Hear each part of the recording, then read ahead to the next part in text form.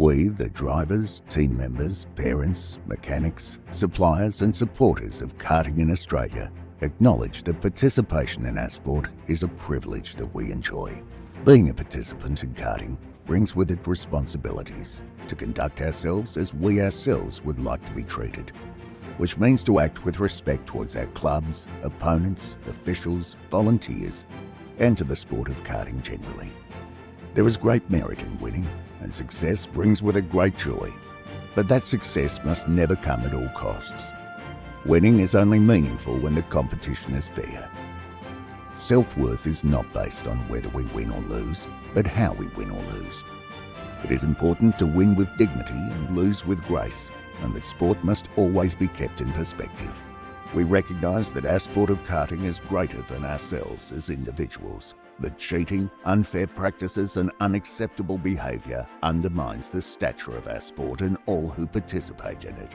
We will strive to always keep a positive attitude and to make a positive contribution to our sport and our club for the betterment of karting. We acknowledge and thank our club, officials, volunteers and administrators, knowing were it not for them, there would be no race in which we compete and no sport for us to enjoy. What matters most is the challenge of the race, sportsmanship, maintaining our self-respect and respect for our opponents while racing fairly and creating a positive sporting experience both on and off the track, so that we can find the true joy in our sport and most of all, create a community where people want to participate and where fun and safety are paramount.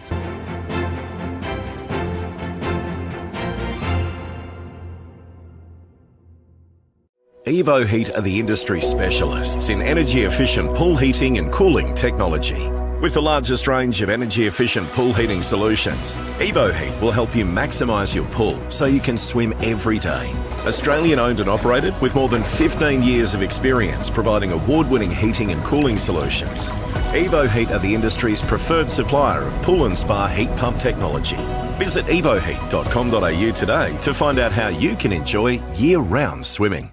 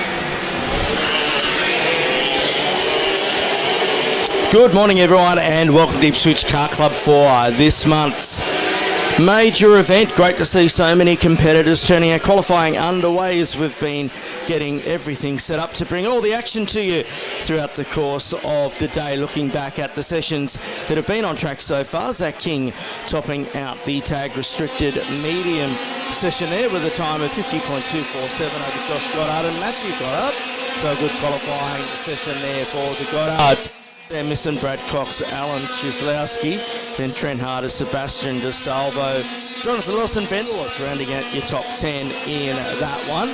Tag light just out, tag restricted light I should say, just out on track before this session. Jack Munro topping it out there with a 48.974, a really quick time for him this morning. Over Thomas Williams and Riley Vandenbroek, then it was Nathaniel Harrison, Max Aquasana, Dean Velicott, Jack DeSell, Darcy Briggs, Robert Mortensen and Kayla Mullins rounding out your top 10 there. And on track at the moment, we have got tag light kicking off there, 6 minutes of fury to establish a grid for a little bit later on, and we thank Simplex, Elevated, Evo Heat and South Pacific Marine Group for allowing us to bring you all the action wherever you're watching us throughout Australia or indeed around the world. We've got the totem poultry looking very good. A few updates between events as well. Looking very good there from Adam and the team. Josh Miller, your quick time man to kick things off with a 48.907 out the gate over Jack Webster, number 93. Last weekend was down in Victoria for the second round of the SP Tools Australian Championships. So too, Mika Lamazuria, a big strike back from him last weekend, taking out KA3 on debut and a podium in X30 as well for Mika. Jack Preston down there in Victoria as well, didn't have the weekend that he was looking for, his third on the totem pole at the moment, but Webster's the pace setter at a 47.595, nearly 4/10 of a second in front of Max Walton in the number 68. Get a couple of dramas going on last weekend as well. Preston third at the moment, then Josh Miller, followed by Jack Wells. Ryan Ullman into sixth spot on the grid at the moment. Jace Matthews just starting to wind up in seventh in a 74.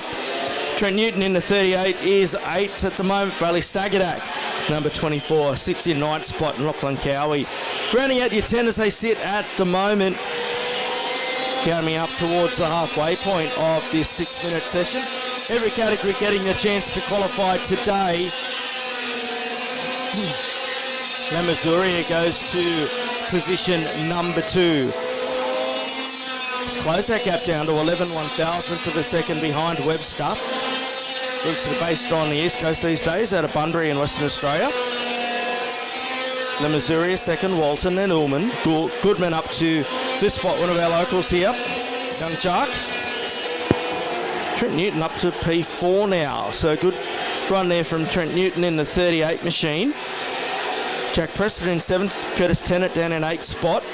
Kate Davey making the trek up this weekend. The Wheat Mix Kid in 9th spot.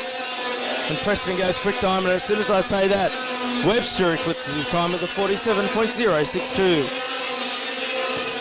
So Crackerjack, top half dozen at the moment. Webster, Walton, Preston Miller, Ullman Davey, that's your 6. Slater, then Lamazuria has been dropped to 8th spot. Tennant, Bryce Lane and Trent Newton outside the 10. Kajeski in 12th. Then Wells, Sagadak, Goodman, Fraser down the order quite a bit by his lofty standards. Just took out his maiden Australian Championship last year. Matthews goes to P3 in the 74 for CXR. There is the number 26 on screen there of Jack Wells. Expect him to come up the order a little bit as we get towards the back end of this. We've got just over a minute left remaining in this one. You can see all the order on the left-hand side. A reminder that the Queensland State Championships will be here between the 28th and the 30th of June. So make sure you join us for that one. A massive weekend of action right there.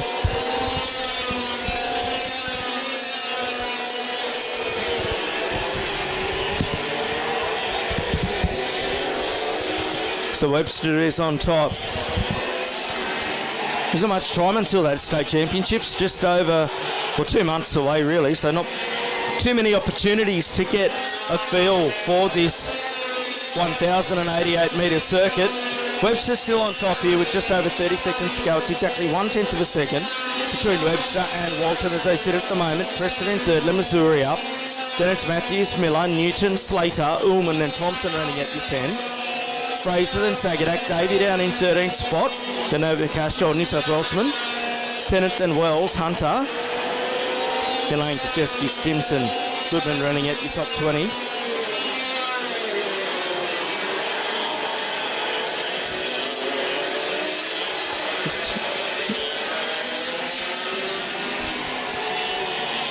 Correction there, Kate Dave actually from Western Australia.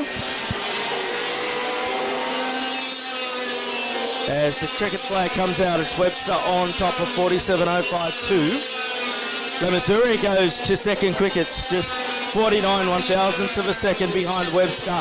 As the checkered flag flew, Max Walton in third, Preston in fourth spot, then Matthews. Still waiting on Matthews to come across the line if he is indeed still on the circuit. I don't think he is. I think that might be him down at turn number 1.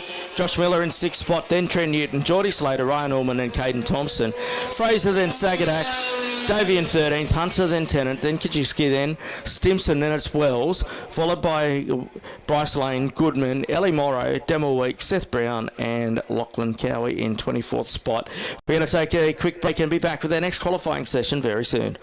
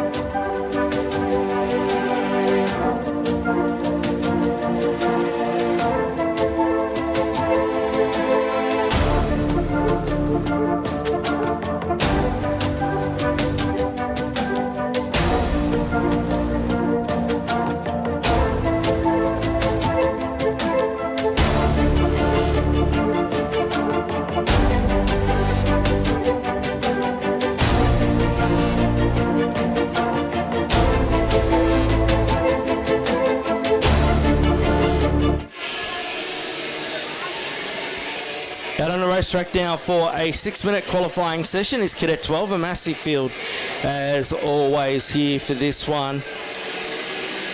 Every class getting the chance against the clock to set the grid for a little bit later on when we do go racing. Great to have your company from wherever you are tuning in. Nearly 250 entries for this weekend's event. So away we go. Everyone now on their first time against the clock. We'll see what they come up with.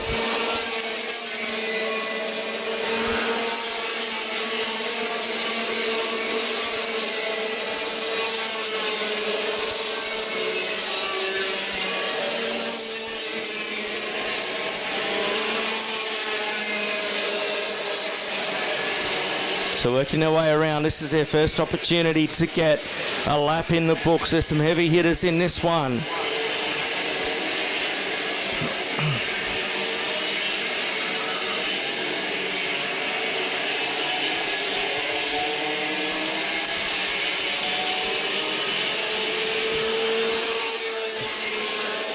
So Roman Crutil, he had a tremendous weekend last weekend down at the second round of the Australian Championships. Did Roman, one of the most impressive performances I've seen from him. Scoring himself the podium through all of that. Alistair Flack, the quick man out of the box, he was in the mix last weekend as well, was Alistair.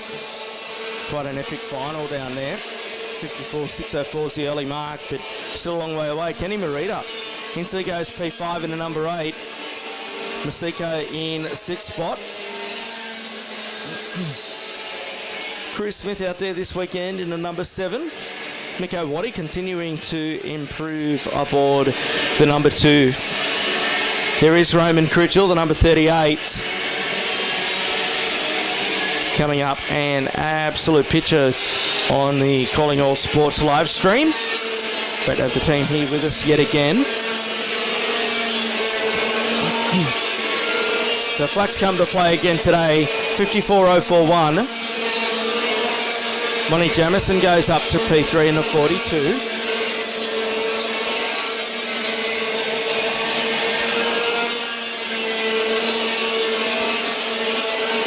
Bruce Petroni gets himself inside the top 6. Jordy Butler up there as well, the number 12 machine. Page Flack just outside the top 10. Oliver Tresillian in the 77 down in 18th. Jeremy Broadbent, expect him to come up the order as well.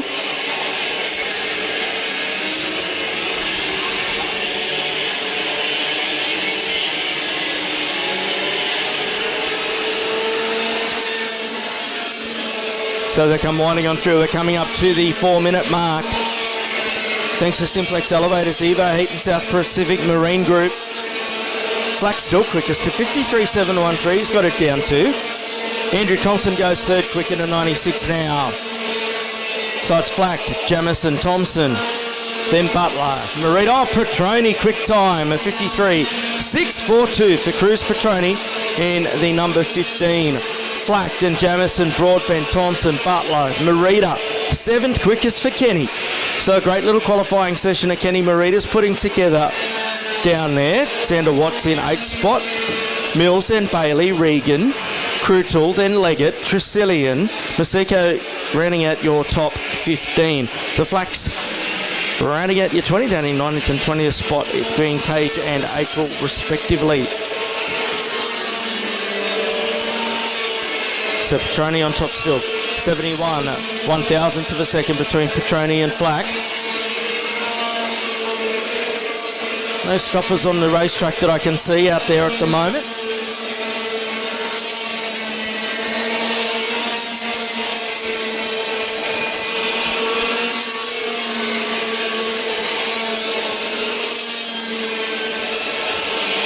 Page Flack moves up to 17th. Oliver Tresillian down in 16th spot at the moment. Jack Sydenham in the mix as well. Andrew Thompson's dropped back to 7th spot. He was second quickest there a little while ago. There's Crutel on screen. He's got Flack behind him there. Flack in the EKS machine, a new brand to Australia. Got up with the guys from EKS actually last weekend. Learn a little bit about the manufacturer. Doing a lot of white labelling and decided to do their own thing. Aston Mills up to P4 now. Down to the last 15 seconds of this qualifying session. Petroni is on top, getting ready for the checkers. Flack goes to P11, that being Page. Braxton Regan running at your 10 at the moment. Kenny Morita in 9th. He'll be stoked with that if he can stay there.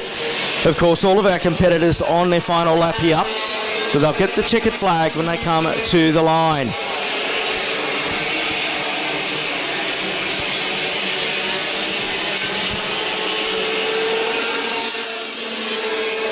Flack crosses the line. He can't get better than third. Oh, Sander Watts goes to P2. 5/100ths behind Petroni's time of 53.808. Jamison up third. Oh, Butler now. Andrew Thompson, quick time. 53.581 for Thompson in the 96. He grabs it as he crosses the line. Cruz Petroni still out there. We're waiting him to come across the line. He can't go any better. He remains second, but Thompson, he screams to the top. with a 53.581. The last couple coming to the line at the moment. Looks as though the order may have sorted itself. Jeremy Broadbent went up a spot toward the end there, but it's Andrew Thompson who grabs the pole in Cadet 12 over Cruz Petroni, Astor Mills, Geordie Butler, then Xander Watts, Money Jamison, Alistair Flack, Vince Turhorse, and it's Jeremy Broadbent, followed by Merida running at your 10, then Paige Flack, Slater Brown, Jack Masiko, and so on and so forth. Behind Maseko was Regan and Crutil. Bit of work to do from 15th, Archer Bailey, then Sidney and Mason Lachitti, then Lennox Carson and Miko Waddy down in 20th. Knox Black, Orlando Russo, Alistair Leggett, Kane Caldwell, and Oliver Tresillian running at your 25. We'll take a break and be back with KA3 Junior light qualifying very soon. Evo Heat are the industry specialists in energy-efficient pool heating and cooling technology. With the largest range of energy-efficient pool heating solutions, Evo Heat will help you maximise your pool so you can swim every day. Australian-owned and operated with more than 15 years of experience providing award-winning heating and cooling solutions. Evo Heat are the industry's preferred supplier of pool and spa heat pump technology. Visit evoheat.com.au today to find out how you can enjoy year-round swimming.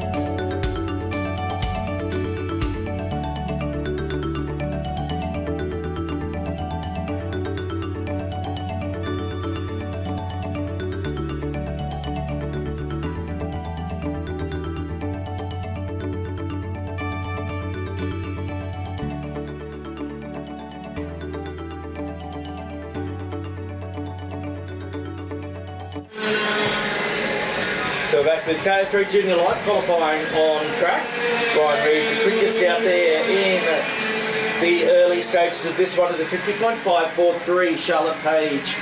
She's pretty quick as well, 87.1 to the second off the pole time at the moment. As Paddy Buckley goes quick time, the first into the 49s for 49.883. Jai Flynn, he goes to the top of the 49.670.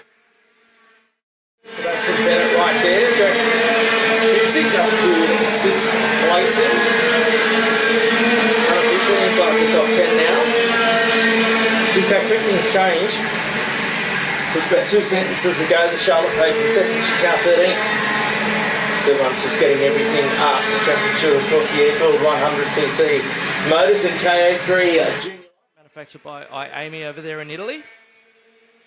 And as I say, that Page back up to second spot. Jet Saragi into third. Great to see Sebastian Eskandari Marani back with us this weekend. Seb, of course, been basing a lot of his racing out of Europe, driving with the Ward Racing team this year. He's only racing at the WSK Open a couple of weekends ago. Now back at home. Bit of a tough run for Seb. Jack Shuzik is absolutely on fire at the moment, leading the Australian Championships in KA3 Junior. Got Pippe's teammate last weekend in a 1-2 for the J&D Racing squad in young Riley Harrison down there in Victoria. Shuzik's been the form driver in this level of competition for the last 12 months. We'll move on to seniors towards the end of the year. Buckley goes quicker of 49.062. Chad Risman up to third now, behind Jai Flynn. Annabelle Kennedy to P7, so the number 16 on fire. Teeman Hoskin in the number 7 machine. Right spot, that's a name that I'm not familiar with.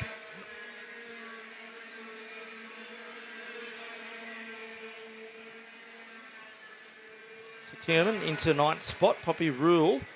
Shuzik outside your top 10 at the moment, down in 11th position. Sebastian Simonelli down there in 17th spot. Chloe Lane, another one of our drivers from Ipswich, she goes out on the national stage. She's 18th at the moment. A few names that we'd ordinarily see up towards the top. Not quite there at the moment, but they've still got just over a minute to go. So they've got a couple of opportunities to get it done. There's a 14 machine on screen. Coming across the line.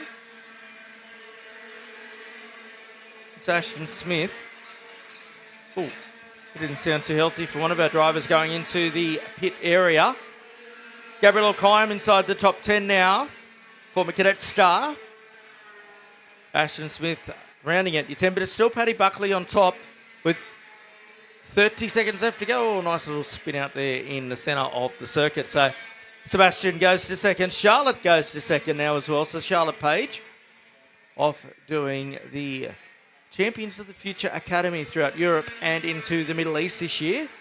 She has support from the F1 Academy headed up by Susie Wolf. As Jai Flynn goes to the top. Jai with a 48.899. Quickest time there. There is the 84 on screen.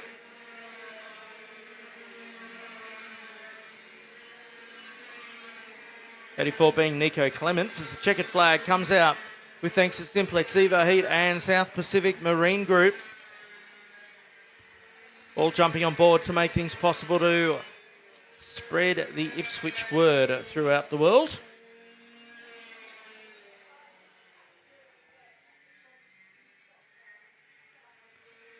And Jai Flynn is the one.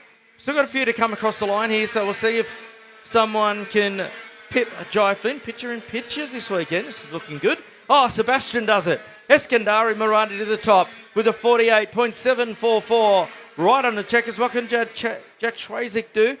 Shuzik do, he can't do anything there as he goes across the line, but it's Sebastian on top by 71 at 1,000ths of a second over Flynn, then Buckley, Page, Reid, Shuzik, then Stratford, followed by Risman, Lane, then Rule. So the girls doing the job right there. Saragi, McCarley, Dosell, then Bennett, Kennedy, O'Kayam down in 16th, then Hoskin, Smith, McGill, rounding out your 20 is Jensen, and Simonelli, Williams, Sugden, Duong, and Johnny the Jet in rounding out your top 25. That was KA3 Junior Light. Open performance up next.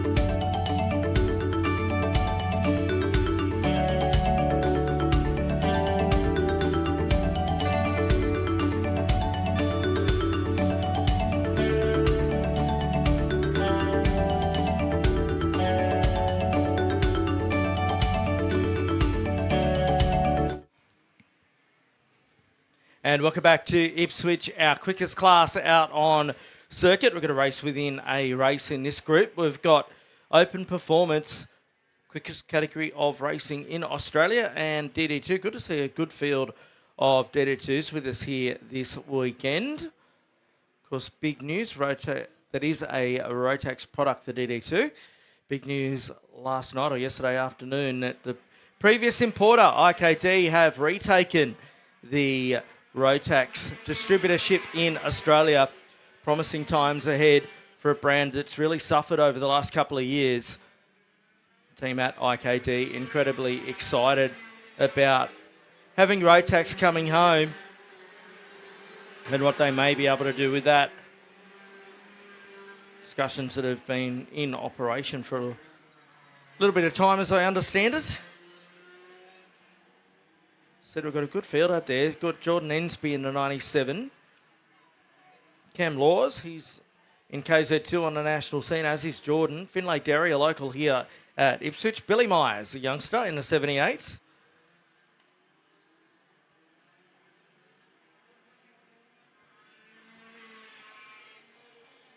Dan Hutchinson, another one that we regularly see in this category. Scott Chaston out of Albury in New South Wales, and Bailey Sagadak in the IKD Cosmic. We're just speaking about the team at IKD.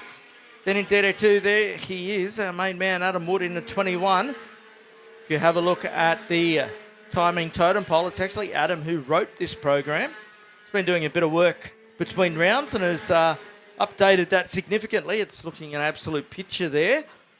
And he's out on track having a crack in this DD2 category. So too is Angus Mathers in the 3, Jason Smith, Scott Cleveland, Travis Carruthers, Peter Bossens, Tim Wagner, Steph Duffy, Brock Plum and Terry Hanley. Of course, the big Rotax event.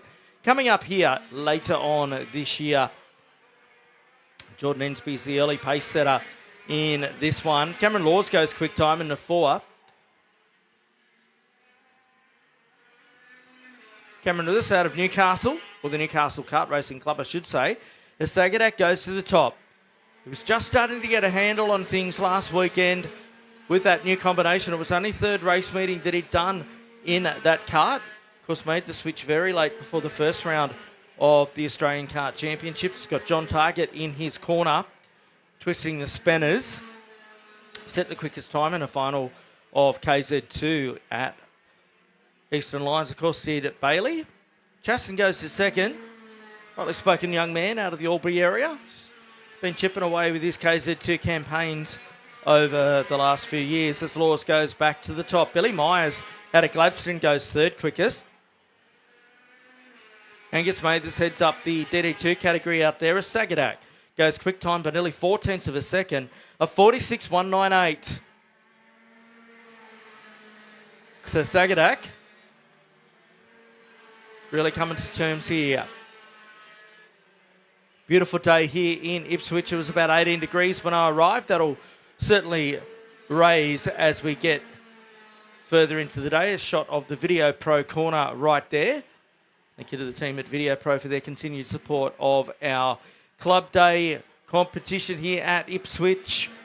And of course, Simplex Elevators, Evo Heat, and South Pacific Marine Group. Team from Evo Heat jumping on board. Isaac McNeil, of course, backed by Evo Heat. He's actually racing a Formula 4 this weekend down in Victoria.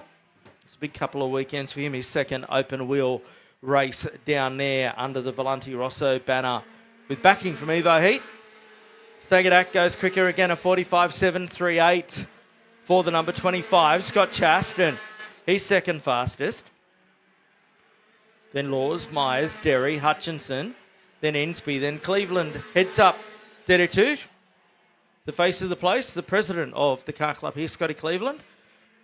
Heading up over Jason Smith, Angus Mathers, Adam Wood. Oh, good, nice action shot there. The 17 machine of Timmy Wagner stands out, looking resplendent in the pink and blue. Scott Chaston's closed in on the time of Bailey Sagadak, a 45.712 for Chaston. Good to see him make the trip up. Of course, busy weekend last weekend, and then bringing all the gear up here. So too Laws, so a top 3.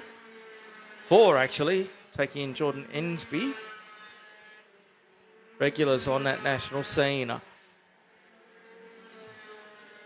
Ensby, of course, has become somewhat of a specialist in this category. Billy Myers there in 5th spot. Brock Plum, you can see his name before on that DD2 list. He's gone second fastest.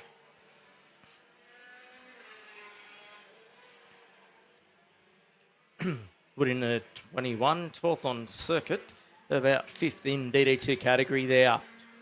Checkered flag out on this one. That'll complete their 6 minutes against the clock. There is your pole sitter on screen. Bailey Sagadak in the number 25.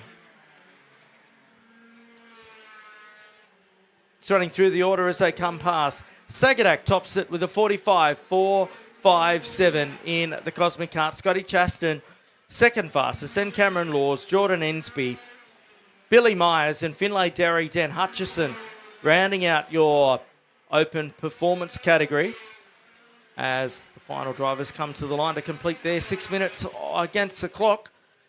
Sagadak completes the session, going faster again with a 45.414. Brock Plum heads up DD2 over Scott Cleveland and Angus Mathers, Jason Smith, Adam Wood, Steph Duthie, then it's Timothy Wagner, Peter Bossens, Travis Carruthers rounding out your field in that one. So that completes qualifying for DD2 and open performance.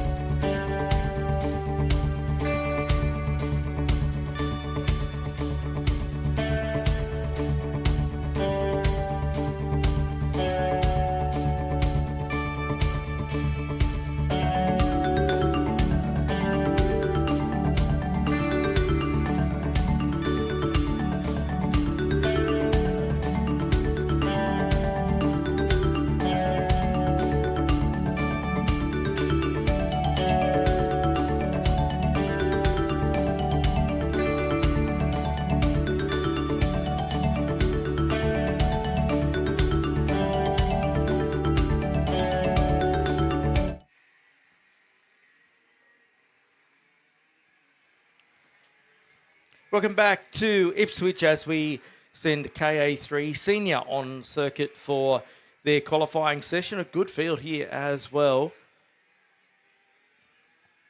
Ryan Muller in the 6. Paige Yarwood lining up in the number 9. Joe Chazowski, the 15. Isabella Wagner, the 17. Emily Chicago in the 54. Max Chatton, the 63. Another Max Walton in the 68. Liam Thompson. Then it's Dom Penman. Brian Moyes in the 72, Hamilton Ray, Talia Kittle, Matty Price, and Lucas Lesmes, the number 95.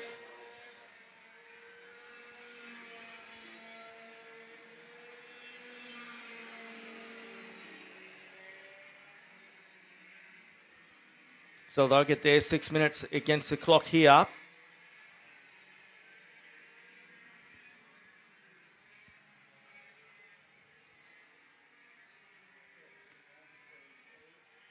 Dom Penman having a great weekend at round 2 of the SP Tools Championships last weekend. Maxie Walton was in the wars a little bit in X30. I understand it wasn't necessarily of his own doing. Penman goes quick time at 50.319 for the bedshed.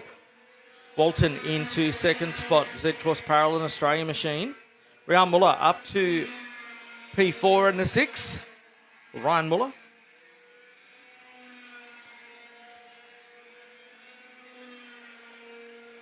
Emily Chicago inside your top 10 at the moment.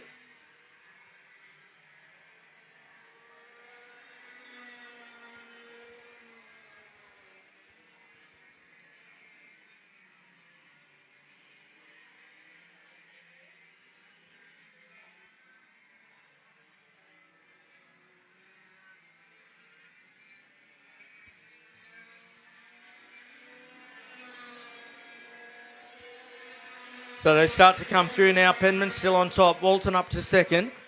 Nearly 0.2 of a second from Penman back to Walton there. Muller's up to fourth spot now. Chazowski to P2.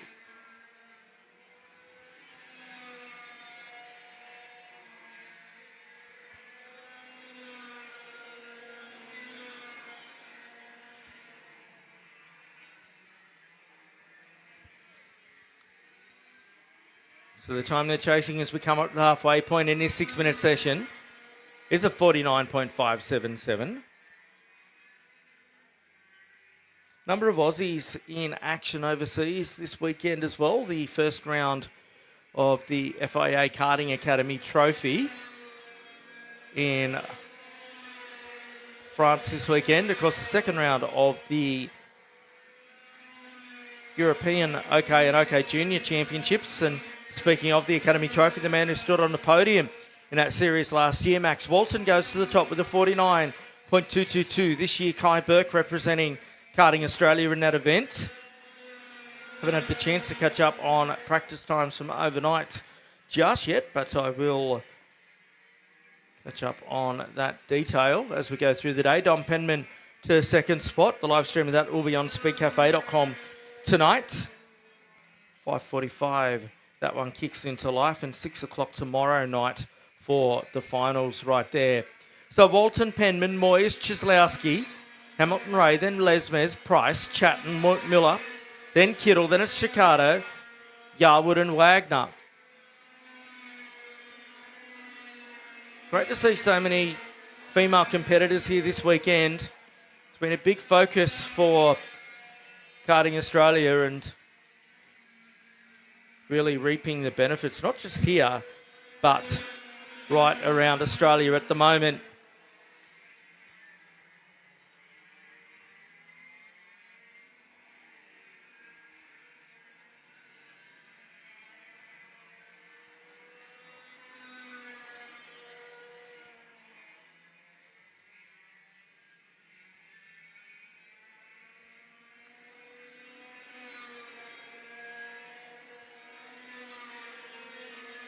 So Brian Moyes goes to the top with a 49.133 over Walton and Penman, Chislowski, Chatton. Then it's Ray, Kittle, Lesmes, Price, Muller. Then Chicago, Yarwood and Wagner. So that's the order as they sit. Brian Moyes on top, 89 1,000ths of a second. The gap right there as we've got just under 40 seconds left to go in this one. There's the number 72, Brian, your pole sitter in the white helmet, the Arrow chassis. Looking very good out there for Project X as well.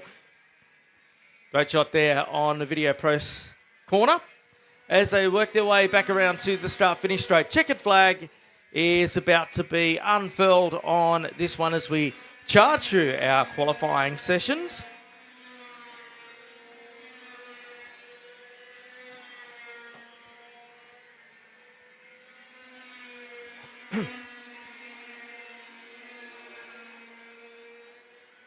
There's the 86 machine on screen. That's Matty Price. As he comes around.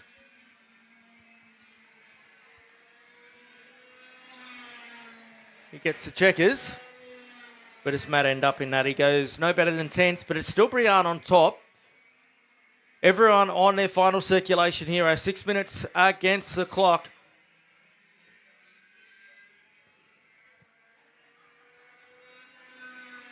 So come on through. Can Brian hold on here? Penman goes far past us. He cannot go better than third. Walton comes through. He goes no better than second.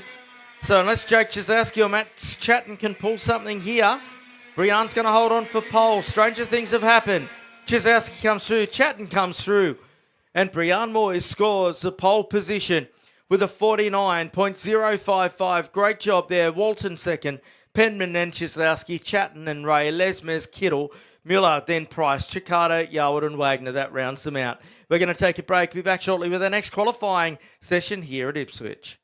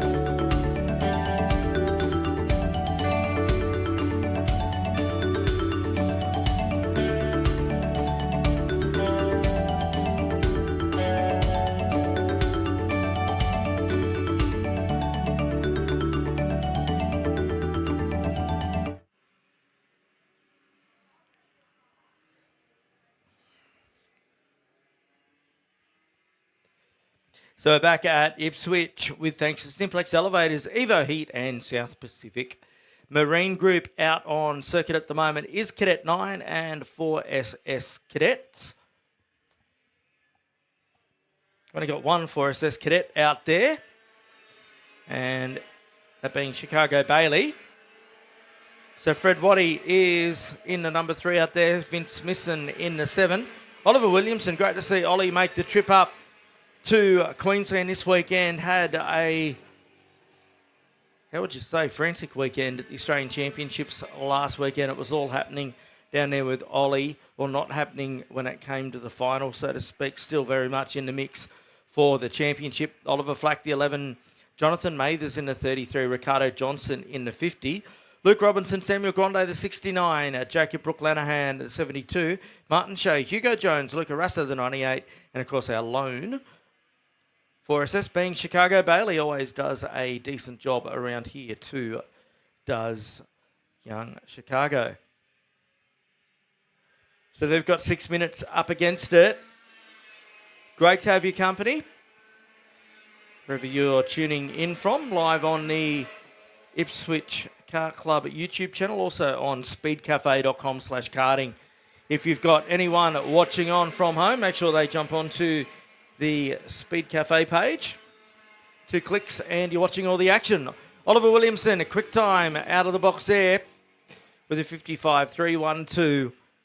As I referenced before, just had an awful run last weekend down at the National Championships, was in the mix all through the weekend. It was going to be a race in 3, and Oliver just couldn't get the thing to fire in the final, so I had to stand on the sidelines and watch what was an epic final take place.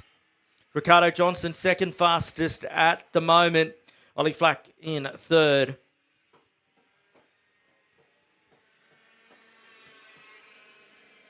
There is the number 69 of Samuel Grande. Currently 6 on the ladder. However, plenty of time left remaining in this one. Grande racing out of Troy Hunt's Top Gun Racing Academy. Seems like it's ever expanding, that little operation. Johnson goes to the top in the 50, the 54.990.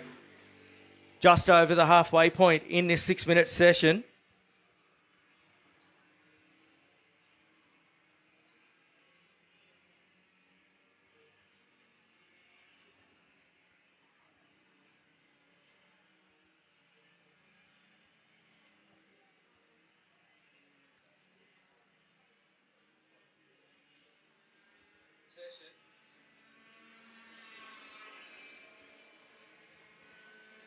So through they come.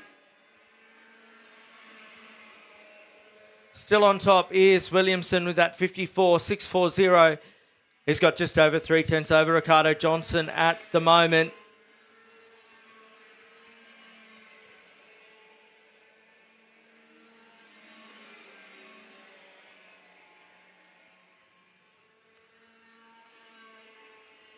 Four minutes down, so just 2 minutes left to go. They'll probably get 3 laps in. Lapping in, or maybe 2 actually. 54.640 is the quickest time. Bit of a spread throughout the field there. Look at this little group coming down the back straight away. Couple of Tony Karts. Parolin for good measure. The Parolin goes up the inside there. Being the 72 of Jacob Brooke-Lanahan as they come to the line out of the Onsite Rental Group corner. Thanks to the team at Onsite Rental Group.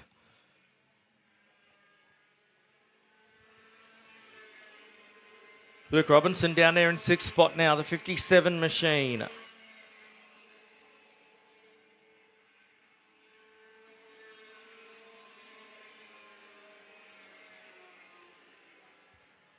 Brooke-Lanahan in 2nd spot. It's gone a bit quicker.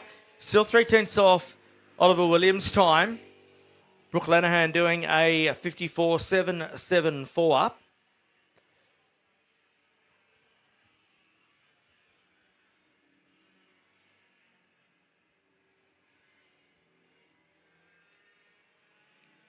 Can anyone knock off that time by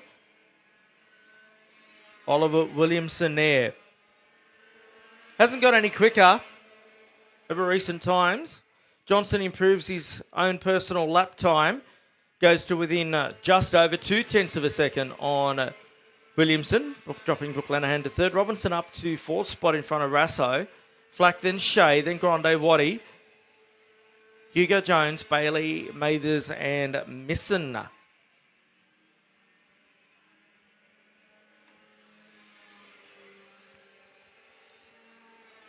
This group of three still at it there. They're setting themselves up for racing a little bit later on. There they are on screen.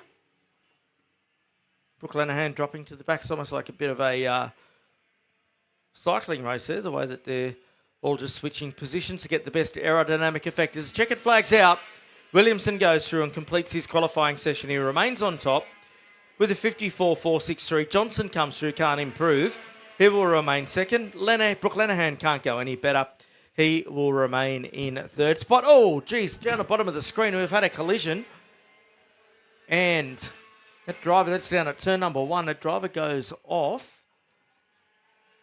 Quite a rapid rate of knots, actually. That's not something you want at the end of a qualifying session. Certainly less than ideal.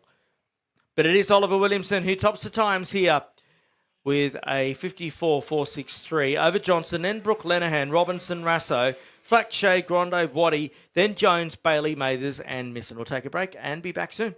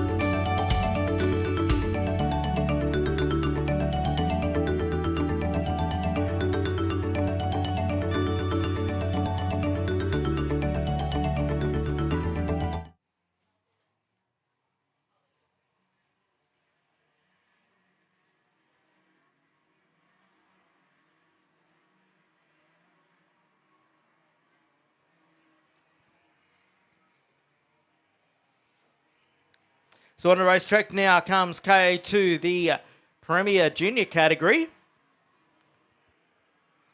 Ayrton Del Maso out there in the number 12.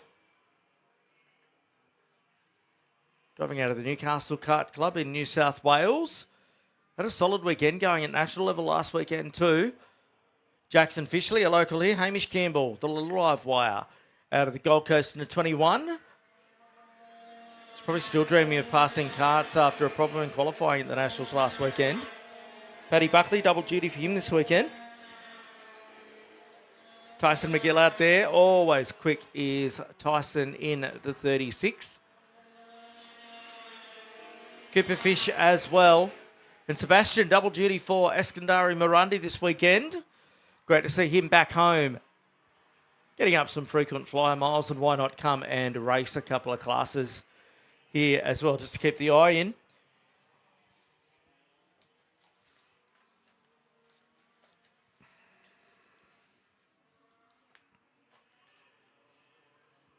So there's Charlotte Page on screen, the 22, another one of our drivers doing doubles this weekend. And the 33 of James Raymakers. Beautifully presented, number 33 of Raymakers, must be said. And Sebastian goes to the top straight out the blocks, a 48.088. There he is on screen. The all-white look for Sebastian this weekend, made the move during the European winter from the Tony Kart factory to Ward Racing.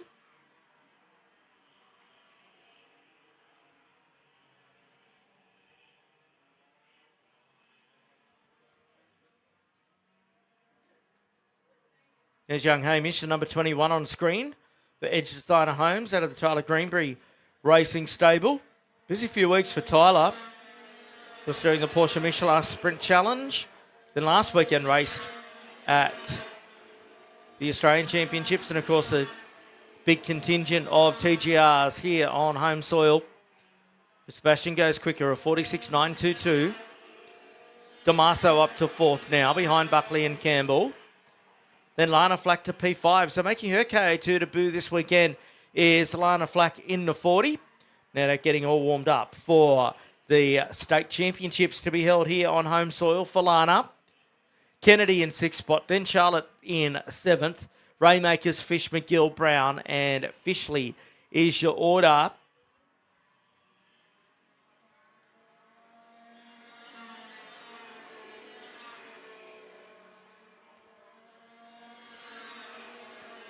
So Raymakers goes to P4, and as I say that, Annabelle Kennedy strikes and goes to fourth spot. So Paddy Buckley looking good in third position at the moment in the 50. Sebastian's advantage, only 0.3 of a second over Hamish Campbell.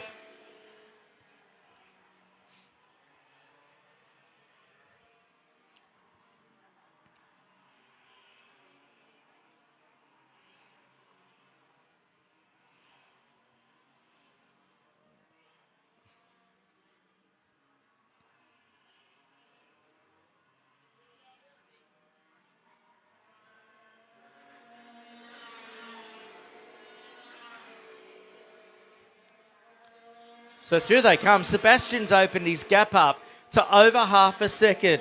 A 46.088. The youngster bases himself over in Europe now. Has come to play today. Damaso goes to P2. He's just 0.465 off the time set by Eskandari Morandi.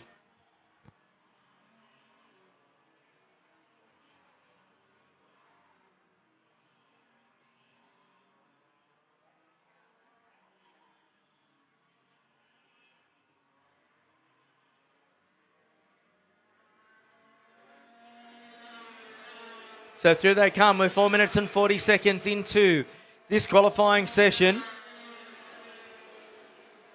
Couple more to go, and then we get into racing here today. In fact, we've got about 4 qualifying sessions to go.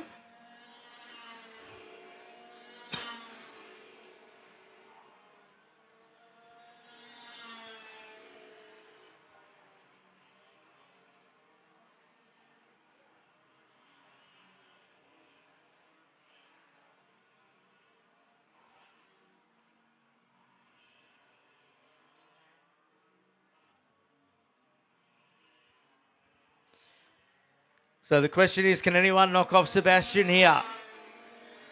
There's the number 40 on screen of Lana Flack. As I said previously, making her KA2 debut this weekend. Of course, last year won a round of the SP Tools Australian Championships. in amazing scenes down there at Newcastle.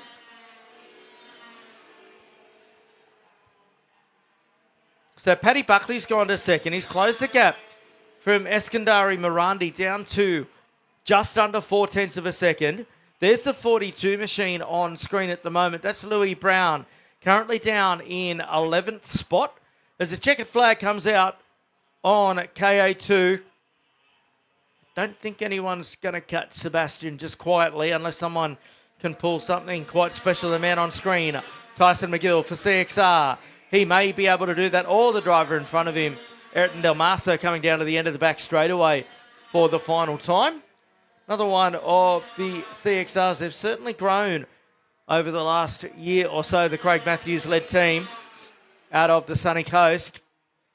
But it will be Sebastian Eskandari Mirandi who qualifies on the pole in the number 44. Paddy Buckley, second fastest. Then McGill, Tomaso, Campbell, Page, and Kennedy. Raymakers, Fish, Flack, Brown on screens come to a standstill, and Fishley. That completes KA2 qualifying.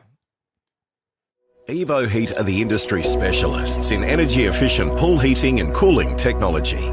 With the largest range of energy-efficient pool heating solutions, Evo Heat will help you maximise your pool so you can swim every day. Australian owned and operated with more than 15 years of experience providing award-winning heating and cooling solutions. Evo Heat are the industry's preferred supplier of pool and spa heat pump technology. Visit evoheat.com.au today to find out how you can enjoy year-round swimming.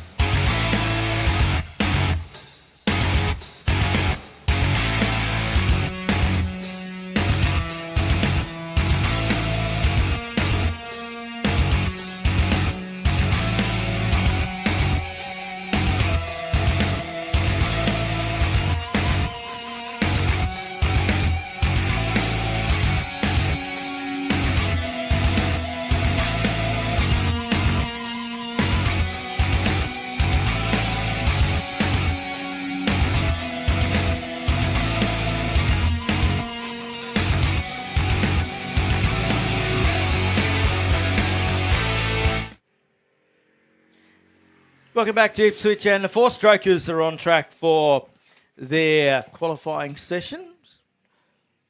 Bit of a protracted start there. One of our competitors decided to go rogue and go alone. He's certainly booked himself a meeting with our officials once his 6 minutes is over and done with.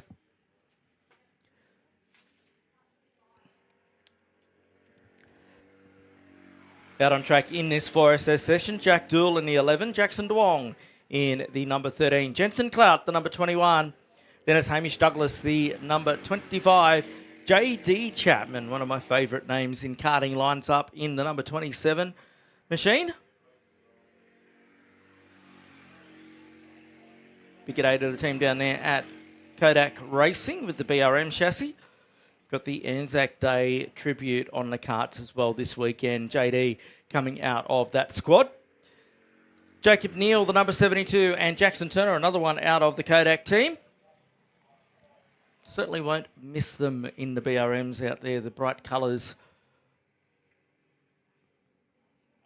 Liam and the crew down there getting into it.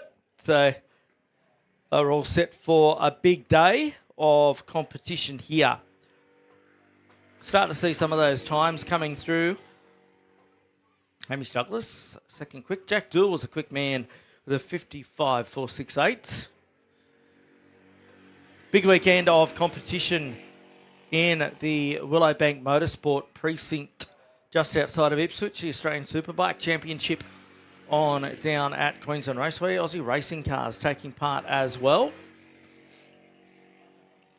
But of course it's all about karting here at the International Kartway. These race days just continue to get bigger and bigger.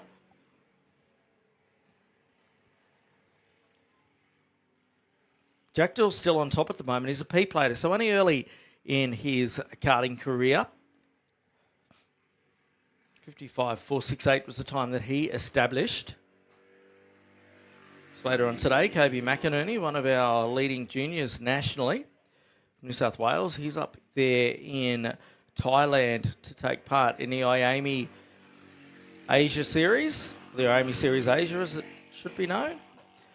And you'd have to think has got a very good shot at being able to do something pretty spectacular up there. So Jackson Duong, he is a form driver in 4SS Junior. He goes to the top with the 54.958.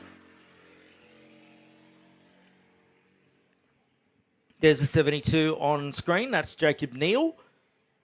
Going very stealth in the all black out there.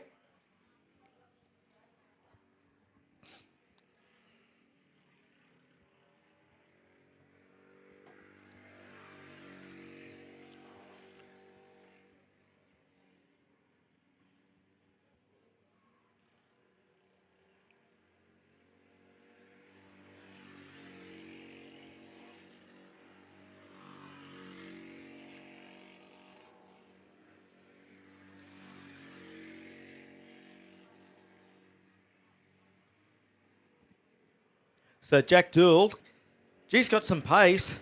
He's on top with a 54.512 over Duong. Then the other Jackson being Turner. Those two pretty well locked at the hip last time around from memory.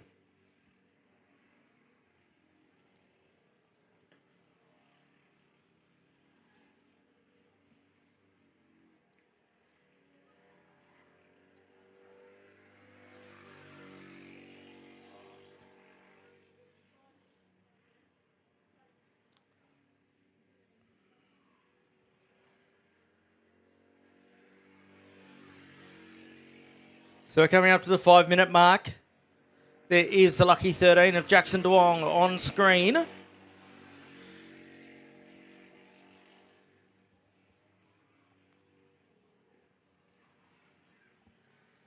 So coming through there is one of the BRMs there, number 27 of JD Chapman.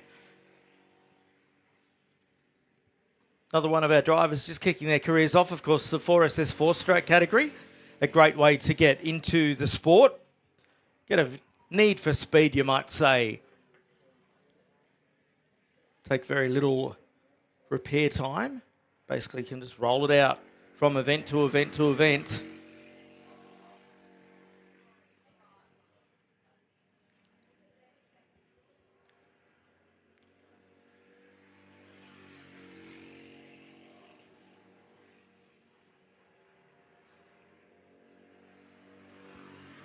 So Jack Doyle still on top here, 15 seconds to go. There's the 88 of Jackson Turner. Coming around to your white helmet.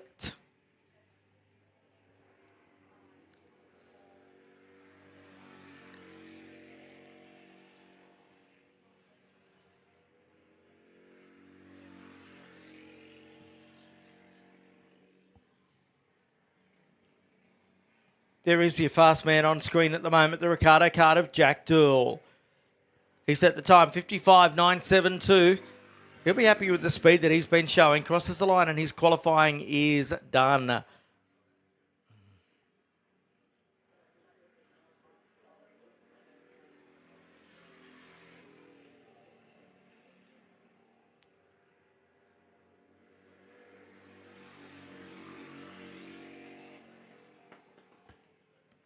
So as they come past, Jack Doyle's going to hold on to the quick time of 53.916. Jackson DeWong second fastest. Then Jackson Turner, Hamish Douglas, followed by JD Chapman and Jacob Neal. Jensen Clout not setting a time out there in that one. That completes 4SS Junior qualifying. Coming up next will be Tag Restricted Masters.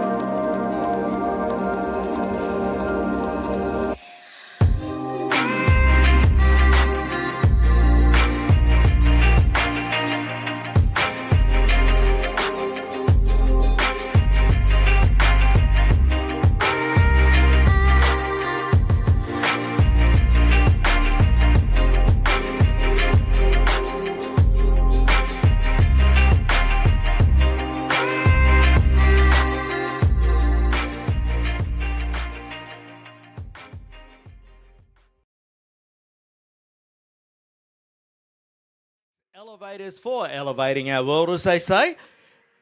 Helping us to bring you all the live action from here at Ipswich's Tag Restricted Masters. Hits the circuit for their 6 minutes against the clock.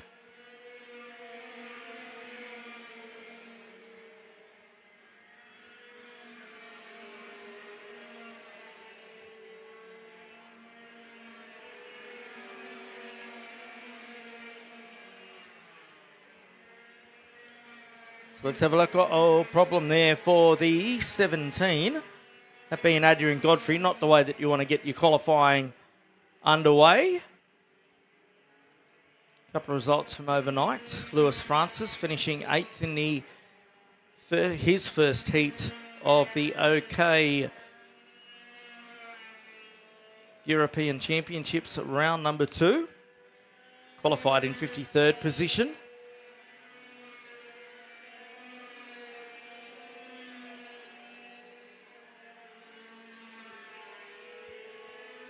Xavier Vermeti's qualifying 20th in that category, and Dante Vinci 73rd. Haven't raced yet from what I can see. Alan May's your early pace setter in this one, a 51.482. A massive field of tag restricted masters here this weekend. Been really entertaining the last couple of months, this lot.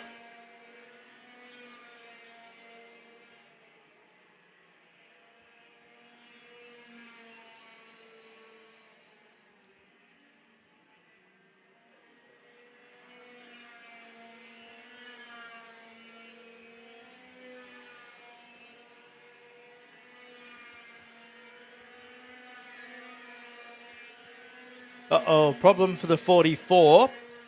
That's Linus Brown. He's going to pull over there, and that's not a sight that you want to see with the Kart screaming, "I have had enough."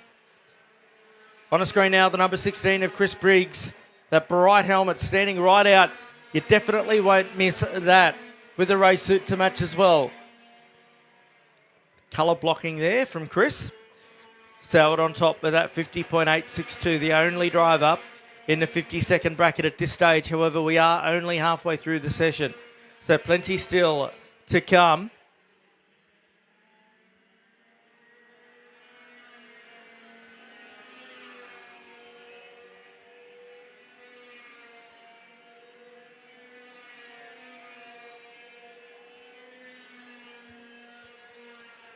Mays picks up the pace at 50.956. He's still 3/10 off Soward's pace at the moment. Aaron Rope Jones goes to third. Williams and Gray, then Robinson and Robinson.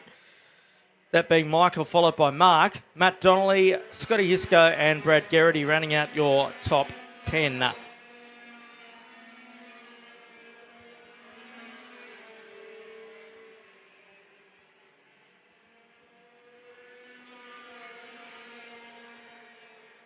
Great shot there of the 28 of Soward. Another one that's gone for that fluorescent yellow tennis ball style helmet. As he comes to the line. Doesn't go any faster than his 50.621. That still remains the marker.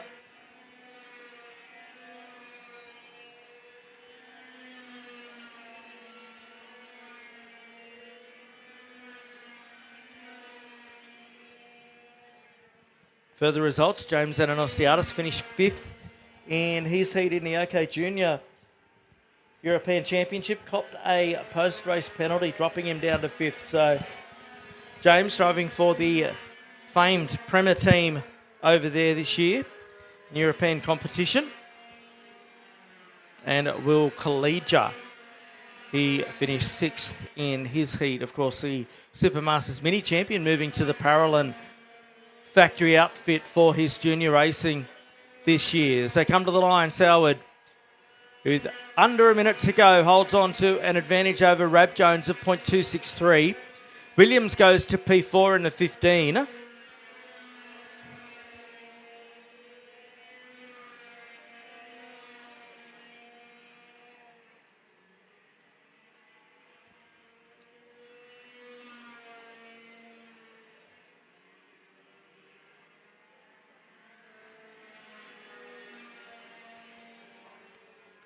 So under 30 seconds remaining. There's the number 18 on screen. That is Mark Robinson. It's the Robinson team doing some tremendous work out there. And Anosiadis actually had 2 heats overnight. Finished 4th in the second one. So James certainly looking at the business at the moment as they head into day 2. That'll come to us late this afternoon into tonight.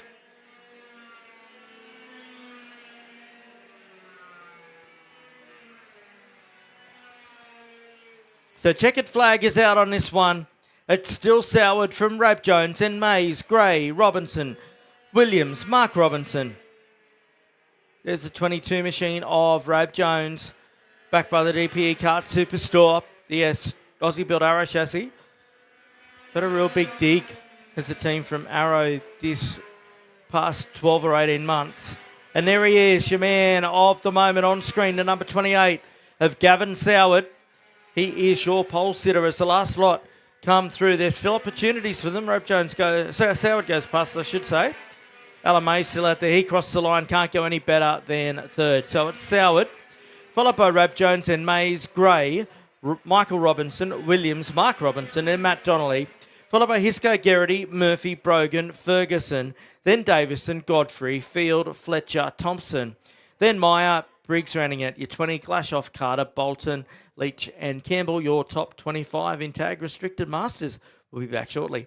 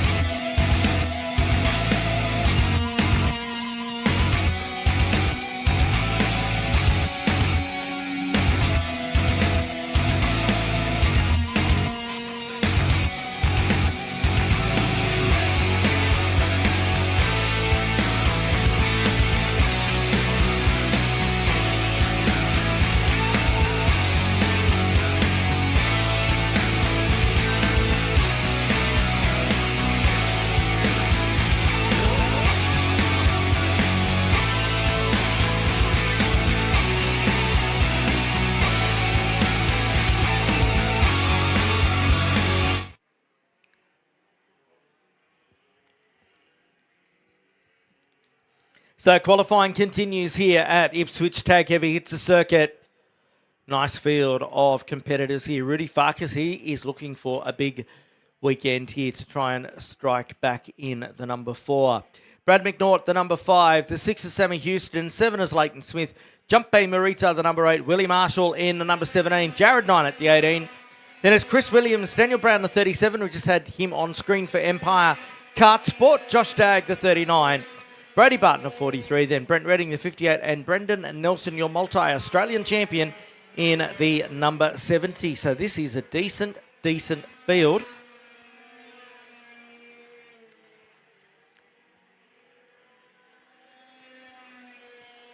See Will Marshall out there. He's rejuvenated, in fact. He's jumped back over to the Jess Golding Motorsport team in the 17. Had a terrific qualifying session down at Puckapunyal at the National Championships last weekend. Caught up with the team briefly. They're having a fat time down there. It didn't go so well once they got into racing. Certainly shows signs of promise.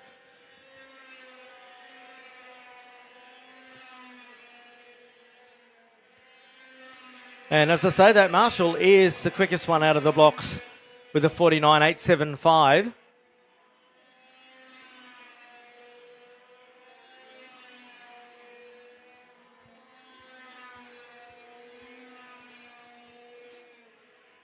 Dan Brown quick as well.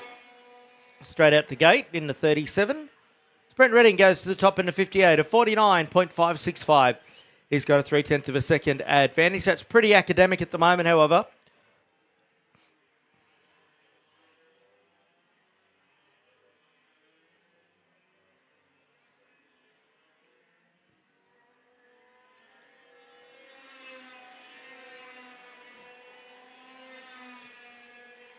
There is Brent Redding. He's dropped down to third spot as Chris Williams in the 31 goes to the top. There's the number 2 of Rudy Farkas.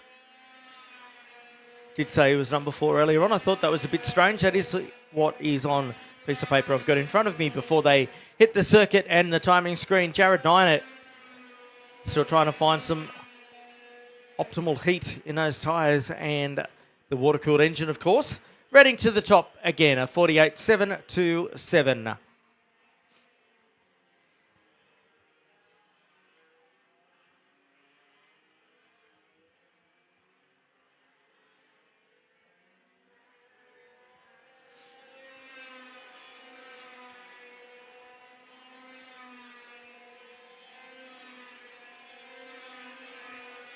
So as they come on through, really, everyone's having a crack at the pole in this one.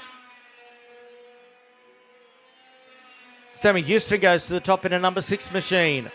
There's the 31 of Williams. He's been knocked off the provisional pole momentarily as Redding goes back to the top with a 48.164. I told you it was going to be close, and it certainly is.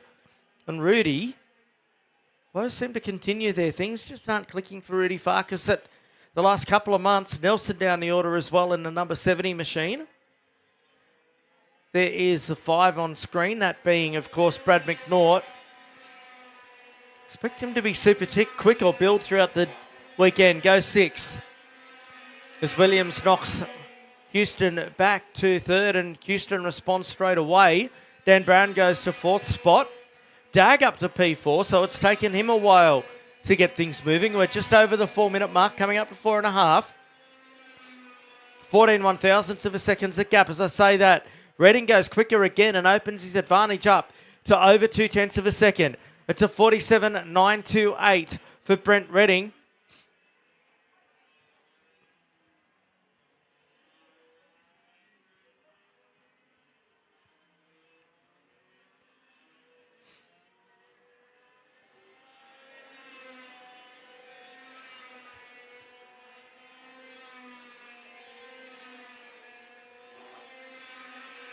So who's it going to be that survives the next minute and comes away with the pole? Houston second fastest still. Brown third, then Williams. Then it's Dag, Nynett, Marshall. Nynett goes to 4th in the 18 machine.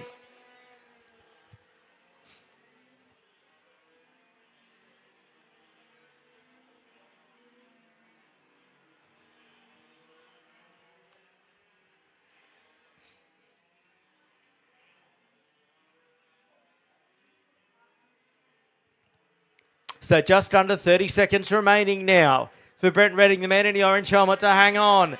There he is. Another one of the drivers to join the Empire. Pete Crossingham and the team down there at Empire Kart Sport. Thanks once again to Simplex Elevators, Evo Heat, and South Pacific Marine Group. Checkered flag comes out now on Tag Heavy. This is the last chance they've got. Their 6 minutes has elapsed.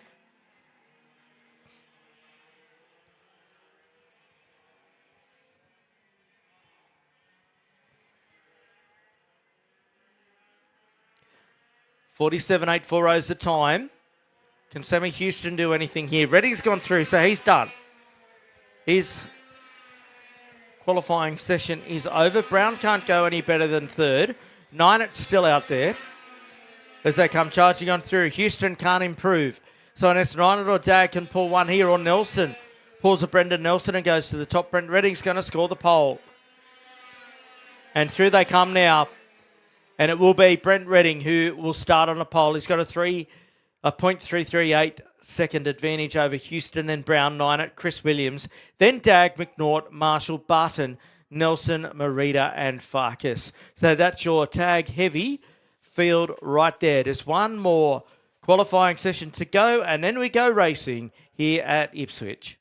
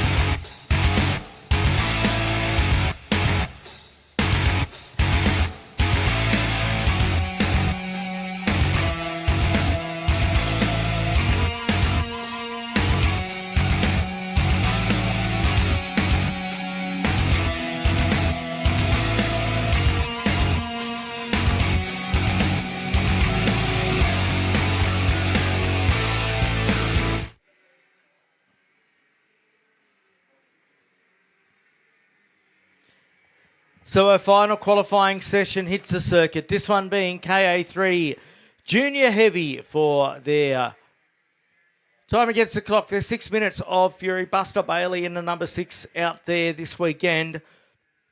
On screens the 91 of Cooper Fish for TGR. Maxie Southgate the 7. Cooper Friend the number 8. Jai Flynn the 10. Busy day for Jai. Marcus Leo in the 15. Zoe Vushar in the 16. 21 is Kaiser Gertz. Zane Chapman at 22. 23 is Will Carmichael. Oliver Aquasana in the 29. Tyson McGill the 36. Michael Janis the 46. August Soward the 58. Kyden McKinn the 88. Cooper Fish, as we said, the 91. And the 97 is Tyler Tilmuth. There is Oliver Aquasanta, the Birrell Art Machine. the number 29, looking for a big weekend here. Straight into our first of two heats after this qualifying session.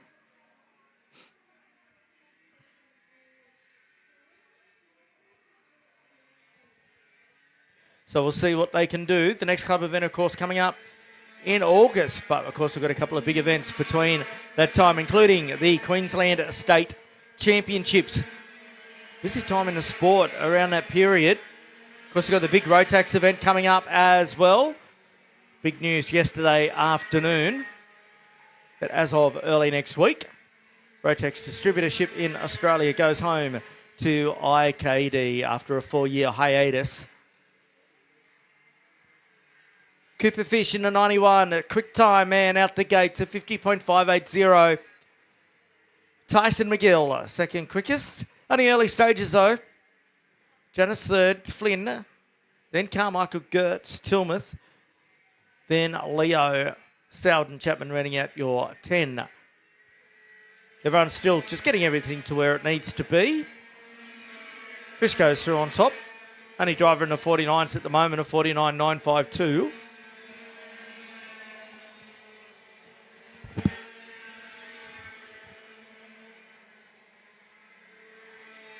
There's the 91 on screen. Fish again, he's the quick time man.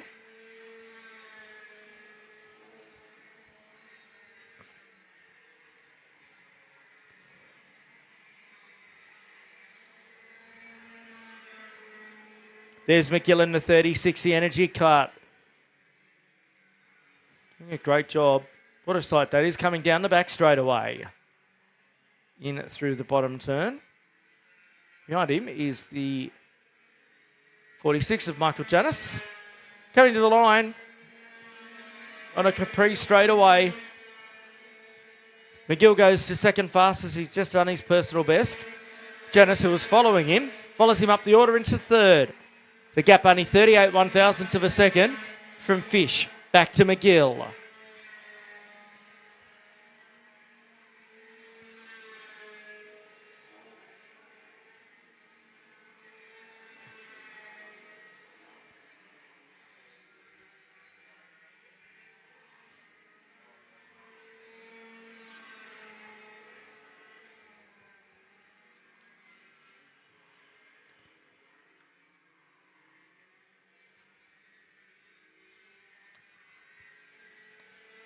There is the 10 of Flynn on screen.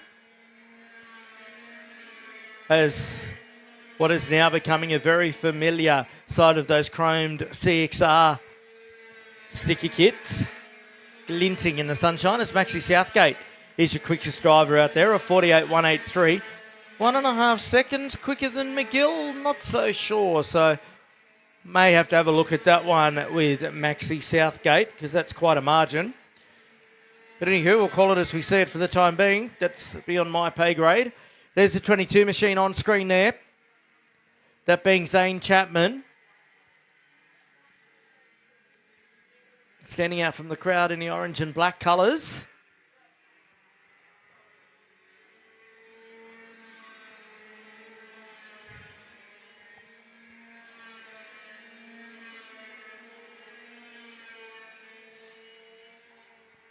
So Janice into fourth over Gertz fifth. Oh, Jai Flynn goes P4. So Southgate's still on top. In my opinion, a bit of an asterisk. Certainly compared to when you're looking at his other lap times around the place. There's McGill, Fish, Flynn, Janice, then Gertz, followed by Carmichael, then Tilmouth, Leo, Chapman, Soward, Friend, Aquasanta, Bouchard, Bailey and McKinn.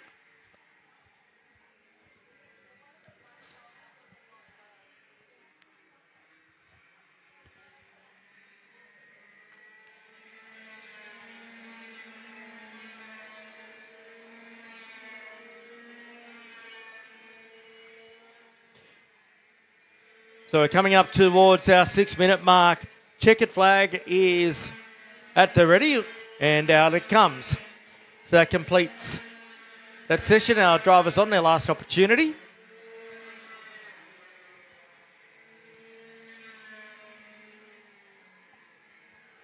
as they come through. Max Southgate was on top there with a 48.183, 1.5 seconds quicker than Tyson McGill. Then it's Fish, Flynn, Gertz, Janice, followed by Carmichael, then Cooper Friend, Tyler Tilmuth, Leo, Chapman, Soward, Aquasana, Vishard, Bailey and McKenna. Still a couple left to get their final segment together, including Aquasana, who's on screen at the moment in the red and white Bureau art. He comes through the final complex of turns to the finish line. And that completes that session for KA3 Junior Heavy. It hasn't gone too well for the number 88 of Clyde McKinn over there. We're going to take a break and we'll be back racing once we clear everything up on the circuit here at Ipswich. Evo Heat are the industry specialists in energy-efficient pool heating and cooling technology. With the largest range of energy-efficient pool heating solutions, Evo Heat will help you maximise your pool so you can swim every day. Australian-owned and operated with more than 15 years of experience providing award-winning heating and cooling solutions. Evo Heat are the industry's preferred supplier of pool and spa heat pump technology. Visit evoheat.com.au today to find out how you can enjoy year-round swimming.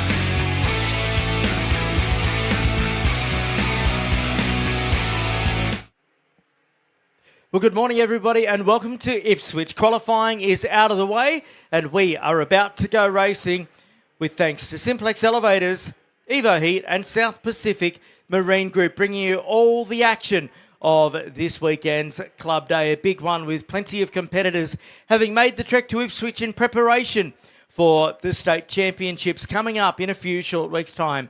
Matt Payne to bring you all the action, and we are going to kick off with Tag Restricted Medium. Their first heat out there, Zach King, the quick time in the 97, Josh Goddard, the number 19, Matthew Goddard in the 81. Next out of P4 will be Sam Misson in the 8.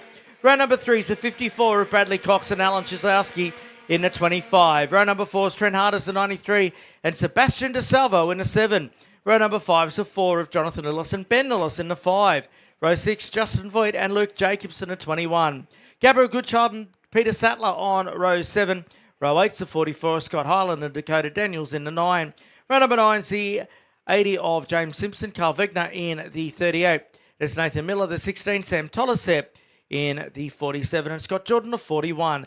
A great field of tag restricted mediums here. What a sight that is here. Nearly 250 competitors have made the trek out to this event. We are watching for the lights out on the Ola Trucks gantry, and we've got it. And down to turn number 1, they charge. King gets a good start, slides it into turn number 1.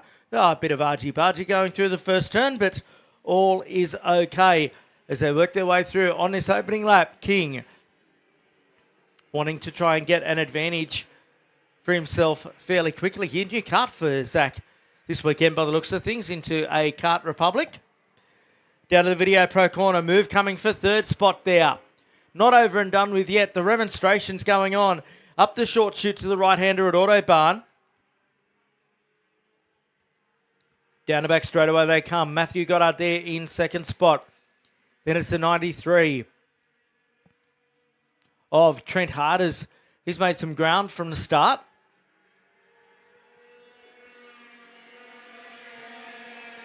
So the order as they cross the line. King, Goddard, Harders, Cox, Misson, Josh Goddard, Chisowski, DeSilvo, then Ben Lillis, John Lillis, Jacobson, Sattler, Goodchild, Voigt, and Wegner round out your top 15 as they sit at the moment. All 21 still out on circuit.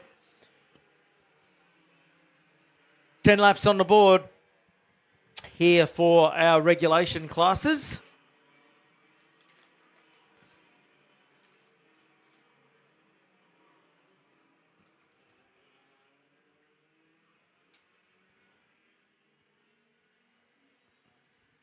So down the back straight away they come. Trent Harders there. He's got a 41 on his tail as they come to the line. Track back that the 81 of Goddard. Down through turn number 1 they charge. King, Harders, Goddard, and then Josh Goddard in fourth. Pace of the race settling down at the moment as we start our third lap here. Then 6 starting to fire up a little bit with Cox and Misson right there. Everyone getting into the swing of things. Through Video Pro they go.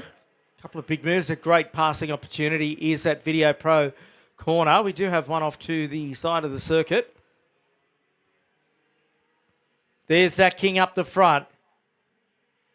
Kart Republic looking the goods at the moment for King.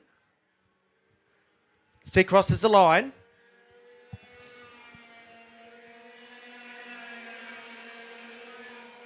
Trent Harders goes through in second. It's really fired up now for third and fourth between Matt Goddard and Josh Goddard. Gee, this could result in a interesting discussion over the dinner table a bit later on. Through the right-hander they go. Now Matthew Goddard closing up to the back of Harders in turn as well as they get to the Video Pro corner. Oh, move for third. I didn't expect that to come as early as what it did with the 19 of Joshua Goddard going into third spot over Matthew Goddard. He can now take the challenge to Trent Harders as they go down the back straight. Matt Goddard under attack now from Cox as well. Big move down the bottom of the screen from the 54. Cox on the move up the order as they cross the line. That's the end of lap number 4 now. New fastest lap for King, a 50.486. Halfway point of this one when they cross the line the next time. There's the 81 machine of Matthew Goddard trying to fight back here. He's on the tail of the 54 of Cox. They work their way towards Video Pro. Not quite at the moment. Josh Goddard is behind Harders for second, as you can see. That's the red and white number 19 through the right-hander at the top of the circuit. Then down the back stretch, all getting down to try and maximise their aerodynamic advantage. Cox has got Matt Goddard and Sam Misson for company. Through the left-hander they charge now. Misson's picked up the pace. He's got it set up for the longer run. Down the front straight away. See the field coming on through. We are 5 laps into our 10-lap portion of this race. Our opening heat race of the day. King leading by 2.5 seconds now. There is the 54 of Cox in fourth spot. There's the lead that King's got over second place of Harders, who's got Goddard right behind him. Then there's a gap back to Cox in the 54, who's got Matthew Goddard and Sam Misson on his tail. Josh Goddard just can't get that little bit extra grip that he's looking for to throw a challenge at Harders at this stage. He's a bit closer. Coming through Howard's concreting. Now back around to the start straight. That's a huge lead that King's got. 50.3. Only started not that long ago in the sport. Was doing some video filming and editing work for the club here some time back. Then jumped into it himself. And straight away, he's been a regular podium visitor. Always brings his beautiful little family along for a happy snap on the podium as well. Kids loving getting their hands on the trophies. Now, Goddard picks up the pace on the tail. It was half a tenth quicker than Harders the last time. Will he be in position at the end of the back straight away? Out of Autobahn they go. Goddard getting down behind the steering wheel. He's been doing that since the start of the race. Getting hard on the brakes into that infamous hairpin. We've seen so many moves over the years in big events through there. Onto the start finish straight they come. Kings leads nearly the full length of that front straight away. Translates to 2.7 seconds.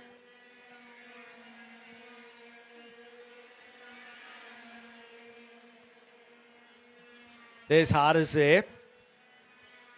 They'll do some work down at the Arrow team between races to try and close that gap back to Zach King. So he's on lap number 8. There's your leader in the black helmet going through. Then our next two groups that are racing it out. Bit of a gap then further back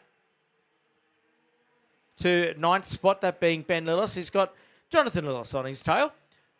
And still Harders holding down that similar gap between himself and Josh Goddard. Harders had a better lap the last time through. Only a few hundredths between he and Goddard, so evenly matched are these drivers. They go down into turn number 1 again. 2 laps from home now for Zach King. He's working lap number 9.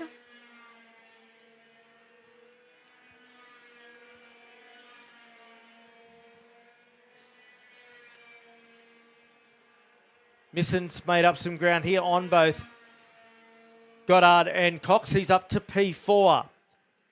There he is, the number 8, the MAR race suit. Through the right-hander, another one of the Kart Republics, very popular. Down the back stretch they go. Misson trying to pull away here. Can't quite do it at the moment. King comes to the line. He's on his way home. Just one more circulation of this 1,088 metre Ipswich Kart Club circuit. He's opening a gap to 2.8 seconds now over that battle that just went through between Harders and Goddard.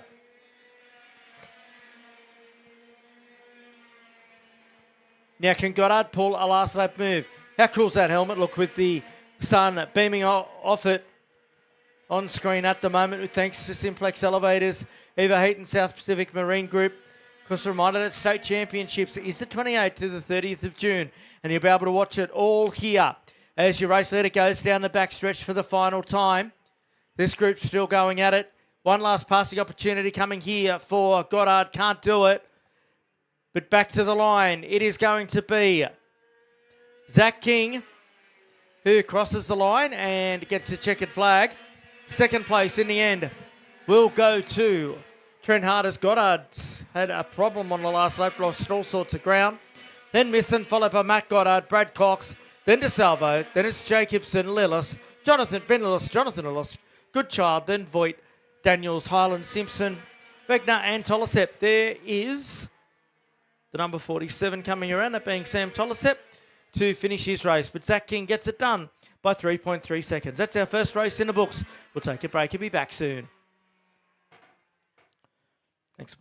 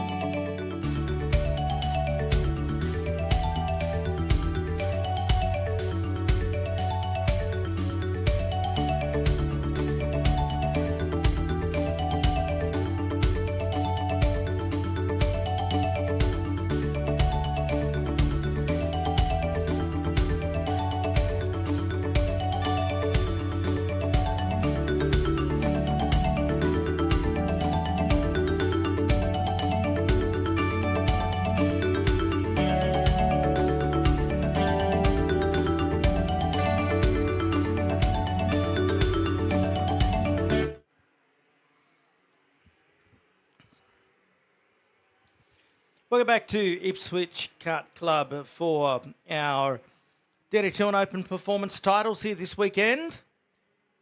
Big day of racing as tag restricted light hits the circuit. Jack Munro, the number 18, was quickest in qualifying. He'll line up on pole. Thomas Williams, the 35 on the outside front row. Riley Vandenbroek, the 78. And Nathaniel Harrison on row 2. Row 3 is Max Aquasana in a 77, and Dean Valacott in the number 83. Jack DeSell, the 54, and Darcy Briggs, the 21 on row 4. Row 5 is Robert Mortensen and Caelan Mullins in the 9. Row 5 is Cody Anderson and Robert Kingston at 33. The 52 of Caben Avard Ray and Jordan Manzano on the next row of the grid. Row number 8 is the 81 of Ned Lenahan and Madison Mitchell, the 26. Boston Wheeler, the 58, lines up on row 9 with Matthew Karunaratna. Then it is Jack Duncan, Georgie Yaden, Emily Cowell, Will Hasty, then Blake Romali, Brock Fox, Max Rosso, Jaden Lane, Dylan Whedon, Bentley Tully, Charlie Furlonger, and Isabel McDonald looking set for a start. And no, our starter wasn't quite happy with how they all came to the line, so we'll shoot them around for half a lap. We'll go through the cut through and bring them around before we get them underway.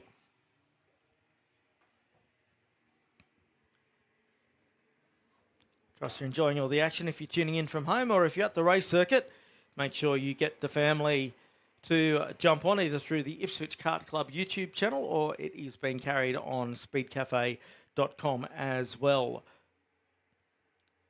Nice presentation there for the 35 of Thomas Williams in his tag restricted light field. Huge field of karts out there this weekend.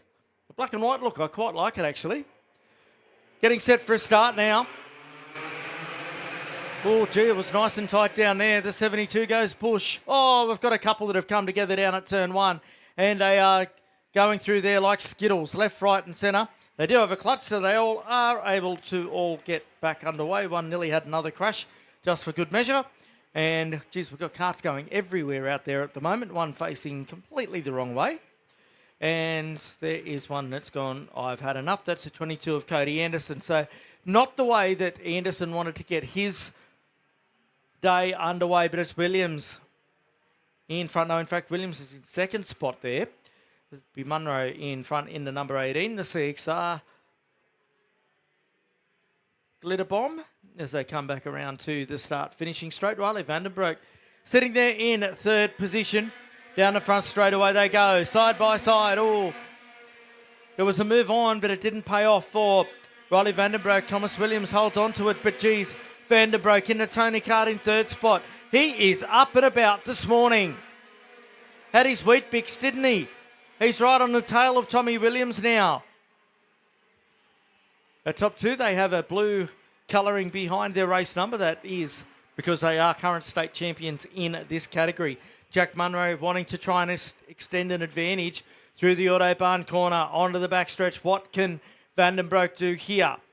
Bit of a tune there from Williams as he goes down the back straight away. Through the right-hander. Went a bit wide there. Williams took a wider line, certainly than a 78 there in third position as they come to the line. That's the end of lap number 2. Pacer cracker here. Munro does the new fastest lap, 50.110.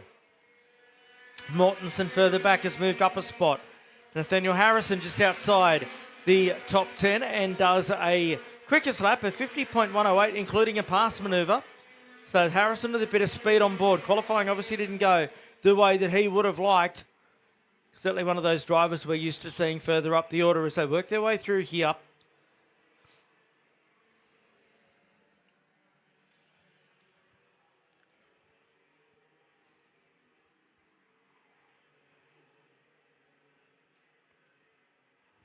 Thomas Williams, the number 35, still got Riley Vandenbroek on his tail. This will be the end of lap number 3. Munro extends the advantage up the front.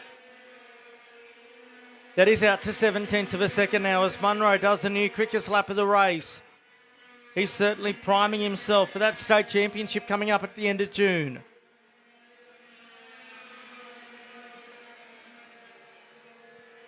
Might wonder why it's called a restricted category. They do have a restrictor on the 125cc water-cooled engines.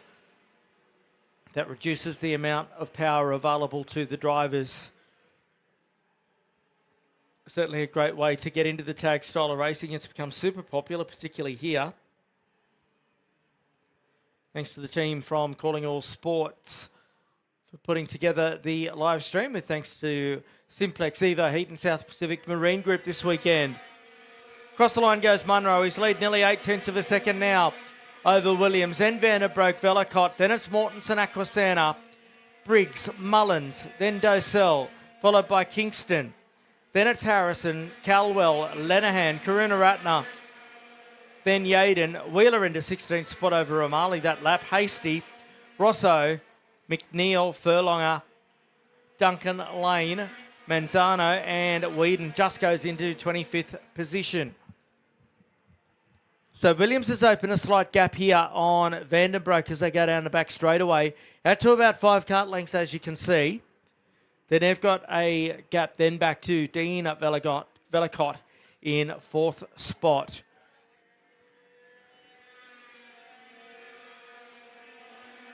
Munro goes faster again of 49.337 that time.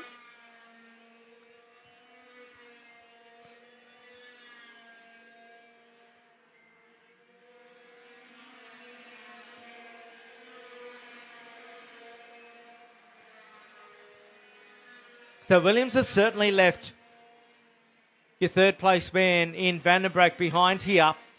The battle's starting to fire up a bit for 5th and 6th between the 17 of Mortensen and the 77 of Aquasanta. Try and pick that one up for you. They're just going into the hairpin just behind where we're watching at the moment. Munro completes lap number 7. Surprise, surprise, there's a purple number next to his name. There's that battle we're talking about. Mortensen and Aquasanta going at it through turn number 1. There they are. There's Mortensen. Aquasanta on his tail. Aquasanta driving the Birillart chassis.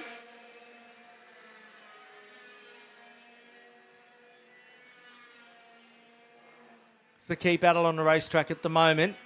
Your leader has GONE. He's checked out. 1.1 seconds in front is Jack Munro over Williams. There's Vanderbroek, Velicott. Then we watch this battle between Mortensen and Aquasanta. Mortensen trying to close in on the back of Velicott. A couple of the regulars around here at the Ipswich Car Club over the years. Oh, problem. And who was that? That was a 63. Driver further back, one of our P-platers. That was Bentley Tully. He's out of commission, so bad news there for Bentley. There's Aquasanta in a 77. Jim Mortensen has left him behind a little bit. Mortensen in the 17 on screen at the moment, starting to close in on the back of Dean Velicott.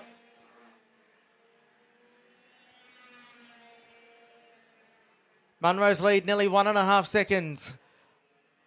There he is. One of the true young stars around here. He's only 2 laps from home now.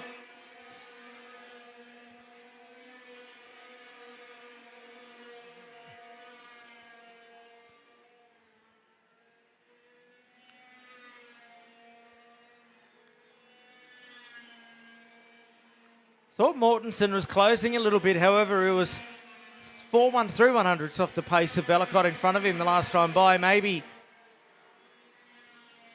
Velicott's picked up the pace. Aquasanta, he did his personal best, however, it wasn't as fast as what Mortensen was the last time through. Down through the right-hander at the end of the backstretch they go. That hairpin into Howard's concreting corner. Speaking of Howard's concreting and Birillart, which is on screen with the 77 of Aquasanta. Well under Scotty Howard, who took out the DD2 Masters up in Thailand last weekend. 43 degrees at about 10 million % humidity, if you don't mind. A couple of big events at that Birra circuit, the Iami Challenge on this weekend. So 2 back-to-backs over there. A number of Australian officials up in that part of the world. And we are on the way home for Jack Munro. Started on the pole and hasn't even looked like being headed as he goes down the backstretch for the final time in tag restricted light. Their opening heat race here. Coming around out of the final turn. And checkered flag at the ready for Jack Munro. Gets another heat race victory to his credit. Second place goes to Williams. Great drive there. Oh, gee, they all come in pretty tightly. In fact, there was a lapper involved in that as well. Vandenbroek comes home third. Then Vellicott, followed by Mortensen, Darcy Briggs, then Mullins. Then it's DeSalle, Aquasanta, Kingston, Harrison. Then Caldwell. Waiting on a remainder to come through. Ned Lenihan home in 13th. Then Karuna Ratner, Georgie Aiden 15th. And as Furlonger, it gets into 16th on the last lap over Hasty, Rosso, then Duncan Manzano, McNeil, Ramalli, Dennis Lane, Whedon, McDonald and Wheeler running at your finishes. But it was Jack Munro who gets it done by 2.4 seconds. We'll take a break. He'll be back shortly.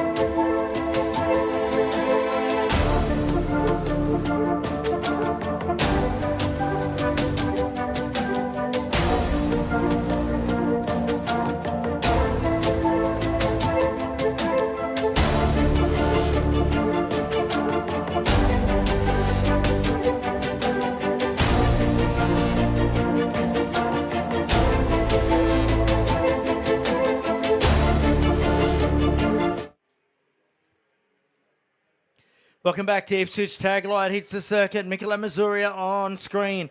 He'll start on the outside front row in that number 29 machine. Jack Webster setting the pole a little bit earlier, the number 93. Second row of the grid. Geez, what a top four this is. Max Walton, your Australian junior champion in the 68 out of 3. Jack Preston out of 4 in the 43.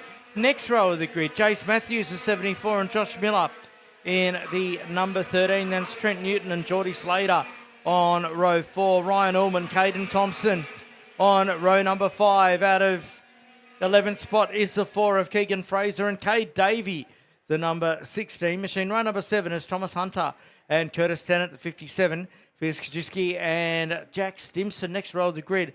Jack Wells in a 26 from 17th and Bryce Lane, the 45. Jacques Goodman in the 50 and Ali Moreau in the number 20 machine. Then it's Demelweek, Brown, Cowie, McLeod, Tulloch, Seckham, Chitlin and Sagadak. Sagadak actually not setting a time. Looking forward to this one. It's going to be a cracker. We are away. Sagadak is in the field. Down to turn number 1 they go. And through there, we've all got to try and get through turn 1. Everyone manages that at this stage.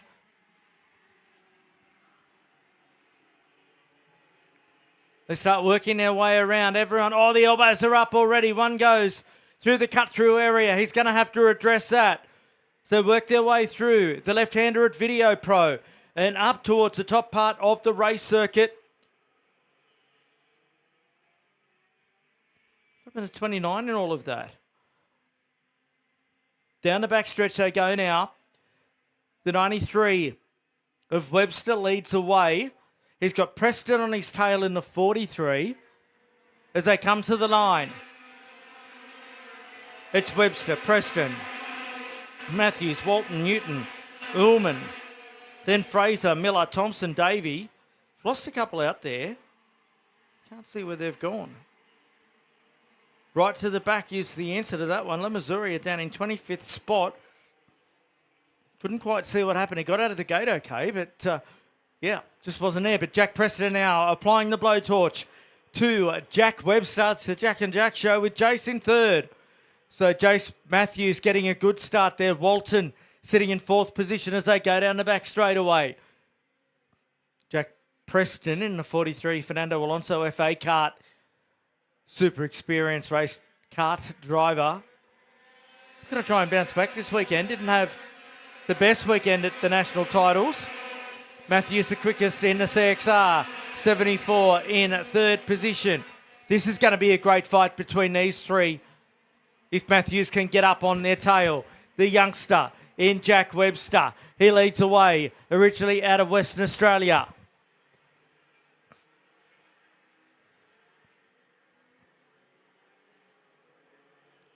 Up to the top turn they go. Webster holding on to it. Preston right there. Look at Matthews in the 3rd place machine. He's closing up. Webster comes out of the final turn onto the front stretch.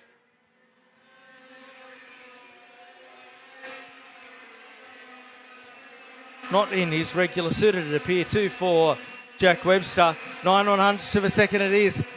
Matthews goes even faster. So they work their way through. We've got a race in 3 now between this group of Webster, Preston and Matthews. Then you can never discount Max Walton back there in 4th position. Up through the Autobahn corner they go. Preston getting down over the steering wheel. Webster trying to punch his way through the air as well.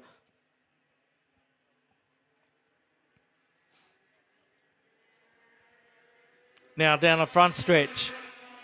Preston won't pull a silly move anytime soon. He knows that there's 10 laps on the board. He's got 6 remaining.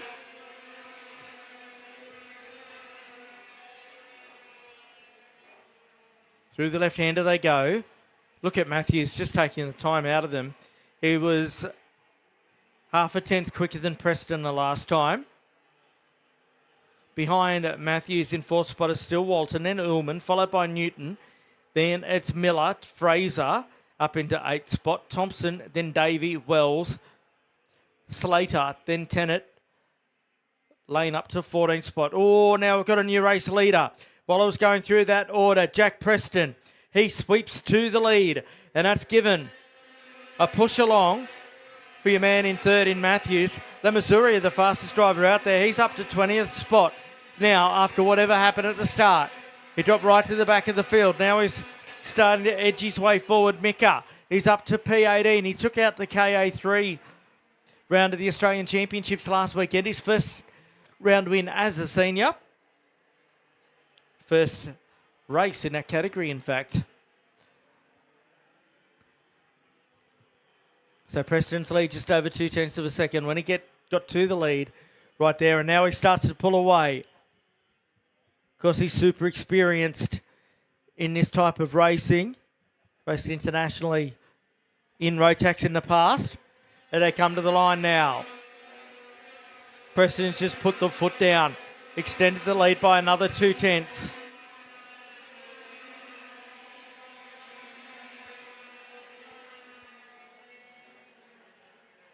Josh Miller further back's got himself up to 6th spot. There for the 11, I think that is. So there's the gap. First back to second and third. Walton now starting to close in. He's just done a personal best, which was 0.2 of a second quicker than Jace Matthews. So Matthews, he's dropped the pace a little bit, or did he just have an ordinary lap? We'll soon find out as they come down through the bottom part of the race circuit. I know Matthews has picked it up again. Maybe a momentary lapse in concentration. He's right on the tail of Webster now. They go down through turn number 1. Yes, indeed, he is well and truly back on the pace. Is Jace Matthews. 47.553, a personal best, and as close as 10th on Jack Webster. You didn't need me to be telling you that. You could see that. Further back, Lemisuri goes quicker than anyone with a 47.132. He's now up to 17th position and on the charge. Not unsimilar to a situation that his teammate down in Victoria found himself last weekend, Ian Eichmans, through all sorts of dramas. Ended up at the back of the tag final and just went away, just chipped his way almost to the top 5 by the time the checkers were thrown on it. Preston's lead, nearly a second now as he comes to the line. Let's have a look at it. 8 laps in the books, over a second. 1.076 to be precise, over Webster. Matthews. He's further 0.4 of a second behind. Then it's Walton, Ullman, Miller. Then Thompson, Fraser, Newton, Wells, Slater, Davey in 12th.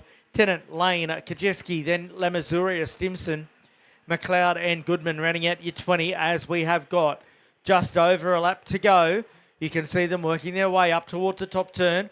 Mika Lamazuria at the bottom of screen, just making up another spot there.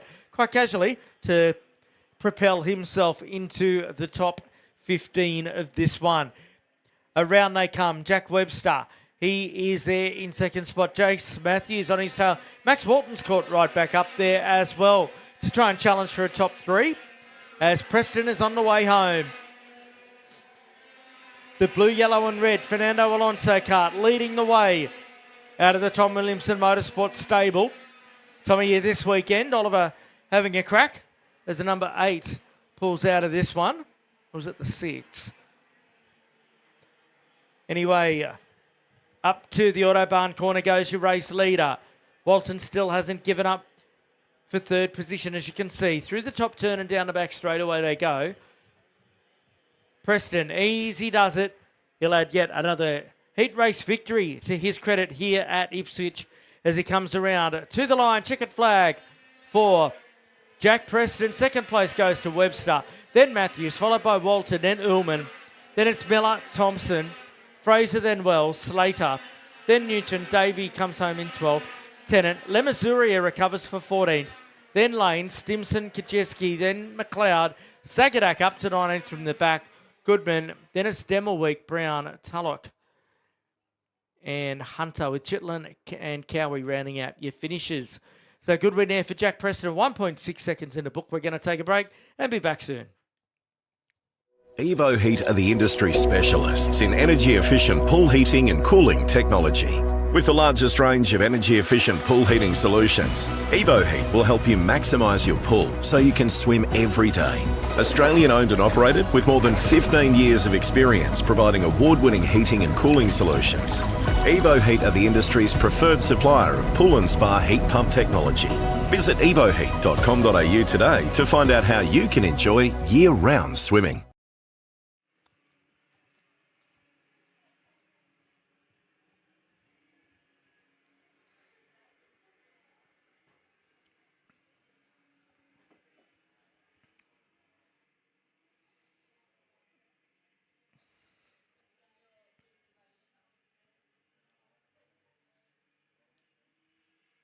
And the action coming to you nice and fast here today, just the way we like it. Cadet 12 on circuit for their first heat race. Andrew Thompson was a quick time man. Cruz Petroni, the outside front row. Astor Mills, the next row with Geordie Butler. 37 cuts strong this one. The 57 is Xander Watts and the 42 Monty Jamison, third row. Then it's Alistair Flack in the 10, Vince Turhorse at 66. Jeremy Broadbent at 32 lines up on row 5 with Kenny Marita in the 8. Then it's Paige Flack the 14, Slater Brown the 55, Jack Masiko the 26 and Braxton Regan. Then next row of the grid will be Crutil and Bailey, Sydenham, Lakitty, then Carson Waddy, Black, Rasso, Leggett, Caldwell, then Trizillion. 26 it's April Flack with Chelsea Flack in 27th, Edmonds, Walton, Jones, Sawley, Smith, Janice Hoare, Smith, White, and Hay, go, go, go. We are away down to turn number 1. These youngsters going charging down there. This is where you take a breath. Can they get through? The first half of the field, no problem. And the rest of the field, no problem. So good start there. You can see everyone just trying to get their position on the circuit as they work their way around to kick things off here in Cadet 12 this morning. Oops, we got a chevron flag coming out, so we're going to have a full restart here. Our starters weren't happy with the alignment as they came to the line. The competitors won't know this at the moment, of course. Only have the chevron flag at the start, finish straight. That green and yellow flag means that everyone must form up in their original starting position. So that's being shown to our competitors as they cross the line.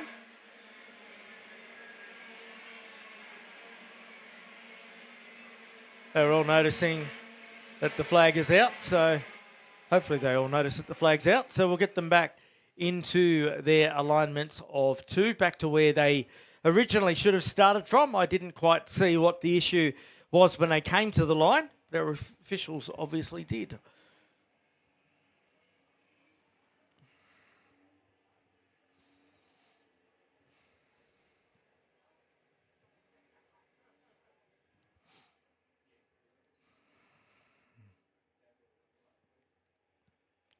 So we'll try again here. We're going to give them another lap before we get them underway.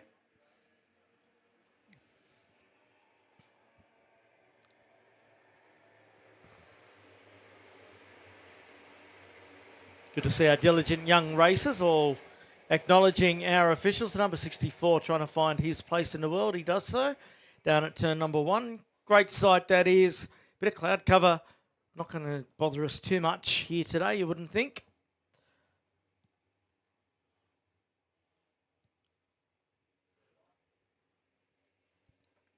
Of course, the Willowbank Drag Raceway next door to where we are at the moment. They're gearing up for the annual Winter Nationals. Been some big track works going on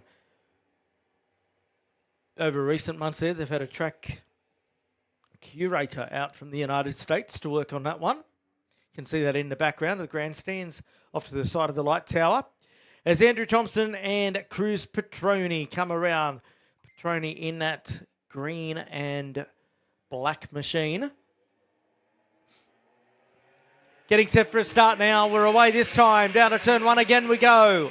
Oh, gee, there's a bit of argy-bargy in there, and a few of them have come together. Oh, we've got about 8 or 9 of them have all come together down there.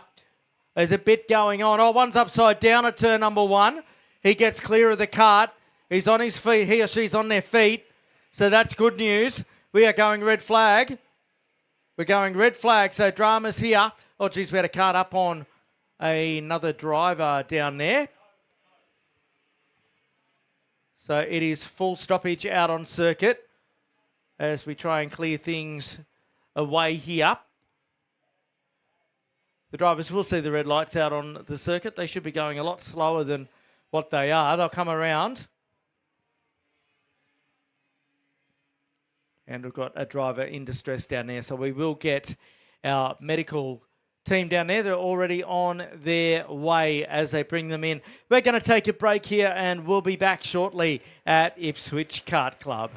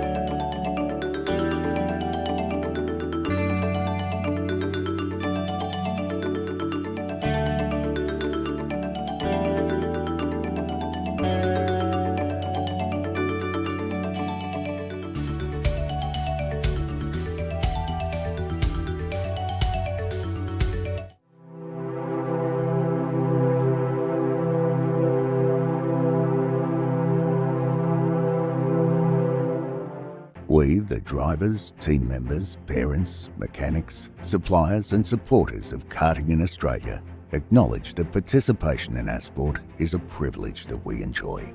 Being a participant in karting brings with it responsibilities to conduct ourselves as we ourselves would like to be treated, which means to act with respect towards our clubs, opponents, officials, volunteers, and to the sport of karting generally. There is great merit in winning, and success brings with it great joy, but that success must never come at all costs. Winning is only meaningful when the competition is fair. Self-worth is not based on whether we win or lose, but how we win or lose. It is important to win with dignity and lose with grace, and that sport must always be kept in perspective. We recognise that our sport of karting is greater than ourselves as individuals, that cheating, unfair practices and unacceptable behaviour undermines the stature of our sport and all who participate in it. We will strive to always keep a positive attitude and to make a positive contribution to our sport and our club for the betterment of karting. We acknowledge and thank our club, officials, volunteers and administrators, knowing were it not for them, there would be no race in which we compete and no sport for us to enjoy. What matters most is the challenge of the race, sportsmanship, maintaining our self-respect and respect for our opponents while racing fairly and creating a positive sporting experience both on and off the track, so that we can find the true joy in our sport and most of all, create a community where people want to participate and where fun and safety are paramount.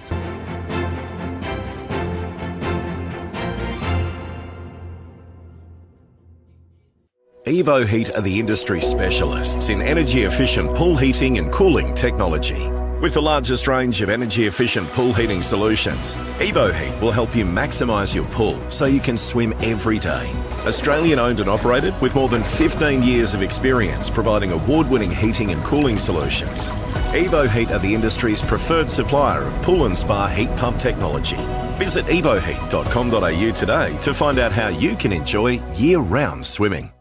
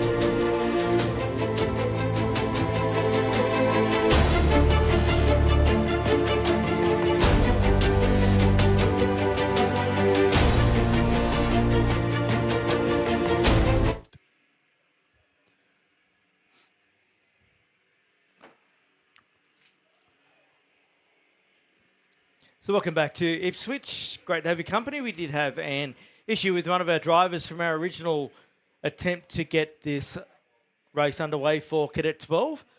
The driver is being attended to by a medical team, was actually on their feet.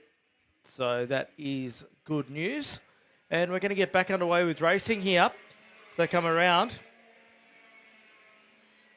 It'll be a restart of sorts. They'll all be in a single file in the order that they were meant to start the race in.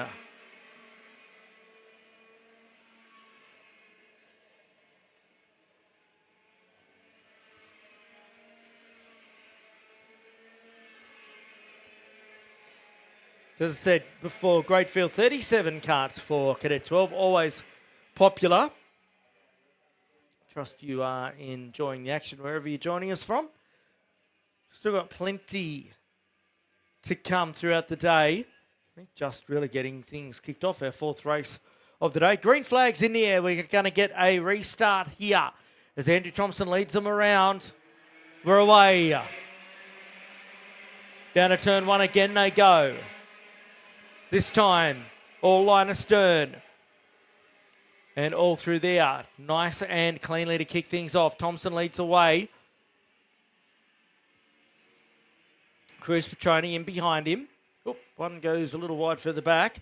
There's the number 10 machine of Alistair Flack. He's got some ground to try and make up here. Through the Video Pro corner, new race leader as they come out of there. Petroni leads away now. The 11 of Astor Mills there in third. Oh, big move there from Thompson, and he's cooked it. Oh, he's dropping right back the order as Andrew Thompson. He just got all sorts of crossed up into the Autobahn corner and went around. Was able to continue on, but he's got a hell of a lot of work to do. But it's all this man out in front. Cruz Petroni as he comes to the start-finishing line. Flack up to second spot now in front of Zander Watts.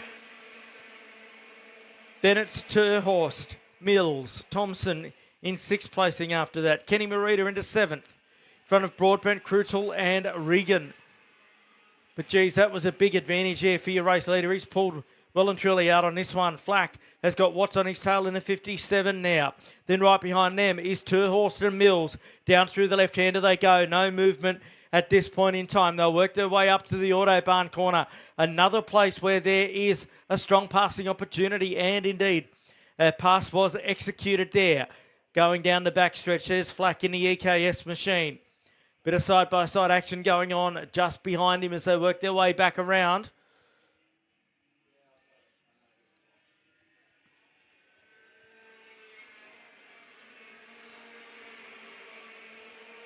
So Terhorst has moved into third spot now. So they go down through turn number one. There's Watts in fourth. Mills, Marita.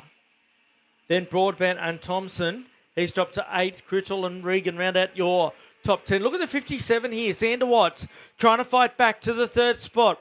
Two very similar helmets there. And two identical parallel race karts. So Watts gets back on Terhorst. Then Mills behind them. So down the back stretch they go. Oh, big move coming from further back there. That being Kenny Marita trying to make his way through. So Kenichi up a spot as they come across the line now. Father Jumpe also racing this weekend, keeping a keen eye on young Ken out there. This is a ripper battle going on. It's advantage Terhorst at the moment in the 66. He's been in the wars. You can see the rubber marks up the side of that machine. Watts in the 57 trying to fight back here. Then behind them, Astor Mills. He hasn't had any purchase to try and make a manoeuvre. And we've got a new third place man again. So entertaining Cadet 12 racing. All these drivers using the Vortex Mini Rock 60cc motor as the 32 machine goes up the inside. Jeremy Broadbent. No, it's not dark if you're watching on at home. It's a bit of a dark filter going on the camera down through there. Working their way through the bottom part of the race circuit. So Watts and Terhorst have pulled a little bit clear here. They've got a very slighted gap over Jeremy Broadbent, who's got up to fifth. then Crucial, then it's Marita, Regan, Thompson, Mills, rounding out your top 10. So what can Two Horse do here? So his driving style looking very relaxed in the kart. No doubt the heart rate is up a little bit as they work their way through here. He's trying to get onto the back of Watts again. They've swapped that third position probably 4 or 5 times as we are just past the halfway point. Petroni leads by 9/10 of a second over Alistair Flack. Flack marginally quicker than him last time. Then it's Watson, Two Horse, who you're watching. Then Broadbent, Crucial, Marita. Then Regan, Thompson, Mills. Lachiti, then it is Masiko, Brown, Flack and Sydenham rounding out your top 15. Across the line they come. 6 laps in the books now.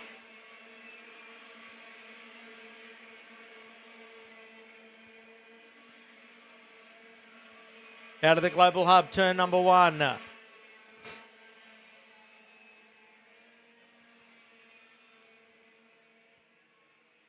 So now that he's got himself into the rhythm of the race, Xander Watts, he's opened a gap on Vince Terhorst, who's now coming under pressure here from Jeremy Broadbent. So Broadbent's been making his way forward. Now he's pushing on to try and get into 4th spot. So you wonder if Terhorst has kind of taken his eye off Watts, being concerned about what Broadbent's doing, and what Broadbent's doing is going up the inside in the Power Republic back, number 32, into 4th position. And now he can start to keep his eye on Xander Watts in front of him. There goes your race leader in 2nd spot. There goes Watts. Now Broadbent in front of Terhorst, then Crucial. Then it's Marita, Regan, Thompson, Masiko. Then it's Mills down in 11th spot. Brown, Lachiti, then Flack, Sydenham, Leggett. It's a 16. Nice little battle going on with this trio, headed up by Kenny Marita. It's Braxton Regan in behind him and Andrew Thompson. That's his group of 3 going through the Video Pro corner now. Oh, big move coming on Ken. So that was Regan having a crack at Marita, but nothing doing. The door was shut on him, so he's got to turn around and try again as they head down the back straightaway. This is a battle for 7th, 8th and 9th. Marita in the white helmet, the number 8. He holds down the 7th position. The 79 of Regan, he's right behind him. And then it's Thompson right on the tail of them for CXR. Across the line, there's 8 in the books, just 2 to go. Petroni's lead, 1.1 seconds now as Crucial has got through. On the move out there. He didn't qualify where I'd expect him to after having such a tremendous weekend at the SP Tools Australian Championships last weekend. And here we are again. There's the 64 machine. This is further back. That's Alistair Leggett on the back of Mills in the 11.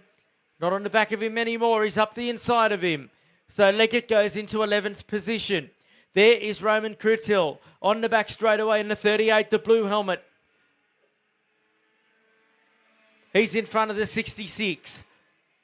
So they work their way around. Your race leader. He crosses the line. He's only got 1 remaining now. Has Cruz Petroni. Took him about half a lap to get in the lead, and then he's just stayed there and completely took off. This big field comes streaming on through. Aside from our first corner incident on the original start, it's been a pretty decent and clean race out there. It's like what we like to see. We wiped out about 7 or 8 competitors during the course of that one. So up to the top part of the race circuit goes Cruz Petroni for the final time. Gee, Flax caught him up in the latter part of this race. So Marita's left that group. However, our race leader has only got a corner left to go here. Checkered flag at the ready. And there he is, Petroni crosses the line. He gets a win over Flack by 1.2 seconds. Then it was Xander Watts, followed by Jeremy Broadbent, Roman Crutil, then Two Horse, Marita, Regan home in 8th spot, Masiko Thompson. Then it's Leggett, Mills, Flack, Sydenham, Carson, then Haig, Miko Waddy home in 17th spot. Then it was Edmonds, Rasso, Tresillian, followed by Thorley, Black, Hoare, Smith, Jonas Smith and White, but it was all Cruz Petroni up front. It gets the job done quite comfortably there. We'll take a break and be back shortly. Evo Heat are the industry specialists in energy-efficient pool heating and cooling technology. With the largest range of energy-efficient pool heating solutions, Evo Heat will help you maximise your pool so you can swim every day. Australian owned and operated with more than 15 years of experience providing award-winning heating and cooling solutions. Evo Heat are the industry's preferred supplier of pool and spa heat pump technology. Visit evoheat.com.au today to find out how you can enjoy year-round swimming.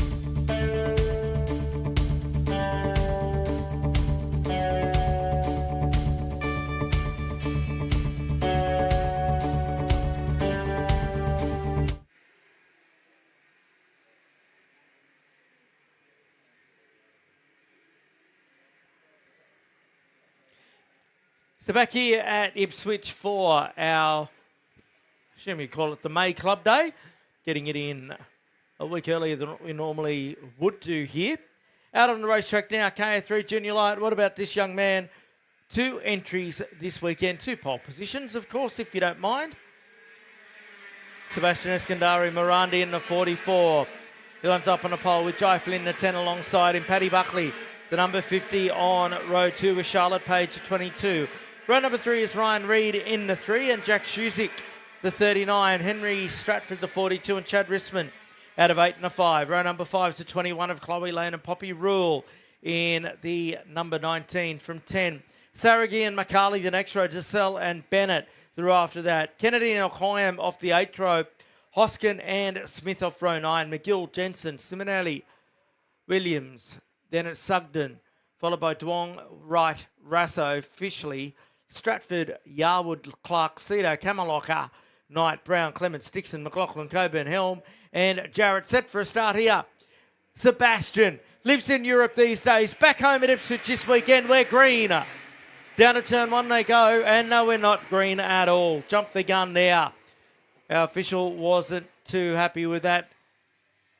He was going to get on with it with Sebastian. So too's Jai Flynn. He's one that doesn't mind getting the elbows up. Is Jai in that number 10 machine. Paddy Buckley, good to see him up towards the front this weekend. Also, Charlotte Page had her first international racing experience just a few weeks ago over in Italy at the Champions of the Future Academy Single Make Racing Series over there. This is going to be cool. KA3 Junior always is.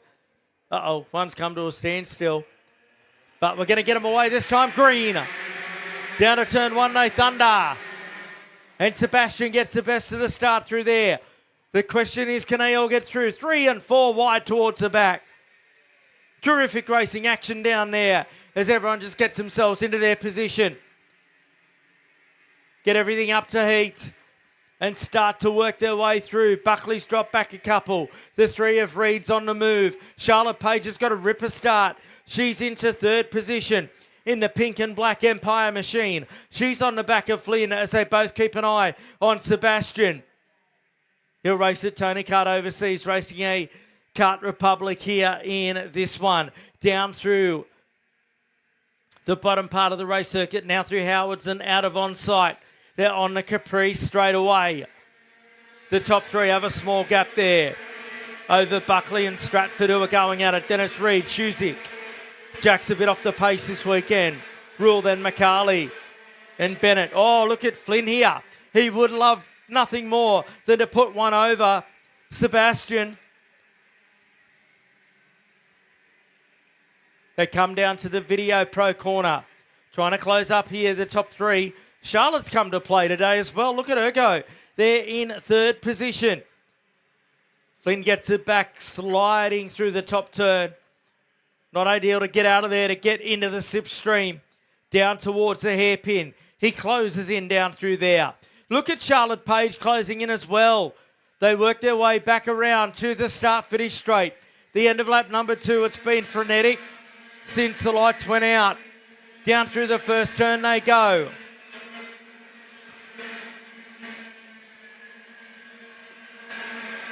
The KA100 motors by Iami getting an absolute workout through here. So too, those LeConte tyres.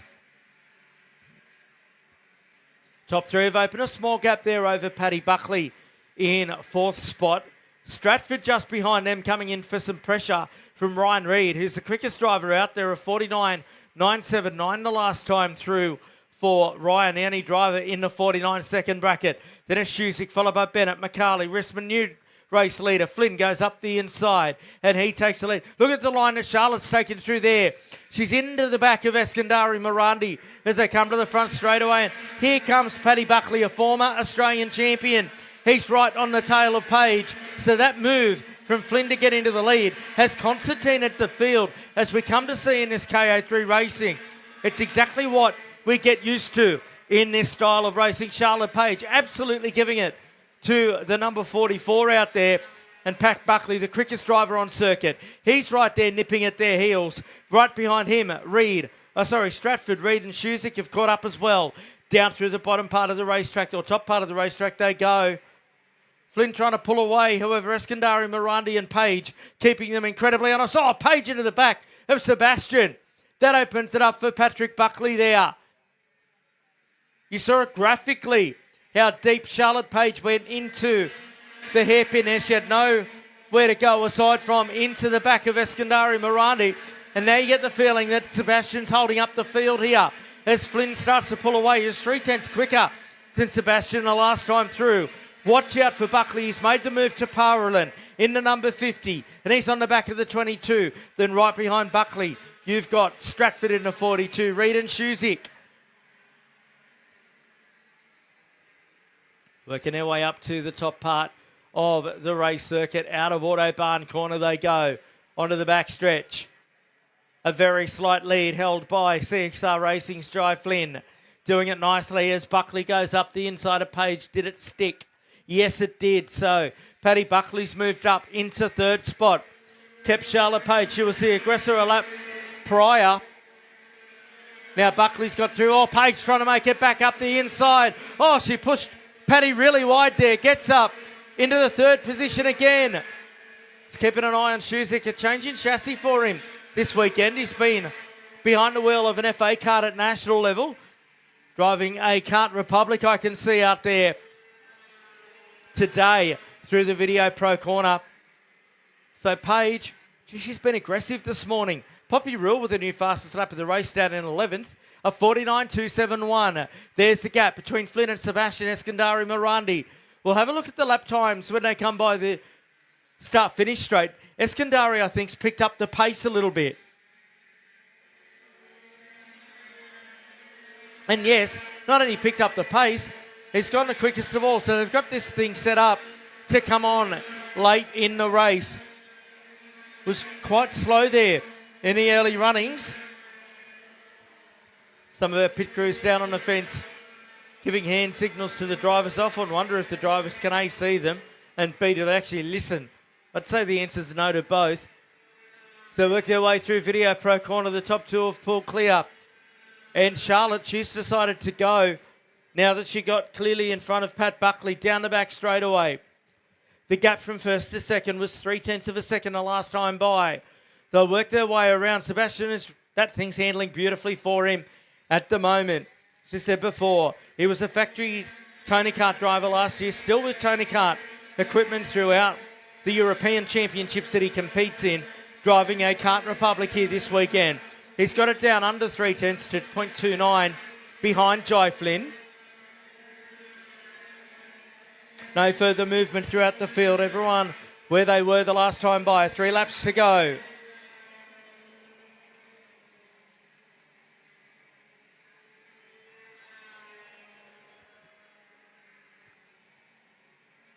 So down the back stretch they come. Flynn takes a peek over the shoulder. Gee, looks comfortable, doesn't he? The way it is. Kicks back in the cart. Off he goes. Easy does it. Out for a quick Saturday drive. He's got 2 laps to go. A charging Sebastian behind him. And a new fastest lap for Eskandari. A 48.895.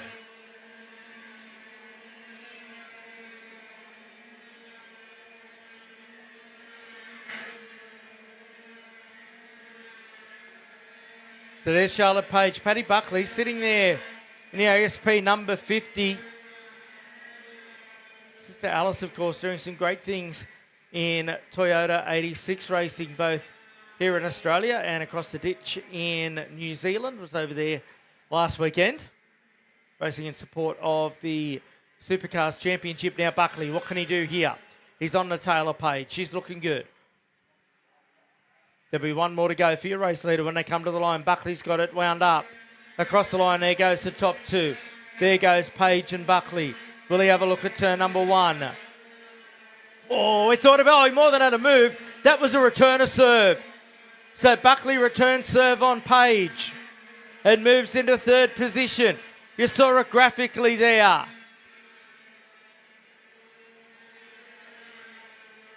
So through they come, half a lap to go. Paddy had a number after the manoeuvre that Charlotte pulled a little bit earlier on. Meantime, your race leader's down the back straight away.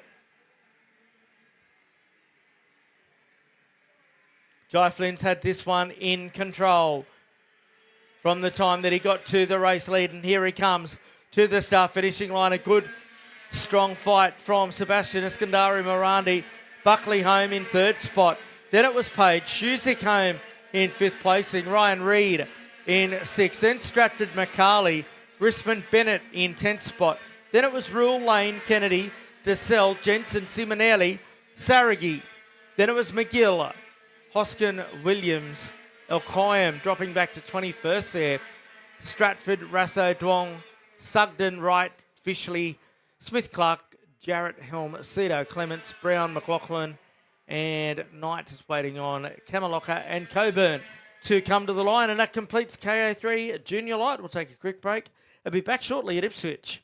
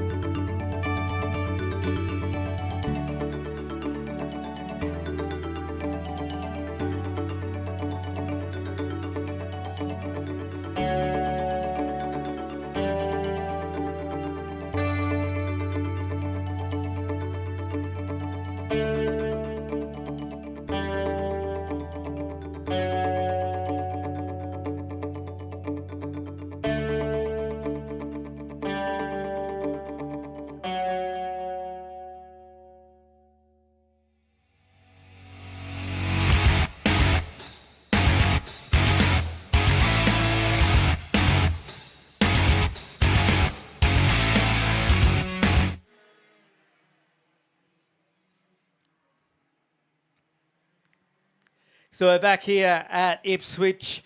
the day. Continuing on the opening heat for Open Performance and DD2 hits the circuit. Two categories out on track together just to make things a little bit more confusing.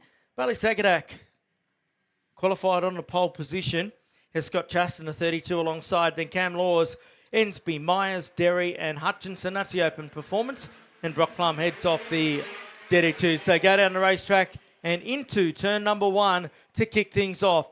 These multi-geared machines working their way around the circuit, and Sagadak gets the best of the start in that cosmic machine. DD2 takes off now, headed up by Brock Plum and Scott Cleveland off the start-finishing line. They go charging with their 2 gear changes into turn number 1, but up the front it is Bailey Sagadak who leads away in front of Chaston, the 32. Chaston out of Albury making the trip up. Cameron Laws out of New South Wales, registered with the Newcastle Kart Club. Ensby into 4th spot. Down the backstretch they go. This machine race just last weekend at the National Championships in Victoria. On target on the spanners for Bailey this year. Across the start finishing line they run. It's Sagadak, Chaston, Laws, Ensby, Derry up to P5 in front of Hutchinson and Myers. And they just settle themselves into their race pace.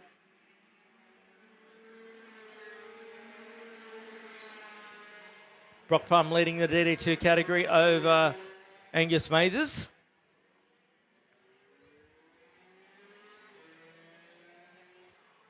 Sagadak's lead was 0.6 of a second. Everyone just settled into their race pace now.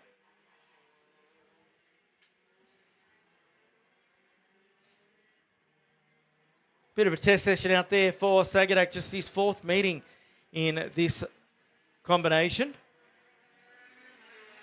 Very much a privateer on the study kart side of things. Now he's got the full factory back cosmic machine.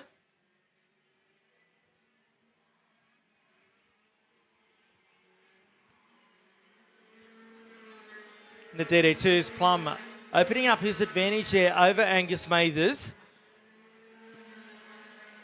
Scott Cleveland in 3rd, Adam Wood, he is there in 4th position in the 11. There's a battle going on between Mathers and Scotty Cleveland. 3 into 14. Cleveland in the all-black helmet with the nice white stripe down the middle. The boys going at it here. Cleveland having a look up the inside. Gets it done. So he moves up to 3rd spot. Or 2nd spot, I should say, in DD2. There's your leader in the DDs, that being Brock Plum. Another Paralin out on the circuit for the number 15. Of course, DD2, a 2-speed direct drive machine, so they don't have a chain. It goes directly, the axle goes directly through the engine and is driven from the engine. 125cc water-cooled out of Rotax in Austria. If you're just joining us, of course, some big news. Late yesterday afternoon, the Rotax distributorship in Australia has changed as of May 1. The announcement was made a little bit quicker. A lot of people anticipated. It's moved back home. It's moved back to Sydney's International Karting Distributor. It's been a big couple of months for that team down there. They took over the OTK distributorship in Australia, and now they've got Rotax back under their roof. So plenty more to come from them. There's Plum. He's got a comfortable lead out at the moment on Cleveland. We've got the big Rotax event coming up in a couple of months' time, the Rotax Cup. That'll take place here at Ipswich. So come cruising on through. Sagadak's lead in Open Performance. Of course, our feature classes here this weekend. Sagadak leading by 1.3 seconds over Scott Chaston. There's the number 6 machine of Jason Smith. He's having a nice run out there. Down in the DD2 category.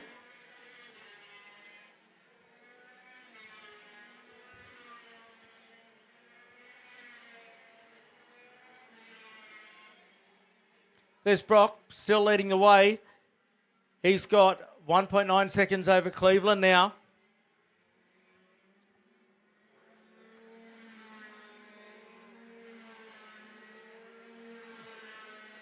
Oh, and a problem for Dan Hutchinson in Open Performance as he drops down the order. Let's see if I can pick up where Dan may be on the race circuit. I didn't see him pull into the pit area, but there's Cleveland in 2nd spot. in DD2. This is a very wide open race at the moment. Cadet goes down into turn number 1. He's just started his 7th lap in the number 25 Kart. He's got a huge lead over Scott Chaston. Chaston running the DAP chassis. Then another huge lead over Cameron Laws, with Jordan Insby sitting in 4th position. Here goes Cleveland down to turn 1. So no changes there. Wood gets up into 3rd in DD2. Our open performance race leader is coming around out of the final turn and onto the front stretch. He has got 3 laps to go. Getting the number 25, the number 17. Lets the quicker carts go by. 2.4 seconds is the gap from Sagadak to Chaston. There's Cleveland. He's currently 2nd in DD2. So coming into the Video Pro corner is your race leader in open performance. There he is. There's the gap back to the maroon and yellow DAP kart of Scott Chaston. Getting his eye in, no doubt, for the state championships. Down the back straight away. There is Sagadak. Plucking some gears, going down into gears. Probably around 28 to 30 gear changes around this circuit for this KZ2 machinery. 8 laps in the books now for the number 25. There goes Scott Chaston. Cameron Laws coming through. He's about a full length of the Caprice straightaway behind Chaston at the moment. Steph Duffy in a 77. It didn't sound too flash as she came through. She's normally in the outright open category.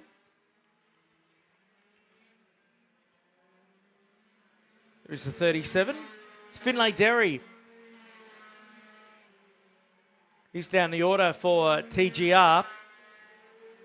Finlay in 6th spot at the moment.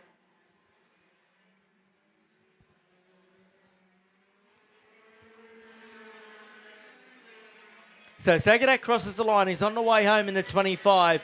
It's the last lap of the race for him. Don't normally get these races all that spread out. There's Plum. He's leading the DD2 category at the moment. May be incorrect, but I think it's a change in chassis brand for Brock Plum, jumping aboard the Paralin. As up to the Autobahn corner goes your race leader in Bailey Sagadak. He's on his way home. Just a couple more corners to go for him now. You can see him coming into the viewpoint in the 25. He'll come to the line and get the checkered flag. There's Cam Laws. Sagadak goes across the line. 2nd place goes to Scott Chaston. Laws comes through to finish in 3rd position. Then it's Jordan Insby home in 4th spot. Billy Myers, the next one through out of Gladstone. And just waiting on Finlay Derry to come through. Then we'll wait for Brock Plum to cross the line as first in DD2. Here he comes out of the final corner. And onto the start-finish straight comes Plum.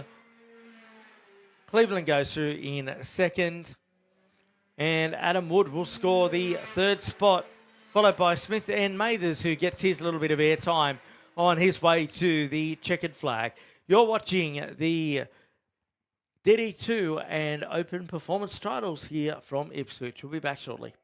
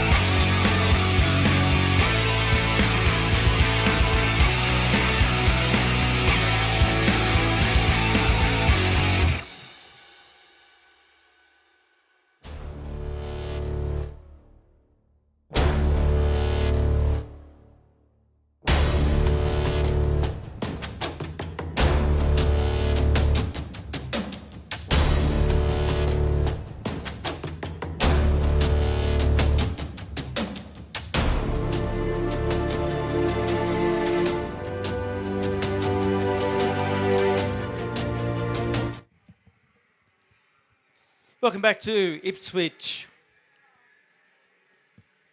Out on circuit now is KA3 Senior, a crackerjack field that we've got here for this one as well. Brianne Moyes grabs the pole. Imagining that's possibly her first KA3 Senior pole position here anyway in the 72. Maxie Walton outside front row in the 68. Dominic Penman, the 70, and Jake Cieslowski, the 15 next row of the grid. Max Chatton in the 63. Hamilton Ray, the 82. Lucas Lesmans down in 7th spot, and Talia Kittle in the 85 out of 8. Ryan Muller in the number 6 from 9. Matthew Price, the 86 out of 10. Then it's Emily Ciccardo, the 54. The 9 of Paige Yarwood. And Isabella Wagner out of 7 in the 17 out of 13. So Brianne bringing them around. Max Walton on the outside front row. This is going to be an interesting turn. Number 1, one suspects.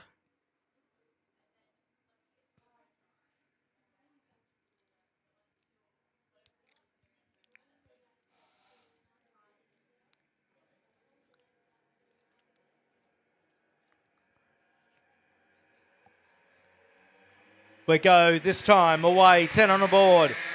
Down to turn number 1, they charge. Walton goes tight. Oh, Moyes got sideways and they've got stacks on the mill at turn number 1. Kart's going left, right and centre. They're all able to continue on. It could have got a lot messier than what it actually did.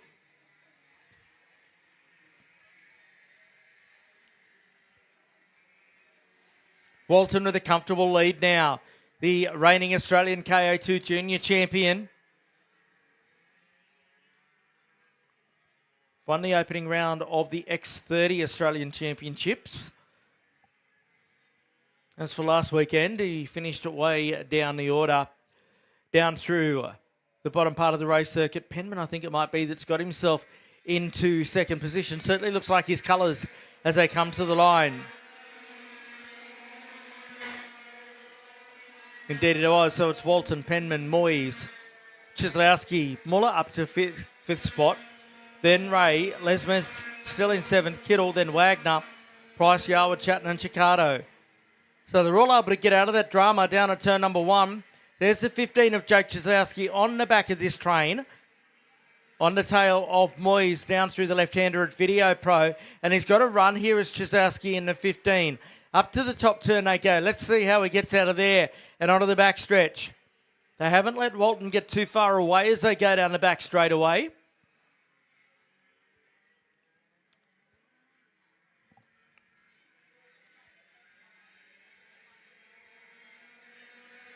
Across the start line. They've actually caught up. They've taken 3/10 out of Max that time. So Penman's on the charge in the CXR bedshed. Number 70 machine. It's opened a small gap on Moyes. There's only a couple of hundredths in it between them that time through, between Penman and Moyes. Through the left-hander at Video Pro. The top 4 of pull clear then. The 5th, 6th and 7th battle between Muller, Ray and Lesmes. Lucas, qualifying not really going the way that Lucas would have liked down there in a Jess Golding Motorsports stable. Welcome back to our totem and our graphics. Thanks to Simplex Elevators, Evo Heat and South Pacific Marine Group as they come to the line. Walton's lead down under 3/10 of a second. Penman is flying out there at the moment. He had a great weekend in Puckapunyal around the final last weekend, and he's converting that here, carrying on with it today. He's right on the hammer of Max Walton here. Through the left-hander at Video Pro. Will Penman be close enough to have a look down the back straightaway? Of course, Walton just had a standout year last year in juniors, won a couple of state championships. The Australian Championship finished on the podium at the FIA Academy Trophy Series, which kicks off this weekend, incidentally, over at Val d'Argenton in France. Kai Burke getting disqualified in qualifying last night. There's no explanation as to what the disqualification was about, as now the door opens. There goes Penman up into the lead. So Penman leads away. Moyes and Cieslowski have caught up. Cieslowski, the quickest driver on circuit, in 4th.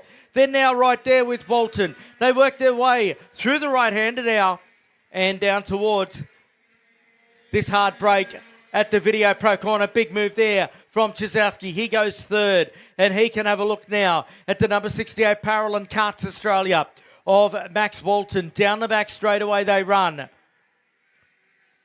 Penman starting to pull away slightly. Walton working with him then to go with it as well through the left-hander. And around to the start finish straight they come. Walton's picked up the pace again now.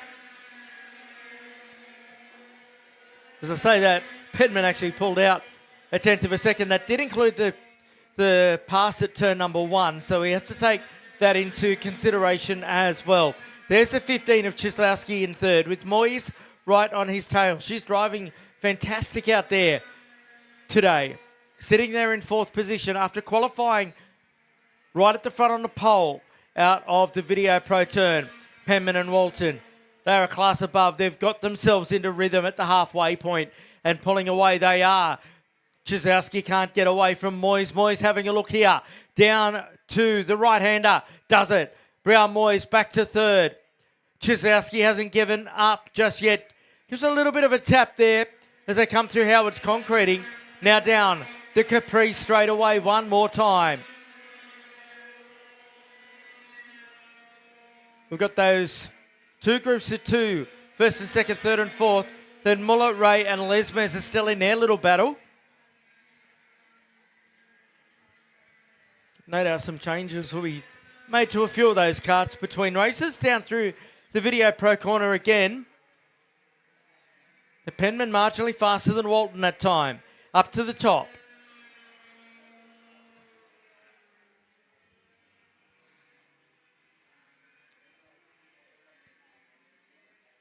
Everyone behaving themselves out there at the moment. Seems like that once that everyone's got themselves in a rhythm, they're just going through it to get it done. Try and protect the LeConte tyres for later on in the day. 7 laps in the book for your race leader, Dominic Penman now.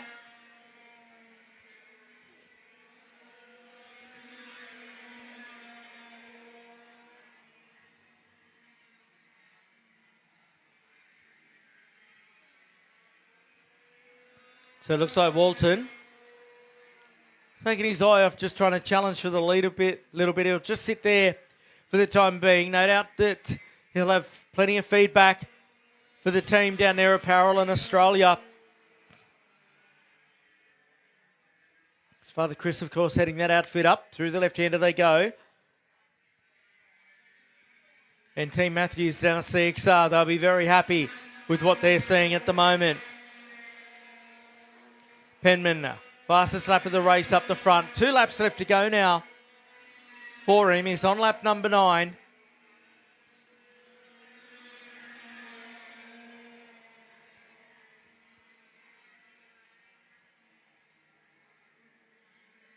Brown Moyes has pulled out on Chislowski.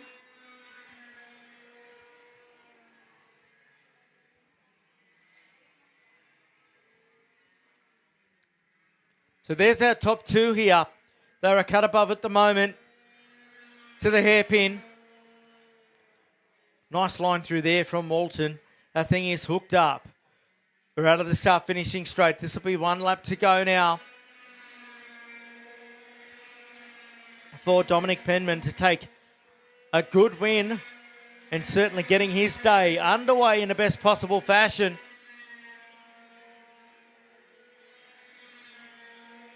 Looks so comfortable behind the wheel. You can get that nice close-up shot of Dominic Penman at work.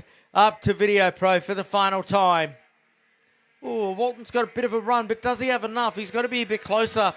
Heading to Autobahn, you think. Deep under brakes. If it was a final, you think he'd go deeper. But they come down the back straight away. Will he have a look? Penman is definitely using all of that CXR race engine. Oh, Walton did get a wheel up the inside there, but wasn't enough as they come to the line. And it's going to be Dominic Penman who gets it done. Second place to Walton, just a tenth of a second in it. Then it was Moyes, followed by Chislowski. Muller home in 5th spot. Then it was Ray, followed by Lesmes in 7th. Talia Kittle, the next one through. Then Price, followed by Wagner. And Chatton waiting on now for Page Yarwood and Emily Chicato to come across the line and complete their race. We're going to take a break from here at Ipswich. We continue on with this, the DD2 and Open Performance titles.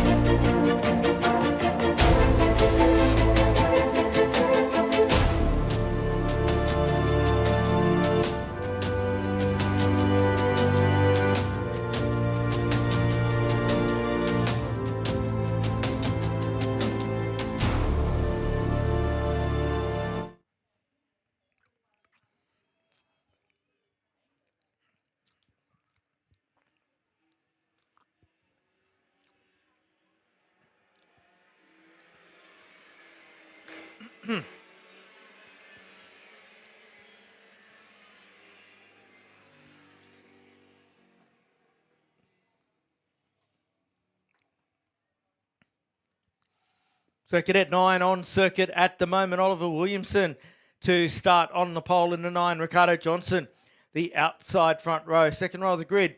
72 of Jacob Brock-Lanahan in the 72, as I just said. Luke Robinson, the 57. Luca Rasso, the 98. Oliver Flack, the 11. Then it's Martin Shea. Samuel Grande, Fred Waddy. Then it's Hugo Jones. Jonathan Mathers, the 33. Vince Misson, the 7. And Chicago Bailey, the only 4SS in the field.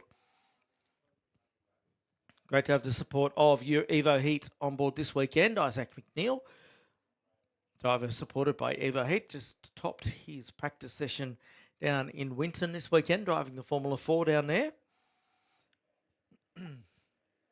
So getting set for a start here. Williamson and Johnson on the front row. We're away. First heat race of the day for Cadet 9. Down into the first turn they run. All good through there. And it's Oliver Williamson who assumes the lead in the 9. Father Tom, no doubt, watching closely down there. Out of RHQ he goes. Johnson into second spot.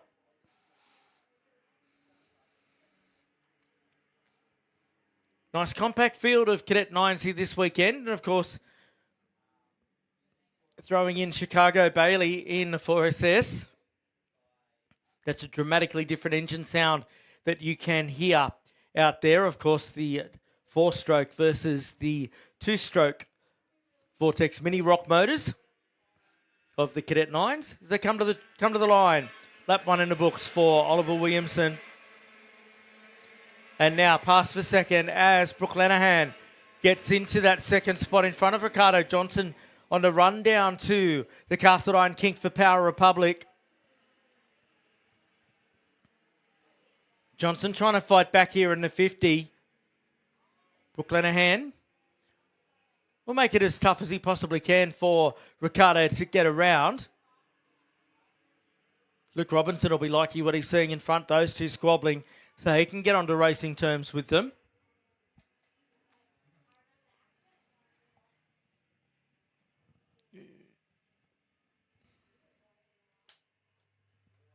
So through the bottom part of the race circuit, this battle for second continues on here.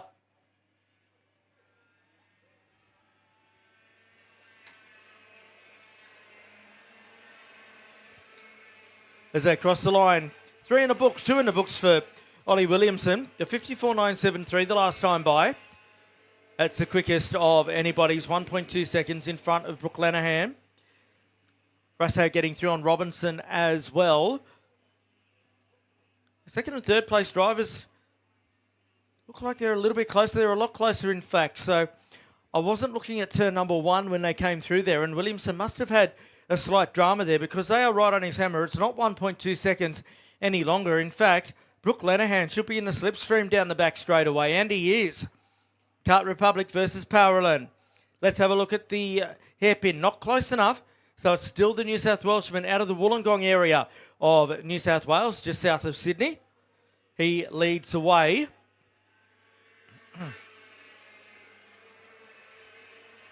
So that's 3 in the book, 7 to go. Brooke Lenihan with the quickest lap of the race. So he's left Ricardo Johnson behind, and he is going for it. It's Jacob Brooke Lenihan. Oh, he gets into the back of Williamson. That opens it up for Johnson to get back in the game. So Johnson's made it a race in 3 again, out of RHQ. There they are. Then you've got Russell and Robinson right behind it. Won't take much if they keep banging side pods for Russo and Robinson to double R's to catch up. Williamson's put the foot down in front now. He's opened the gap on Brooke Lenihan in second. There's that battle for 4th and 5th. Russo, it's almost like he's got his eyes on a rear vision mirror, the way that his head was coming down the back straightaway. Of course, there are no rear vision mirrors in karting. It was a helmet brand that tried to do that a couple of years ago. Not sure what happened to them. So the gap half a second, Williamson to Brooke Lenihan. There's Russo in the 98 to 57 of Luke Robinson. Right behind him, it's a Tony Kart versus Parolin. Oh, gets a little bit sideways on. There's a 57. Martin Shea, the 78, just behind. But look at this group in 3. Ricardo Johnson's picked up the pace here. Up through the Autobahn corner they go. He's right with Jacob Brooke Lenihan.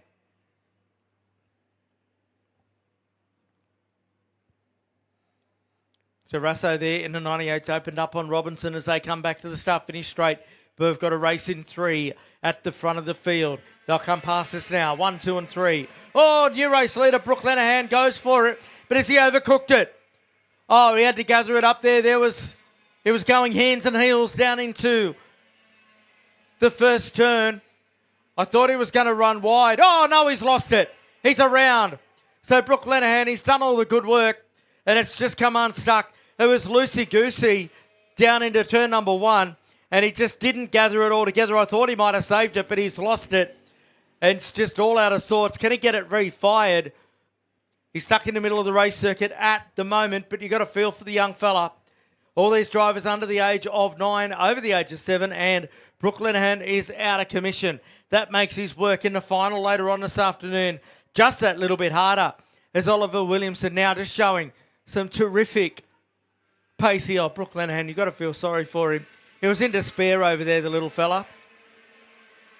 Down through turn 1 goes Ollie Williamson now. Ricardo Johnson just holding on the pace with him. Couple of hundredths difference between the two of them. Johnson in the first couple of corners has picked it up. It's not over and done with yet. Ricardo Johnson, the 50, the blue helmet. It's right on the tail of your race leader now. He's picking up where Brooke Lenihan left off.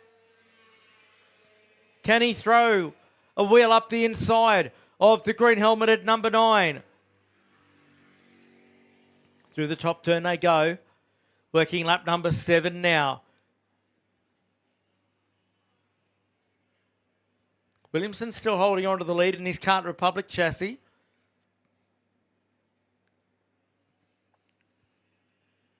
Good run here for Johnson. What can he do with it this time? Can he convert it into something as they cross the line? Through the first turn they go.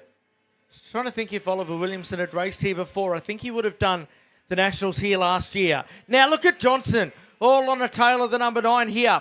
So it's the New South Welshman versus the local State of Origin battle.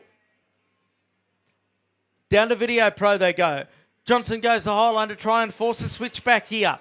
Can't do it. This is where he needs a good run to go up to the Autobahn turn. Through the right-hander they charge. Nothing doing at this stage. However, what happens at the end of the back straightaway as we work lap number 8. Rasso still there in third position. He's pulled well and truly out on Robinson, who's got flack for company now. And they work their way back around to the start-finish straight. 2 laps remaining for your race leader.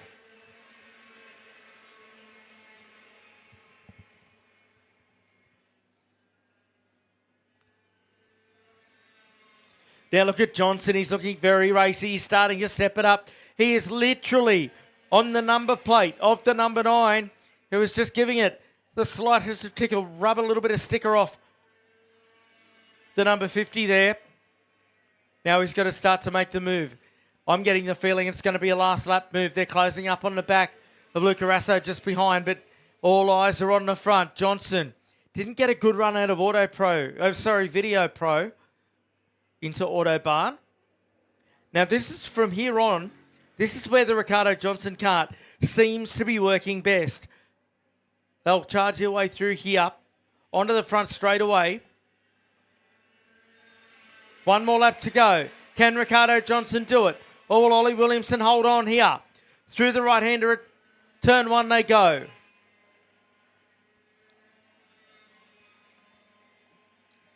Oh, Johnson's closer. He went for it, but he was on the outside. Couldn't make it stick. You could see the nose cone getting lifted up in the air as he just kissed the back of the Williamson kart. Down to Video Pro turn they run. There's one passing opportunity expired. What could they do up at the top? Oh, Johnson went up the inside. Williamson went too wide there. And then Johnson's got no pace out of the corner. He's got in too deep but had no momentum. It's a drag race down the back straight away. We're used to seeing top fuelers next door do that. Not down the back straight here. It's Johnson who holds the lead with a corner to go. Williamson's going to have a crack. Is he close enough? No, he's not. They come to the line. What's the gap at the finish? It's 38 1/1000ths of a second. Absolutely nothing in it, but Ricardo Johnson steals it on the final lap out of Ollie Williamson. Then it's Luca Rasso, Flack, then Shea. Then it's Mathers Grande, home in 7th spot, followed by Robinson. What's happened to him? I think he's had a problem out there on circuit. What he goes through, just waiting on Jones, Misson, and Bailey to come by to complete our finishes. Indeed, Robinson has had a bit of a whoopsie, and there's Misson going through, and that will complete Cadet 9 heat number 1. That's the end of that. Ricardo Johnson getting it in our closest finish of the day so far. KA2 coming up shortly.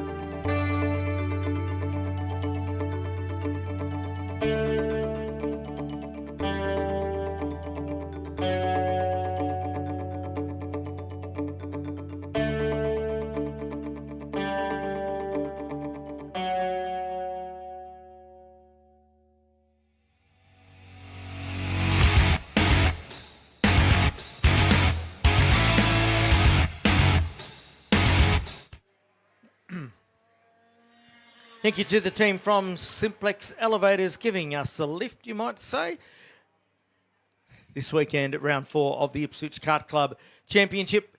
Speaking of getting a lift, we're going to lift the pace a bit with our Premier Junior category KA2 on track.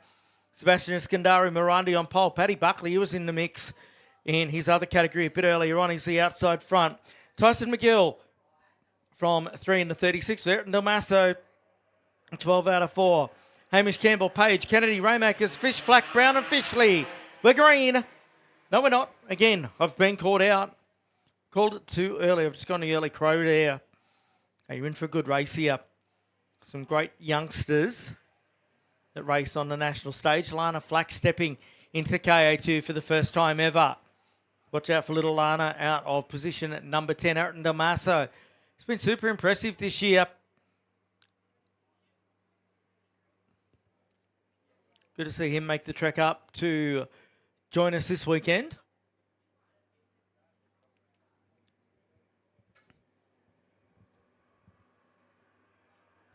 Set for the start now.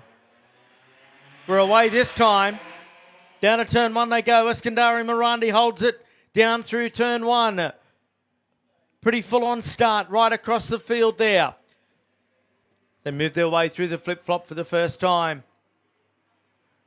Campbell gets himself into 3rd position off the start. Damaso's dropped back to 6th. Down to the Video Pro corner. Move to 2nd spot, and Campbell goes into P2 aboard the 21 machine.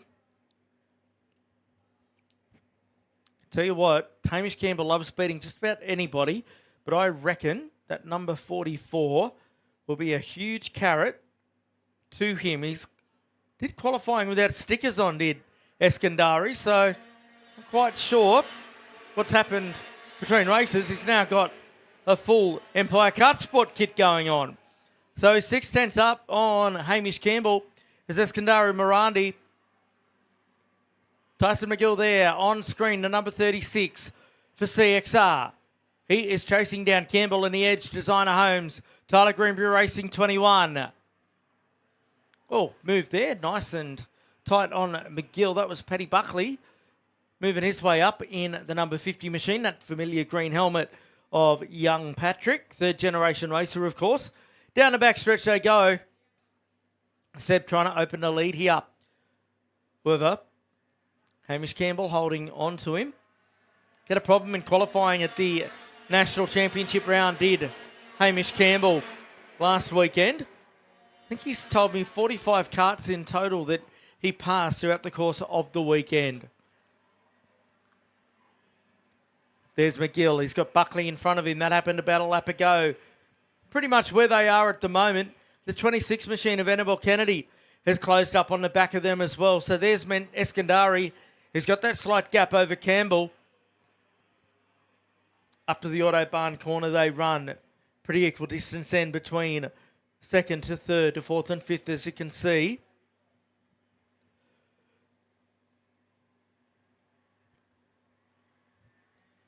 All drivers using a Vortex DVS J motor, J denoting Junior. Control engine for this category in Australia. Around the world you do have other engine manufacturers offering up these 125cc water-cooled options. There's Paddy Buckley, he's at it. Oh, big mistake there. Campbell, he ran wide and he's remonstrating with himself. He slaps himself in the helmet, knows that he made a mistake, and opened it up for Paddy Buckley to go to P2. Through the top part of the race circuit they go. Campbell gathering it up, getting the dirt off his tyres. He's going to have to do it strong here to get with Buckley in the 50. As they go through the left-hander at Howard's Concreting. Then back to the start straight once again. 4 laps in the book for Eskandari Mirandi, who's opened a gap out to 1.9 seconds. Just done a new quickest lap of the race of 46.815.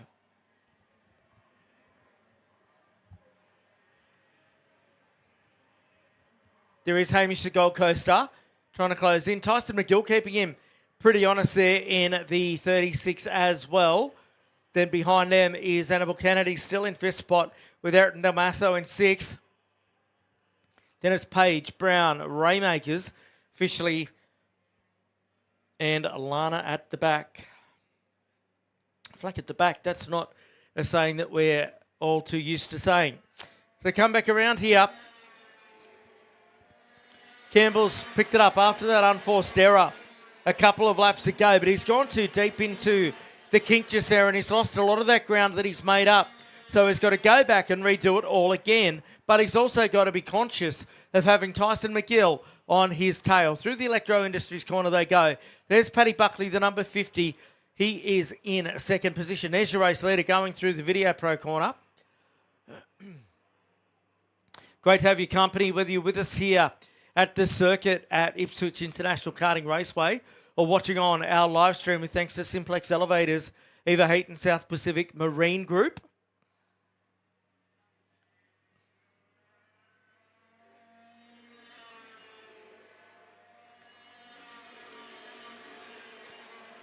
So through they come. Sebastian's opened a lead to 2.6 seconds and it's just done a 46.705. Personal best there for Buckley, Kennedy, Tommaso, Page, and then further down the order, Flack and Fishley, with Lana moving away into the top 10.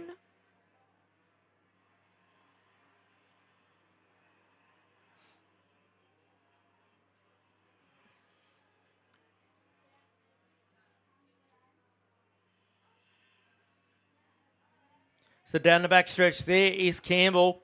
He will be absolutely ruining that mistake. He runs at a pretty high level. It's just outside the cart, Hamish Campbell. It's flat out or nothing for the 13-year-old.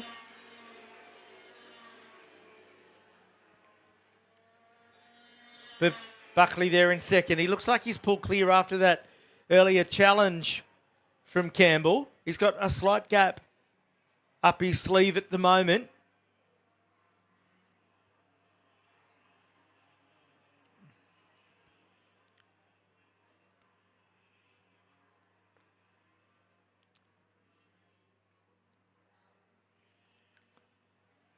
So it's starting to open up a little bit out there. Buckley doing a fine job in a 50 in second. None finer than your race leader who goes by.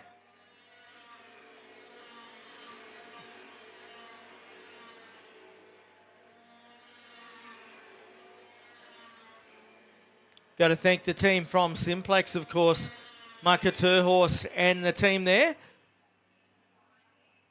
Celebrating 45 years here is Simplex Elevators.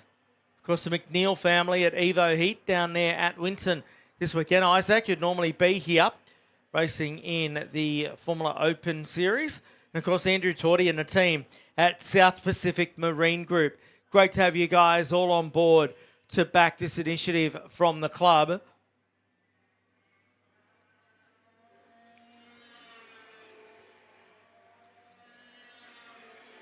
Andrew Torty not racing this weekend, I don't think, and jumping on board, no doubt enjoying all of the action. Loving his camera angles, in fact, today, the movable camera angles, that is. There's Sebastian. He's on the last lap. He's on the way home. The number 44. He'll get the Grand Slam. Not only will he win it if he hangs on for about half a lap, he'll get the quickest lap of the race unless a miracle happens behind. And Sebastian Eskandari Morandi, it's business as usual for him, making his return. I think this would be his first race in Australia this year, unless he did the January Club Day. I can't remember. But either way, he comes out of the final complex of turns, gets a checkered flag, job done by Sebastian Eskandari Morandi. Fine drive in second for Paddy Buckley. Then Hamish Campbell home in third. Then McGill, followed by Kennedy. Then Tommaso. Then Charlotte Page, James Raymakers, Louis Brown, Lana Flack, and Jackson Fishley, rounding out your finishes in that KA2 heat number 1. Quick break, then back with 4SS Junior. You're watching the 4th round of the Ipswich Kart Club Championships.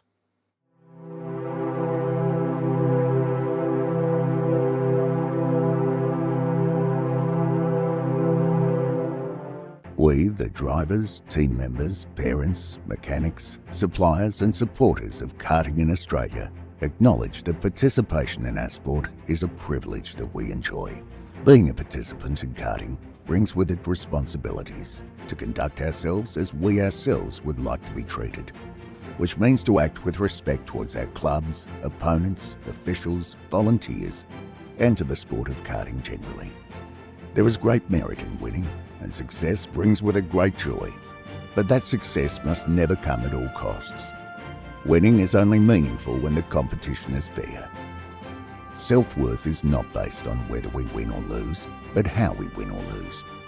It is important to win with dignity and lose with grace, and that sport must always be kept in perspective.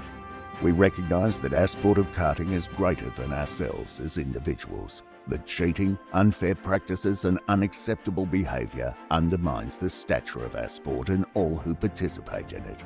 We will strive to always keep a positive attitude and to make a positive contribution to our sport and our club for the betterment of karting.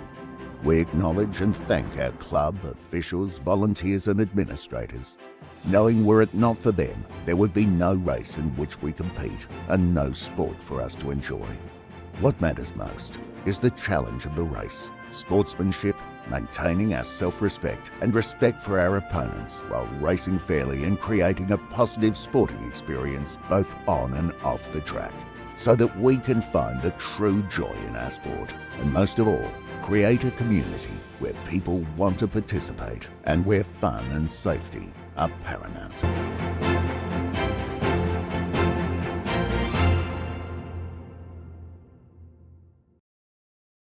So we're back with 4SS Junior on the circuit, just a little group of these guys. And on the pole for this 4SS Junior affair, it's Jack Dool and Jackson DeWong. Turner, Douglas, Chapman and Clout as they go away down to turn number 1. Nice little group of 7 competitors in this.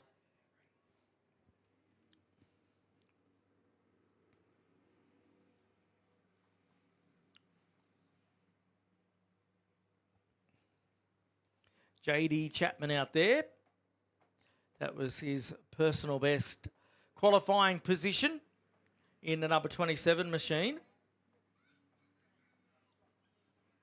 few changes since qualifying for Jackson Turner. They've been working on the rear setup. It was hopping a little bit during qualifying. Kodak Motorsport crew well and truly on top of it, and well and truly on top of keeping me up to speed with what's going on. Thank you to Liam and the crew down there as they come across the line. Jack Dool, the P-plater, he has a crack at Jackson DeWong. DeWong says, no, you don't. Jackson Turner says, well, gee, I'm liking what this rear change is doing for me because I'm actually up here with this top 2 and able to throw out a bit of a challenge here. So the BRM chassis, there he is, the number 88.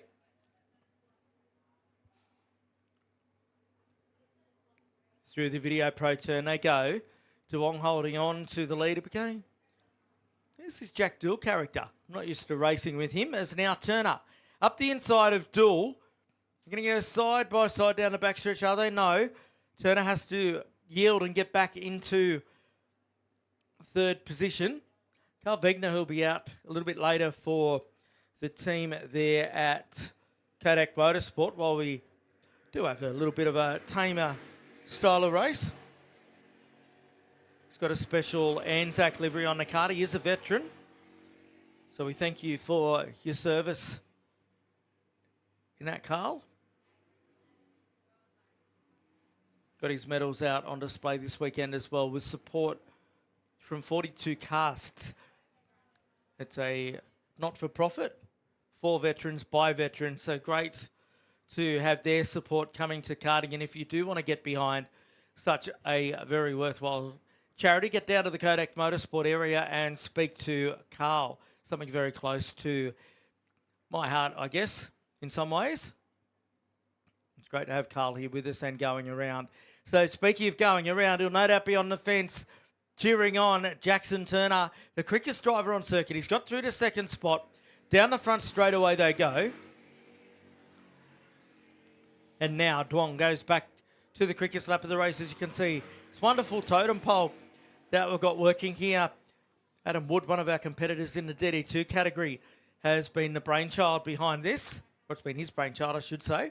Look out, because Duel's picked up the pace here on the back of Turner. Through the right-hander they go. Duong's lead was just over half a second when they came through. He's done the quickest lap of the race, a 54.530, your race leader. There he is, the number 13, the all-black helmet. He's got the two men in white behind. They're having their own little battle, these four-stroke motors. Pretty well unbreakable, all using the Torini engine, engineered in Australia. Now, here comes Duel, side by side, nothing doing. The door wouldn't open.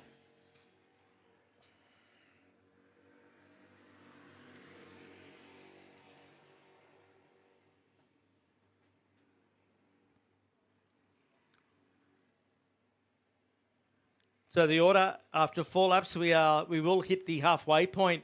This time by, it's Duong, leading from Turner, then Duel. Oh, geez, Turner's picked up the pace this lap. Douglas in 4th spot. JD Chapman down there in P5, the number 27 machine. Then Clout and Neil. That's the order. But look at this. I remember last month, these two were going at it, Jackson and Jackson. Could be some sort of boy band, Jackson and Jackson. Throw in a Jack as well, Jackson, Jackson and Jack. Jeez, I don't want to say that fast too many times. Down the front stretch they go. 5 laps down, 5 to go. Oh, Turner. Near quick time for him, a 53.988. So the gap now is down under 0.4 of a second. You don't need me to tell you that. Turner was in fact 0.4 of a second quicker than Duong the last time. Oh, Duel. He went in too deep, got up onto the back of Turner. They were lucky to continue on.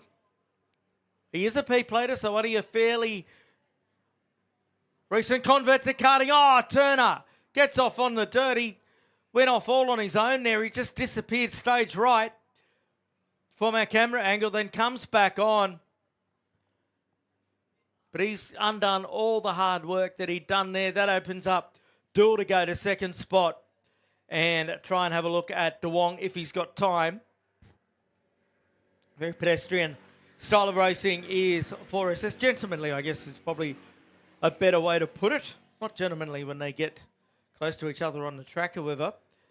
Hamish Douglas in 4th spot to Max's Tyres, getting a workout out there.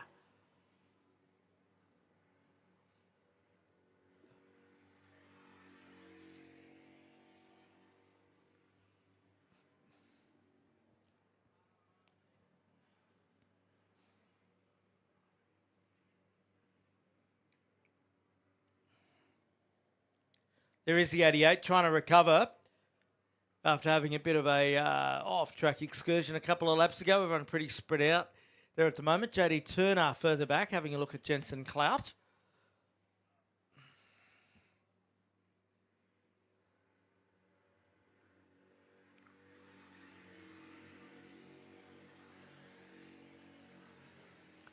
So still 3 laps to go. Jack Duel's picked up the pace. He's gone quicker than anybody with a 53.965. He's taken 3/10 out. Now, if he continues that pace up, he should be on racing terms by the end of this race. Duong, the man on screen at the moment, did a personal best of 54.295. So precisely 0.3 of a second quicker was Duel quicker than Duong.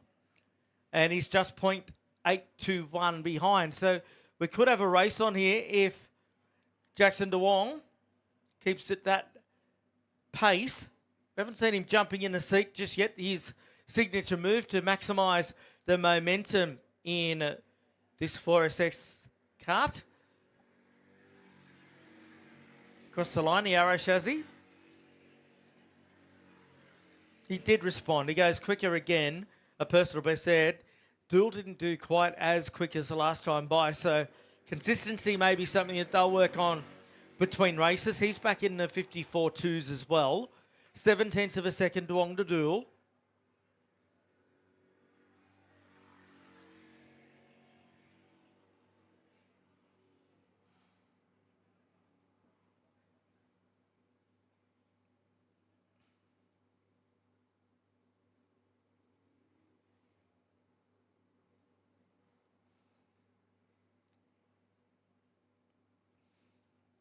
So through they come. He's picked up the pace again.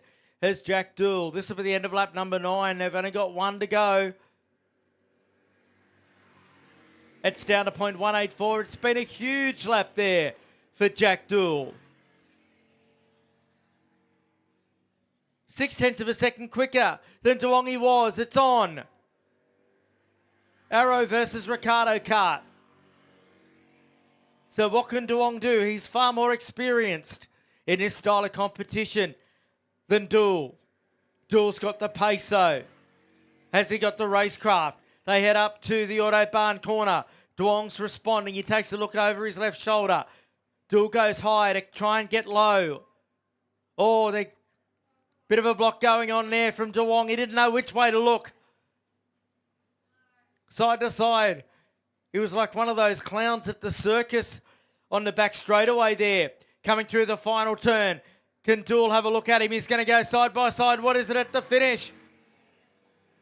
Oh, the timing screen's even locked up. Didn't know what to do. 3/100ths of a second from Duong to Dool. That is nothing. Put a cigarette paper between them. Third spot is Jackson Turner. Then it was Douglas, followed by Clout. There goes JD Chapman, the number 27 through on us. Waiting on now for Jacob Neal to finish off and complete our opening heat for 4SS here at Ipswich. Tag Restricted Masters coming up very soon. Evo Heat are the industry specialists in energy-efficient pool heating and cooling technology. With the largest range of energy-efficient pool heating solutions, Evo Heat will help you maximise your pool so you can swim every day. Australian owned and operated with more than 15 years of experience providing award-winning heating and cooling solutions. Evo Heat are the industry's preferred supplier of pool and spa heat pump technology. Visit evoheat.com.au today to find out how you can enjoy year-round swimming.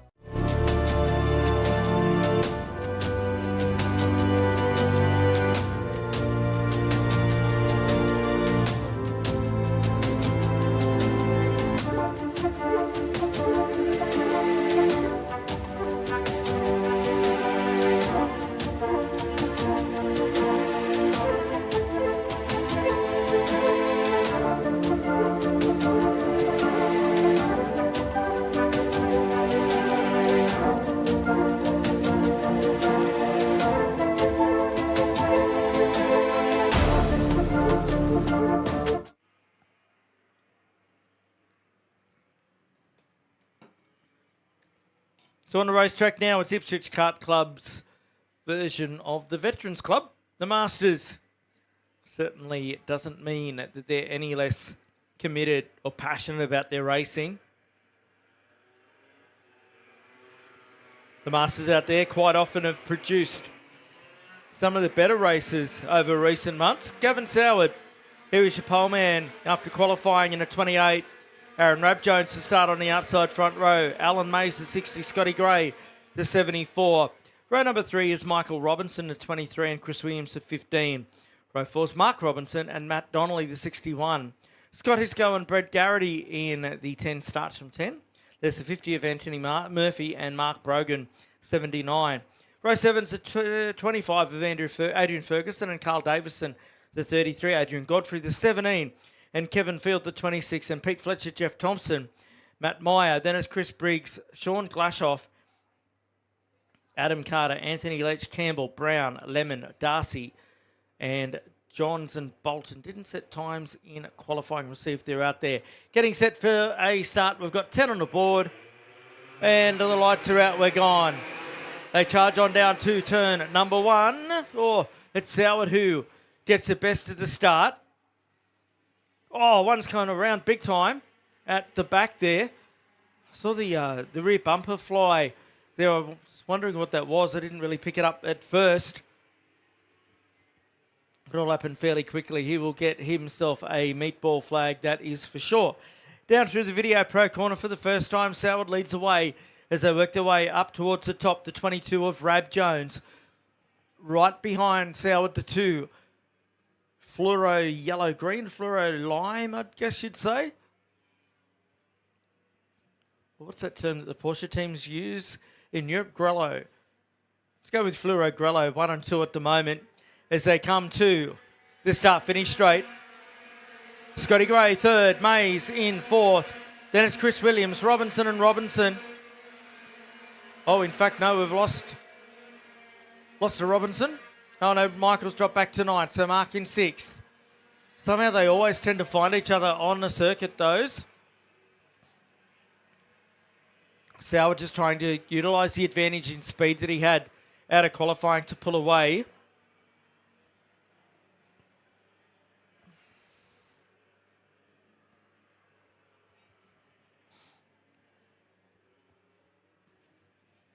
Nice little gap is open up between Soward and Rab Jones.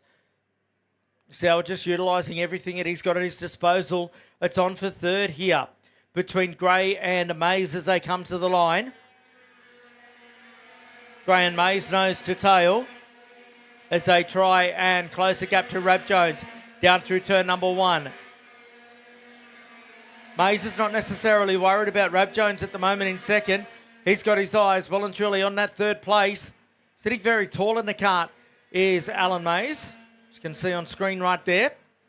Right behind the 74 as they go through the left-hander of Video Pro.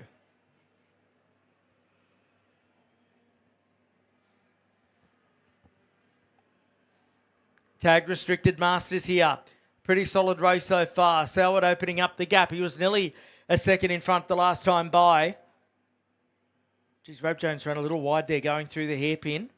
Gray will know exactly what's going on. An experienced campaigner. Across the start-finish line they go. The end of lap number 3.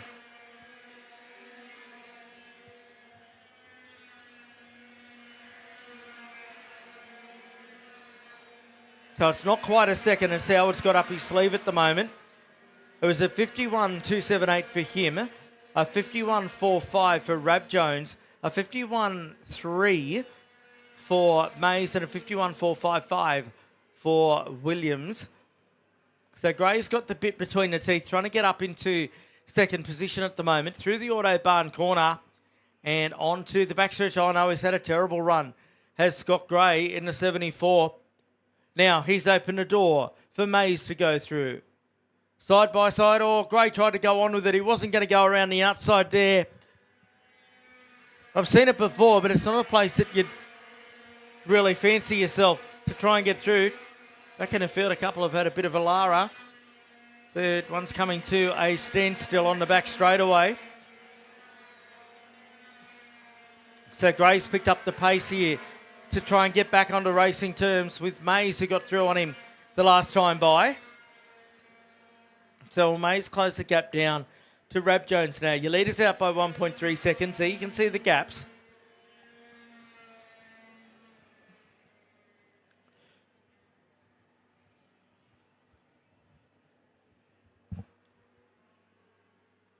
Dust getting thrown up further back in the pack.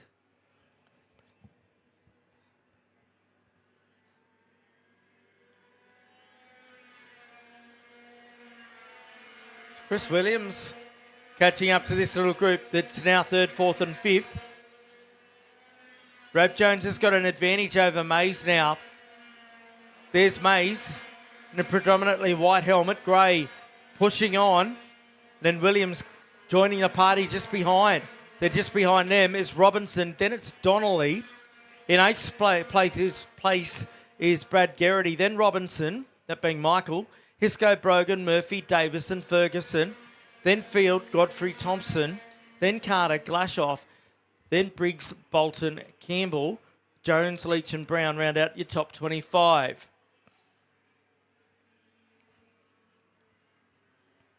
It's a test session for your race leader as he completes the 6th lap.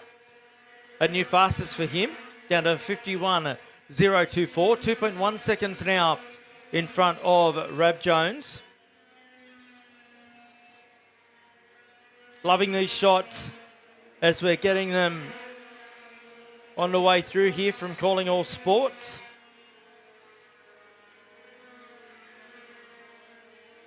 Mays took 0.3 of a second out of Rab Jones, and he's right there with him as they come out of Video Pro. Oh, he's put the wheel off on the dirt. Every time I go to give someone a bit of praise, they put a wheel off.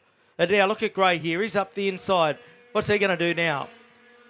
Then that brings Williams into calculations, and Williams says, thanks very much, I'm going up a spot. So Chris Williams, he is pushing on here aboard that number 15 DAP Kart.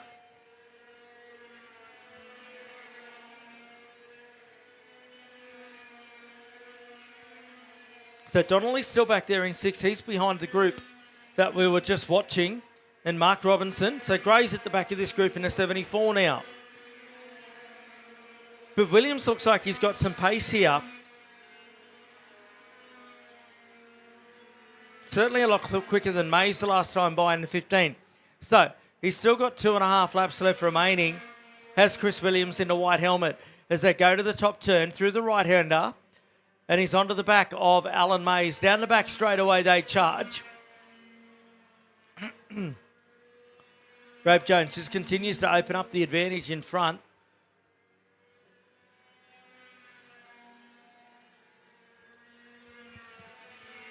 He's just taken 0.6 of a second out on Rab Jones in second. So open the gap out to 3 seconds. Gray's picked up the pace again. He's on the tail of Williams.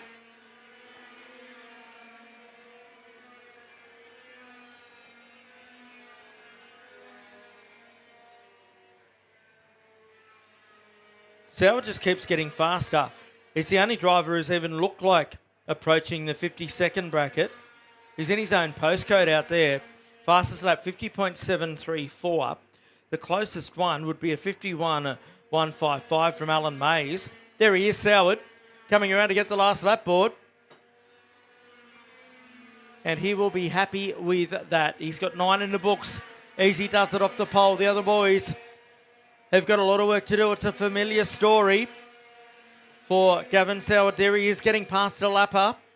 That wasn't a change for position. Soward working his way through now.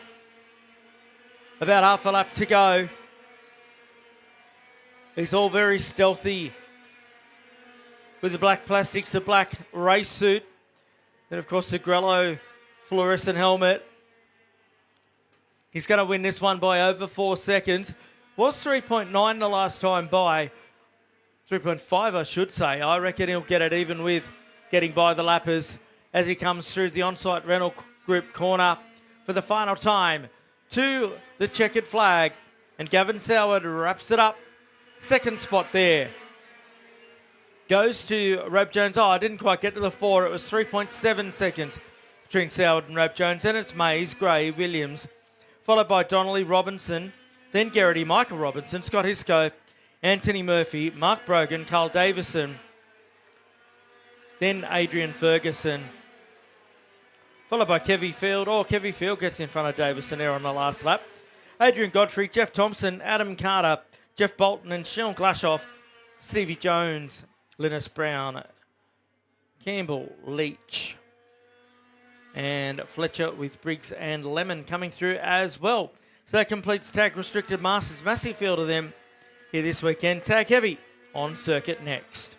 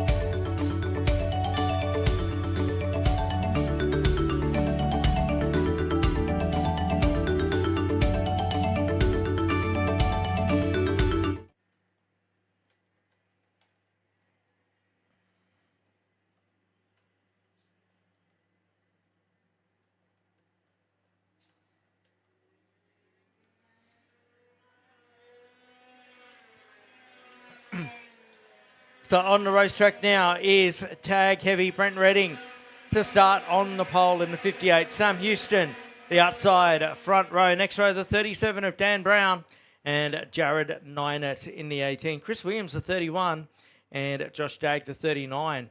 Then it's Brad McNaught in the 5 and Brody Barton in the 43. Brendan Nelson will line up 9th in the 70, then Jumpy Marita out of 10 in the 8. Rudy Farkas from 11 in the 2, then Leighton Smith in the 7, and Will Marshall, the number 17. So the other Chris Williams in this one. 2 Christopher Williamses racing this weekend.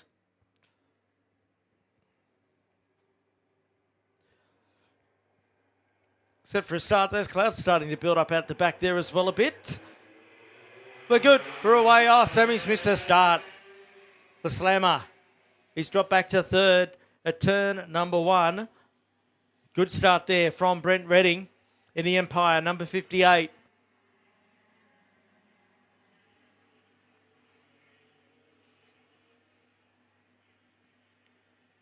Ninett's moved into 2nd spot. Another one of the many bright green carts that we're seeing at the moment. Sammy Houston, apparel, and number 6 drops back to 3rd position.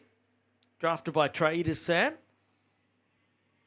Does many of the pit layouts that you see around the place, certainly for the Australian Championships and I believe here as well. Has his work cut out.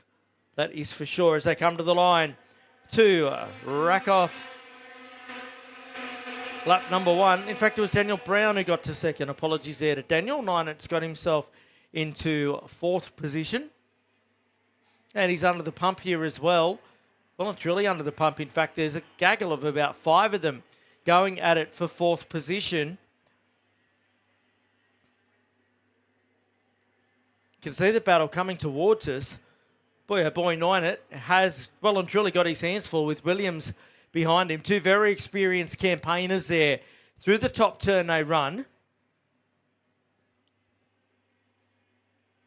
Marshall's on the move in the 17. He's up to position 9. He'll join the back of this little group shortly.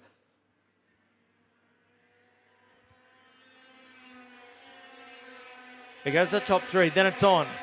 Ninett still holding it down over Williams and Dagg right behind them as they get down through turn number 1.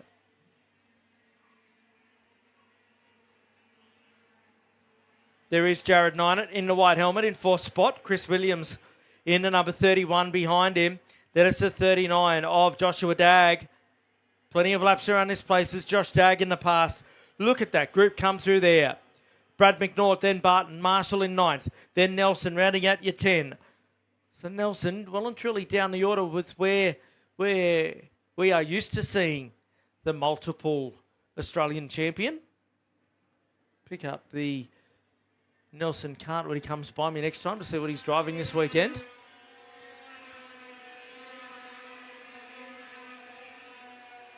In the Cali Kart again this weekend is Brendan Nelson. Of course, out of the CRG stable or one of their sub-brands. They've made a big push in Europe this year, in fact, as Cali Kart in terms of trying to bring that brand back. Here's Sammy Houston. He's on the tail of Daniel Brown in the number 37 as they go down through Video Pro. Working lap number 4. Sammy, of course, a KZ campaigner for many years. Dropped back to the single drive arena. 49.000 last time by for Sam Houston. It's in fact a 49.061 for Ninett. Every driver down to Nelson in 9th spot, setting their quickest lap of the race. Ninett's closed the gap here to Sam Houston. I thought he looked a bit closer, and indeed he's taken 0.3 of a second out of him. So he's on the charge. He's Ninett in 4th. There he is. You can see Sammy Houston coming into frame as they go through and down to the Video Pro turn. Starting to close up. No problems, though, for Redding up the front. He has just done a 48.534. He's just peeling off fastest laps like they're going out of fashion. Thanks again to the team at Simplex Elevators, Evo Heat, and South Pacific Marine Group for bringing you all of the live stream action, whether you're watching on the YouTube channel or through speedcafe.com today. Great to have your company. And we've got a full day. We'll go into the night. Probably go well into the night the way things have been going. Brent Redding again, 48.455 for him. 2.4 seconds out on Brown now. Here's the number 5 machine of Brad McNaught. He's a bit further down the order than what we're used to seeing, Brad. Qualifying didn't go the way that the Power Republic driver wanted through there, so he's got a bit of work ahead of him to try and close that up. Currently in 7th spot. 9 he's pulled well clear of Williams and has got his eyes on the back of Sammy Houston here. Sam Houston doesn't let Dan Brown get too far away. He still holds down that 2nd position. Geez, Brent Redding might as well change his colour from green to purple, because every single time he's gone by, he's had the purple light around his name. That, of course, is the International Motorsport sign to say that you are the quickest on circuit.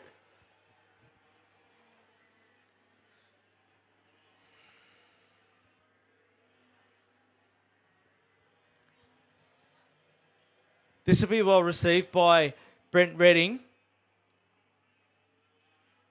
Get back into the winner's circle. Certainly you'll want to keep that going right throughout the rest of the day.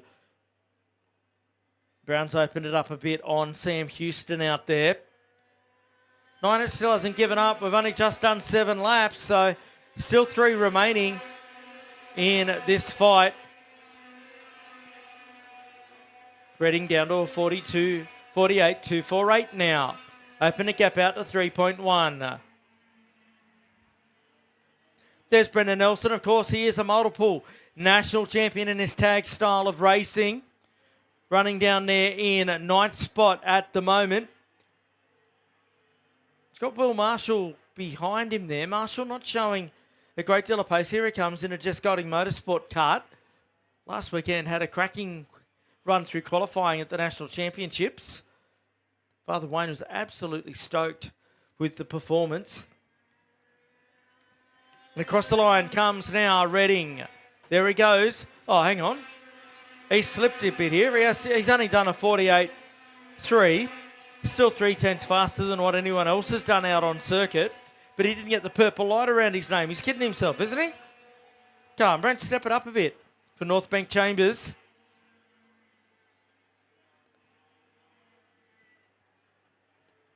Out of the Video Pro corner.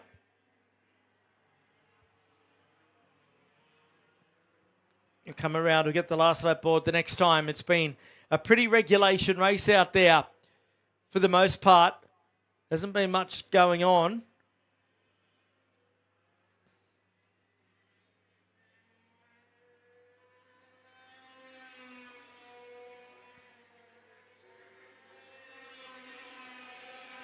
Oh, but he's picked it up. He must have heard me. A 48.222 that time for Brent Redding to start the final lap on the way home. What's going on here? This has been a weird battle. Sam Houston's picked it up a bit in the last lap, so I thought that Brown was well and truly away, but Houston's right with him, and 9 has dropped off the tail of Houston in all of that. So very bizarre ebb and flow here. No ebb and flow at all. It's just flow for Brent Redding in the 58. He comes down the back straightaway for the final time.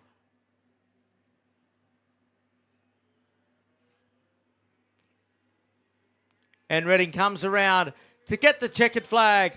He wraps it up comfortably. Brown comes home in 2nd from Houston. Then it's 9, followed by Williams and Dag. Then it's McNaught. Brody Barton, the next one through. Then it's Nelson. Then Marshall, and waiting on Farkas to come through to complete our tag heavy race. KA3 Junior Heavy coming up next. We're going to go for a quick breather. We'll be back shortly here at Ipswich.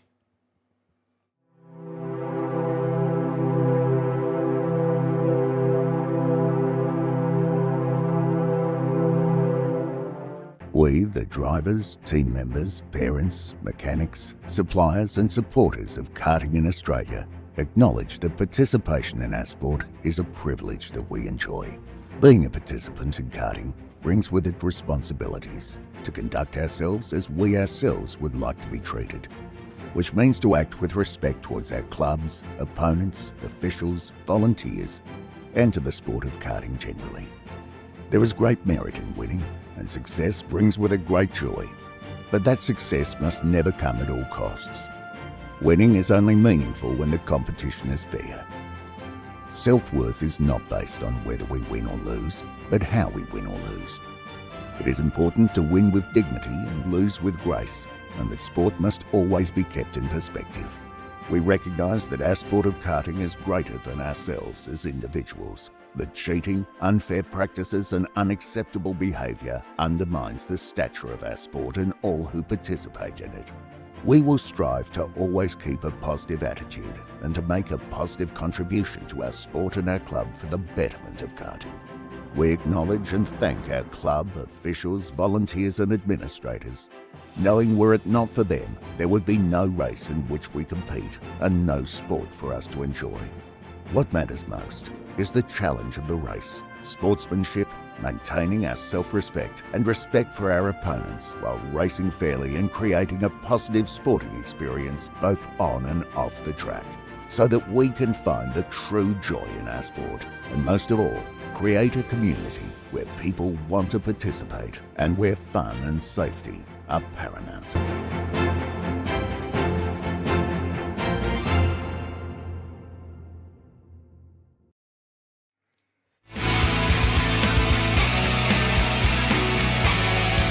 Junior heavy on track.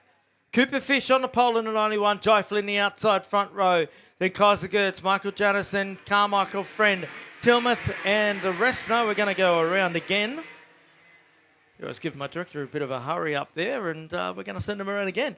Marcus Leo in 8th spot in the 15. Zane Chapman, the 22. Then it's August Sell, the 58. Oliver Aquasanta, the 29. Zoe Vusha in the 16. Buster Bailey, the 6. Maxi Southgate, the 7. Tyson McGill in the 36. And we'll see if Kyden McKinn is out there. Didn't record a time during the course of qualifying. 10 laps on the board in this one.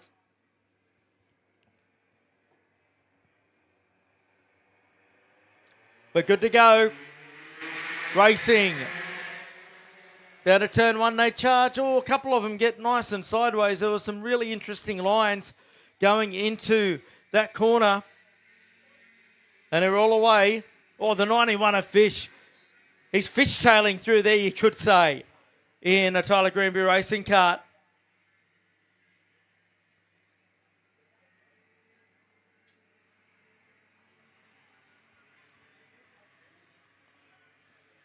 So up to the top they go. Fish wanting to try and open an advantage here. Flynn's dropped back down to 3rd in the green helmet. Down the back stretch they run now.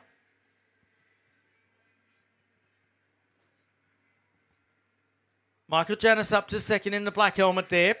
Right behind your race leader, Cooper Fish. Down the front straight away they go. Now, here comes the 46. Janis having a look at turn 1. Nowhere to go. There just wasn't the real estate available. But he's had his momentum clippered, trying to get through on your race leader, Fish. And that's really opened it up for Flynn now in 3rd. And the one that's got a run going on is Kaiser Gertz in position number 4.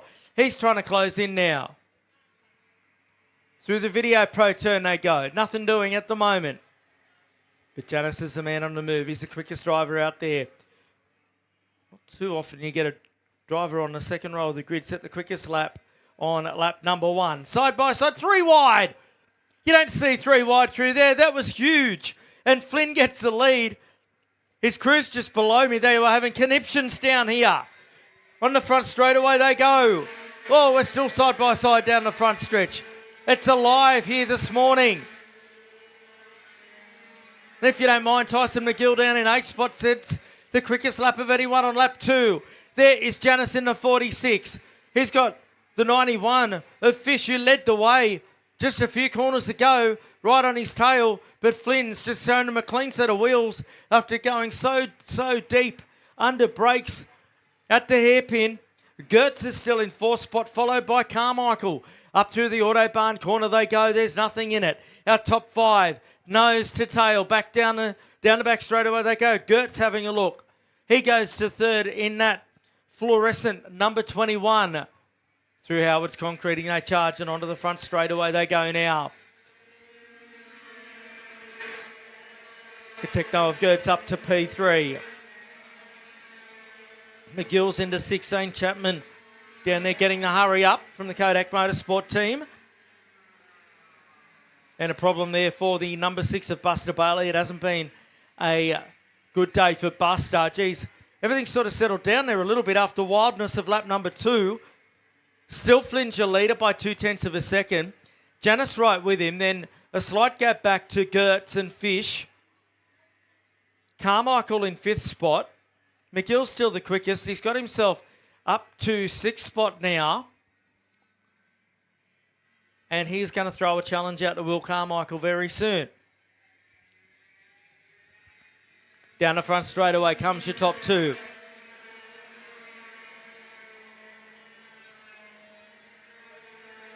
Cruise. Can't see them on screen, but the crews are underneath me on the main straightaway here at Ipswich. And it is absolutely on. Now riding every single corner with their drivers out there. And Flynn, here's Flynn, the number 10. Janice is on his tail. Janice new quickest lap. A 50.093 as you can see at the top of our screen. One's gone, he's facing the wrong way. Just off to the right of screen there. Now Janice, the second of the CXRs. They're 1 and 2 at the moment. Up the inside he goes. And Michael Janice goes to the lead in the 46. So Flynn is going to have to sit back here as we come up to the halfway point. Can he jump on the crash bar of Michael Janice and carry on here down to turn number 1? New fastest lap and passing for the lead, if you don't mind, from Michael Janice. A 50.003. Not quite in the 49s just yet. I reckon that might come this lap. Kaiser Gertz still holding down third in that Techno chassis. With Cooper Fish, he led the race for the first lap. He's back in 4th.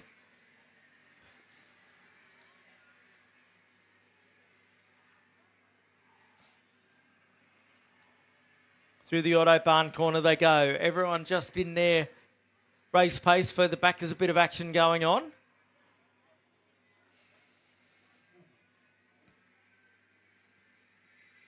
Into lap number 6, so we're well past the halfway point. We'll run through them for you as they go down to turn number 1. This 1,088 metre circuit here in Ipswich. The order is Michael Janice by 0.2 of a second. It's absolutely nothing because Flynn's on his crash bar. Then it's Gertz, Fish, McGill the quickest out there, a new quickest lap for him.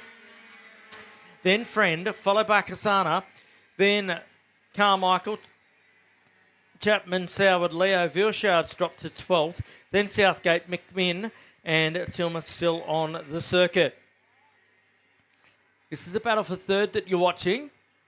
That is Kaiser Gertz in at 21 and Cooper Fish on his tail. Fish did a 49.991 the last time through, so he's definitely up on the pace. And Tyson McGill, he's the quickest out there. He is at the back of this screen as he joins that little party, but there's a party going on at the front between our top 2. Oh, Flynn leading the way again over Janice. Janice, he went for the move, didn't make it through that time. It's pretty willing out there between the 2 CXR races. It's on. And I tell you what, Gertz, if he's given an opportunity, he will have a go. McGill's done another new fastest lap in 5th. He's on the tail of Fish now. And Gertz is closing in on his top 2 while they continue to squabble. He's got time, Kaiser Gertz, if they go at it again, which I get the feeling they're going to. They'll have 2 laps to go when they come around this time.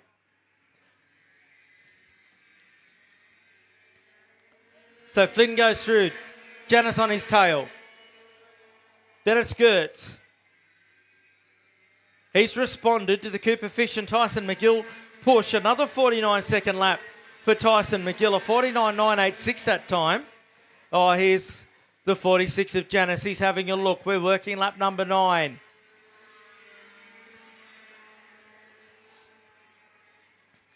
So you've got a margin there, as you can see.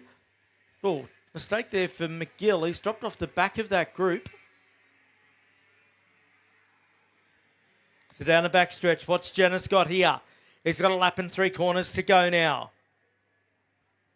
Oh, he's nice through there. I thought he definitely dropped off down the back straightaway, but it's handling beautifully through the corners. That number 46 machinist, Jai Flynn, goes quick time. In fact, apologies to Tyson McGill. He did get past. Is that rain on my screen? I think I might have seen some drops down on our camera at turn number 1. Please tell me if I'm incorrect there, but certainly looked like that. Whether the picture broke up, I'm not sure.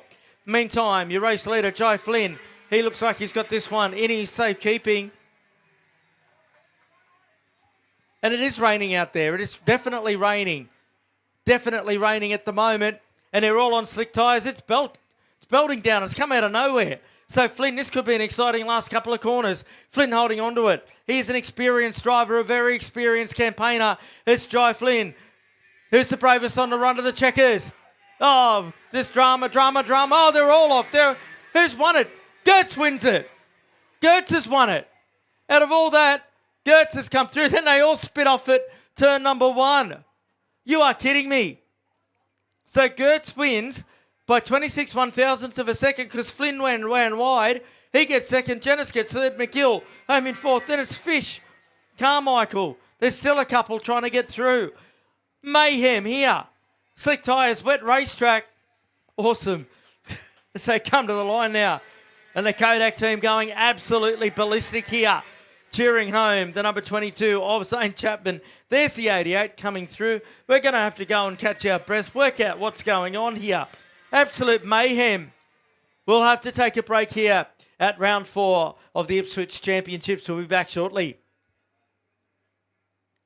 Evo Heat are the industry specialists in energy-efficient pool heating and cooling technology. With the largest range of energy-efficient pool heating solutions, Evo Heat will help you maximise your pool so you can swim every day. Australian-owned and operated with more than 15 years of experience providing award-winning heating and cooling solutions.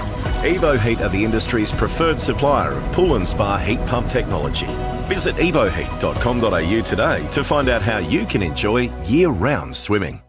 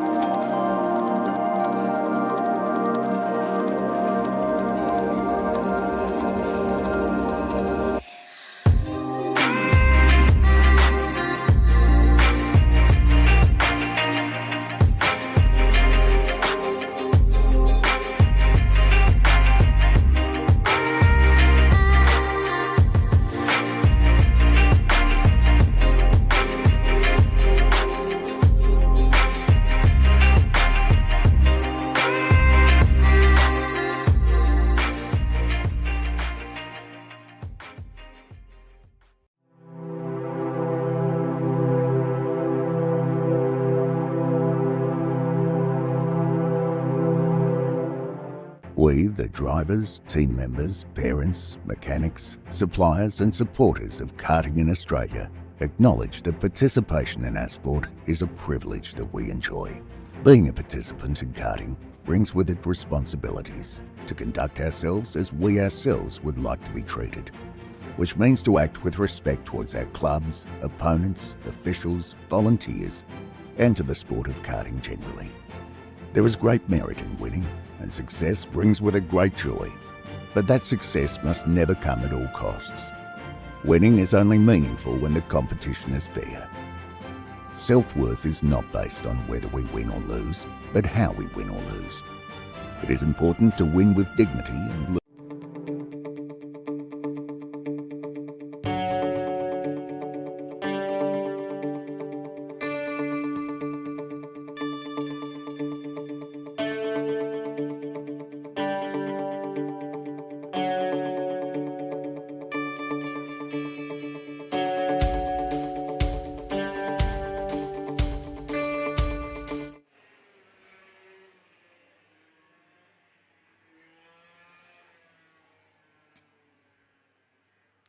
Welcome back to Ipswich. Chaos reigning supreme out there. Track's been declared wet. It's still raining a little bit, but the sun's come out at the same time. So we've got a lot of drivers out there on slick tyres. Well, all of our drivers on slick tyres because the track wasn't declared wet until they hit the circuit. So Zach King will start on the pole. Josh Goddard on the outside front in the 19. Matt Goddard in the 81. And Sam Misson, Brad Cox, Chislowski, Harders, DeSalvo, Lillis, and Lillis is your top 10 as they come to the line.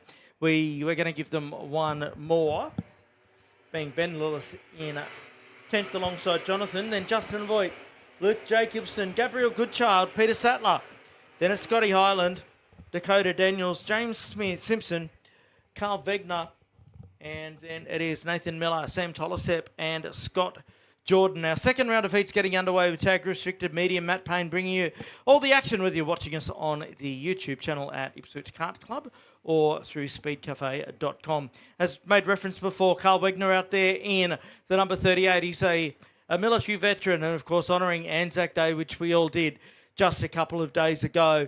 And Carl's got his medals here with him this weekend as well. Thank you for your service out there, Carl. And also bringing support from 42 Casts, which is a veterans not-for-profit for veterans. So go down to the Kodak Motorsport team if you want to get behind that wonderful cause. Getting set for a start now. King and Goddard, damp track. Let's see what happens at turn number 1. Hold on to your hats, people, and here we go. Here we go into turn 1. We're all getting a little bit slippery through there. Everyone doing a pretty decent damn job to get through there. It's got to be said. A little bit slow, but we're there. One of them's gone around towards the back, but I think it was more sort of down at that turn 1 area from the front straightaway that was the wettest. Well, I might have to rescind that, having a look at things out here. So this is going to be interesting. Why are they going so slow? The track's wet and they are on slick tyres. So King goes wide there. He's been listening to his driving coach on how to drive on a wet race circuit in a kart. Oh, one's gone around, and will they get him? 2, 3, 4. They've all gone around. Looks like he's doing about 8 kilometres an hour out there, does Zach King. I think this is slower than their roll-up laps, to be honest, the way that they're going at the moment. They're tiptoeing, not tiptoeing through the tulips, they're tiptoeing around Ipswich. Funny part is that, as I said, as I alluded to before, the sun's out on this one. So Zach King up by 1.1 seconds over Sam Misson, Josh Goddard, Matthew Goddard, Luke Jacobson, Brad Cox, then Harders, Ben Lillis, Sattler. Inside the top 10, Dakota Daniels up to 10th. Voigt, Lillis, Tollesep, DeSalvo, Shislowski, Goodchild, Simpson, Wegner. Then it is Miller, Jordan and Hyland. That is all going to change. The racetrack surface is going to change from lap to lap. So Zach King's very much the pioneer out there in the 97. They closed up nice and tightly behind him.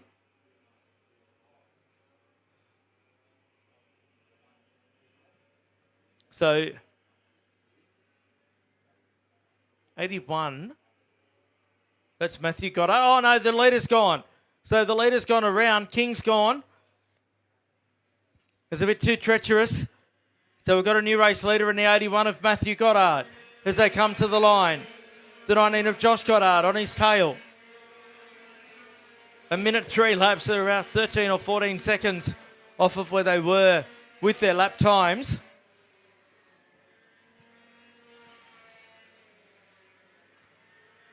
And it's Josh who, no, he doesn't assume the lead. I thought it was Josh who'd assumed the lead.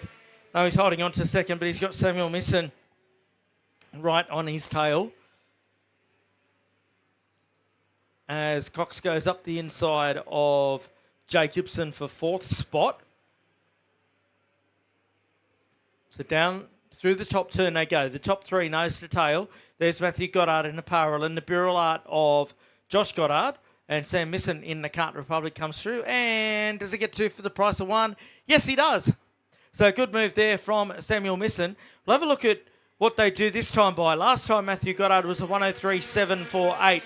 Now we're more like it, back to 56s. So they've gone about 7 seconds quicker just on that lap alone. So Sam Misson back in the 56s, a 55 for Zach King as he tries to recover from the spin. He's down in 7th spot in the number 97 and has got to try and fight his way back forward.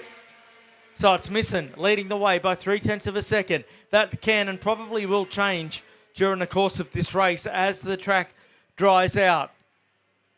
Still cloud cover across the circuit as they go through the Autobahn corner and go down the back stretch.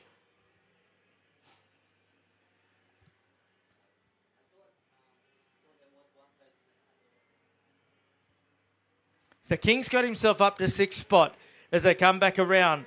Misson this time.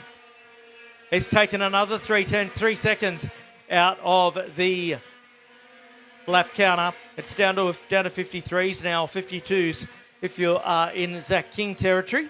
So it just shows how this racetrack has changed through this race. As we said, it was raining when they came out of the pits, to which it's then dried out. Another crazy oddity around here. Up to the top turn goes your race leader, Sam Misson. He leads over Matthew Goddard. Will be halfway when they come back this time. He's on the tune as they go down the back stretch, Misson. Just make sure the engine's not missing. Luke Jacobson in 4th over Bradley Cox. Zach King to 6th. In fact, King's got himself up into 5th spot as Josh Goddard has dropped right back here. So not quite sure what's happened to Josh Goddard. There's that group of 5 that's battling it out for 3rd placing here. Whoop, bit of a whoopsie there. Here they are. So King's got pace. In a black helmet, 3rd in line on screen at the moment. Zach King, he's the fastest driver on the circuit. He led for the first lap and 3/4, had a spin, and now he's recovered. He's up to 4th. And Jacobson has now opened to Cox as they go through the top part of the race circuit and gets him. Down the back stretch they go. That's 1st to 2nd, Misson to Goddard.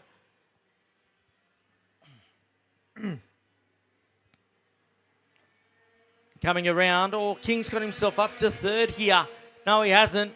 He ran it wide, and that allowed the 19 of Goddard back into that spot. Look at this gaggle coming towards us here. Unbelievable action in very difficult conditions.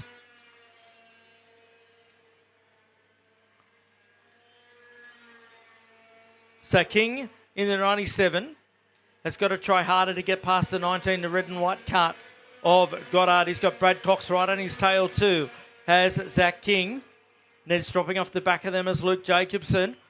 With Trent Harders trying to close it in as Alan Shazowski does the quickest lap of the race, a 50.849. So we're back down to pretty much standard operating lap times in that high 50s as King goes to 3rd now and takes Brad Cox with him. So Goddard's dropped back to 5th spot. 3 laps to go now. Of course, tag restricted, meaning they do have a restrictor on these 125cc water-cooled engines. 4 different engines available for this category. Prioritised by a comprehensive testing procedure by Karting Australia, the official governing body of kart racing in Australia. Goddard's gone back another spot, I think, there, further back. So up toward the top of the screen. It's still going on. Meantime, on lap number 8, there's your leader, Samuel Misson. Once he got to the race lead, he's been able to just to control this one. Comes back around to see he's only got 2 remaining. What a bizarre day that we've sort of had here. It was perfect this morning. That brief shower comes through on us. This battle into turn 1 for 3rds on.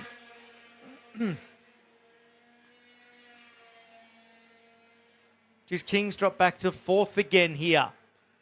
Coxon at 54 is up to that third spot and he's run wide. King will pop into view fairly shortly. They are coming towards us now.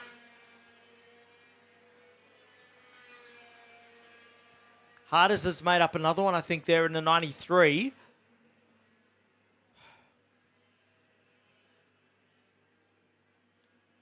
So there's Cox. Will King have a look down the back here? This is one of his favourite passing spaces there for Zach King. Last lap now for Sam Misson to bring it home. Battle for third, comes across the start line. Harders up to fifth spot. Lillis up to seventh placing. No passing at turn number 1.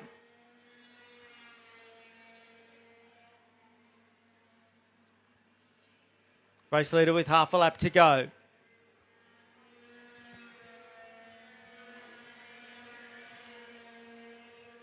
Battle for third continues on. Misson's past the lap traffic. He's on the back straight away in the number 8.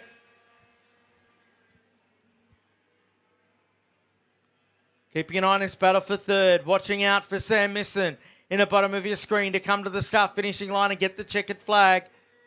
And Misson crosses the line.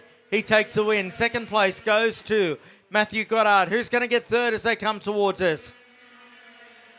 It'll be Bradley Cox who holds on just from Zach King, then Trent Harders, Luke Jacobson, Ben Lillis, and it's Josh Goddard dropping back to 8th. Pete Sattler gets himself inside the top 10, then Dakota Daniels, good drive. Alan Chazowski home in 11th spot. Then it's Justin Voigt, Jonathan Lillis, Gabriel Goodchild, then Tolasep. Factor Salvo gets Tolasep on the last lap. James Simpson, Scotty Jordan and Scott Hyland waiting on now for Wegner to bring it home with Nathan Miller crossing the line in 21st position. But Sam Misson gets it done by 1.8 seconds. We'll take a break. He'll be back soon.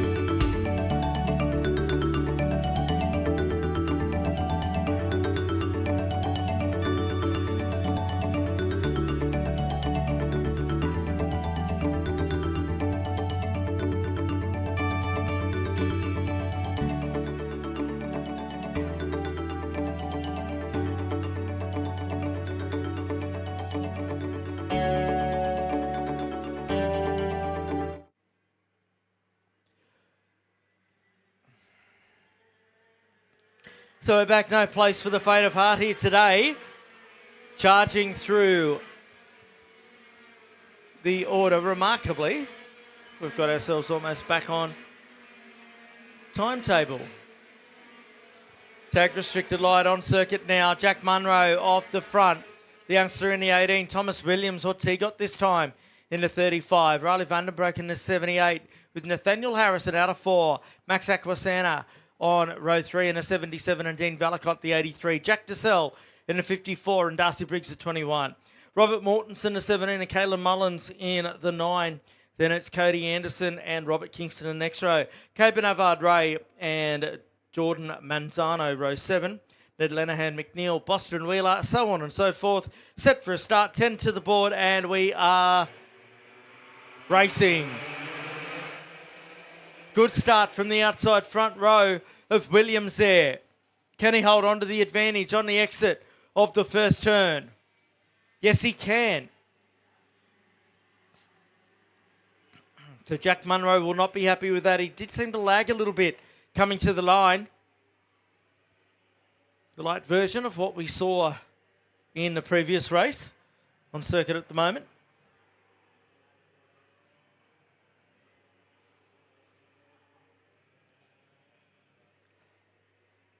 So Williams leads him down the back straight away for the first time.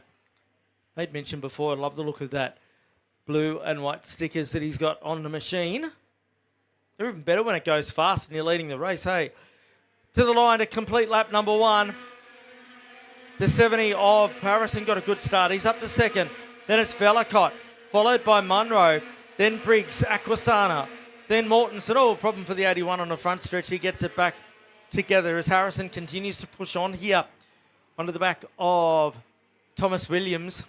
Through the RHQ corner now and to Video Pro.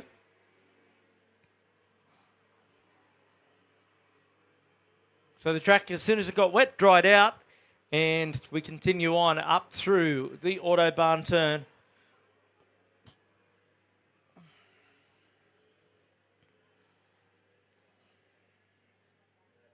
Watch out for Velicott and Munro in third and fourth. Won't take them long to jump onto the back of the train of Williams and Harrison. To the line they come. Big crowd lining the fence, over 260 entries this weekend. Mortensen, new fastest lap. He dropped down to 7th spot, did Robbie Mortensen. 49.926 for him. Harrison looking racy here. Having a look at the back of Thomas Williams. Williams having none of it. Get a good run down out of RHQ corner and open that up a little bit. Through the Autobahn turn they go.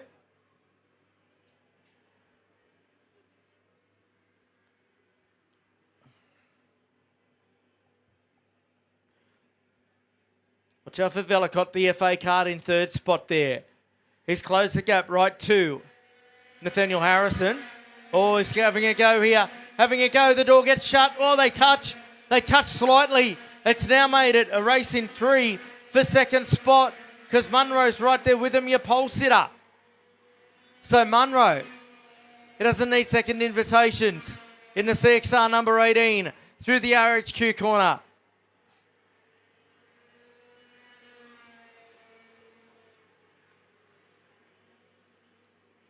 Up to Autobahn they charge.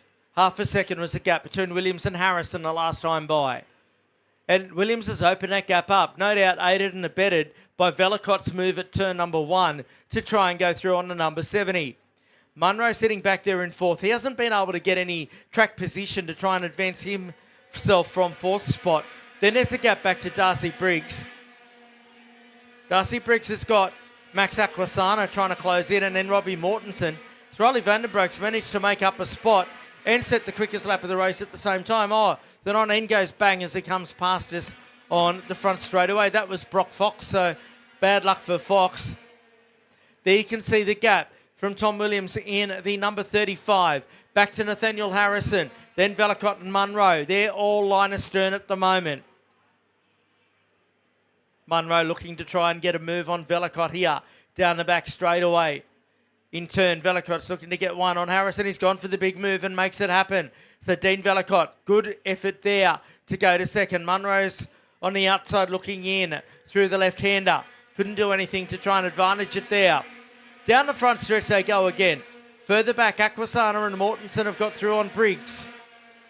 So we're at the halfway point. The order's Williams by 1.3 over Velicott. Then Harrison and Munro, very close. Aquasana, then Mortensen, Briggs, Mullins, Docell, Vandenbroek, Kingston, Avard Ray, Manzano, then McNeil, Anderson, Karunaratne.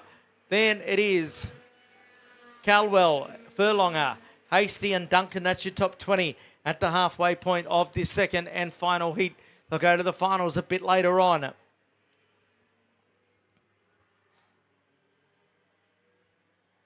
G. Williams, he was under a bit of pressure to start off with, but he's just checked out in front.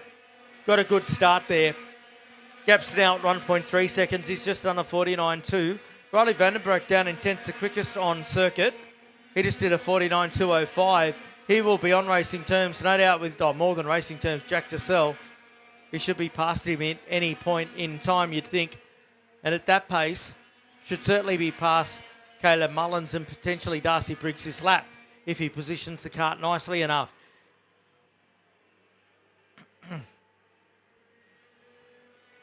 There's your race leader coming down the back straight away. He's not hanging about, down over the steering wheel. He's the one that's splitting the air. It's interesting, was having a chat with a couple of people about aero wash at the Australian Championships last weekend. It is actually a thing. We think it is an aerodynamics thing in other forms of motorsport, off wings and so on, but a couple of people, particularly in the faster categories like KA2 was speaking about aero wash when you're following another kart closely. It's not a conversation I've ever had in relation to karting, so we'll explore that a little bit more in the coming rounds of the SP Tools Championship. Munro gets through on Harrison that lap, so Jack Munro, he won't have been happy with the start. Harrison's dropped off the back of that group, as you can see, so not quite sure. I'm imagining that there might have been a bit of elbows out sort of action from Jack Munro there.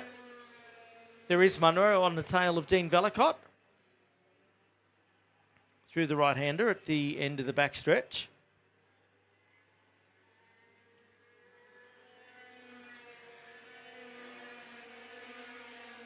Eight laps in the books, so only 2 to go. Munro getting through into the third spot has opened him up a little bit, and he's just done a 49.056, so that's the quickest driver on circuit by a significant margin.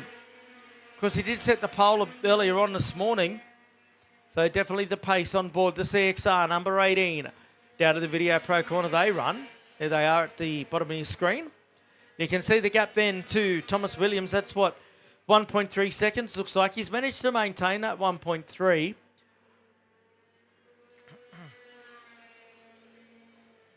There's Munro pushing on the foiled CXR, number 18, to the start finishing line. 1 lap to go now.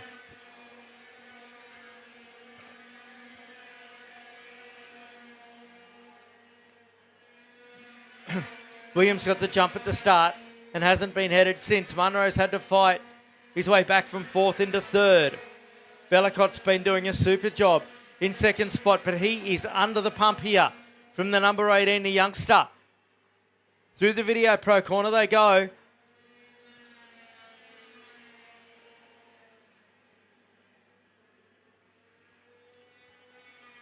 So for the final time, they're on the back straightaway. Thomas Williams doing the business. Velicott holding on. So Munro wasn't close enough to have a look at the hairpin. Looks like it's going to stay that way as now Williams comes to the line. 2nd spot goes to Velicott. Then Munro, followed by Harris and Aquasana. Then it's Mortensen. Briggs, Vandenbroek gets up to 8th. Mullins, Docell, Kingston, Avard Ray, Manzano, McNeil, Anderson, then Calwell. Then it's Furlonger, followed by Hasty, Duncan, Karunaratne. Then Lane, Rosso, Boston Wheeler. It's Ramali, followed home then by Whedon, Tully and McDonald. So that completes Tag Restricted Light, Tag Light out on circuit once we come back from this very short break.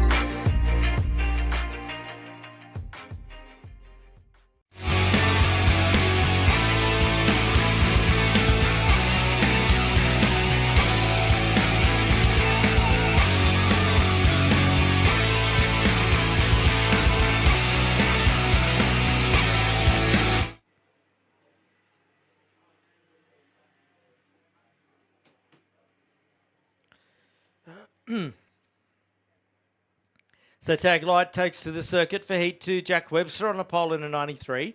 Mikel Mazuria, he'll hope to try and get away this time. Max Walton and Jack Preston row 2.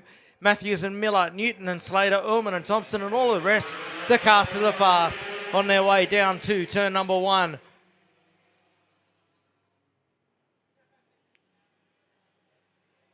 Good even start there, and it's Webster who gets the best of it. Lemazuria away cleanly this time. Walton slots himself into 3rd position. Preston into 4th in the 43. Working their way down the short chute now. It's big pack of tags all going out at a high quality field. Wouldn't be out of place at an Australian Championship. Down the back straight away goes Jack Webster. Originally from Bunbury in Western Australia. To the line he comes. He's already trying to open a lead on Mikel Mazuria. An open a lead he has. It's up out to 4/10. 3rd spot at the moment is Walton. Then it's Matthews, Preston. Then Miller, Slater, Thompson. Then Ullman, Davey. Rounding out your top 10. Then Tennant, Fraser, Newton, Kajiski.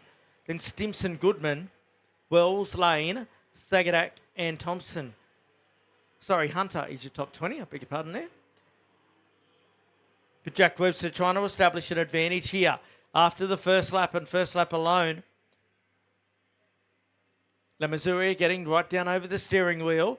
Jace Matthews inside the top 4 trying to push on here.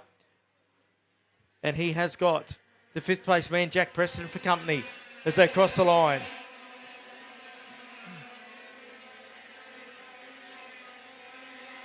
Matthews down in 4th, the quickest driver on circuit. So he's on the move. He's coming up onto the rear of the number 68, Parallel Kart's Australia entry of Max Walton.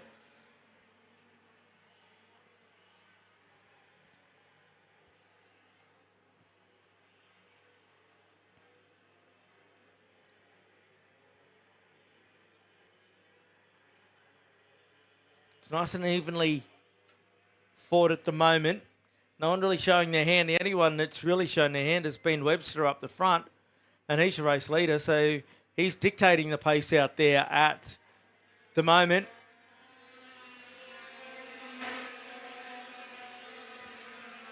New quickest lap for Ryan Ullman down in 9th spot, the 98.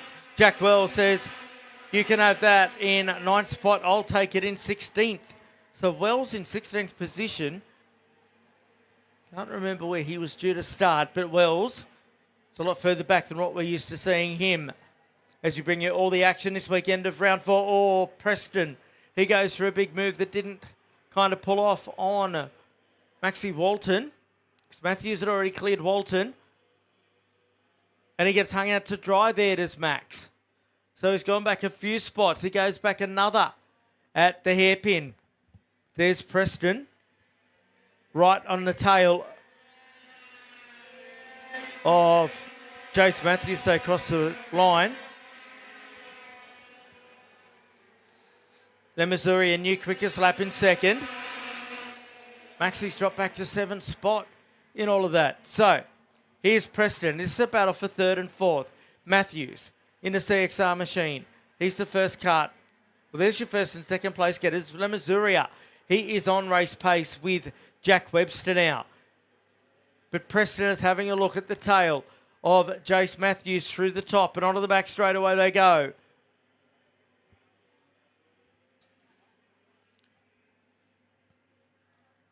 Josh Miller in the number 13. He could not miss that in the middle of a dark night. It stands out. Something chronic, doesn't it? Oh, up the front it's on Lemazuria. 2 quickest laps in a row. And he is right on the hammer of your race leader. So when will Lemazuria line him up here? Out of the RHQ corner they go. Oh, Mick has a look. Big move there. Gets it done. So a nice move there from Mikel Lemazuria. Took out the KA3 category last weekend at the SP Tools Australian Championships. His debut in the class. Did double duty down there. They were just trying to build a bit of confidence back into the Mikel Lemazuria game after a pretty lean a few race meetings, and it delivered in spades. Not only did he get the win in KA3, stood on the podium for Barrel Art Australia in the tag category. And here he is leading the way in tag light now. Webster was like a shot out of a gun off the pole. Lemasuria started alongside him, of course. But now Mika's fighting back. Then there's a small gap back to Jace Matthews in third. The run from Preston, it looked like it might have been on there a couple of laps ago. Seems like it's just been quelled a little bit. He'll just sit there for a little while, Jack Preston, and try and have a go towards the end of the race as Lemasuria has got pace to burn on that Barrel Art number 29. Out of the Patricic Horse stable. Moved up to seniors at the end of last year, did Mika Lemasuria.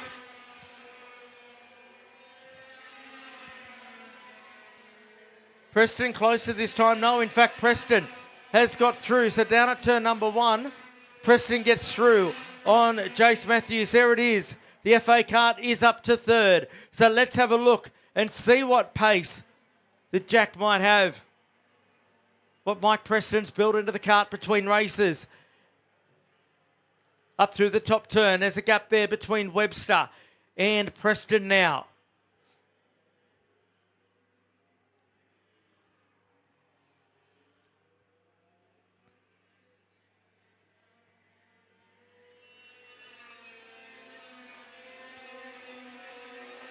So through they come at the end of lap number 8. Only 2 laps to go for Mika Lemasuria.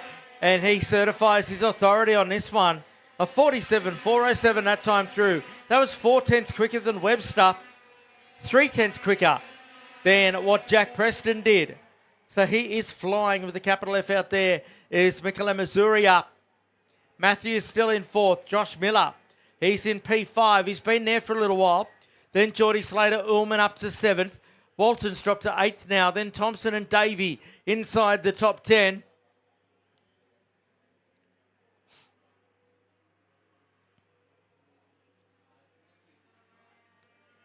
So a lap to go now for Mika Lemasuria as he crosses the line.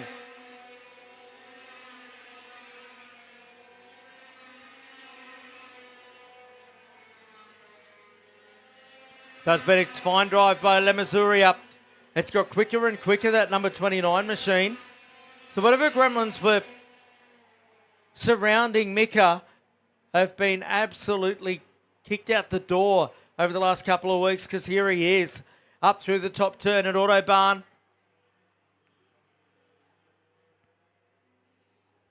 Now a couple more corners to go for the young Gold Coaster.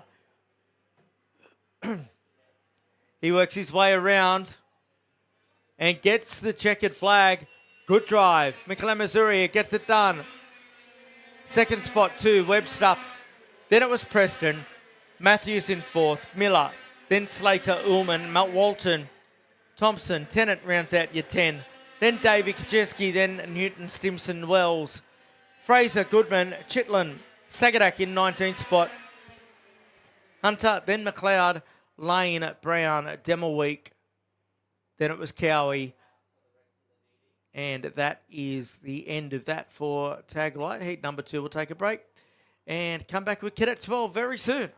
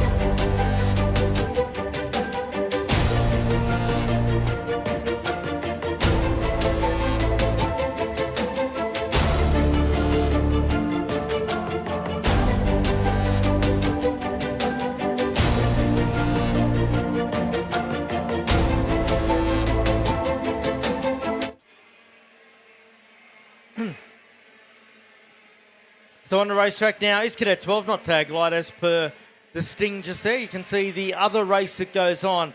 That's from the fathers that get out onto the infield and assist us should anything go awry, which it usually does in Cadet 12. Andrew Thompson, the 96 on the pole. Cruz Petroni. He will start the outside front row. Aston Mills in the 11, Geordie Butler. Then it's Sander Watts, Monty Jamison, Alistair Flack, Vince Terhorst, Jeremy Broadbent, Kenny Marita out of 10, Paige Flack. Then it is Brown, Masika, Regan, Crutel, Bailey, Sydenham, Lashitty, then Carson, and the rest of the crew are out on circuit, getting set for a start. All 37 of them. Not going to give them a start this time. We had that stoppage in our first heat earlier on today. Let's hope that that doesn't happen again.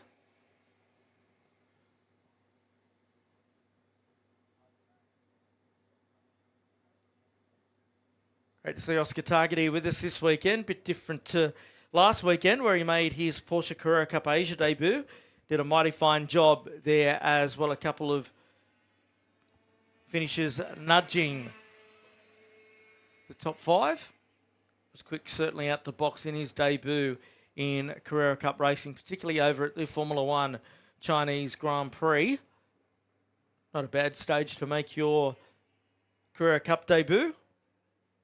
Getting set for a start with the Cadet 12s this time. Our little tacker that was missing the boat there a little bit, he's caught up. And we're going to go green this time. Let's hope so. We're away down to turn 1. Let's see what happens here. In through there they go. Nice and clean that time. Oh, there was a few that did go around at the back, but in general, I think certainly a lot cleaner affair than what we saw the last time through. They snake their way out of the Electro Industries flip-flop. Then down to this corner here. Cruz Petroni into second. He's punching on.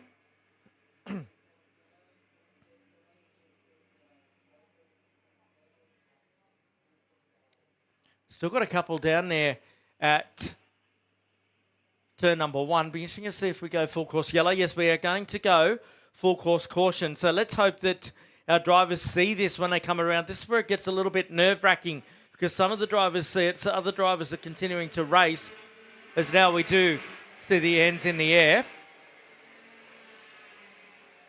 And they come under the control of our officials while they'll go down there to clean up what's happened down at turn number 1. I can't see from my vantage point or from my camera angle as to what's come adrift or if there is indeed distress. I see a great deal of movement from our medical team, so I'm assuming that we're just trying to get carts out the way down there at the moment. So Petroni leads away from Butler, then Broadbent, Flack in 4th. Then it's Thompson, Watts, Mills, Terhorst, Marita in 9th spot, Page Flack in 10th, Masiko, Crutel, Regan and Sydenham, Black, Carson, Leggett, Rosso, Waddy, Lachidi, then Caldwell, Chelsea Flack 22nd, April Flack 23rd. So we are going to go restart this time. So we've got the green flag at the ready on the start gantry.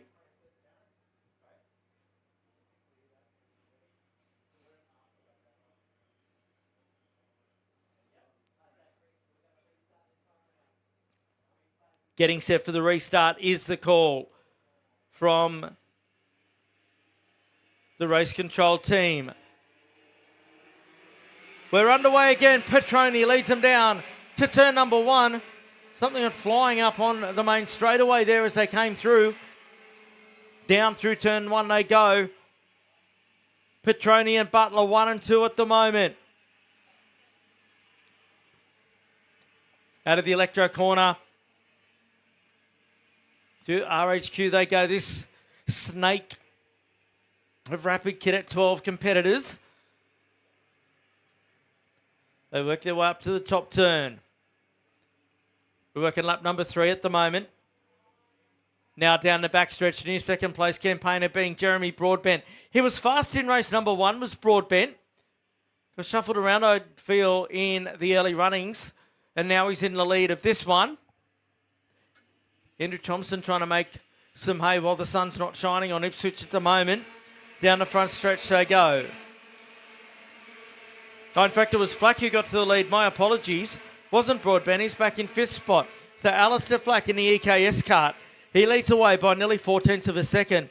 Over Cruz Petroni, Geordie Butler into 3rd. Then it's Watts, followed by Broadbent, Thompson, Turhorse and Mills in 8th. Masiko, then Roman Cruzel rounding out your 10. Marita just outside your 10 at the moment. Then Page Flack, Sydenham, Knox Black and Regan rounding out your top 15 as they sit.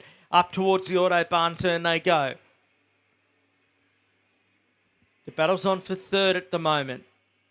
Currently headed up by Geordie Butler as they go down the back stretch. One getting absolutely swamped to the hairpin corner there. So they come back around to the start-finish straight. Flack leads away over Petroni, then Watts, Butler, Broadbent. Down into turn number 1 they charge.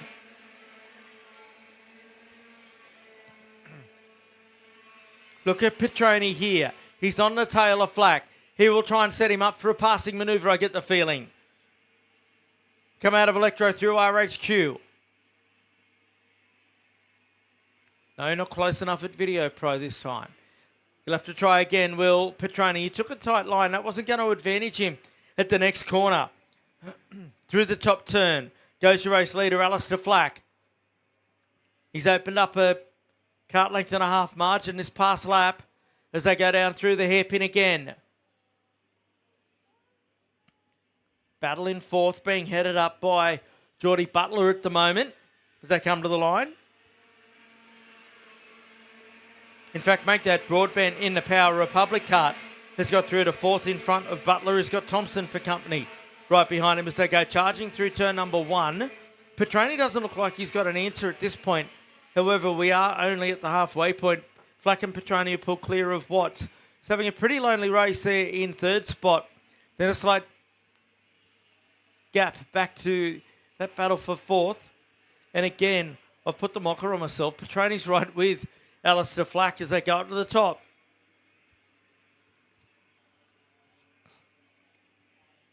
Down the back stretch they come now. Nearly 4/10 of a second a gap. It was the last time. It's closer this time. Will Petroni try and wind it up? Fair bit going on down through the hairpin. Further back in the pack, a lot happening. The elbows are well and truly out. You can see all of them coming towards us. So we have 6 laps in the books now. Petroni's on the charge. Watts is having a boring race in 3rd spot. Not boring is behind Broadbent, Butler and Thompson.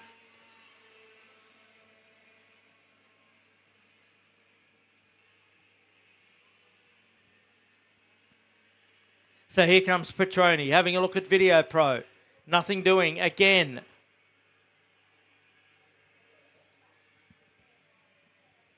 It's like the camera shot.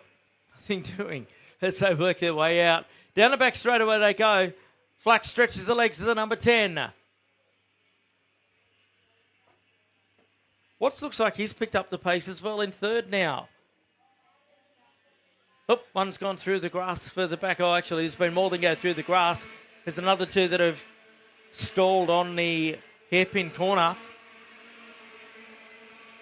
So we'll see if they can get themselves extricated from there. So it's going to be quite dicey when our field gets it back around to that space. They're still stuck together at this point in time, so can't seem to get them out of the way.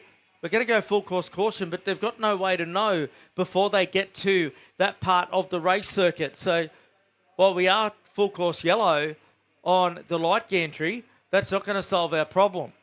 Down the back straight away they go. Well done to the youngsters there for pushing those carts out the way. And they are out of harm's way as our leaders come through. Actually, don't really see the pointers of us having a full course caution here as they come to the line. So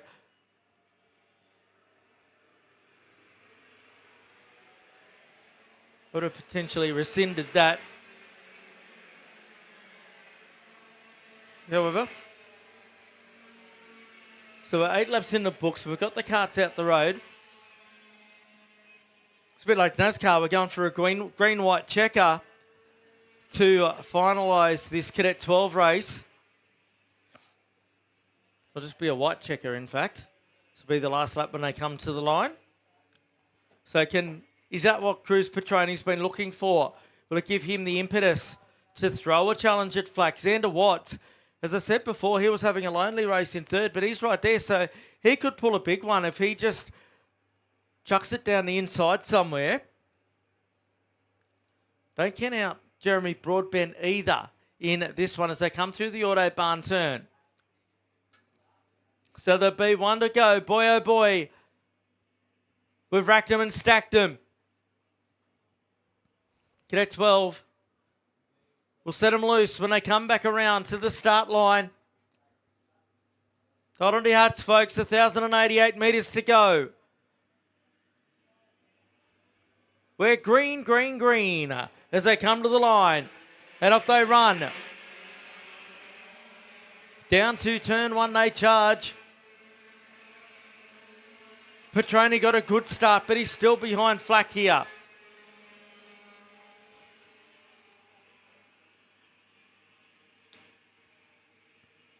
So Petroni's got a good run. Watt's still there in third spot. He's not close enough at the moment. Petroni's got a run here. Is he close enough at Video Pro? Knows the answer. Watt's having a look as well. Broadbent there in fourth. Flack's got a good run to the top turn. Through the Autobahn corner they go and onto the backstretch. Oh, Petroni got a shocker. Broadbent to the outside. Oh, into the final turn. And Watts runs Petroni wide. And that's opened it right up here. They come to the line. Flack crosses in first spot. Broadbent home in second. Then it was Butler, Petroni, Watts. They dropped down to fourth and fifth.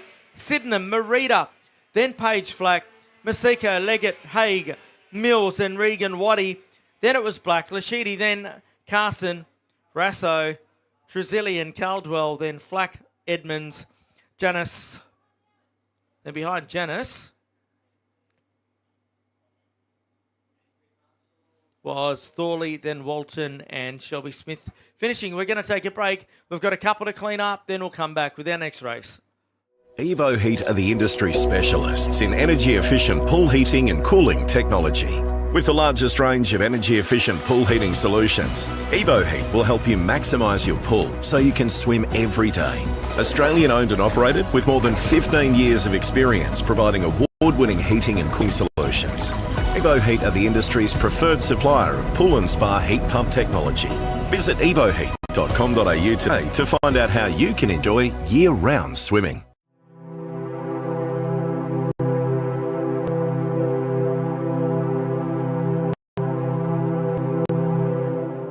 We, the drivers, team members, parents, mechanics, suppliers and supporters of karting in Australia, acknowledge that participation in our sport is a privilege that we enjoy. Being a participant in karting brings with it responsibilities to conduct ourselves as we ourselves would like to be treated, which means to act with respect towards our clubs, opponents, officials, volunteers, and to the sport of karting generally. There is great merit in winning, and success brings with it great joy. But that success must never come at all costs. Winning is only meaningful when the competition is fair. Self-worth is not based on whether we win or lose, but how we win or lose. It is important to win with dignity and lose with grace, and that sport must always be kept in perspective. We recognise that our sport of karting is greater than ourselves as individuals. That cheating, unfair practices and unacceptable behaviour undermines the stature of our sport and all who participate in it. We will strive to always keep a positive attitude and to make a positive contribution to our sport and our club for the betterment of karting. We acknowledge and thank our club, officials, volunteers and administrators, knowing were it not for them, there would be no race in which we compete and no sport for us to enjoy. What matters most is the challenge of the race, sportsmanship, maintaining our self-respect and respect for our opponents while racing fairly and creating a positive sporting experience both on and off the track, so that we can find the true joy in our sport and most of all, create a community where people want to participate and where fun and safety are paramount.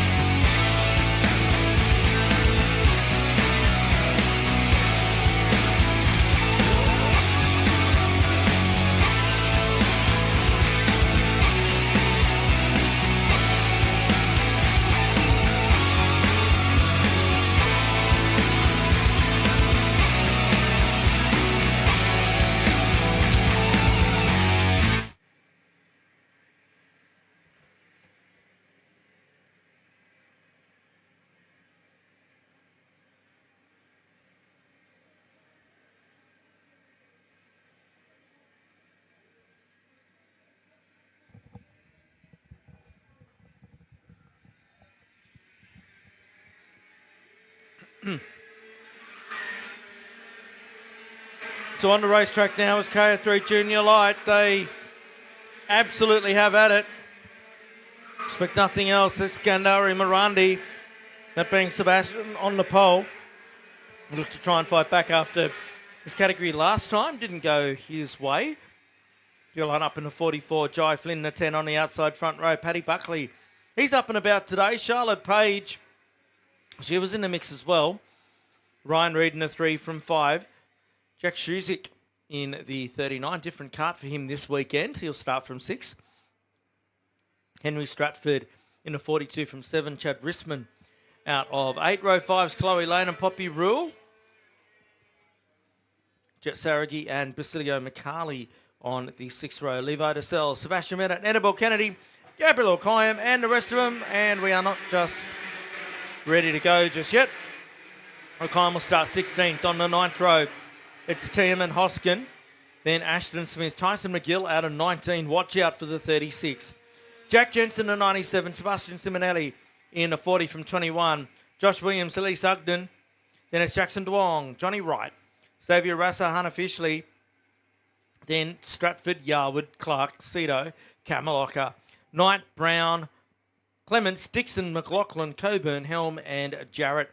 A 40-cart field capacity grid here.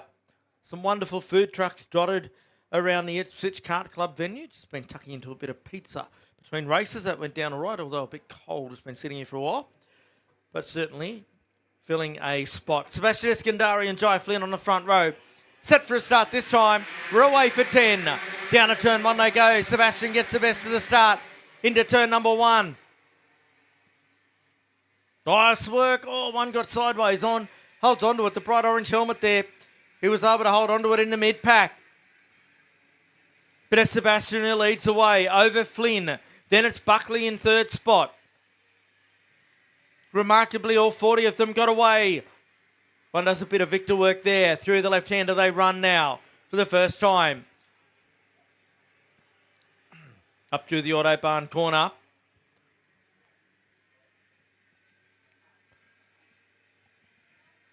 Flynn straight away to the race lead. Nice move there from Jai. Paddy in 3rd spot in the 50 machine. Back to the front straight away they come. The top 2 starting to pull away already. So it's Flynn, Eskandari Morandi, Buckley, Reid in front of Page, Shuzik. Then Stratford, Risman, Lane and McCarley's your top 10. Poppy Rule just outside your 10. Then Kennedy, Bennett, Saragi, Dosell, Smith, Hoskin, Simonelli, O'Kayam and Stratford. Gabriel O'Kayam not having a fun weekend at all. One goes around. Gee, got that out of the bottom of my eye. And I thought that could have been a little bit more serious than what it turned out to be. Meantime, everyone all nice and tight Great category of racing, KA3 Junior. All of them utilising the KA100 motor. It was developed by IAMI in Italy for the Australian market, and it's actually taken America by storm as well as they come to the line. An air-cooled 100cc engine. Paddy Buckley working away. I was going to say I thought he'd closed up a bit. He certainly had, because he was the quickest out there. He took 0.2 of a second out of Eskandari. However, was not as fast as Flynn. So could be on for second here. The Paralympians working for Paddy Buckley out there. He's really got it working nicely this weekend. Good to see Pat back up toward the front. Ryan Reid doing a good job in the 3 machine. Well, we haven't seen Ryan for a little while. Of course, he did some really cool things going back a couple of months here. Then disappeared. Side by side down the back straightaway goes Reid and Buckley. Reid got up the inside at the top turn. However, Buckley returns serve at the end of the backstretch and moves his way back into third position. What that has done is compromised their ability to be on racing terms with the Kart Republic of Sebastian Eskandari Morandi. He's sticking with Jai Flynn as they go down through turn number 1. New fastest lap for Page. Charlotte's back down the order compared to where she was earlier on. She's in 6th spot at the moment behind Shuzik. Shuzik not showing the pace that we've come accustomed to over the last 12 months from him. Mind you, a different Kart chassis is underneath him this weekend. So there's Flynn, the CXR number 10, looking good. Eskandari Morandi. Wondering if this might be a little bit of a test session for Eskandari Morandi. Of course, he's familiar with the Tony Kart brand from his racing in Europe. Another near quickest lap for Paige in 6th spot. She's got pace this weekend, as Charlotte.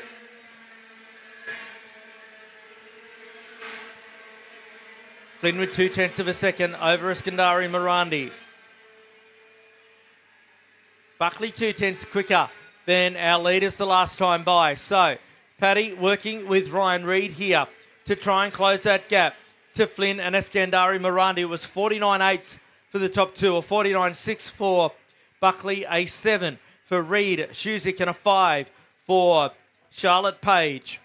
So it's starting to work nicely here as we come up to the halfway point in this one. We'll run through the card for you. It's Flynn, Eskandari Morandi, Buckley, Reid, Shuzik. Another new quickest lap for Charlotte Page. But she's behind Shuzik and can't do anything about him at this point in time. Stratford, McCarley, Rule, Rissman, Bennett, Kennedy, Saragi, DeSell, Smith, Simonelli. Then it's Williams, Stratford, McGill and Rasso rounding out your 20. Through the Video Pro Corner they go. Flynn and Eskandari Morandi have responded with their speed out there. They're down to 49.5s. Our top three, in fact, 49.5s. Reid and Shuzik, 49.4s. Then it was a 3 for Page. The top 18 all doing their quickest lap of the race the last time by to sound off the halfway siren. Down the back straight, front straightaway they go. Eskandari Morandi's picked the pace up. A little bit similar to what we saw the last time through. A 49.264 for Sebastian. Of course, he races professionally over in Europe these days. Made a change of team out of the factory Tony Kart team in the lead up to the European Championship season. Of course, European OK and OK Junior Championships this weekend. And the FIA Karting Academy Trophy with a regular to these parts, that being Bundaberg's Kai Burke being the Karting Australia representative. If you missed it earlier, he was disqualified in qualifying, not sure why. Certainly will give Kian Fothergill twisting the spanners plenty of work to do as they come back to the start straight now. The end of lap number 7. Flynn with the new quickest lap. Then Henry Stratford comes in, down his 7th spot with a 49.143. There's no movement in our order through the top 25 at the moment. There hasn't been for quite a number of laps. Will that change in the next 3? As Eskandari Morandi comes out of RHQ. He pushes on to try and get on racing terms with Jai Flynn, who's doing a terrific job. He had a good run going last weekend down at the national titles in Northern Victoria. and he's just carried on that form here. He's looking very good out there, is Jai Flynn. Leads away. Stratford quickest again as they come to the line. 2 laps to go now.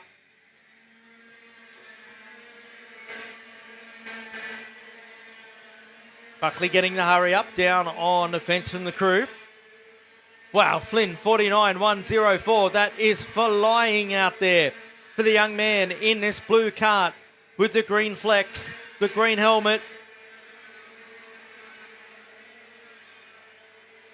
Gathering there'd be a bit of frustration in the Eskandari camp. He sets the bar incredibly high on himself to Sebastian. Imagining frustration down in the Jack Shuzik camp as well. He is the premier KA3 Junior in Australia at the moment. As now Eskandari goes for the move, gets it done. That was very, very nicely done by Sebastian Eskandari Morandi.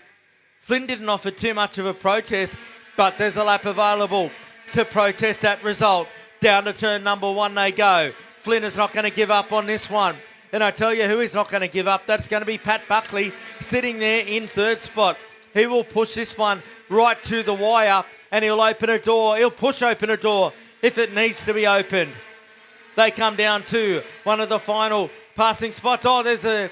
Ryan Reed's had a shocker further back. He had all 4 wheels off the tar. Up through the top turn. Basilio McCarley, so much of him down in 8th, has just done the quickest lap of the race. So final time to the hairpin. Will Flynn have a look? He goes deep, but not deep enough. Oh, really giving Eskandari the push around here. He's going to leave himself vulnerable to Buckley. Buckley goes deep. To the line they come, and it's Eskandari Morandi who gets it done over Flynn. Buckley, then Shuzik, gifted a 4th spot. Then it was Charlotte Page, Henry Stratford, Basilio McCarley, Reed drops back to 8th. Then Rule, Risman, Kennedy, Bennett, Saragi, DeSell. Then it's Smith, Williams, Jensen. Behind Jensen were Simonelli, then McGill, Stratford, Wright, Rasso, Lane, Fishley, Sugden, then Jarrett, Helm, Kamaloka, followed by Cedo, then Clements. Then it's Yarwood, Elkheim, Hoskin, Brown, Dwong, Dixon, McLaughlin, Clark and Coburn. That completes KA3 Junior Light. We'll have a quick break here and be back shortly.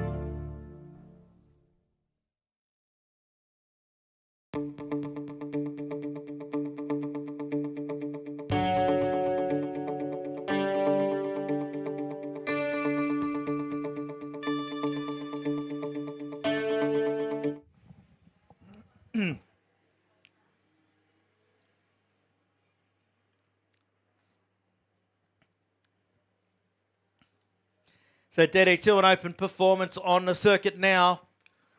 Bailey Sagadak looking to make it 2 from 2 in performance. Plum looking to make it 2 from 2 in DD2. They're away.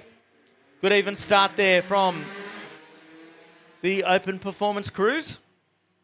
And then DD2 gets underway as well.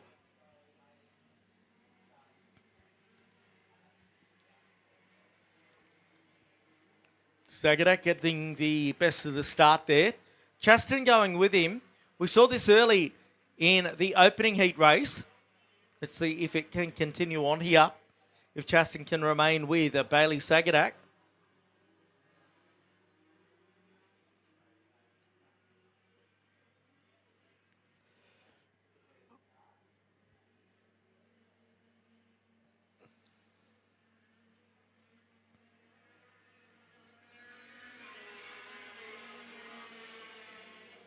Across the line they come. And it's Chaston leading the way.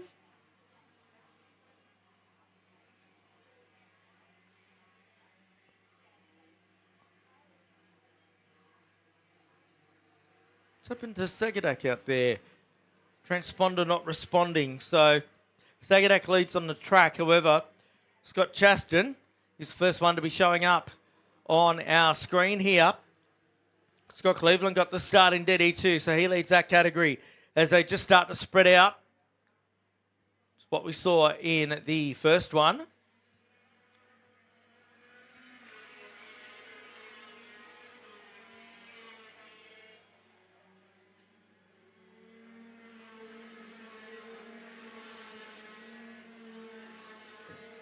Crossing the line.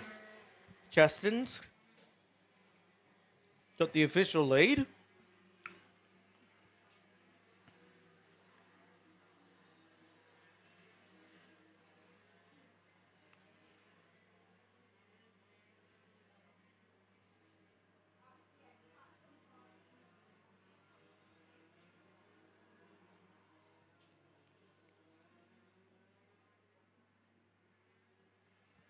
So around they come now. There is Sagadak. Said before, he's first on track, but not showing up. A couple that didn't actually take to the start there. Billy Myers not showing on the screen, nor to Dan Hutchinson. So bad luck there. There's Scotty Chaston. Great to have him make the trek north. He's been a regular for a few years now on the SP Tools Australian Championships. Made a change to Kart for this season. Seems to be sitting in third spot. Fourth on circuit, of course. There's Sagadak, the IKC Cosmic Machine. Really got a handle on this now. As Bailey Sagadak. Trust you've been enjoying all the action. We'll continue on here. Getting towards the halfway point of our second and final heat race, and we'll get into the finals after that. Terrific day of racing at the Ipswich Kart Club, the fourth round of the club championship.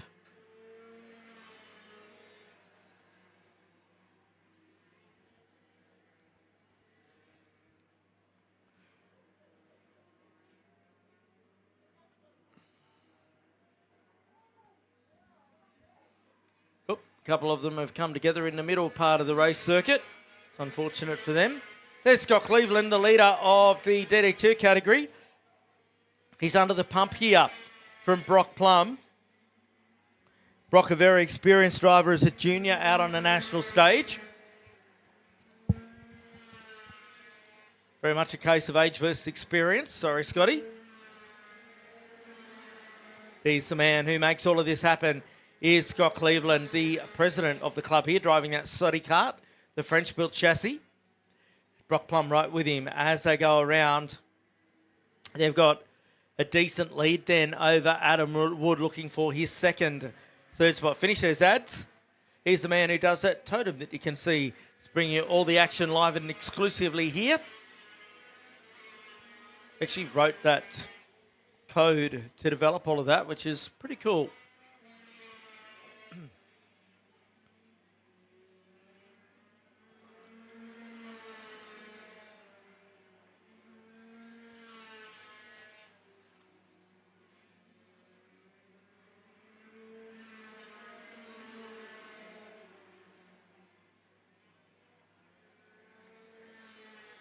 Here's Chaston on screen.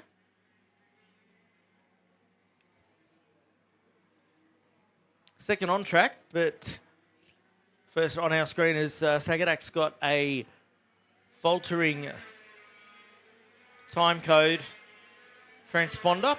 So we'll see how lenient the officials are feeling this afternoon here.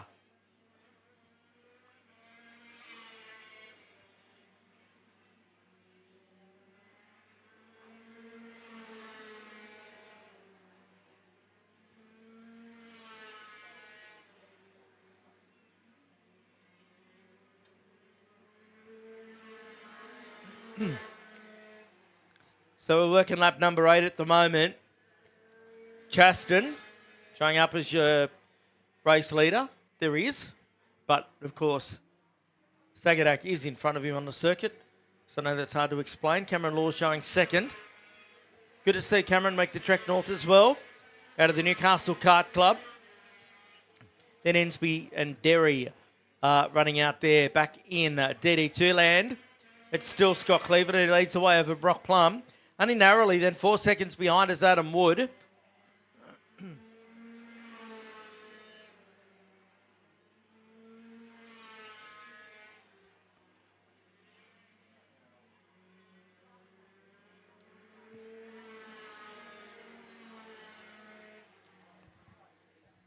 So down just a couple of laps to go now.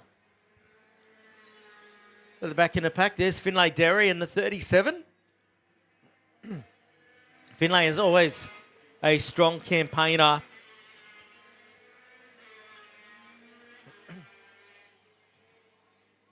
Driving his way through, he's part of the Tyler Greenbury racing outfit. So Sagadak, he is almost home. He's halfway through this lap. Battle for DD2 continues on here. It comes across the start-finish straight. Well, has just gone past the start-finish straight, I should say.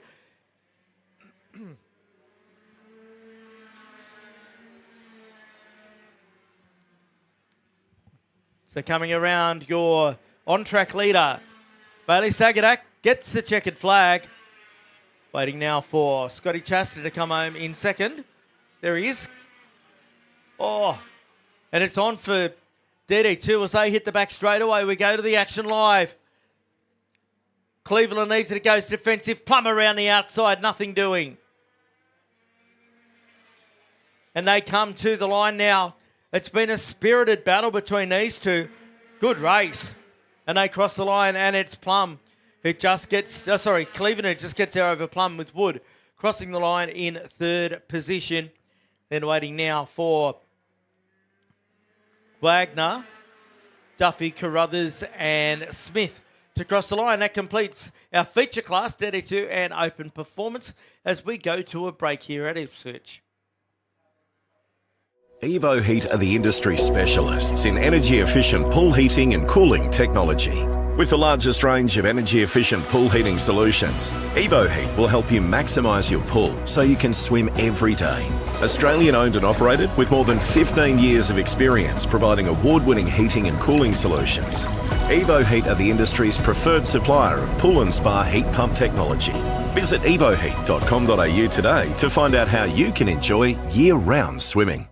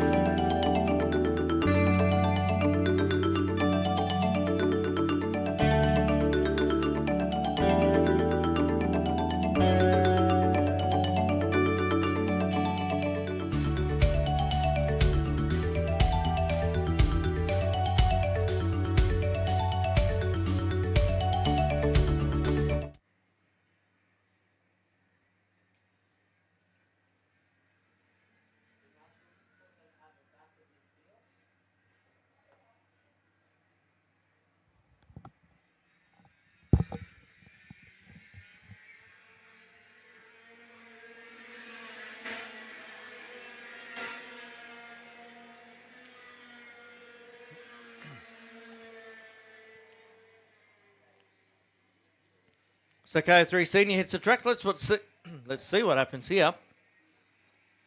Brown Moyes on pole. Max Walton, the outside front row, second row of the grid. With a 70th Dominic Penman. Didn't he have a run the last time?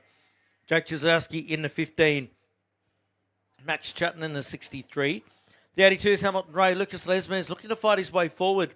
The number 95 Arrow and Talia Kittle in the 85. Ryan Muller and Matt Price, the next row of the grid. Emily Chicato, Paige Yarwood and Isabel Wagner set for a start. We're away. Good run down through there so far. Oh, gee, that was nice and tight into turn number 1. Oh, I've lost a couple at the back as well. Who's the Merch leading this one? Brian leads away in the 72 machine.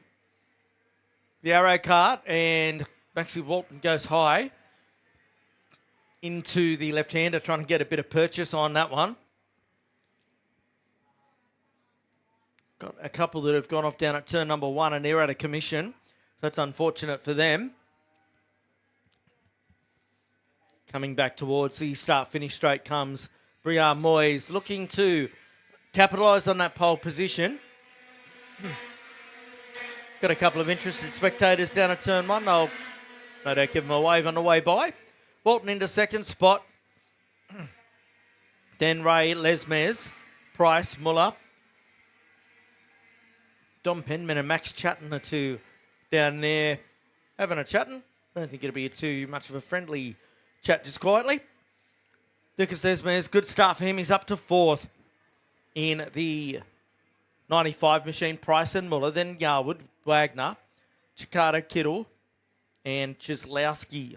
Chislowski may have pulled out of this one. But Brian Moyes trying to open a gap here on Max Walton.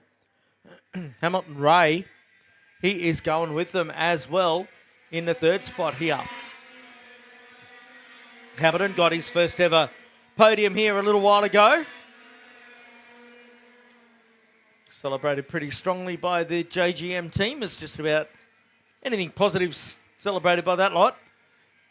Hamilton looking really good, actually. He's actually sticking with Max Walton here. Max not really a KA3 campaigner. In fact, I don't think I've ever seen him race KA3 before. Up to the Autobahn turn they go. He's getting a bit closer to the back of Brian here. They go down the back stretch.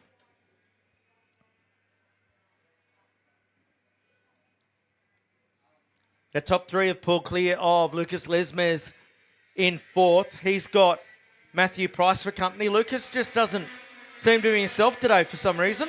Near quickest lap for Ray. So let's see what they might be able to dial in for the final.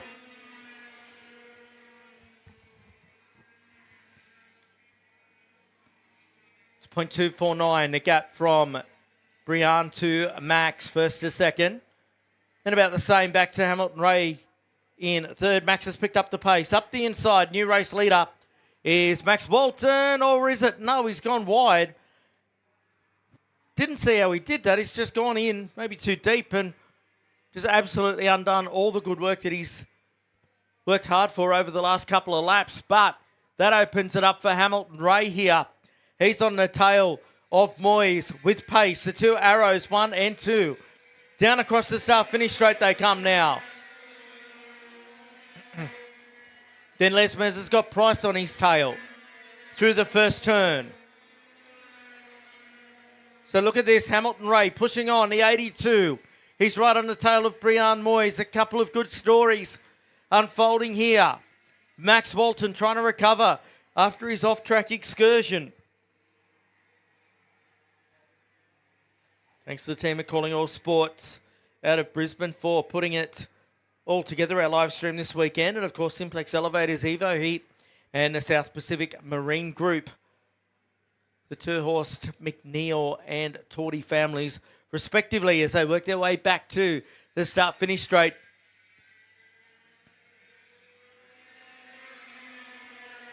New quickest lap for Max, as you'd expect. Price has got through on Lesmes for 4th spot. So the 2 JGM swap places there as they go through underneath this. Then Muller just behind them in 6th spot. Then it's Wagner, Kittle, and Yarwood with Chicago still out there. They're the only runners at the moment. 3 out of this one. It's getting tight at the front. Not only just for the race lead, but Max Walton took 0.4 of a second out of Hamilton Ray the last time. Hamilton pushing here up through the Autobahn corner he goes. He's got a good run going here on Brianne. What can she do? Down the back straightaway. Oh, Hamilton's got a very good run. He's just got to choose his position to go for a move if that presents itself, because he's got to watch out. He's got Max Walton, your current KA2 Australian champion, right behind him. Another new quickest lap for Max, 0.4 quicker than those in front of him. Although Max won't be happy with going off the track, it certainly opened up a good race for us here as we go down toward the back end of it. Out of RHQ they go. Oh, Ray just got a wheel off there. Wheel too wide, and that gave the momentum to Walton. So the best thing that Hamilton could do at the moment is just follow along behind Max and then watch what happens over the next 3.25 laps. Down the back straightaway they go. They've got a gap then over Price, who's opened it up on Lesmes. Then Muller in 6th spot. Wagner, Kittle, Yarwood and Chicado's the orders. But this is the main interest out there at the moment. 7 laps down. Walton still managed to go 1/10 quicker than Moyes, even with a pass.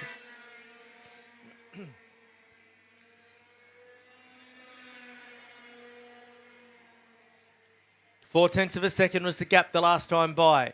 We'll see what it looks like at the end of this lap, if there is still a gap there, because Max had pace to burn out there in a parallel chassis, the number 68. Up to the Autobahn corner they charge. Moyes starting to look over the shoulder. Should know that Max is closing on in. Hamilton Ray sticking with them as well. Doing a good job out there is Hamilton. Across the line with 2 to go.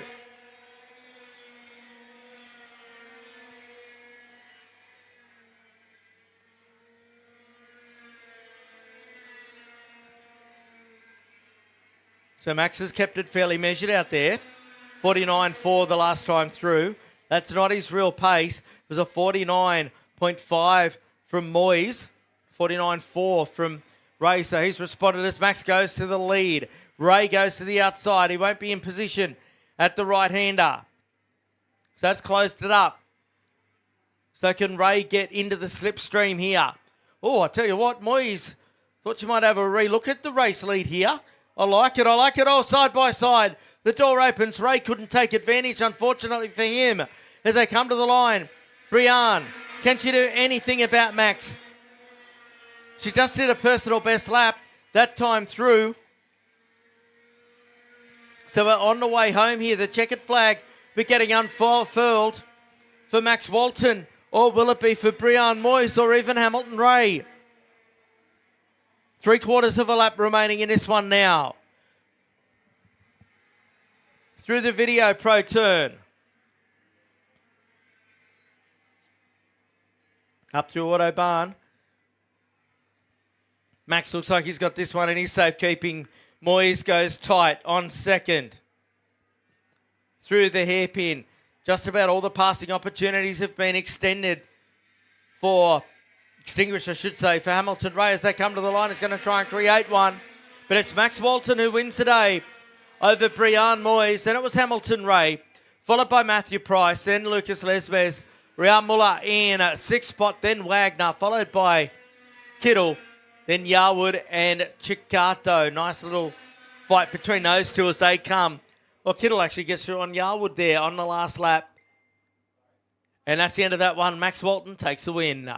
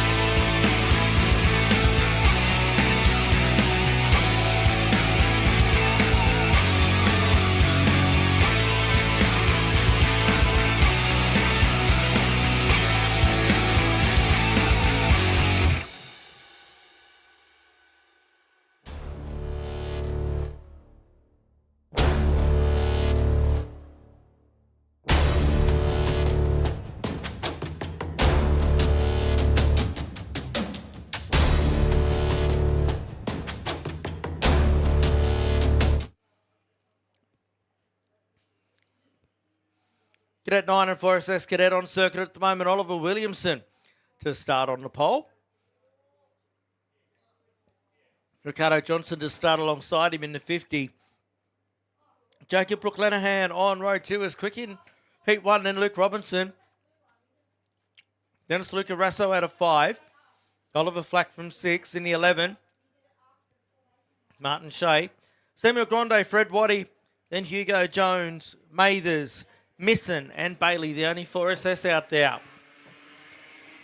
We're racing for 10. To turn number 1, they charge now. And it's Williamson. Picks up the pace off the start.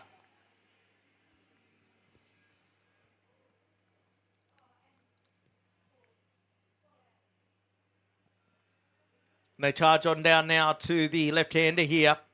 Johnson's got himself into second spot in the 50 off the start. And we've got a bit of a drama going on in the middle of the race circuit. 4 carts have come together. 3 out of the 4 walk away. Just attending down to that other driver down there.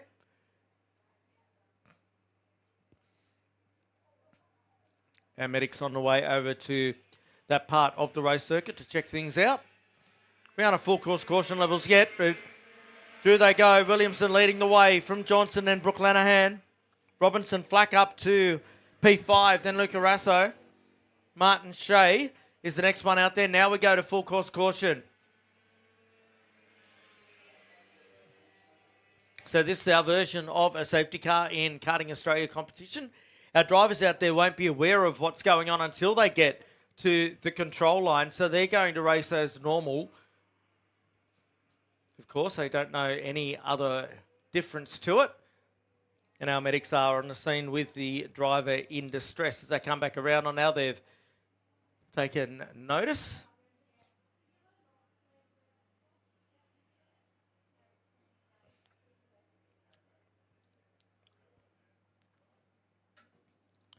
So still under full course caution for the time being. Bit of an action-packed sort of day here throughout the course of competition.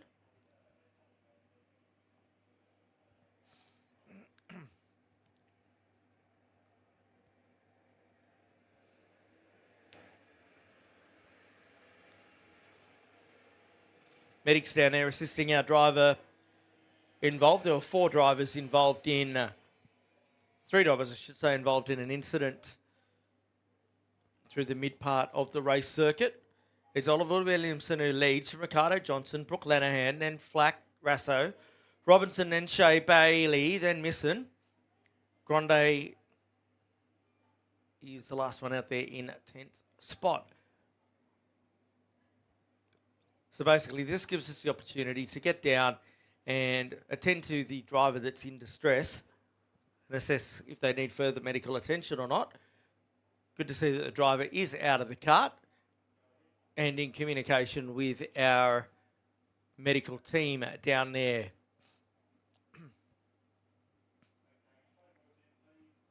We are going to go back to green this time. That's good news. Be the start of lap number 4.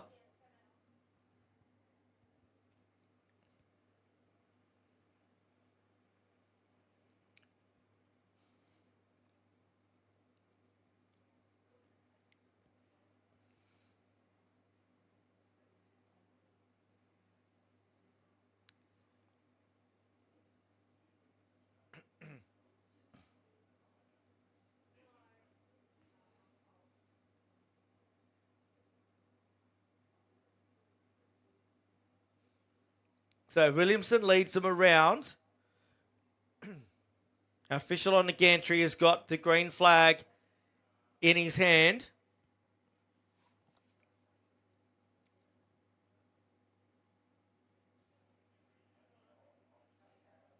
Set for a restart here.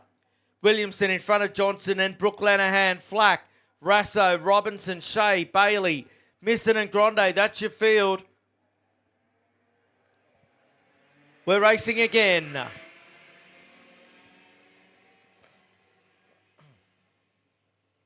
Oh, geez, big move there from Johnson.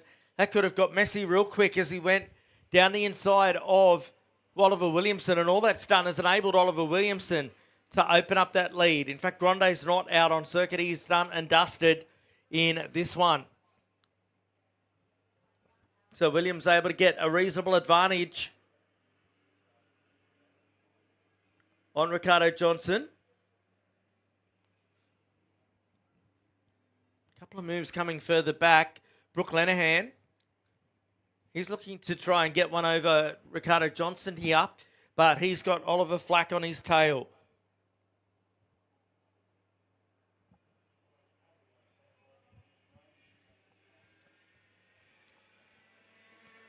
Down the front straight away they charge.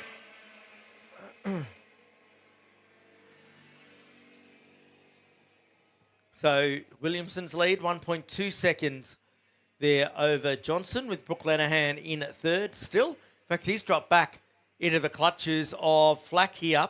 So Oliver Flack pushing on in number 11. Rasso down in fifth. Then Shea's got himself up to sixth spot in front of Robinson. Chicago Bailey, the only Forces out there, in eighth spot. And Vince Misson is in P9 at the moment.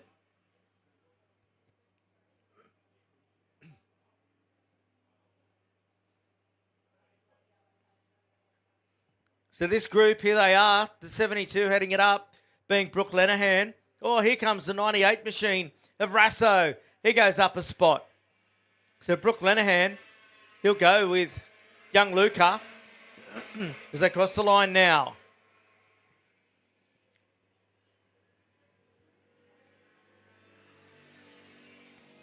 Williamson out to a 1.6 second lead.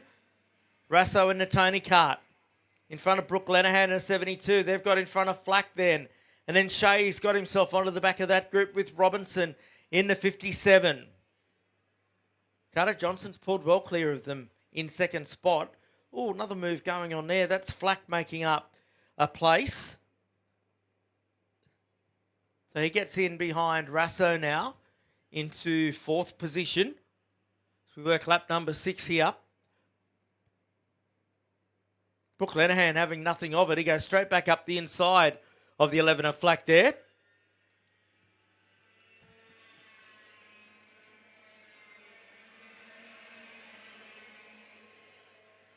New fastest lap for Williamson at 54.695. That time for him.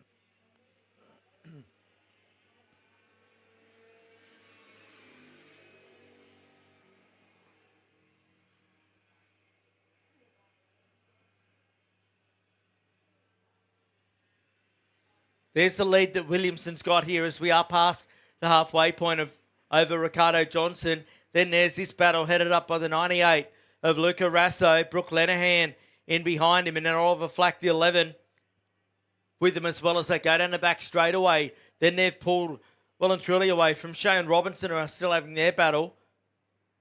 And Brooke Lenehan goes back up the inside of Rasso, who in turn goes straight back up the inside, and Flack tries to take advantage as well. Can't do it at this stage. They'll stay exactly as they were the last time by. 3 to go now for Williamson.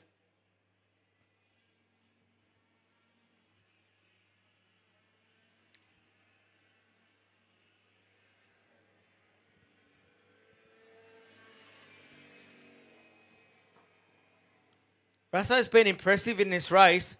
Got himself quickly to third. Brooke Lenehan had pace last time out, not able to do much with it. Always left himself vulnerable here to Flack as they go up this short straightaway. Nothing doing at the moment, but Flack will try and set it up down the back stretch. Brooke Lenehan goes tight.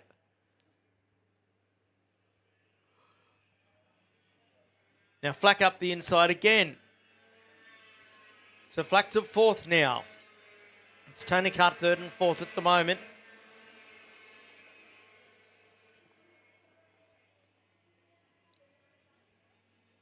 So Ollie Williamson, 2.3 seconds in front.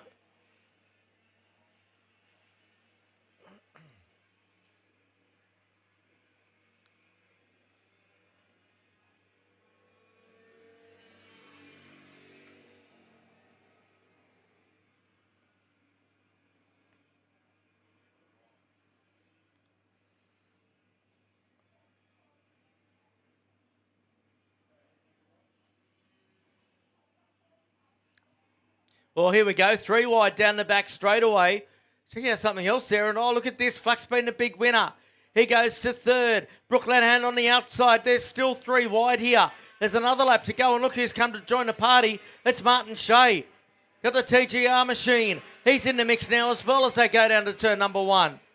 Rasso, I think it is. It's dropped off the back of the group. Yes, it is. So it's all going on out here. In the last moments, Oliver Williamson's cleared right out. He's got half a lap to go, but watch out for this crew. Shea's at the back of it. He's on the back of Brooke Lanahan. Brooke Lanahan following Flack around now. To the left-hander. No door opened. Oh, here comes Shea. Side by side, but it'll be on the outside. He goes back for the inside. Oh, it wasn't the room. He's going to have to try again. Was Martin down the back stretch. Meantime, we're waiting for Ollie Williamson to come through on the bottom of your screen to take the victory. No passing has opened up there. Shea up the inside for fourth, I should say. Williamson gets a win from Johnson. Third place will go to Oliver Flack, then Brooke Lanahan, followed by Shea. Good drive in the last couple of laps. Then Rasso dropping back to 6. Robinson be missing, and Bailey, he'll cross the line 9th, but is the only 4SS out there, so obviously takes that category. A pretty decent Cadet 9 race there. We'll take a break as the number 99 comes home to finish off the race right there.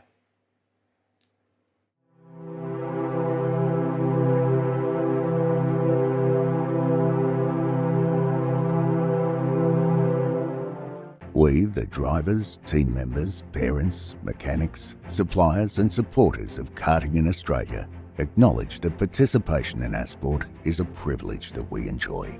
Being a participant in karting brings with it responsibilities to conduct ourselves as we ourselves would like to be treated, which means to act with respect towards our clubs, opponents, officials, volunteers, and to the sport of karting generally. There is great merit in winning, and success brings with it great joy. But that success must never come at all costs. Winning is only meaningful when the competition is fair. Self-worth is not based on whether we win or lose, but how we win or lose. It is important to win with dignity and lose with grace, and that sport must always be kept in perspective. We recognise that our sport of karting is greater than ourselves as individuals, that cheating, unfair practices and unacceptable behaviour undermines the stature of our sport and all who participate in it. We will strive to always keep a positive attitude and to make a positive contribution to our sport and our club for the betterment of karting. We acknowledge and thank our club, officials, volunteers and administrators, knowing were it not for them, there would be no race in which we compete and no sport for us to enjoy. What matters most is the challenge of the race, sportsmanship, maintaining our self-respect and respect for our opponents while racing fairly and creating a positive sporting experience both on and off the track, so that we can find the true joy in our sport, and most of all, create a community where people want to participate and where fun and safety are paramount.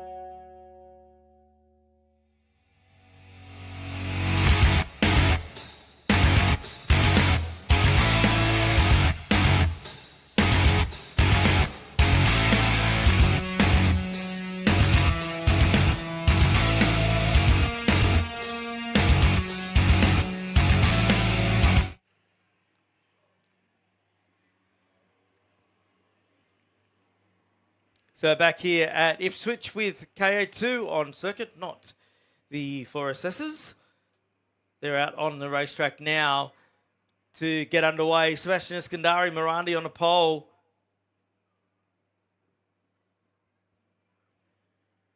Then it's Paddy Buckley. Tyson McGill at Damaso. Getting set for a start now.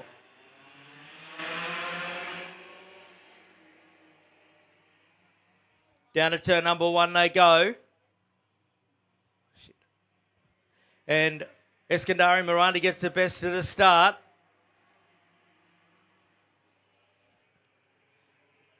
Started to rain between races as well. A bit of rain on our screens here. Sebastian shows them a clean set of wheels at the moment out there. Have a look at that. The gap that he's already got over Paddy Buckley. You can see the wind's picked up there. You can see our camera position shaking in the wind. It's a fixed camera, so must be a bit of wind blowing out there as Sebastian works his way back around to the start-finish straight to complete lap number 1. Behind him is Buckley, who's under all sorts of pressure from Tyson McGill. Then it's Damaso, followed by Charlotte Page. Oh, McGill, he goes to second. Beautiful move on Paddy Buckley down at turn 2. Got a tricky track condition. Damaso in 4th spot, then Page, Kennedy, Flack, Campbell. He's been shuffled back to 8th. Fishley, then Brown and Fish. Up through the Autobahn turn goes Sebastian. Bit of a test session for him here.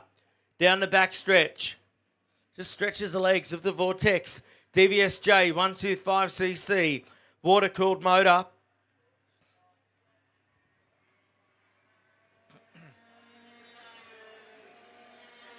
Getting the word from Dad on the fences, Sebastian. Just go, go, go, go, go, go, he is. And it's open up to 1.6 seconds. So Paddy Buckley's dropped back to 5th in all of this. What a battle this is for 3rd position. Headed up by Eton Del Masso. Have a look at the helmet on him. Can tell who he might have been named after. Charlotte Page in 4th spot, then Paddy B. Here he comes, up the inside.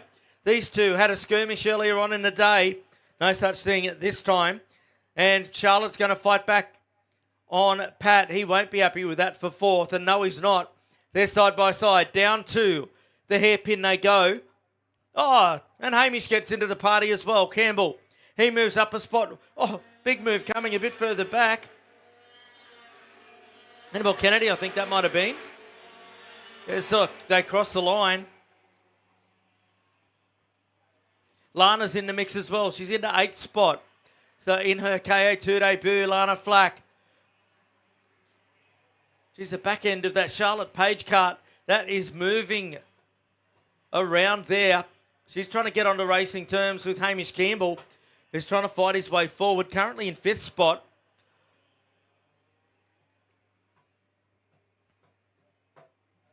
Annabelle Kennedy behind them in a 26. Down the back straight away they go. Eskandari's lead out to 2 seconds now.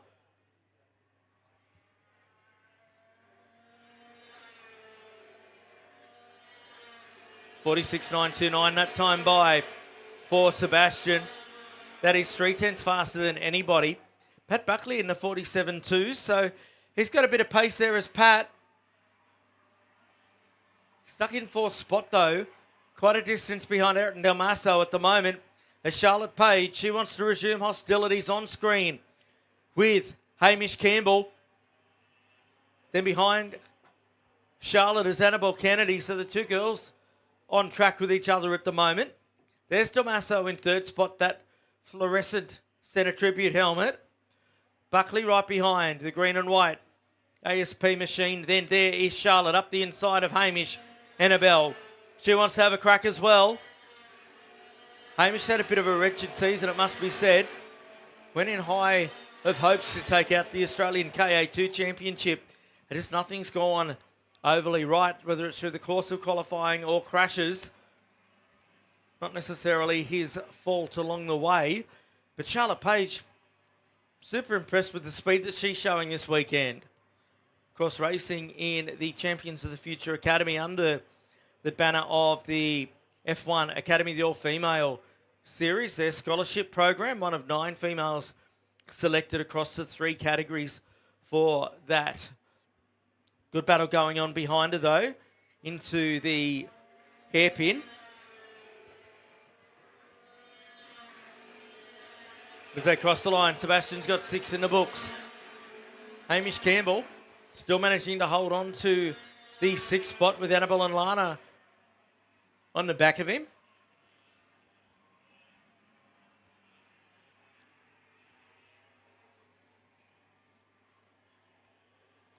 So Sebastian goes faster again, a 46.743. That plays a 47.0 for McGill in 2nd spot. This gives you the indication of the amount of speed Sebastian Eskandari, this man here, has on board at the moment as he comes around to complete his 7th circulation here at Ipswich. Cool it down was the call from the crew on the fence. You're out by 2.9 seconds, Seb. You don't need to push it. Certainly set him up nicely for the final a bit later on. McGill doing a good job in 2nd position. Damaso has had Paddy Buckley behind him for quite a while. And Charlotte's pulled well away from Campbell, who's got Annabelle Kennedy and Lana Flack on his tail.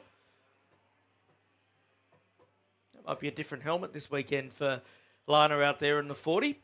So they work their way onto the back stretch. There is Et and Damaso just trying to get the laps.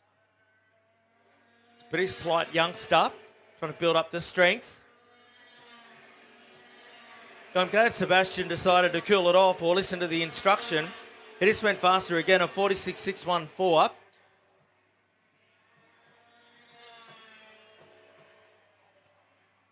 He's just braining them at the moment. Got the Empire Kart Sport kit on.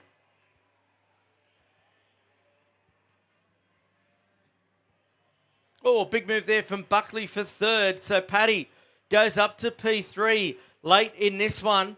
They've got a lap and a quarter to go. Can Damaso fight back here?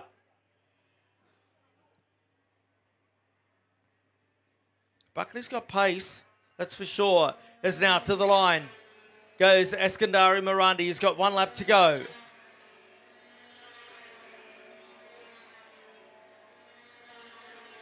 Buckley getting a wind up down on the fence as well.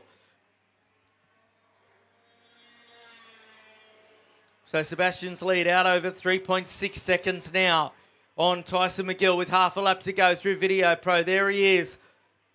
He's got the full length of the straightaway between those 2 famous corners over Tyson McGill. So they've got to do a lot of work here to try and close that gap. Eskandari Morandi just got 2 corners left remaining now. As Buckley has cracked the Damaso challenge. And there goes Sebastian, he gets it done.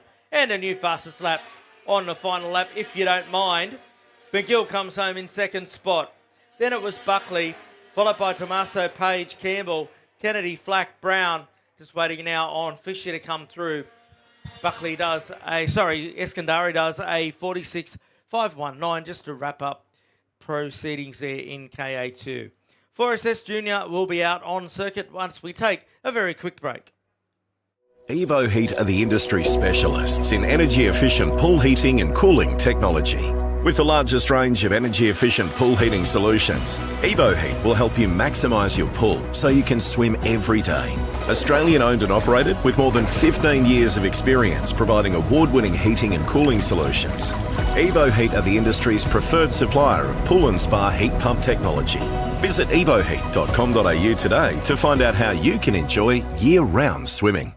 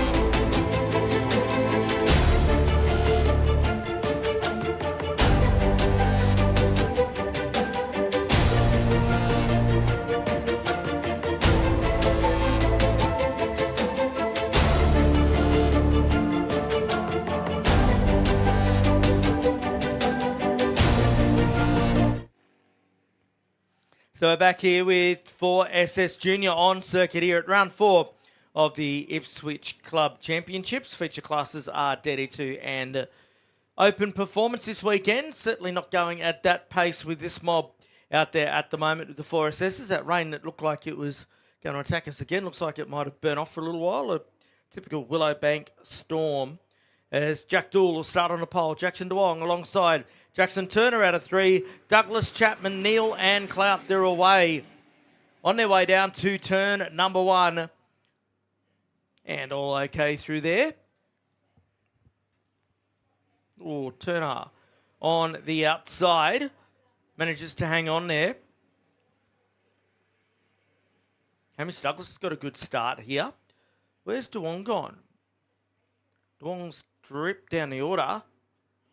Oop, another one of the Cadet team off on the dirt. They've been involved in a bit of everything out there this weekend so far. JD Chapman, that was. Plenty of work going on down at the Kodak Motorsport squad. The 88 Kart of Jackson Turner had to be on the kart or the chassis table between races, given he got airborne in that opening heat race, but it's okay, and he's back out there, according to Liam. And there was an engine issue at the end of race 1 for JD Chapman. So they've been working overtime down there at Team Kodak to get the BRMs back out for this 4SS Junior heat race. Jack Dool, he leads away in the 11, 3/10 in front of Turner. He'll certainly want to make amends for that mistake in heat number 1. And he's doing a good job there to try and close that in. Hamish Douglas there in 3rd spot, the 25, in front of DeWong. So I'm not quite sure what happened to Jackson off the start there. Drop down the order. Here we go. Change for the lead. And Turner goes into the race lead here.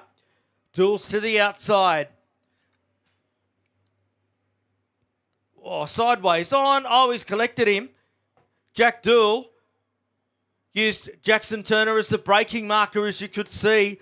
And look who's come back into the game. It's Jackson DeWong down the front straight away. Oh, DeWong up the inside at the cast iron kink. Gets it done, or does he? Oh, Turner. He's been shuffled wide again. Dool. He's going to have another attack at him. Then Hamish Douglas is in 4th. He's part of the game as well now. So that's helping DeWong just to pull out here. Through the video pro turn they go. Evan Jensen Clout's got up to the back of this. So JD Chapman looking to get his way into it as well. So down the back straight away again they go. Peek over the shoulder from Turner to see what Dool might be up to this time. Certainly not as close to push him around this time. It's a little bit exciting a lap or so ago. Down the Capri straight away they run. Turner, after getting past it, turn 1 last time, is starting to pick it up again. And he'll go with Jackson DeWong. Jack Dool wants to go with them as well. Down the short chute they come. Turner getting down. Oh, it goes up the inside. Big move there. And Jackson Turner is your new race leader, but for how long? Because the other Jackson DeWong goes high. Then Jack will go low. So we've got the Jackson and Jack show again. Here we go. DeWong, inside line. No bouncing in the seat just yet. Come on, Jacko, get up in the seat. Ooh. Bit of swappy of Maxis rubber there between the two of them. Here comes Dool. Down into turn 1, they charge. Dool just did the quickest lap of anybody. So DeWong's back to the lead again. Then there's a battle going on in 4th and 5th between Clout and Douglas, but they've been left well behind what is a fairly entertaining battle.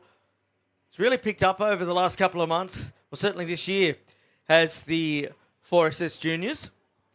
Turner goes a little wide through the left-hander. DeWong taking a peek over the shoulder. Of course, you'll notice they sound a little bit different, these machines, all the 4-stroke karts. Uh-oh, here we go. Bit of a bounce in the seat from Turner, trying to maximise his momentum, and he's done a good job because he goes to the lead in the BRM. Duel trying to get through there. Can't do it at the moment. Very low maintenance engine. They don't rev real high. Not a great deal of speed, as you can see, but enough speed to get you in trouble. A good fun way to get involved in the sport. Now, Duel, he's just got to work out how he can do this. We are only at the halfway point, so we're only 5 laps into a 10-lap race here of this crew.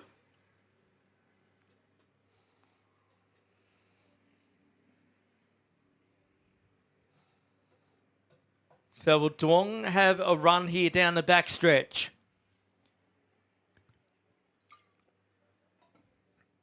Freddie Turner was going defensive. Duel goes up the inside of Duong into second spot. Now, can he have a go at Turner? That is cleared. Duong down the front straight away. He's got a good run going here. There's Jack Duel. He's just got to execute the pass. That's all. Oh, problem for Duong. That might have been part of the reason why Duel was able to get through, but the Duong Kart is going no further at this point in time. Duel on the tail now of Turner. What can Turner do? They've had the chassis on the table to straighten it out after the last heat race. This is where it come unstuck for him in that one. Duel takes a peek over the shoulder. He sees he's a mile in front of Jensen Clout, so all he needs to concentrate on is what he can do with Jackson Turner. In the slipstream, he is up the inside, door shut.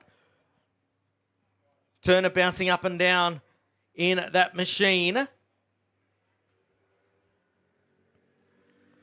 Down the front straight away they charge. 7 laps in, so we've still got 3 to go here, folks. They go past Jackson Duel. He hasn't left the cart. Oh, hang on. He's trying to get it. No, he's trying to move it with his foot. He's going to Flintstone style it. Here's Jackson Duong. I don't think she's going anywhere, mate. And he's finally given up the ghost there.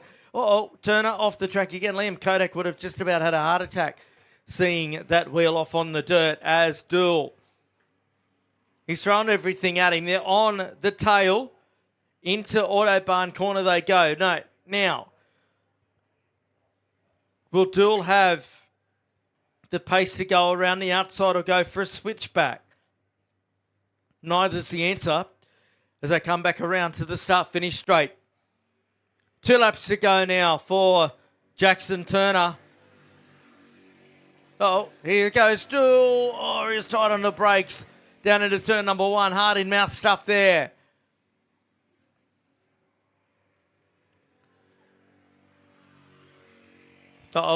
Duel's gone ragged. He's gone. Duel got a bit ragged and spins out while challenging for the lead. Ambition outweighed ability there. And that's just opened it up for Turner. He can relax for a lap and a half now. That promotes Clout to second spot. And Douglas up to third. JD Chapman get close enough to make another spot? I don't think so. No, he hasn't. So there he is, your race leader, Jackson Turner. They've got the BRM sorted out now. He crosses the line. 1 remaining. Oh, the excitement's building down on the fence here, the team from Kodak Motorsport. They're all up and about here. He's just got to hold her on for 3/4 of a lap as Jackson Turner. Cloud up to second now. Douglas into third. Duel drop back to fourth. JD Chapman into P5 aboard the 27. For the final time, Jackson Turner. He brings it up to the top part of the race circuit.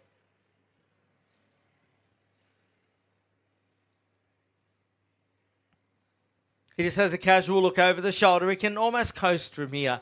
He's got about 3/4 of the back straightaway in his Skyrocket. He goes through the left-hander, back to the start, finish straight for the final time. Checkered flag at the ready. Crowd goes wild for Jackson Turner. He gets a win. Second place goes to Jensen Cloud. Hamish Douglas, he's there in third position. Then it's Jack Duel, followed by, waiting now for JD Chapman to come through in the number 27. Then it's the 72 of Jacob Neal. coming through and completing our finishes. So that was for SS Junior. We're going to take a break. Be back shortly here at Ipswich.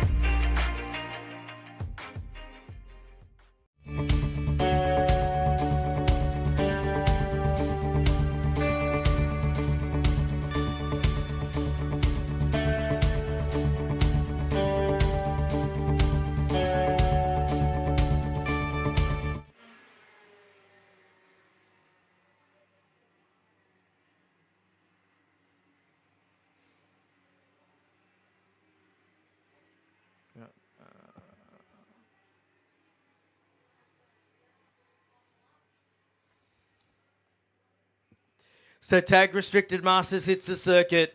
Gavin Soward, can he make it 2 from 2 in that 28? With fluorescent Grello helmet. Aaron Rabjones also in a fluorescent Grello helmet on the outside front row. Set for a start this time. Away. 10 laps on the board. Down to turn 1 they charge. And, one's gone around in the middle of the pack. One goes around in sympathy, all on his own. But they're able to continue on. Of course, all of these tag engines have clutches in them, so they just basically either put the foot down and take off again or hit the start button and the battery will start them up and off they go. So what it is, who leads the way up through Autobahn corner. And already starting to open up that gap out in front to Familiar Tale as we start to head towards our finals. Coming up once we get through all of our categories, another 3 heats in this one. Across the line goes Soward in the lead by a second over Rabjones. Williams has made his way into P5. One's gone around at turn 1 there. One's in a precarious position, but he's able to fire it back up again. Get a bit of wet grass on the tyres, why not? Drag a bit more onto the racetrack as they go around now. There's Gav Soward. Rabjones in second. He's got Maze and Gray on his tail. It's a familiar story that we saw in heat number 1 here.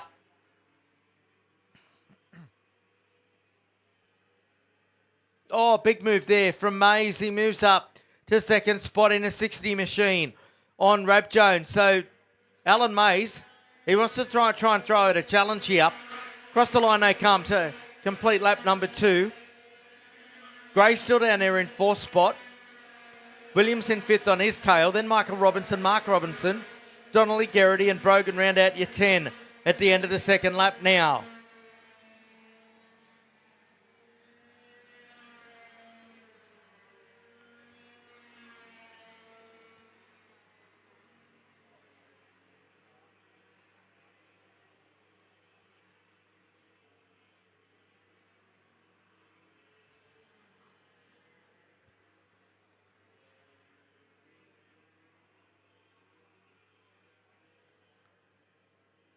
So there's the 22, trying to take it up to Alan Mays for the second spot.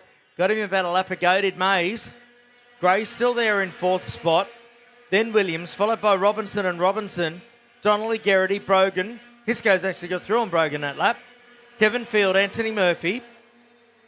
Godfrey, then Darcy. Thompson, Campbell, Meyer. Glashoff and Fletcher's your top 20 at the moment. 1.9 seconds, Gavin's opened the lead out too. That's what it looks like visually as he goes past us. Then second place goes through.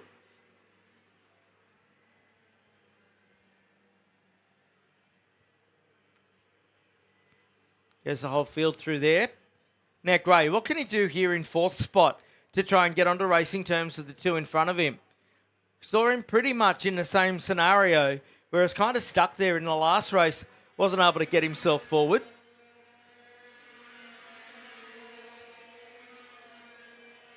As they come charging on through now. Soward a new fastest lap at 57.98. They played a 51.116 for Mays.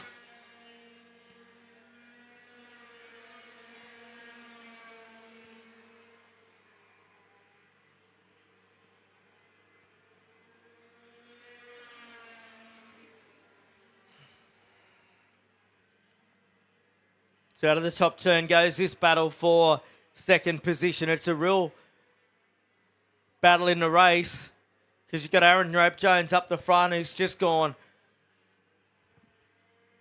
Bunter, he's sitting third. I should say Gavin Soward up the front has just gone Bunter.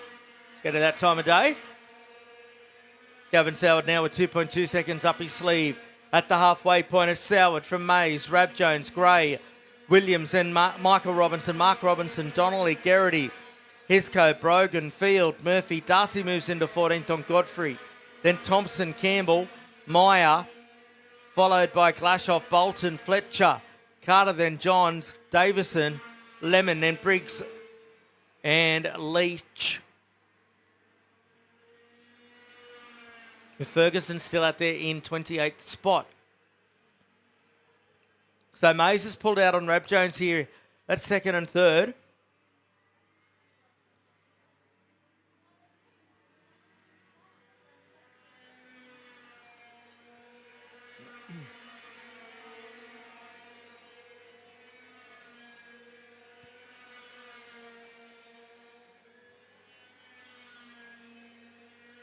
The 51.136 that time from Soward, so he's backed it off ever so slightly. Mays was actually quicker with a 51.050, so too Rapp-Jones and Gray. So Gray is picking up the pace here.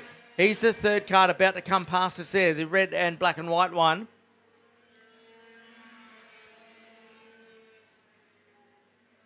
There's your race leader, Gavin Soward on lap number 7 here. Man in black.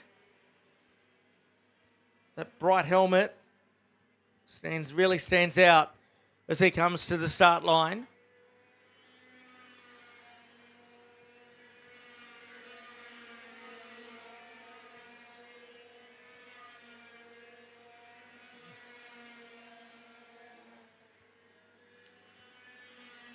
He's just having a bit of a breather was Gavin Soward. He's just popped out a 50.719.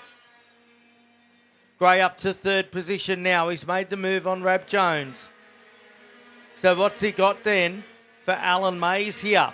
He's been quicker than Mays the last couple of laps, this Scott Gray. Now that he's cleared Rapp-Jones, what can he do?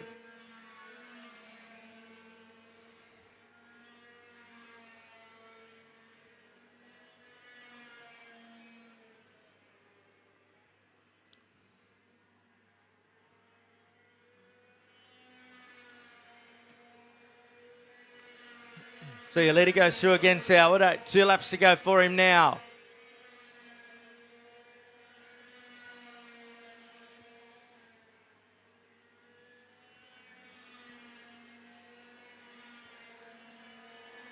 Mays has been doing a good job. Gray, since getting into third, hasn't made any gap closure on the man in front of him.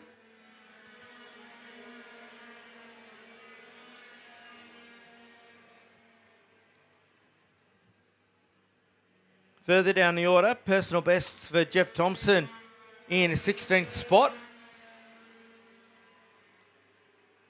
So multiple different engines available for use in tag racing and tag restricted or prioritised by weight. So they're tested against each other back to back at a racetrack by Karting Australia.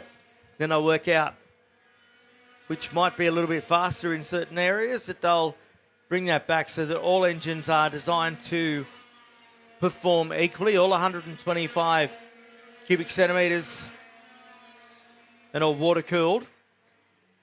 So Soward on the way home now, the final lap. It's been another dominant performance from him as he goes through the top corner and onto the back straightaway. Will Rap Jones have something for Gray down the back stretch? We're just waiting now for, waiting now for Soward to come through. And he comes through and takes the win. So Gavin Soward, another win for him. Second place goes to Mays by 2.8 seconds. Then Gray, Rap Jones, followed by Williams. Then Michael Robinson. Followed by Mark Robinson, then Matt Donnelly, Brad Garrity, then Scott Hisco, Mark Darcy, Kevy Field. That's the next one through. Murphy, then Godfrey, Brogan, Thompsons, Campbell. There's Bolton, Glashoff, Fletcher, Johns, Meyer. Then Davison, Carter, Briggs, Ferguson, Lemon and Leach. That completes Tag Restricted Masters Heat Racing. We'll be back shortly with Tag Heavy.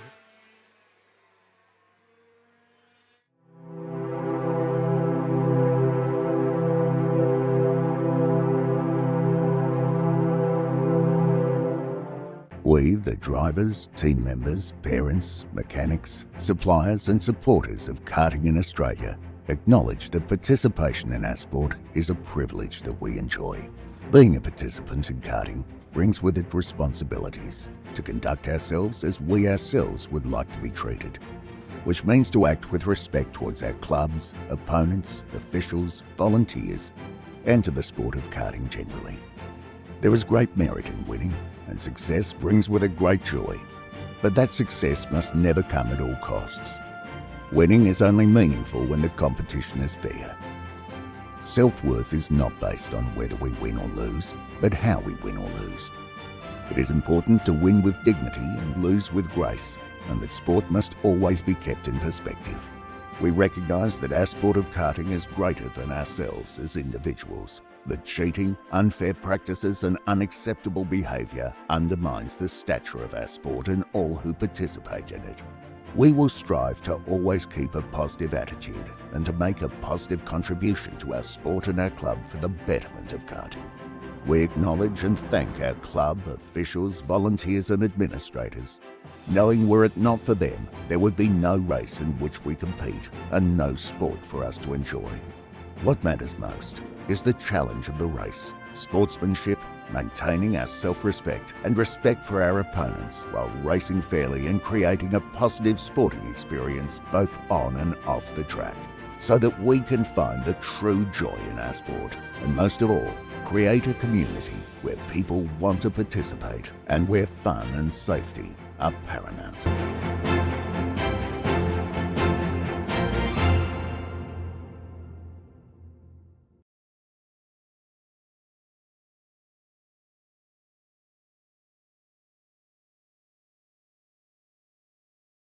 Nelson and Cohen, off they go, down to turn one. Redding gets the best of the start into there. Sammy Houston going with him.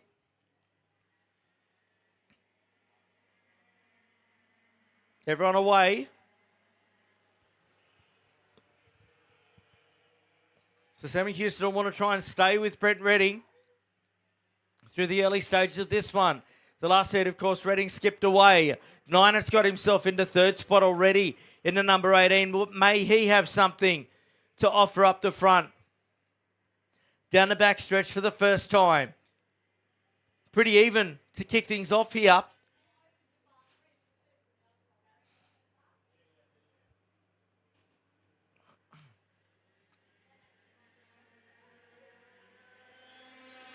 Across the line, Redding, Houston, Ninett, Brown, Dag, Williams, Nelson up to 7th. Marshall up to 8th. Barton. Then it's Marita, McNaught. And Farkas with problems off the start. He's at the back.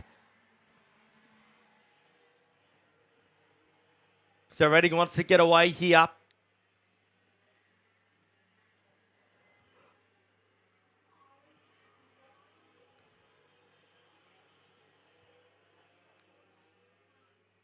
Up through the Autobahn corner.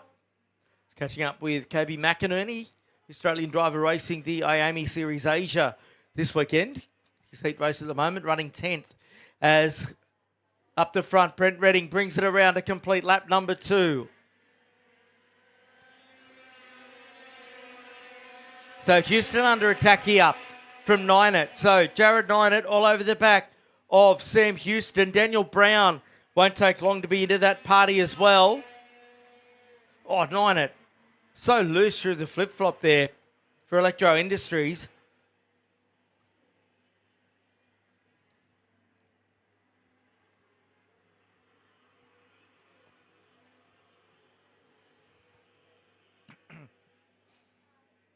Through the right-hander they go. Jared Ninett in the 18. That multicoloured machine. Chasing down the parallel of Sam Houston in the orange helmet, the number 6. That's a battle for second position. Right behind them is Daniel Brown, the 37. Come across the line. Good to see a good crew of people out here joining us for the 4th round of the Ipswich Kart Club Championship. Of course, if you're joining us at the track or watching live online, jump on to karting.net.au for all the information that you need to get involved in the sport. Doesn't matter whether you're 7 or 70 or even older. We even had last weekend down in Eastern Lions, we had an 84-year-old club member come out and see us. Still racing at 84 years young. Down the backstretch, here comes Ninett on the tail of Sammy Houston.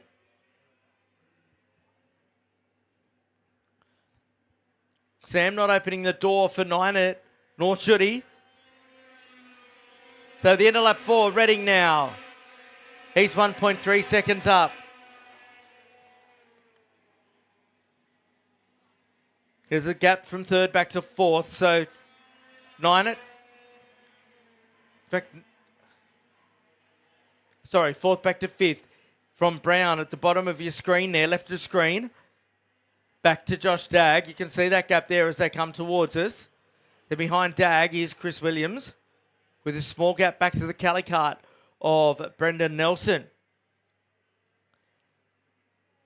So interesting here, Sam Houston opening a slight gap.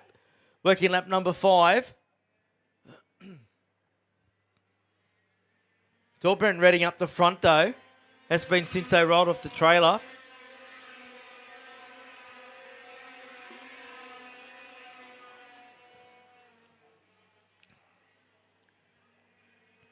.6 seconds a gap.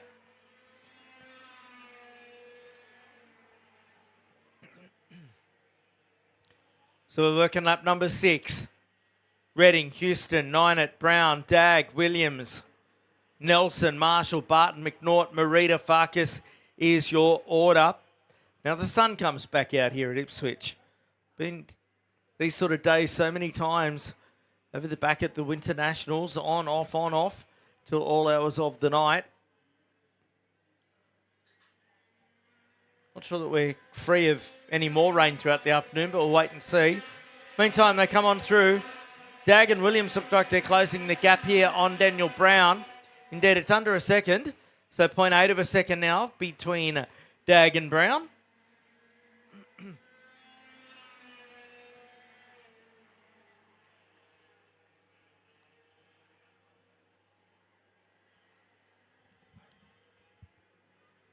So Ninett must be having a bit of a slow lap here. If I have a look at his lap times the last time through, he was 0.2 faster than what Daniel Brown was. But Brown looks like he's closed in quite an amount as they go down the back straight away.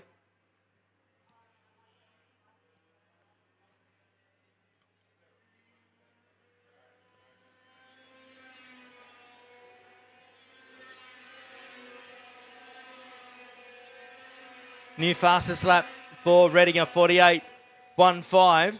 All but 3 of our field set their fastest lap times on lap number 7. So 3 remaining for Brent Redding up the front. A pretty lonely race for him, but I think this is the sort of race weekend that Brent Redding's been wanting to put together for some time.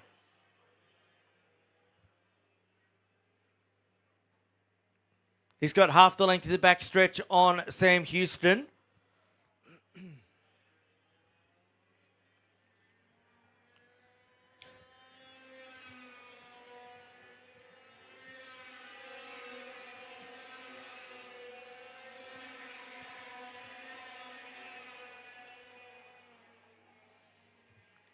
So Brent's lead's now out to 2.7 seconds. He was 4 tenths quicker than Houston, who did his fastest lap that time through.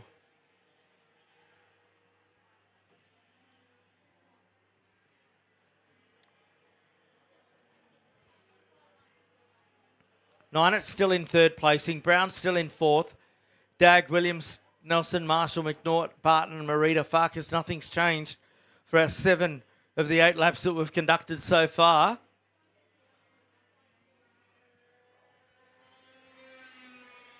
One to go for Redding now.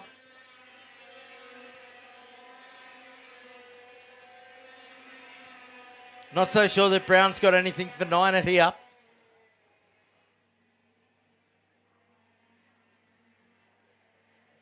Oh, in fact, he might have a last-minute crack at it. The Empire Kart Sport man, so it's Empire 1 and 3 at the moment. 1 and 4, I should say.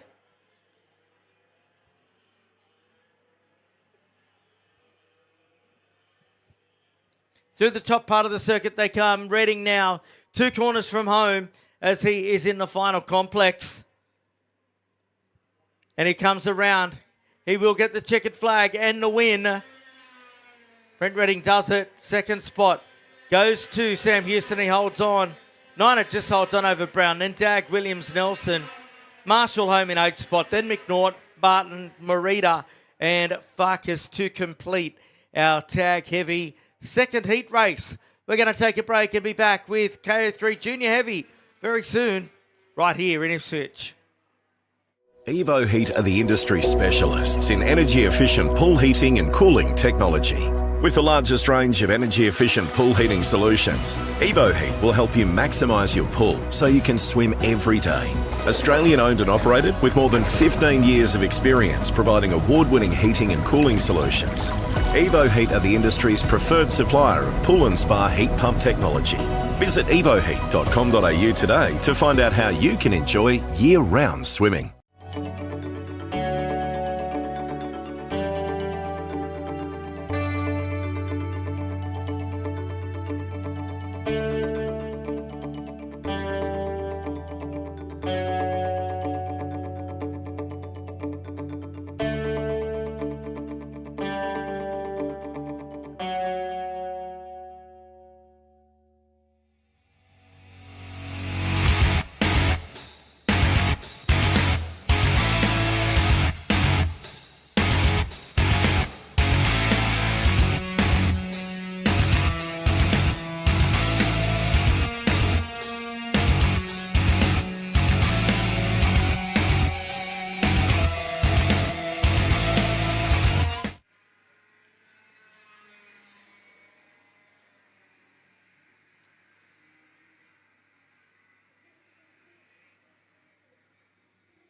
So back with KA3 Junior Heavy to finish off our heat racing here this afternoon, and then we'll get into our finals. Can't wait for that. Trust you're enjoying the action, whether you're here with us watching live on YouTube or through speedcafe.com. Great to have your company. Wherever you're watching us, Cooper Fish and Jai Flynn bring it to the line, and off we go down to turn number 1. They charge. And all good through there to start with.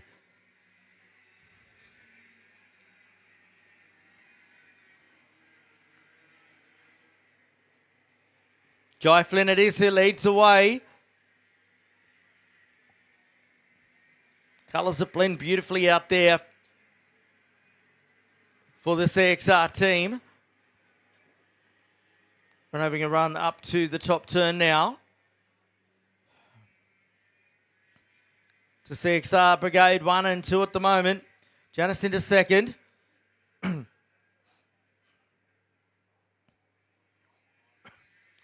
They come to the line now. KA3 Junior Heavy. Flynn, Janice, Fish. I should say Friend, then Fish. Gertz into fifth spot. Then it's Tilmouth, Carmichael, Leo, Chapman, Soward, McGill, Vushard, Aquasana, Southgate, Bailey and McMinn. Zane Chapman into ninth spot. He's had a bit of a tune-up from team manager Liam Kodak's been told to focus on what's in front of him, not what's behind him. So we'll see if the words from the super coach have had any effect on the youngster. He is in ninth spot. So there we have our third place driver, Cooper Friend. It's a battle of the Coopers here.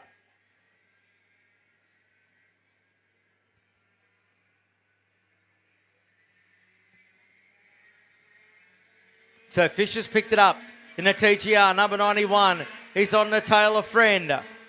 As they cross the line down into turn number 1. Gets a little bit bottled up there. McGill's made up a spot into 10th now.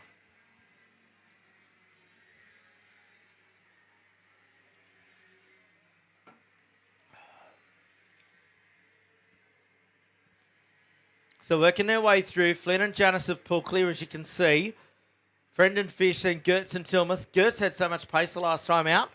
Did have that little bit of a rainy period. Bit going on down towards the back as well as they come down the back straight away. Nice battle going on here. Fish got a bit bottled up going down into turn number 1 into 91. A lap or so ago. And he's had to rethink his strategy here. He's got Kaiser Gertz on his tail, though, starting to close on in. Oh, look at Fish here. He tapped the rear of Friend. It just unsettled the number 8 a little bit. And he continues to push it as Cooper Fish on Cooper Friend.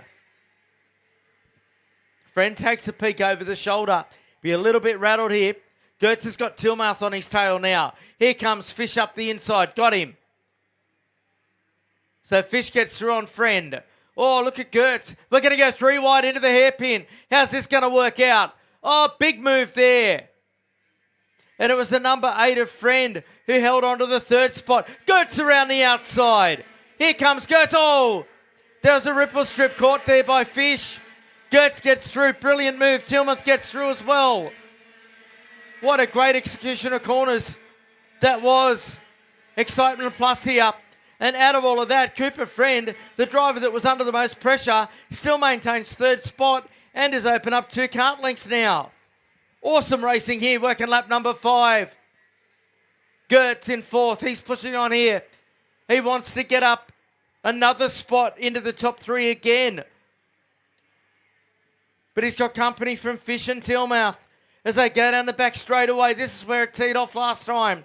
Gertz has got a great run in the Techno, goes through.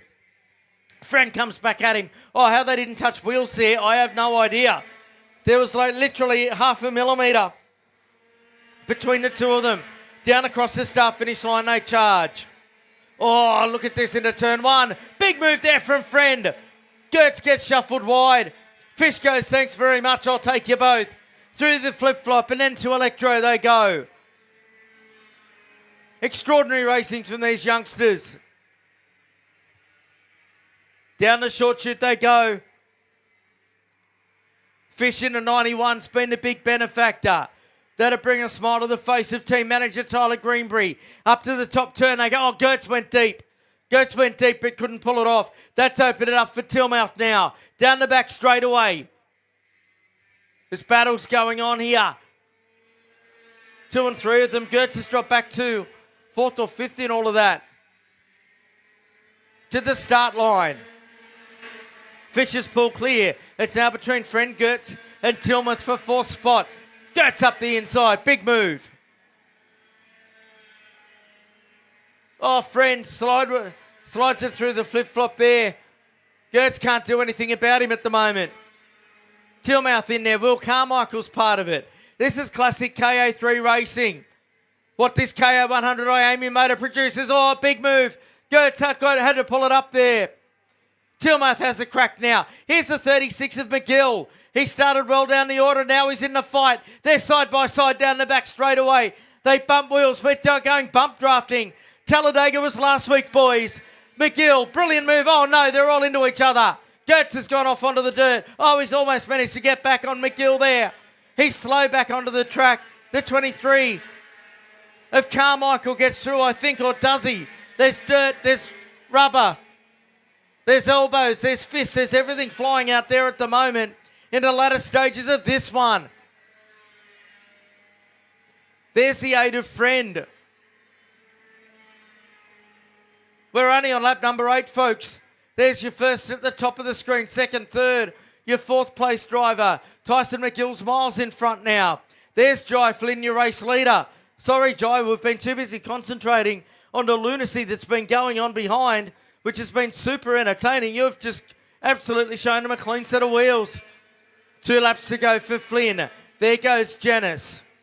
Waiting now for Fish to come by. There he is. Then it's McGill. He's come from way back in the order. There's Tyson McGill. Gertz is still at it with Friend.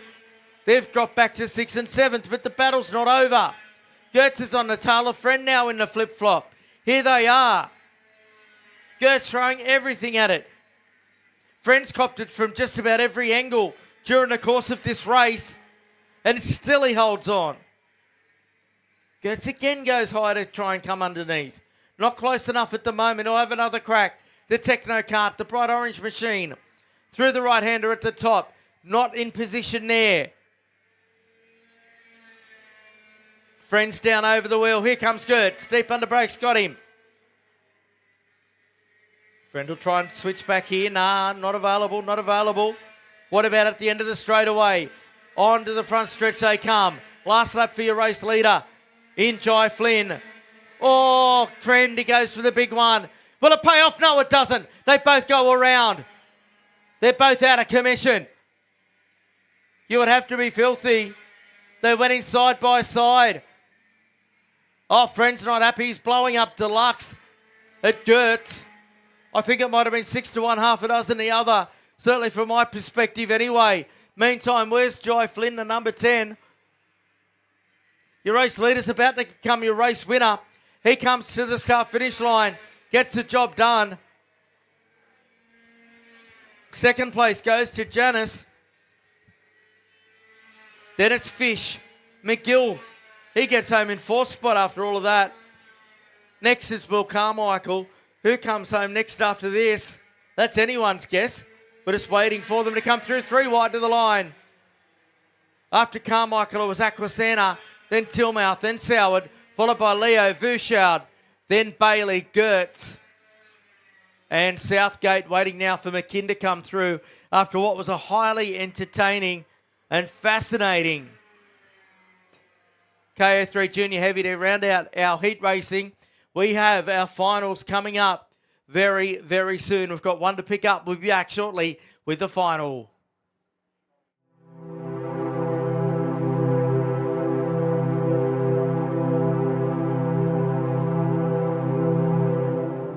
We, the drivers, team members, parents, mechanics, suppliers and supporters of karting in Australia, acknowledge that participation in our sport is a privilege that we enjoy. Being a participant in karting brings with it responsibilities to conduct ourselves as we ourselves would like to be treated, which means to act with respect towards our clubs, opponents, officials, volunteers, and to the sport of karting generally. There is great merit in winning, and success brings with it great joy, but that success must never come at all costs. Winning is only meaningful when the competition is fair. Self-worth is not based on whether we win or lose, but how we win or lose. It is important to win with dignity and lose with grace, and that sport must always be kept in perspective. We recognise that our sport of karting is greater than ourselves as individuals, that cheating, unfair practices and unacceptable behaviour undermines the stature of our sport and all who participate in it. We will strive to always keep a positive attitude and to make a positive contribution to our sport and our club for the betterment of karting. We acknowledge and thank our club, officials, volunteers and administrators, knowing were it not for them, there would be no race in which we compete and no sport for us to enjoy. What matters most is the challenge of the race, sportsmanship, maintaining our self-respect and respect for our opponents while racing fairly and creating a positive sporting experience both on and off the track, so that we can find the true joy in our sport and most of all, create a community where people want to participate and where fun and safety are paramount.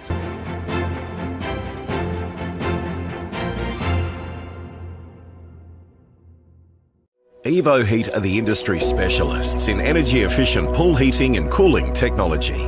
With the largest range of energy-efficient pool heating solutions, Evo Heat will help you maximise your pool so you can swim every day. Australian owned and operated with more than 15 years of experience providing award-winning heating and cooling solutions. Evo Heat are the industry's preferred supplier of pool and spa heat pump technology. Visit evoheat.com.au today to find out how you can enjoy year-round swimming.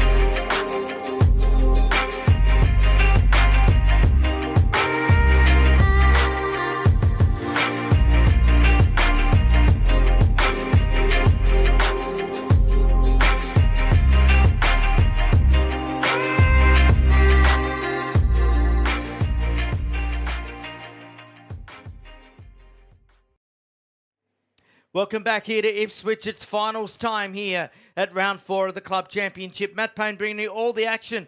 Thank you to the Two Horse family and Simplex Elevators, along with Evo Heat and South Pacific Marine Group, for bringing you the live coverage of this event. Zach King, despite his troubles last time out, will start on the pole in this tag restricted medium final. 14 laps on the board. Sam Misson out of 2. Matt Goddard and Trent Harders, the second row, were away. Down to turn number 1 they go. Gee, I'll tell you what, Misson got the better start on the outside. We'll have to have a look at that. I'm sure our officials will be keeping a close eye on that one. But he got a blistering start there to lead the way. Harders in the 93. He's right behind him and going with him as Harders in the early stages. Then King has dropped back to third, change in race suit between races for King. Might have got a little bit wet out there previously. New race leader Harders up the inside and into the lead now. And straight back at him goes Misson, and straight back at him goes Harders again. And then King will join the tail of this one. And he's not one that will hang around. New Kart this weekend for Zach King, moving across to a Kart Republic. Through the left-hander they go, but it's the Arrow that leads away from the two KRs. Across the line. Oh, Misson got a little bit sideways in through the Castledine kink. That left him vulnerable to King then. Cox is in 4th spot now. Followed by Ben Lillis up to 5. He's made a few spots. Justin Voigt, then Goddard. The two Goddards, actually. Matthew followed by Josh. Then Dakota Daniels has had a great start. Then Sebastian De Salvo running out your top 10. Especially another one of the JGM drivers here this weekend as they work their way up to the top corner. King going deep, having a look at the back of Misson there. Couldn't do anything about it, which has left him open to Brad Cox as they go down the back straight away.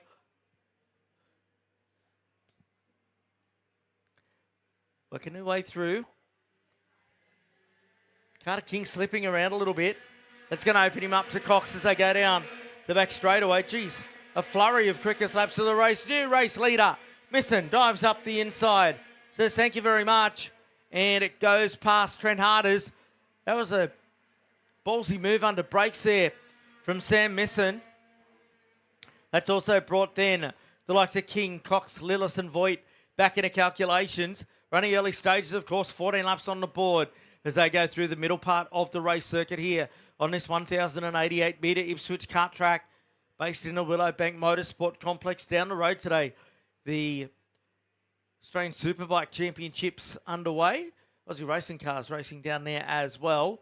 As Harders now trying to fight back on Misson, who went to the lead the last time that they came to turn number 1.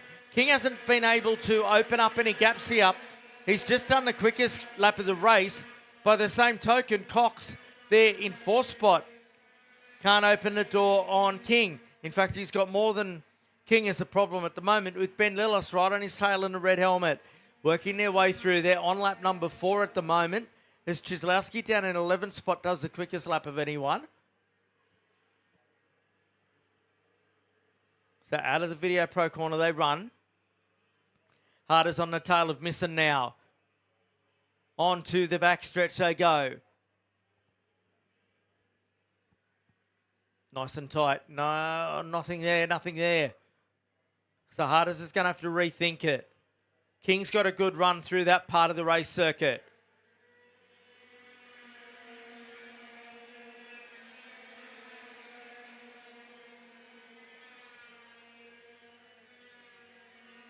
Goddard, that being Josh and Dakota Daniels, have got through on Justin and Voigt further back. Voigt dropping to 9th.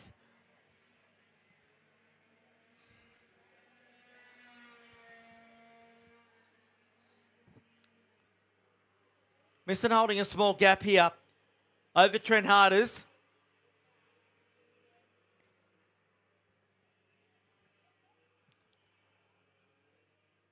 Onto the back stretch now. There's your race leader, the KR number 8, the orange and white machine.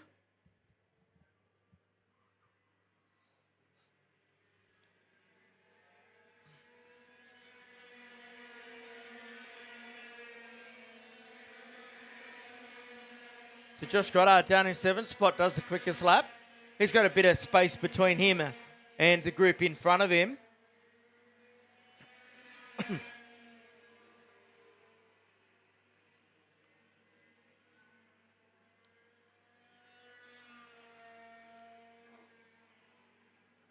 So through they go. There's your race leader there, Misson. Just open that gap to nearly half a second. Not too much at the moment. There's battle going on for 4th. There's your 4th place man there, the Xpree Kart. That being of Brad Cox. Oh, move there. So Matthew Goddard goes past Ben Lillis and up a spot. That brings Josh Goddard, the red and white Birrellard, into calculation as well as King goes to 2nd. So now it's started to fire up out there. Misson's leads out to a 2nd now. There's King in the 97, the black helmet. He's got himself past Trent Harders, who's now opened up to Brad Cox, Goddard and Lillis behind him as they work their way through. Through to the Video Pro turn they run. Basically nose to tail in the battle for the minors here to get up onto the podium after this. Misson takes a sneaky peek over the shoulder. Sees that there's a gap back to the 97 machine. Now with some open air, what can Zach King do about Sam Misson? It was 1 second the last time by. Let's have a look at it now. It's down to 0.93. It's only a few hundredths, but it's pulling him in as we are only halfway there. So the order at the halfway point is Misson, King, Harders, Cox, Goddard, Josh Goddard, then Lillis, Daniels, Voigt, DeSalvo. That's your 10. Then Jacobson, Sattler, Chislowski, Goodchild, Highland, Simpson, Jordan, Lillis, Vegner, Miller and Tolisep rounding out your runners, all 21 still out there. Carl Wegner still going on. He's got the Anzac Day tribute livery there, of course, a veteran himself, with support of 42 Caster, not-for-profit from veterans for veterans this weekend, a special weekend for those guys, obviously. Across the line goes Mr. New, quickest lap for King. He's taken 4/10 out of your race leader. It's on here in our first final of the day. It's down to 0.54. It was basically 4/10 of a second. A King pulled out of Sam Misson in front. So you get the feeling that he's going to be with him as they get to the start-finish line the next time by, where they'll only have 5 laps to go. Through the Video Pro turn again. King driving the wheels off it. Of course, catching's one thing. Passing is yet another, as they always say. The 2 KRs together on circuit. Let's have a look and see what Misson's got left available. You could see the amount of ground visually that King was able to close in at the end of the back straightaway. I think it might be on this lap. Let's see what sort of racecraft Zach King applies to this one. New personal best for Harders in third. King's firing here through the flip-flop now to the Electro corner. Bit sideways there for King on the exit of Electro. Through the RHQ turn. Harders will be enjoying what he's seeing in front of him. And now that he's got Josh Goddard behind him, the two of them will push along to try and catch up to these two in front. Through the top part of the race circuit they go. Bit over 4 laps to go. Misson got a bit wide coming onto the front stretch. King goes for the move. Can he pull it up?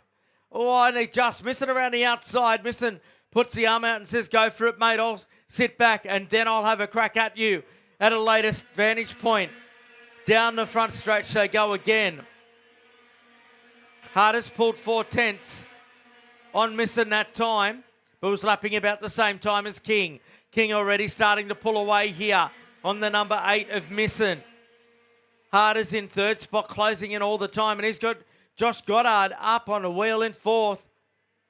He's right there with them now. Here's Josh Goddard through the left-hander again they go. Gee, Harders, he's gone racing terms now with Misson for second. Then Goddard will fancy himself on the podium as well as they come down the backstretch.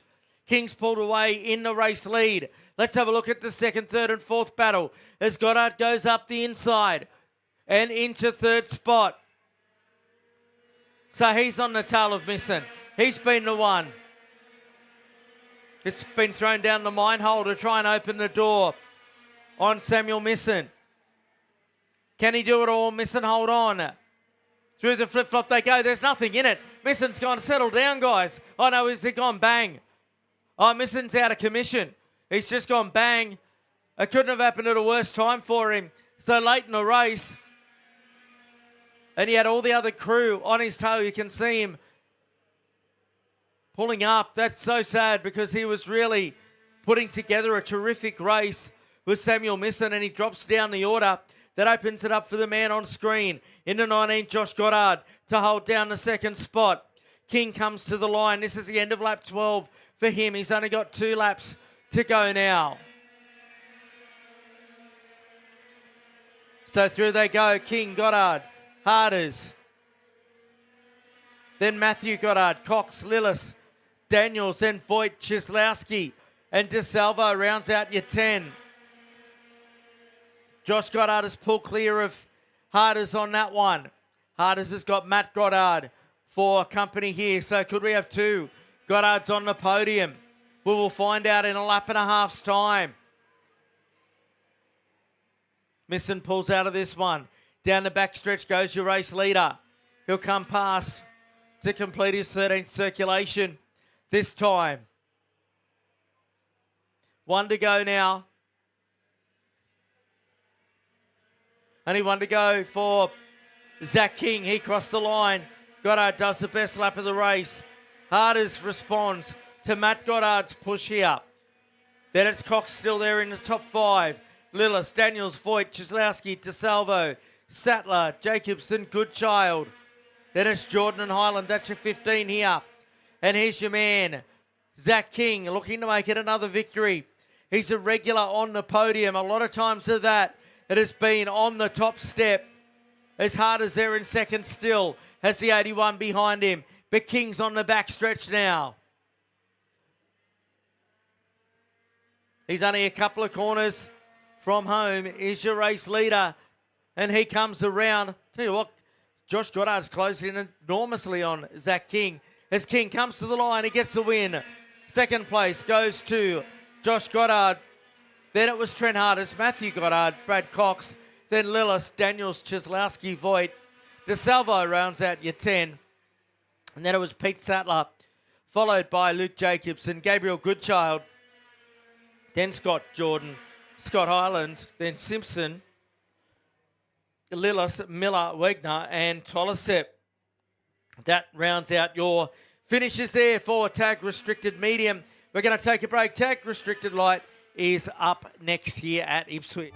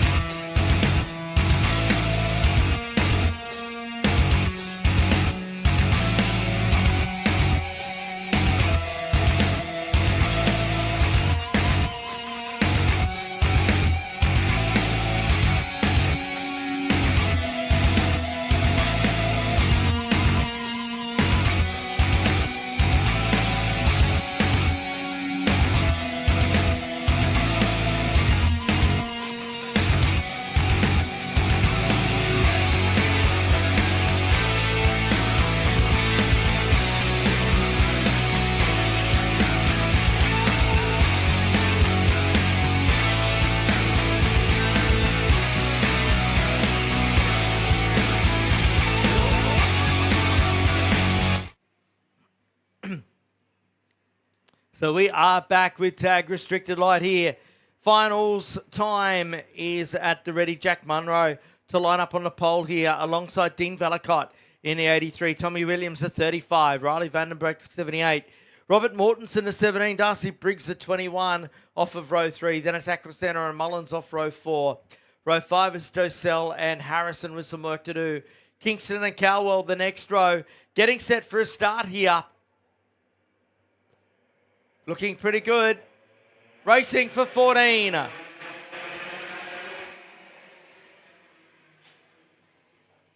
It's all on the line down through turn 1 now. Everyone through there cleanly, so that's a nice way to get things started. Mortensen keen to get on with it in the 17 there. Ooh, got Aquasena around him and shuts the door. Everyone just getting jostling. There's a bit going on. The elbows are up here. It's finals time, of course. Want to walk away with that trophy. Uh-oh. 3 have come together there. Right in front of us.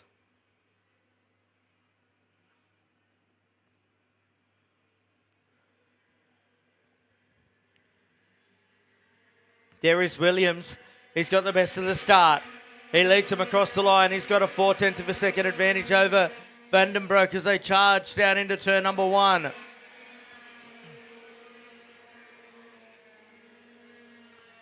Vallicott into 3rd. Mortensen to 4th. He's taken Aquasena up the order with him. Darcy Briggs in 6th spot. Harrison Furlonger. Then it's Mullins and Docell.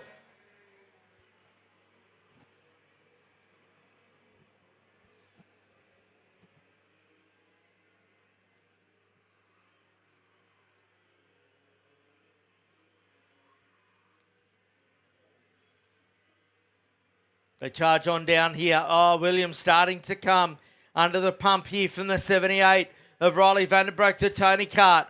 Across the line they come. 2 laps in the books here. And still all to play for.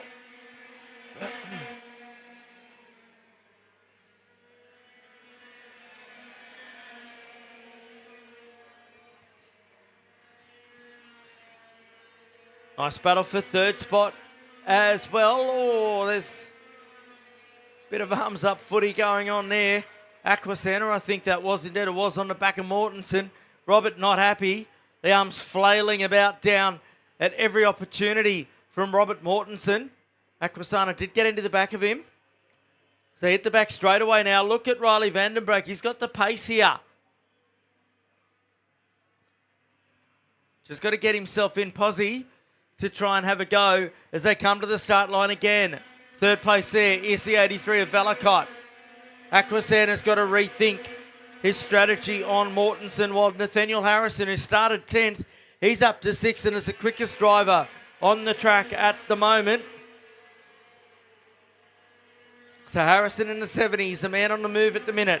All good run here from the second place man in Vandenbroek. Not quite through there, through the left-hander. Valakot's just got that slight advantage then over Robert Mortensen, who opened it up. Oh, there's a bit going on at the top there. We've got a couple of drivers off to the side of the race circuit, so their day is done as Williams just keeps on keeping on out the front.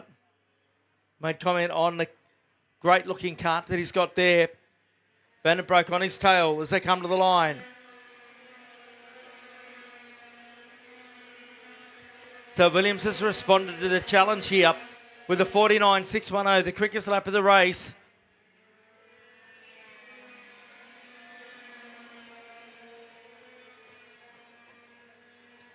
Four laps in the books. Valakot there in third spot still. Mortensen not making any ground. Aquasana is trying to make some ground again on the back of Mortensen after that unsuccessful battle earlier on. In sixth place is Harrison. He's trying to have a go as well. Can't really close any ground. Such is the tightness of this competition in tag restricted light. We've got the parity pretty well sorted here at the moment.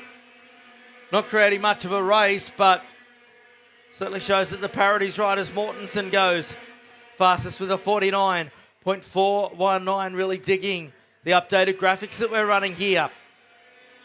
Adam Wood, one of our competitors in DD2, putting together this package. Down through Video Pro Corner they run now. So Vandenbroek, what's the strategy going to be if you're there in second spot? We haven't seen it play out just yet. We're not at the halfway point. We're only on lap number 6. So we'll go halfway. Not this time over the start line, but the next. So there's still plenty of time if you are Riley Vandenbroek in second position. Valakot with the new quickest lap with a 49.341.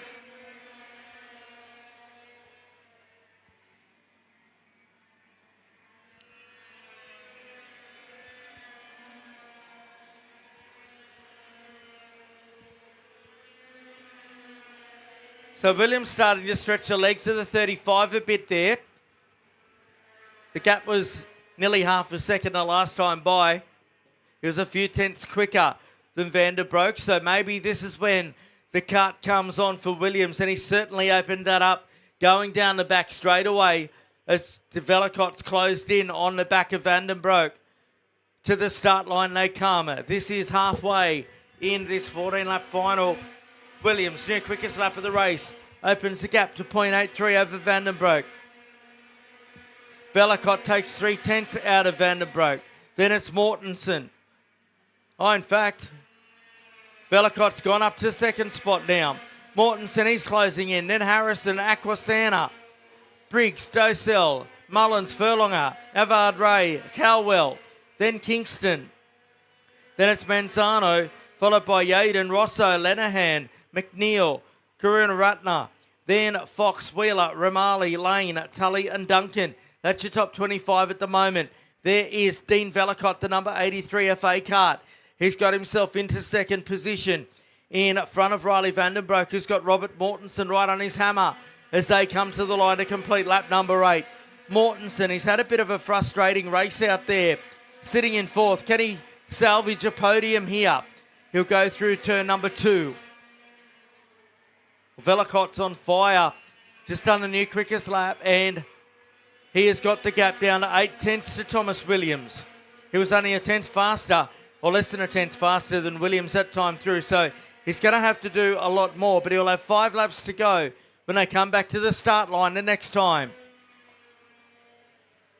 So there's Mortensen at the back of your screen, the multicoloured number 17 machine. Goes through the right-hander, catching up to Vandenbroek. He was the early race lead challenger, was Riley Vandenbroek.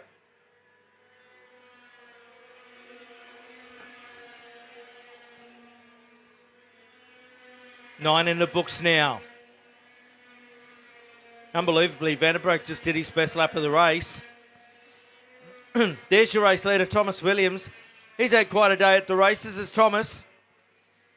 The cart's off to the side at the top of the screen there, so it's unfortunate.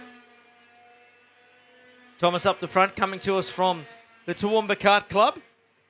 Good to have him make the trek over to Ipswich for this one. So Velicott comfortable now in second position. It's been maintained at that just over 8 tenths that Williams has had up the front.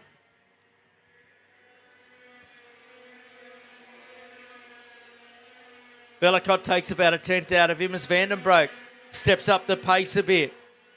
He goes the fastest lap of 49.240. So he's coming back now in the Tony Kart. Fascinating how these setups play out throughout the course of these races.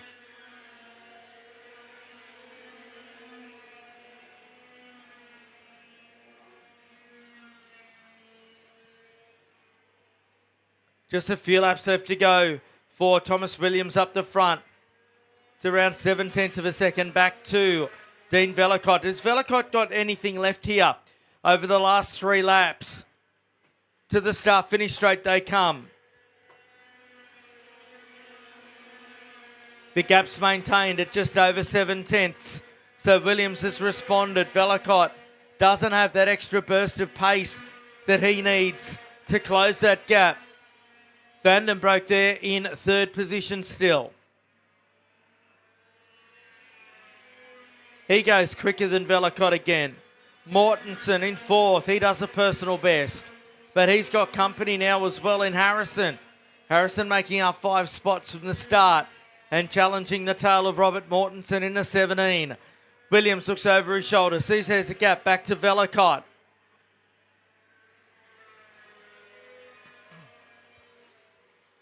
Two laps to go for your race leader now.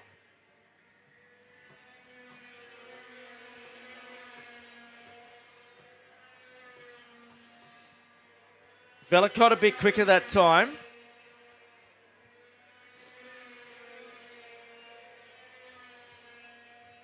About 9/100ths quicker than your race leader. That's not enough at this stage.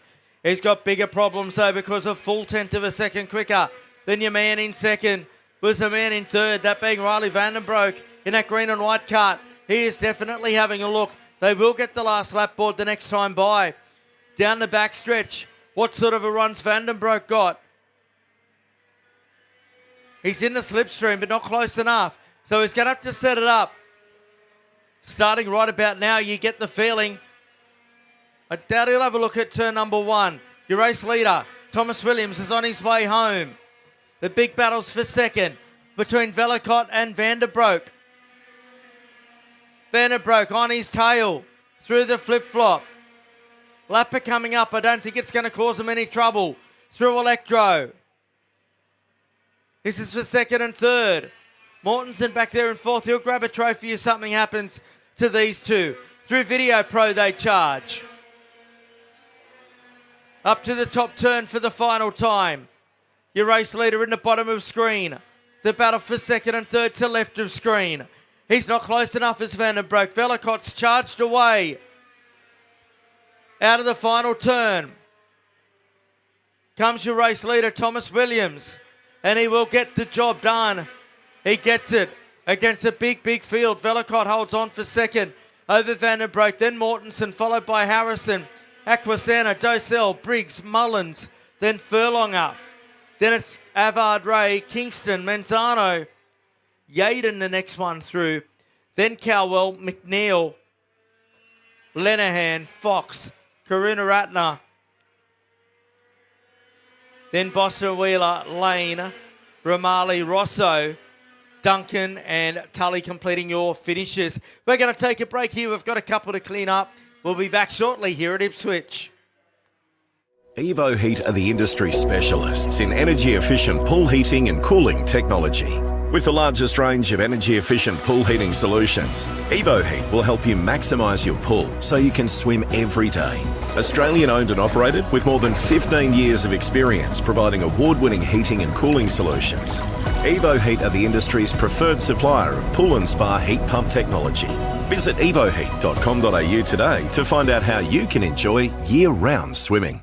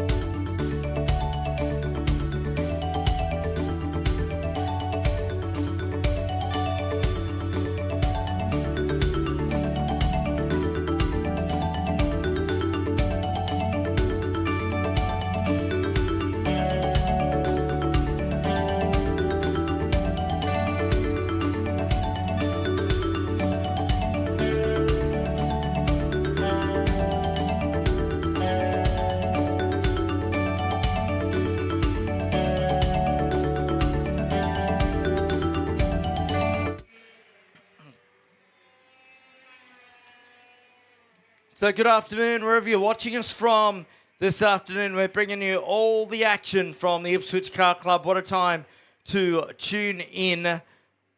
Getting into our finals, the third of our finals here this afternoon. This one for Tag Light. Jack Preston is going to bring them to the line.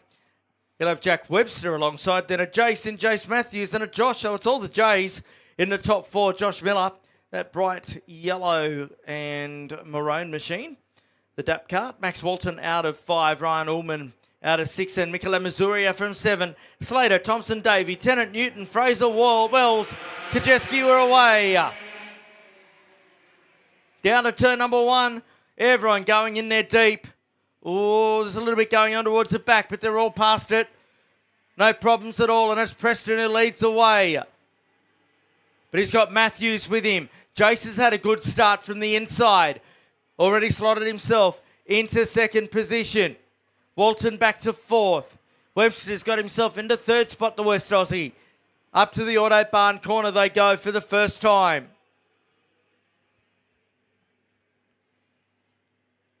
Preston down over the wheel, trying to pull away here to kick things off. Matthews having absolutely none of it. I'll get it out eventually. They come back to the start straight.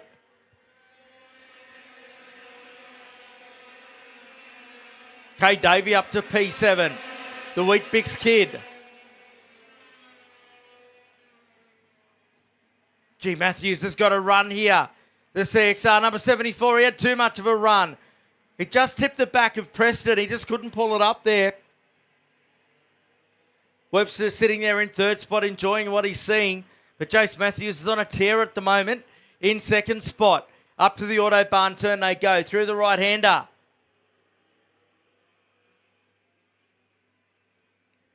Oh, Matthews was in the slipstream, goes for the big move. And Preston has no choice but to yield right there. And Jace Matthews for the first time today leads the way as they come to the line to end lap number 2 with thanks to Simplex Elevators, Evo Heat and South Pacific Marine Group. Great to have the Torties from South Pacific on board. The McNeils and the Two Horse as well from Simplex. Matthews doesn't want to hang around. Davies still there in 7th spot. He's the quickest driver on circuit. He's got a slight gap between himself and Ullman as Kay Davey. He'll certainly want to be in the mix. Down the back stretch they go. Preston hanging there with Jace Matthews. Webster comes into play as well. So back to the start line they come. Tag light final is really fired up here. And Missouri has dropped back to 10th. Jack Wells up to 13th, further back in the pack. Just over a 10th of a second. You don't need me to tell you that, however. You can see that for yourself as they come past our camera angle there. Up through the top turn they run.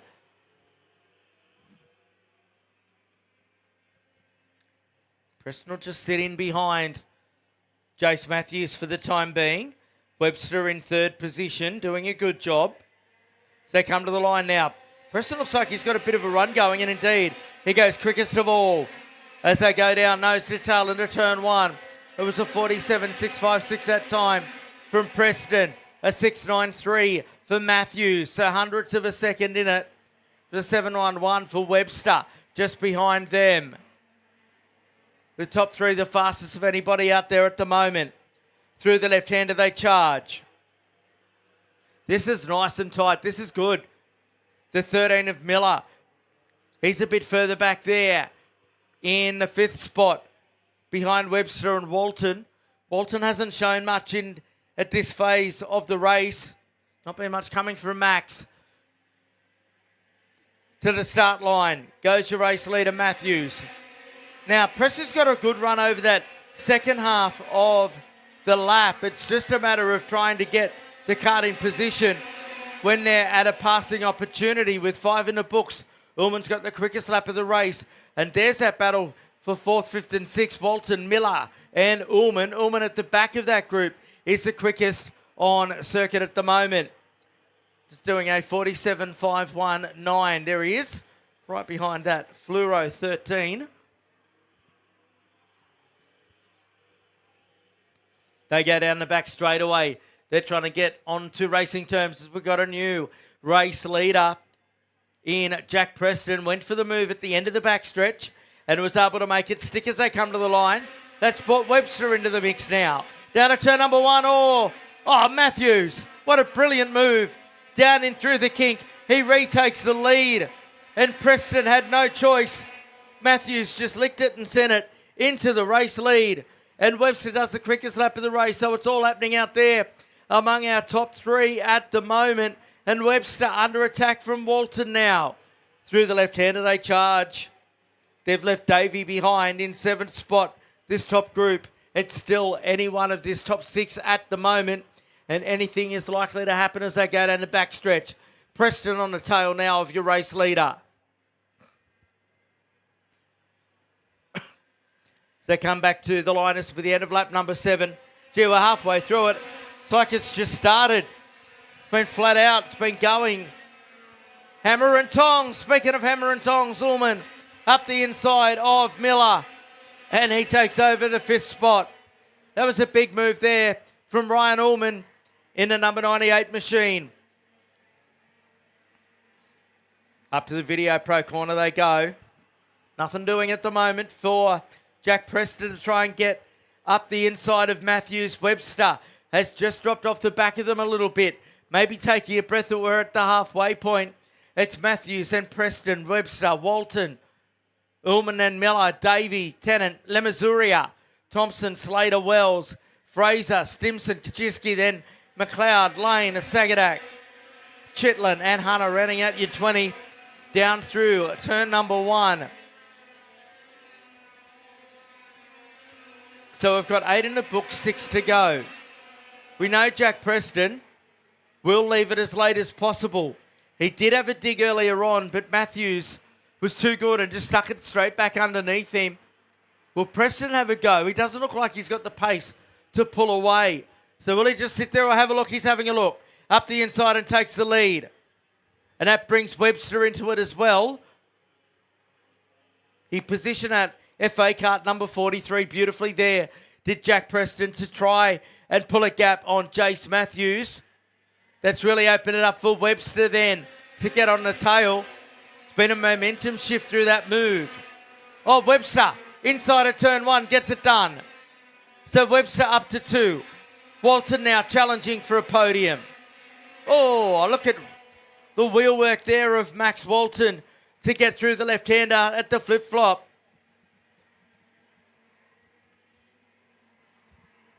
Behind Walton now is Ullman, who's pulled well clear of Miller.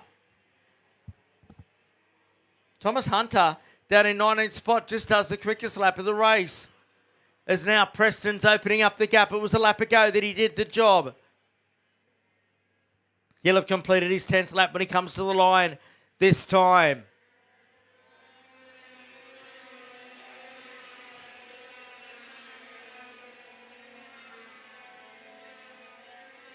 But Miller's caught back up on Ullman now. The ebb and flow of this one. This is crazy out there. Preston's lead, 0.6 of a second. The Devil's number, 666. It's been a bit of a devil out there today, has Jack Preston. Webster holding down that second position. The race for 4th's not over because Walton, Ullman and Miller are on track together now. Then Davies trying to get onto the back of that little train as well. Ullman trying to get through on Walton a bit further back, but the door was shut on him. You can see that trio coming towards the camera now. Across the line they go. There they go. Davies got his own battle on hand with Lemazuria and Caden Thompson down through turn number 1.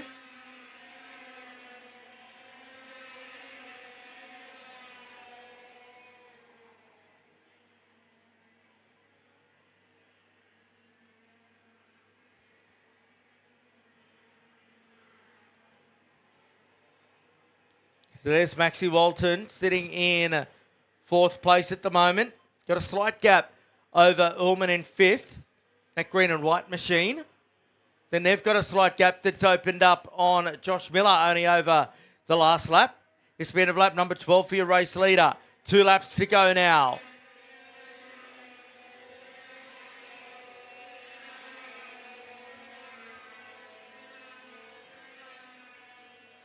So we're on lap number 13 of our 14.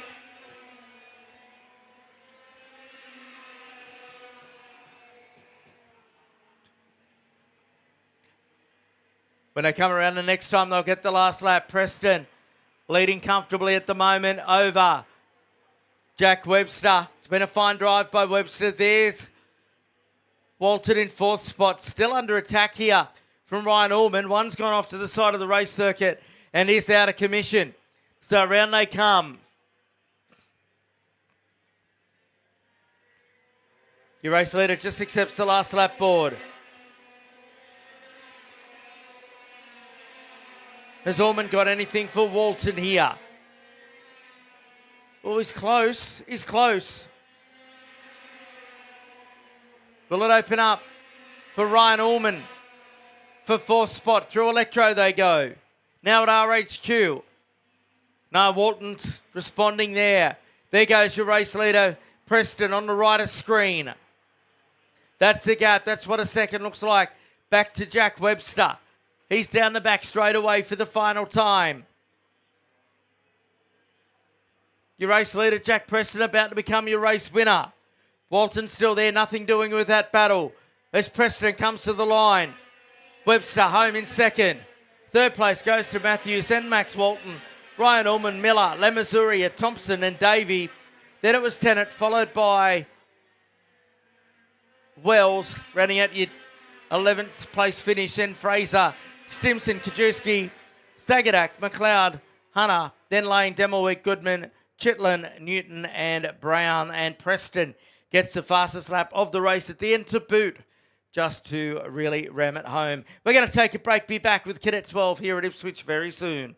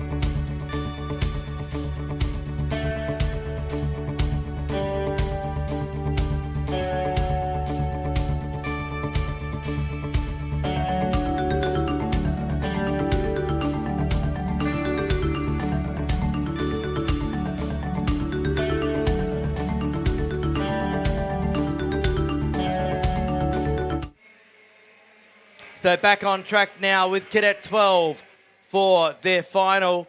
Xander Watts will start on the pole. Alistair Flack on the outside front row in the 10. Cruz Petroni out of 3 in the 15. Jeremy Broadbent out of 4 in the 32. Kenny Marita starting P5. That's way up the order for Ken. Good stuff. Jack Sydenham out of 6 in the 31. Braxton Regan and Alistair Leggett in the 64. Then it's Aston Mills, Jack Masiko. Rounding out row number 5, Blake Haig recovering to start from 11th. And Paige Flack from 12th. Miko Waddy from 13th and Lennox Carson alongside. Getting set for a start. Here we go. Big field down to turn number 1. This is where it all happens. Away. They all fan out through there down to the first turn. And everyone gets through. Oh, they nearly all got through turn 2. One's gone off and one's gone bush. They all get back into it. The sun coming down, the lights starting to take hold here at Ipswich. Bit of debris on the racetrack there in a run down to Video Pro Corner as they work their way through there to kick things off here. 14 laps on the board. Down the back stretch they go now.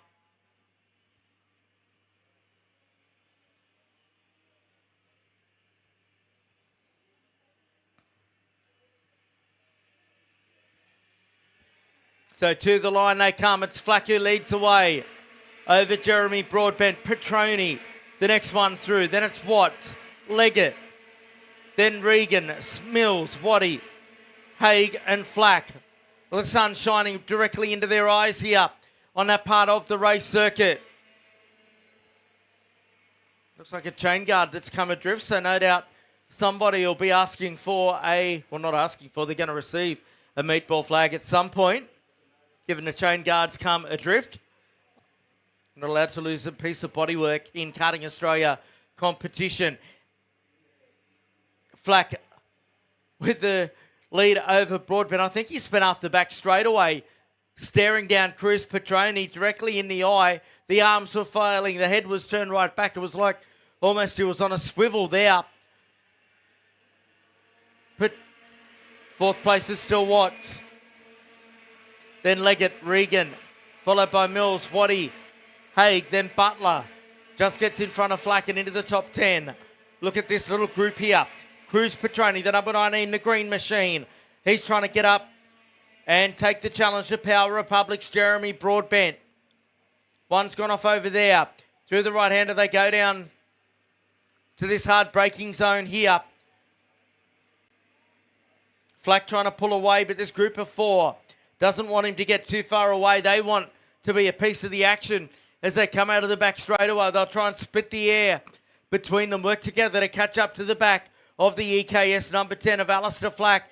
Broadbent doing a particularly good job of that at the moment and is not far away from the race leader. Petroni, he was quickest the last time by. You can see the support crews on the fence cheering their drivers on as Leggett does the quickest lap of the race of 53.860. Flax was sensing the pressure coming his way. Looks like he stepped it up. Opened up by another kart length or 2 here. Through RHQ they go. Broadbent was nearly 4/10 of a second behind. Petroni can't do anything about Broadbent at the moment. What does he really want to, I guess, Cruz Petroni? The biggest problem for Petroni is, though, that Xander Watts decided he'd had enough of sitting behind Petroni and wanted to do something about it, and has taken Alistair Leggett in his bright orange and blue helmet with him. So Petroni's lost 2 in a space of a couple of corners. The point I was trying to make was that they were trying to work together to get up onto racing terms with Flack. Wasn't really working for them at that point in time. So Broadbent's still there. However, Watts has got himself into third, but making not much of an impression on Broadbent at the moment. This was his first full lap into that third position. It was 4/10 of a second from Flack to Broadbent the last time by. About half a tenth quicker was your race leader. Now, Petroni here trying to fight back on the back of Leggett as they go through the left-hander. Down the back stretch they go. All pretty evenly matched at the moment. We are only 4 laps into it, about to be 5.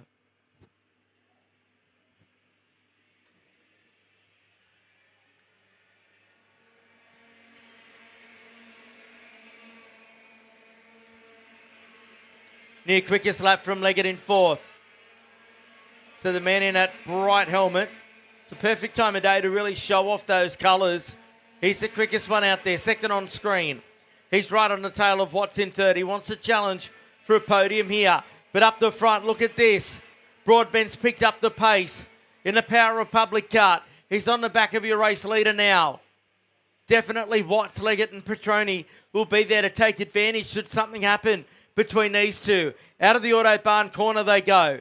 Broadbent, what sort of a run's he got down the backstretch? Not good enough at this stage. Flack's always got good top end. Meatball flag for the number 47 machine.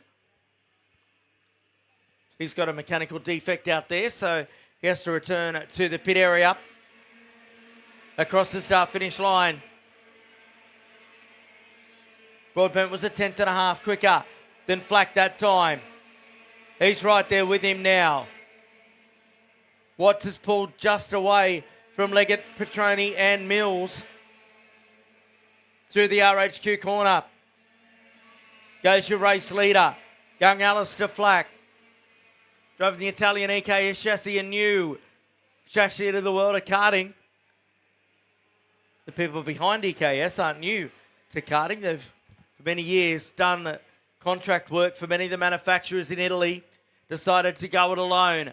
Down the back straightaway goes their young charge here in Alistair Flack. Jeremy Broadbent, he's trying to go with him. This will be the halfway point.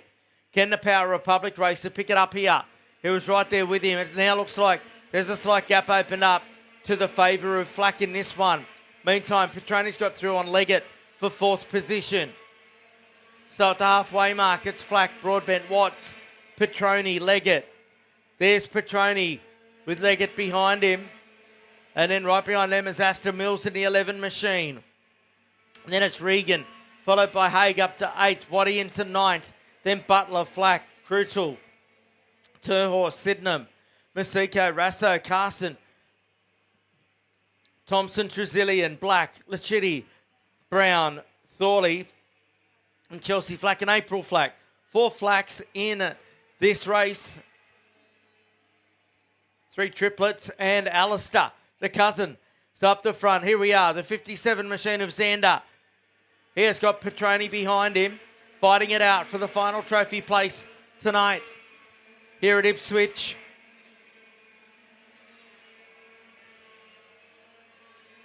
Gap between Flack and Broadbent maintained at about 0.3 of a second. Then we've got this charge going on for the final podium position. So Petroni got shuffled back a bit. He's got himself together and now he's back in the fight for 3rd position. We're on lap number 9 at the moment.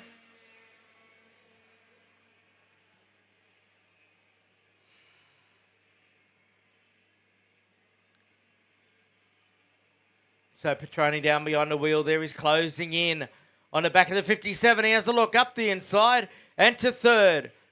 So up to 3rd goes Petroni. Mills. He's gone through. Mills has gone up a spot on Alistair Leggett. So 2 key changes at the back end of that lap. Further back, Roman Krutel's gone up on Vince Terhorst. Oh, look at this.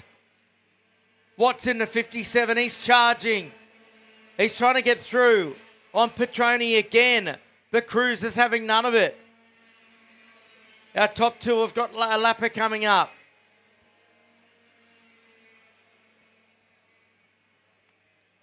Leggett and Haig working together. Mills and Leggett working together here to catch up to these 2 in front of them. This will be the end of lap number 10 when they come to the line. Oh, change of the lead. Broadbent went through. I didn't see that coming. I just had a look out the mirror window to see where they were. And then Jeremy Broadbent went for the big move, the end of the back straightaway. I didn't think it was anywhere near close enough. And he's got the lead. Now they're coming up to a lapper. They're side by side with the lapper. And, oh, geez, it spread eagled them. They're all over the show here. So who leads the way in this one now? We've got all of our top combatants together on the racetrack. So Flack got back to the lead, but Petroni, while they were trying to negotiate the lap traffic, who was in the middle of the racetrack, is right there. And he's in the mix up the inside for second. Petroni goes P2. So can Petroni close in here on the race leader? Flack and have a crack. They'll have 3 laps to go when they come to the line. Watts is in 4th spot. Petroni's on the charge. He's a rejuvenated driver here. The Empire Kart Sport, number 15, as they come to the line. 3 to go. Petroni, has he got any pace left to close the gap? What's left of the Maxxis tyres? Has he worn them out throughout the day? Through the left-hander they charge now. Broadbank still nipping at the heels of Petroni. Petroni in the green helmet. Broadbent's got Watts for company. He's there in 4th. Watts wouldn't mind a trophy. Petroni's got a run here. Petroni got a great run through that left-hander, and he could be in position to have a look at the end of the back straight away. Working lap number 11 now. Petroni behind the wheel. He's in the Flack slipstream. Not close enough there. Oh, Flack runs wide. That opens it up for Petroni to close the gap even more. Leggett further back has got Blake Haig right on his tail in a battle for 5th and 6th. Across the start-finish line they go. 2 laps to go. Flack looked a little bit ragged through turn 1. Petroni's right on him here. And don't discount Jeremy Broadbent in this one either. Through the right-hander they charge. What's Petroni going to do here? He's close enough to have a look. Will he have that look? Yes, he will. And he takes the lead. So Cruz Petroni takes the lead. Flack's coming back at him. Flack up the inside. Side by side. Broadbent will get the run down the back stretch. Broadbent's too busy looking around rather than looking at what's going on in front of him. And that's Flack that he's got to try and catch. He had the inside line there, so they'll come around. They'll only have 1 lap to go. So can Jeremy Broadbent throw a challenge now? Flack's held on through everything here. Down the front straight away they go. We've got 3 groups of 2. Petroni's been involved in his own battle. He's gone back to 4th spot now to Watts. It's been a terrific race from the very beginning, but it's not over and done with yet. Can Broadbent throw something at the race leader? Their nose to tail here. A key passing opportunity coming up.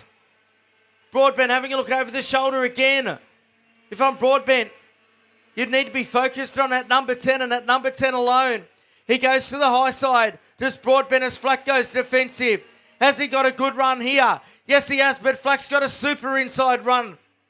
What's going to happen? Under brakes. Flack holds onto it. Watts. He's gone through to 3rd. Petroni coming at him. Broadbent's got a run here. Flack's going to hold on, or is he? Out of the final turn, onto the front straight away. They all fan out. And it's going to be Alistair Flack who gets it done over Broadbent. Then Watts, followed by Petroni, then Leggett. Then it's Mills, Haig, Waddy home in 8th spot. Geordie Butler, then Crutel, Regan, Turhorse, Flack, Sydenham, Masiko. Then it's Thompson, followed by Rasso, Brown, Lashidi, then Black, Carson, Trazillian, April Flack, Thorley. Then it was Chelsea Flack, Caldwell, Janice Edmonds, Walton, Hoare, Smith and White. Wow, what a finish to that race. Problem for Kenny Morita on lap 1. That was really unfortunate given his starting position. But boy, Alistair Flack had everything thrown at him and comes away with a win by just over 1/10 of a second. We're going to go and catch our breath because we need to, and our next final hits the track soon. Evo Heat are the industry specialists in energy-efficient pool heating and cooling technology. With the largest range of energy-efficient pool heating solutions, Evo Heat will help you maximise your pool so you can swim every day. Australian-owned and operated with more than 15 years of experience providing award-winning heating and cooling solutions. Evo Heat are the industry's preferred supplier of pool and spa heat pump technology. Visit evoheat.com.au today to find out how you can enjoy year-round swimming.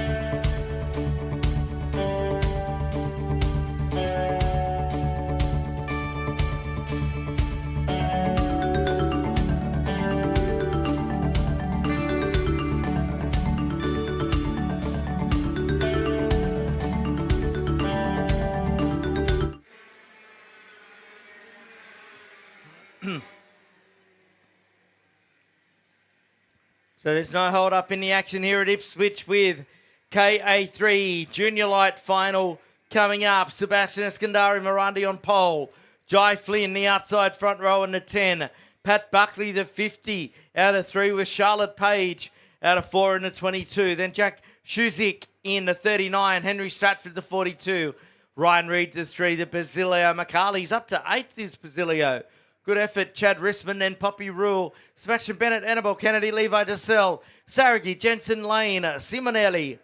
Then Williams McGill and all the rest set for a start now. 14 on the board. We're away. Junior Light for KA3 down to turn number 1. Oh, 3, 4 have got off at the first turn. They'll almost struggle to get out of there. I think one's got out of the cart. So his night is done. Oh, we lost a couple more before the entry to turn 1. So meantime, Sebastian's got the lead. And Flynn goes with him.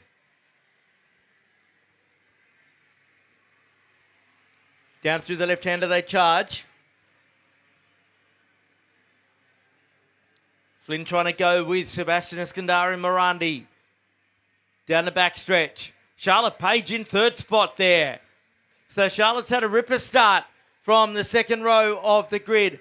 They come around to complete lap number 1. Sebastian leads away. Second place is Flynn, but here comes Page.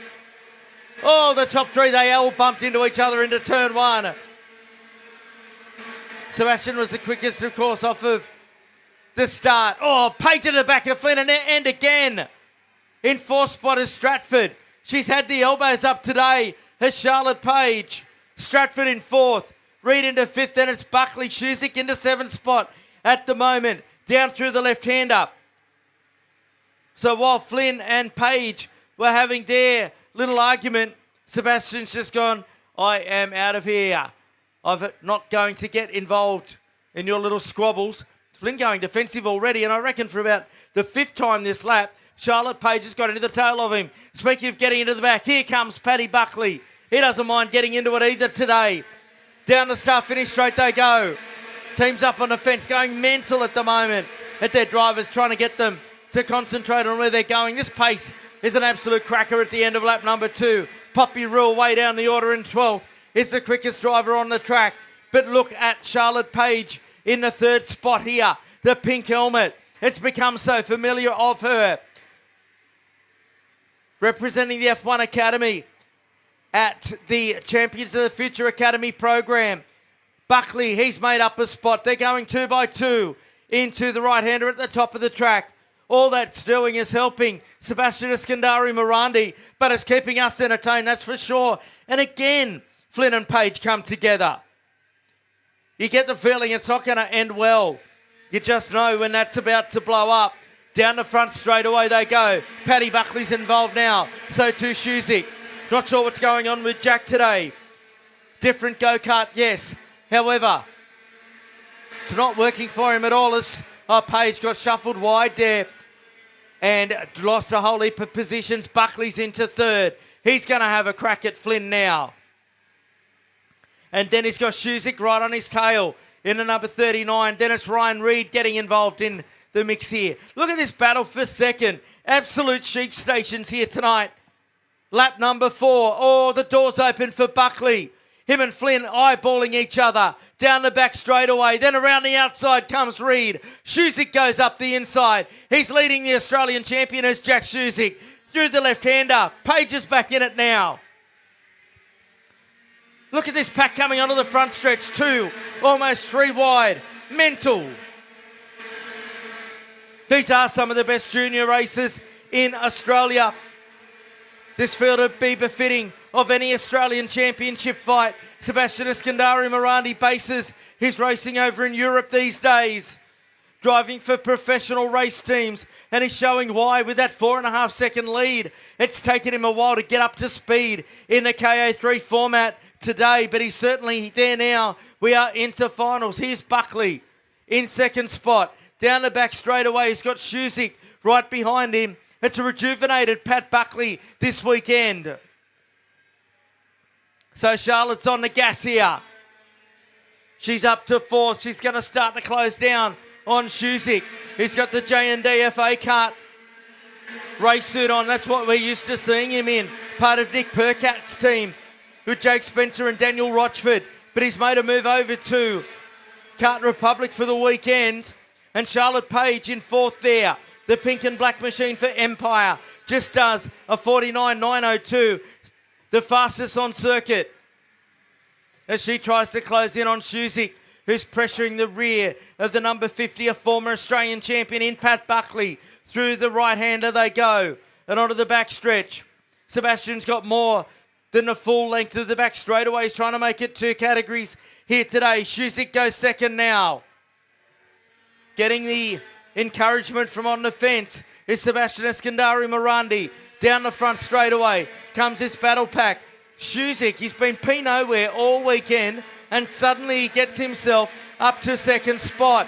Not only that, he was the quickest driver on circuit until Ryan Reid come past at a 49.727. That's 0.2 of a second quicker than the quickest lap last time around. We're working lap number 7. We are only almost halfway there in this one. Shuzik, he's got to rely on a problem for Sebastian if he's to take this win, but the way it's looking, it could be a KR 1 and 2, or not, as Pat Buckley goes up the inside and retakes second place. Charlotte's not done with yet either. They work their way through onto the start-finish line. At the halfway point, it's Sebastian over Buckley, then Shuzik, Page, Reid, Kennedy, then Stratford, followed by McGill, Giselle, Simonelli, Risman, Bennett, McCarley. What about this race for second, third, fourth and fifth? It is an absolute ripper out there at the moment. It's still anybody's. 4 of them in it, with Annabelle Kennedy not too far away. You can see her left of screen in the blue machine. She's trying to close it down to the back of Ryan Reid in the 3. Through the right-hander goes Buckley now. He's trying to open an advantage on Shuzik. It's not working at this stage too much because Shuzik's now got Charlotte Page for company. Page up the inside to third. So Charlotte gets herself up to podium position. She has been extraordinary today, has Charlotte Page, across the start-finish line at the end of lap number 8. Annabelle Kennedy at the back of that battle pack has just done the quickest lap of the race as she tries to close down on Ryan Reid. Chad Risman goes fastest down in an 11th spot with a 49.453. The pace out there is extraordinary. That is getting quicker and quicker with every lap that goes by as the fuel comes down. The conditions start to cool off a bit. Lap traffic now for Eskandari. That won't cause him too much trouble, I wouldn't have thought. Buckley's got that slight advantage over Charlotte Page now. Shuzik right there with Page. They're behind Shuzik. It's Ryan Reid. Well, Sebastian's got a problem in that the 2 drivers that he's trying to lap are both fighting it out with each other. So we've got to keep an eye on this. He does have a huge margin though, nearly 5 seconds. There's Pat Buckley. Look at the pace that he's got here. Pat Buckley has gone in second spot. So Sebastian's got through one of the lappers, about to get through the second. There's Buckley coming past us on screen at the moment. Page holding down third spot with Shuzik, then Ryan Reid and Annabelle Kennedy right on her tail as they come through the top turn now. So Eskandari's cleared the traffic there. Oh, Kennedy on Reid, fantastic. Annabelle Kennedy, what a move that was from the 15 to move up, 16 I should say, past Ryan Reid at the bottom of your screen just then. Unbelievable stuff there. Reid hasn't given it up though. He's still fighting it on. We've got 10 in the books now. Eskandari lost about a second in that exchange to try and get through on the lap traffic. That's going to be the next challenge for Paddy Buckley fairly shortly.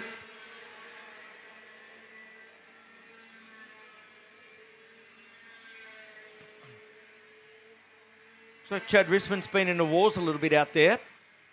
I'll pick them up for you. Here's Charlotte Page sitting in third position.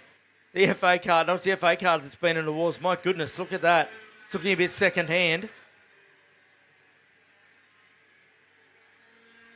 So there goes Eskandari Morandi. He's got 3 laps to go in this one. He's just done lap number 11. Waiting now for Buckley to come through. Buckley does the quickest lap of the race. This is extraordinary. Now, McCarley does. You're kidding me.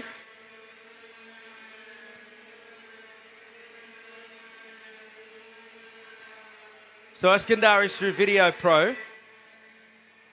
Buckley's through there now as well. The battle for third still ongoing at the bottom of your screen.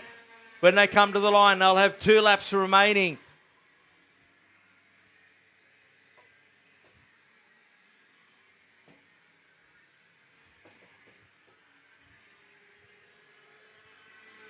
Sebastian Eskandari-Morandi goes on through to complete lap number 12.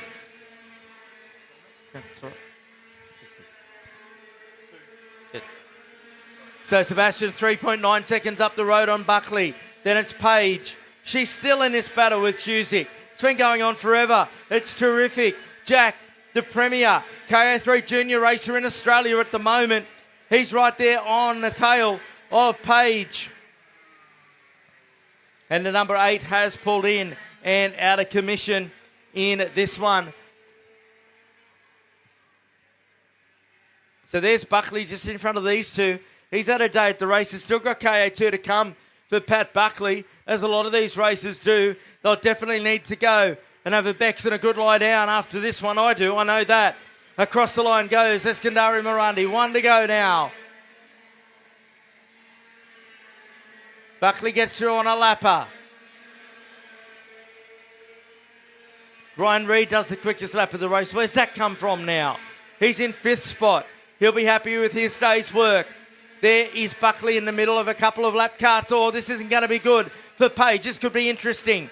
Oh, gee, they go extreme inside. Shuzik goes with her. Now they've got another one to deal with. Then just in front of them is Pat Buckley.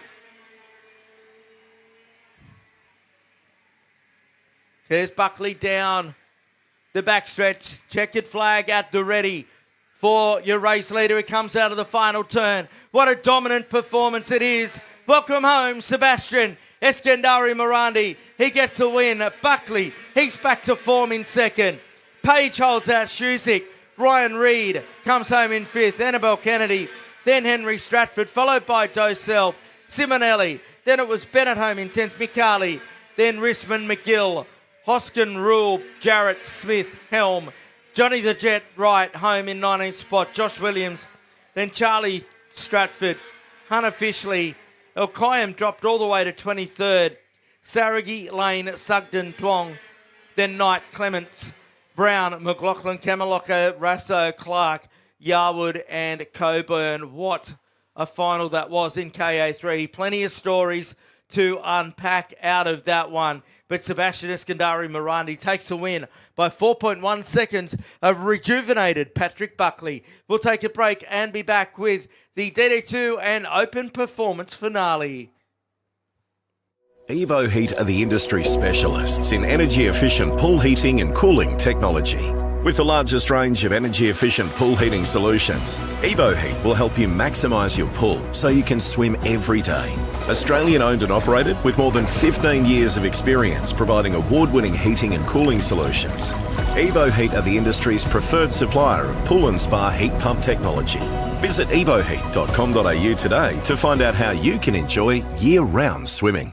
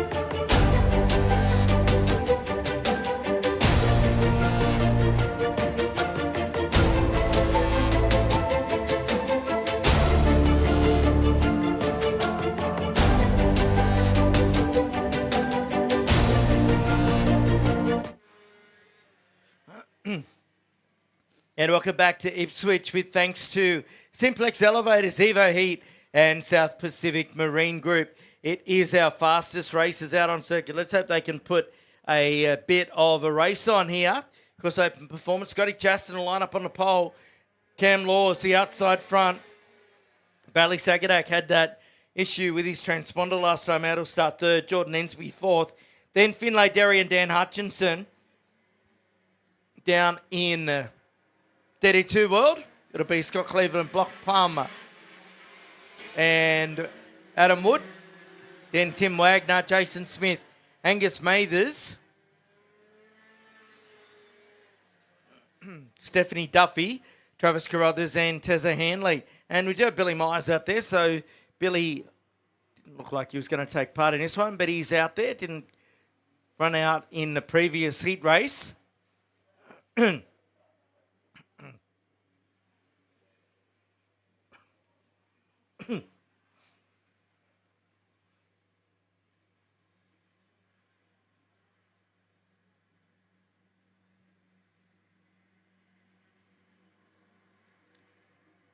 Set for a start now.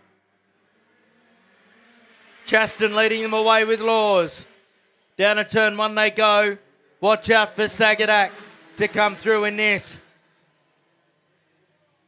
All the way nicely. That's the DD2 group going through there. Cleveland leading the way, getting it high, wide and handsome. Oh, there's been drama down at turn number one. We lost about half the field in DD2, and they are just stopped down there. Not in any real hurry to get the carts out the way by the looks of things. Don't have to go. You'd think they will have to go full course caution, but there's a few dusted, busted and disgusted kart drivers down in that part of the race circuit at the moment. Bad down the back straight away. We are going to go full course in this one. Chaston leads them around. We'll see it as they come across the line. Can't miss it at this time of day. They'll just come across what's Carney Central just to the left of this camera angle. We can't move the camera, unfortunately, to show you what's going on down there. Looks like everybody is out of the carts and A-OK. It's just a bit of a, I don't know what you'd even call it, to be honest, a wrecking yard. Bit like a DD2 wreckers down there at the moment. So what have we got left in DD2? We've only got Cleveland, Plum, Wood and Carruthers out there at the moment from DD2. Sagadak's got that problem by the looks of things. Again, he hasn't flashed up on the timing screen. Derry also with a similar problem. Or could that? I'll just wait till they come around again this time and see what we've got to show. You can actually get a read on who was on or off track the last time they came across. Too busy trying to work out exactly what was going on. There's Chaston in the lead, Laws second, then a 78 of Billy Myers. He's got up to third. Jordan Ensby, then Dan Hutchinson. In Cleveland, Plum, Wood, and Carruthers. So Sagadak, Derry, Wagner, Duffy, Mathers and Hanley are all down at turn number one and out of commission. So I've cleaned all the carts up. Medics down there having a look at least one of our drivers. But they're back on their feet. So we'll get the green flag this time. Scotty Chaston. Wouldn't he be happy with this? To come up to Ipswich and walk away with the P1. Cam Laws. He'd like it as well. Billy Myers, wouldn't young Bill like it? They often make the trek down from Gladstone to come and race here at Ipswich. That'd be a big result for these guys. Jordan Ensby, can he get himself up on the podium? Dan Hutchinson, a regular here as well. Scott Cleveland's got Brock Plum and Adam Wood to look after in this DD2 race with Travis Carruthers on his hammer. So it's going to be a fascinating. We've got two races in one here. Green, green, green. We're back underway. Down to turn one, they charge. Chaston leads away. Laws is under attack from Myers there. They come back into viewpoint. Young Scotty Chaston He won the KZ2 trophy class when that was running at the national level. Since not been running, as Ensby gets up into third spot. Be great to see him get on the podium here tonight in our feature class. Through the right-hander and onto the backstretch they go. A severely depleted field as Plum's got into the lead in DD2 over Cleveland.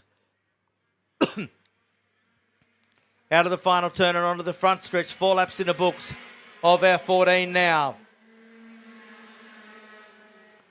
Ensby showing a little bit of local knowledge here behind Laws, who's out of New South Wales, races out of the Newcastle Kart Club in the Hunter Valley. Here he is, part of the Tom Williamson Motorsport crew, has made the trip up. Of course, state titles coming up here in a handful of weeks' time. Up to Autobahn they go. Chaston, there he is in the DAP. Number 32, the D'Angelo Perilla kart. Made that switch this year. And it's really working for him. Had a decent round of Puckapunyal last weekend in the SP Tools Championships. And here he is opening the gap up to 1.1 seconds over Cameron Laws. Looked very good in that previous heat too, did Scotty Chaston. Had a chat with him last year at the Summer Series down in Albury. Pretty quietly spoken young man. It's all of his driving and gear changing do the talking. Laws still holding on to second. Ensby trying to get onto racing terms with him. Laws was about a tenth of a second quicker the last time by. Through the Autobahn corner they go.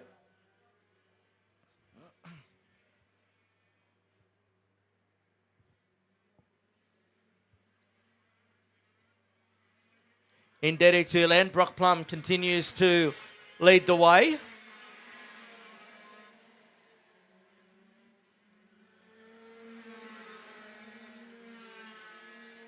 Scott Cleveland going with Brock Plum, in fact, in that DD2 race. Very physical version of Rotax racing. Of course, 2-speed gearboxes, direct drive. Rotax heading home in Australia as of May 1, back to IKD. It was announced last night. Up through the Autobahn corner, they run again. There you can see the top two in DD2 at the bottom of your screen. Chaston leading by 1.5.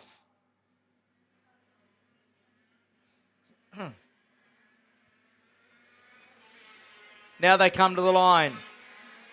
Ensby hasn't made much of an impression on Laws. A little bit slower than Laws again.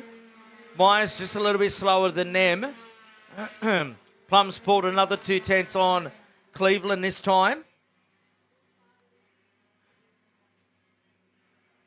1.7 is the gap then from Chaston to Laws. Geez, Myers starting to close up on the back of Ensby here. So we could have a race in 3, if not 4, if Dan Hutchinson pulls his finger out. We could have a race in 4 for the podium. Oh, big move there. Ensby gets it done. Or does he? Laws around the outside. But Ensby went for the big move. Used all the braking capability of that CRG to get into second spot. As Chaston does a new quickest lap of the race. Myers is now caught up to the back of these guys.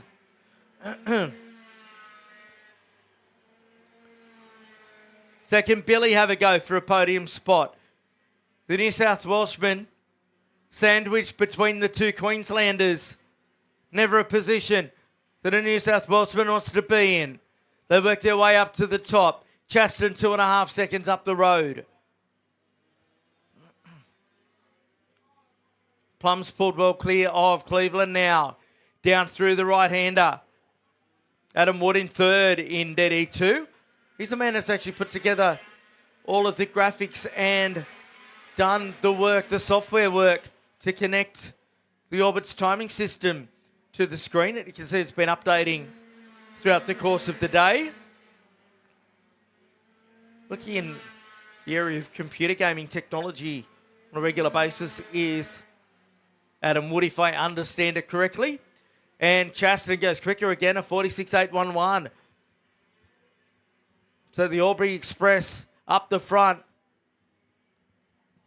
This will be good for Ensby if he can hold on to second position.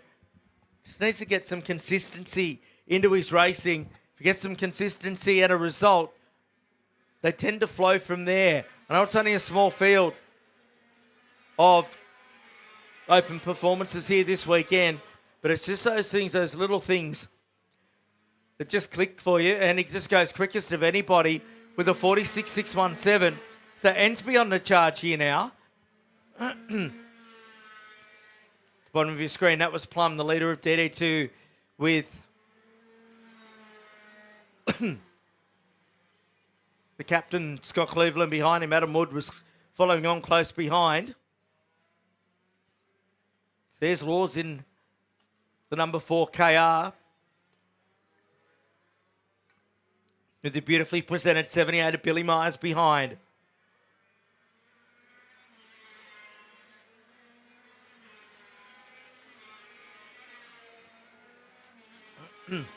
Ensby's getting faster now across the line with 3 laps to go.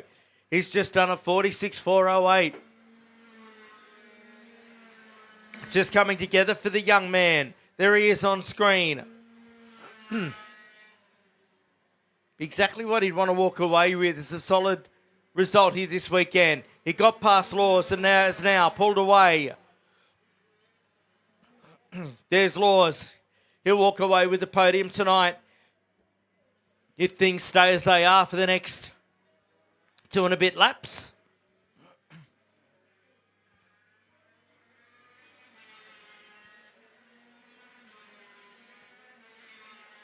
Down into turn number 1 goes your race leader, Scotty Chaston. Speaking of a confidence boost, this will be one for Scott as well. Getting some valuable miles in at a track that's different to where he'd normally get some laps. The DAP machine looking terrific out there as well. Been pretty good in KZ over the last couple of years as a DAP. The KR sort of been the one to have over recent times.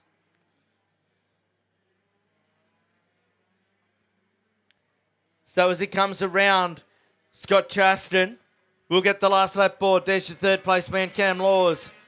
Chaston crossed the line and is on the way home. There he is into turn number 1 to 32.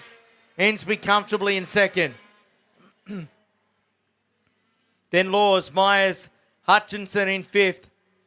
Plum comfortably in front of DD2 as he crosses the line. Chaston, just a few more corners to go now. In our feature category for tonight, open performance. Up to the top corner at Autobahn for the final time.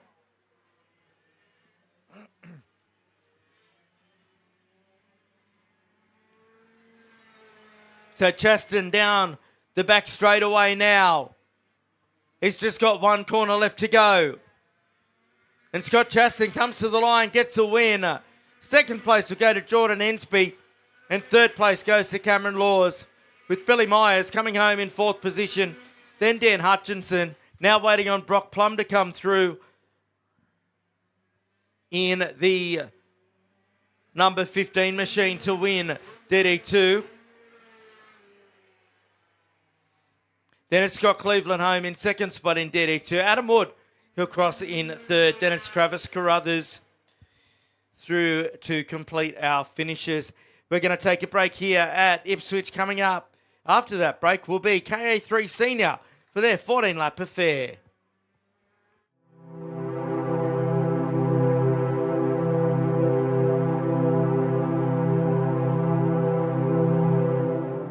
We, the drivers, team members, parents, mechanics, suppliers and supporters of karting in Australia, acknowledge that participation in our sport is a privilege that we enjoy. Being a participant in karting brings with it responsibilities to conduct ourselves as we ourselves would like to be treated, which means to act with respect towards our clubs, opponents, officials, volunteers, and to the sport of karting generally. There is great merit in winning, and success brings with it great joy, but that success must never come at all costs. Winning is only meaningful when the competition is fair. Self-worth is not based on whether we win or lose, but how we win or lose. It is important to win with dignity and lose with grace, and that sport must always be kept in perspective.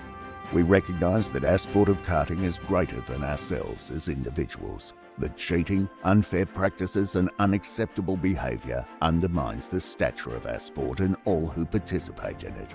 We will strive to always keep a positive attitude and to make a positive contribution to our sport and our club for the betterment of karting.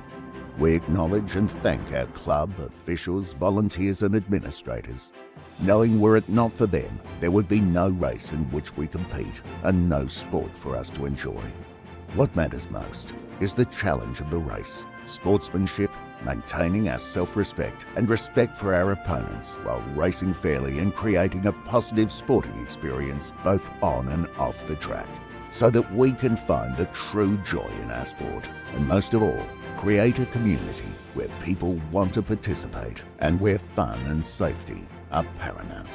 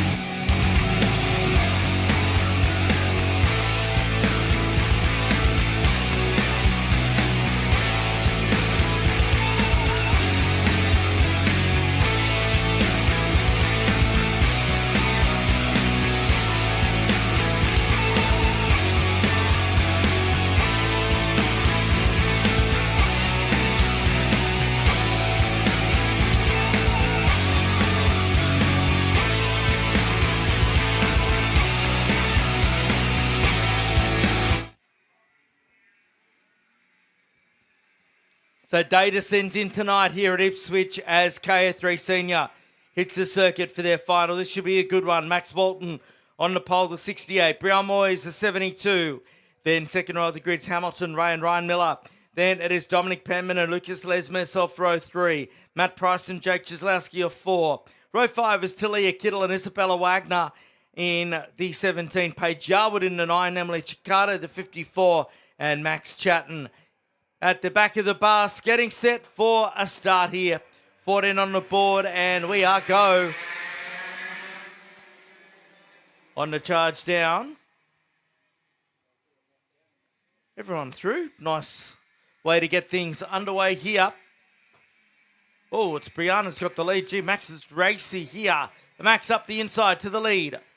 Hamilton Ray in third in the green helmet. He'll be keen for another trophy here tonight. Up to the left-hander they go. Oh, under attack from his JGM teammate was Ray. Walton in front and trying to pull away already.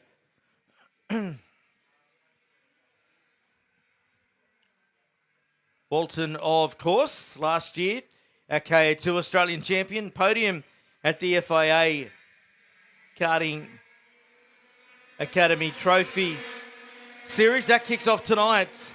About to go live on speedcafe.com. Kai Burke representing Australia over there. Got disqualified from qualifying. Still not sure why on that. Oh, Ray. Geez, that was loose. He picks it up over the curb. He flew through the air off multiple curbs. Yeah, Kai Burke with some work to do over there in that one. Number of other Aussies competing in the second round of the European Championships, including Will Collegia and James Ananostiadis in juniors, and Xavier Avramidis, Lewis Francis and Dante Vinci in OK Senior.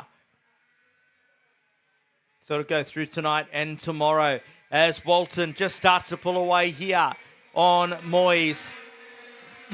Ray's dropped back to fourth spot with Dom Penman moving up to position number 3. Muller into P5. Followed by Lesmes, Price, Wagner, then Chicato, Kittle, Chatton, and Paige Yarwood. Chislarski not out there.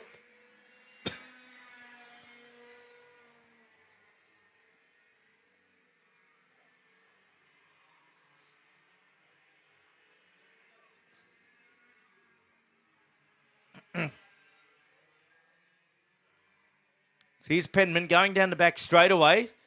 Bit of a side pod damage, bit of a change in colours there. Or white.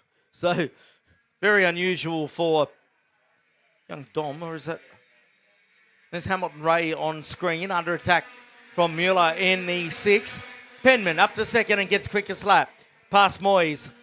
So 6/10 of a second between Walton and Penman. These two have battled it out from since sub-junior competition. Now they're in seniors.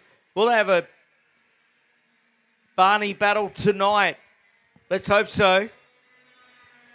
Walton will want to try and get a comfortable win, but Dominic Penman might have something to say about that. 6/10 of a second was the gap the last time. Brian Moyes going with Penman here down the backstretch. Ray just behind her.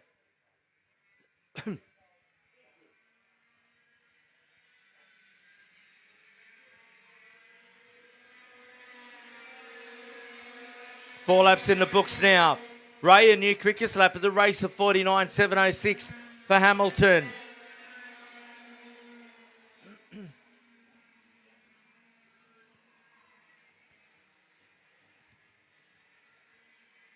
Penman pulling away from Moyes out there. No change in the times between Walton and Penman, really. Still at 0.67. Up through the top turn they go. Gee, Ray's picked it up a bit there. You could see just behind Brian Moyes as they go down the back straightaway. So Hamilton Ray pushing on in a green helmet in fourth spot to try and close it up to Brian Moyes. Across the line they go. New quickest lap for Penman. He's taken 2/10 out of Walton there. Muller's still there in fifth spot. Then Lesmes and Price, the two JGMs, having a battle for 6th and 7th. It's game on here. Look at the CXR sticker kit glowing under the lights here.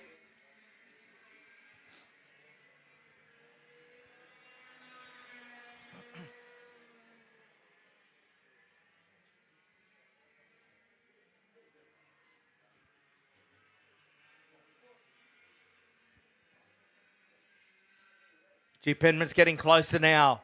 He's eating time out of the 68.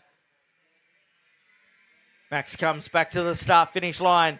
The Parallel Karts Australia entry. Their nose to tail as they cross the line.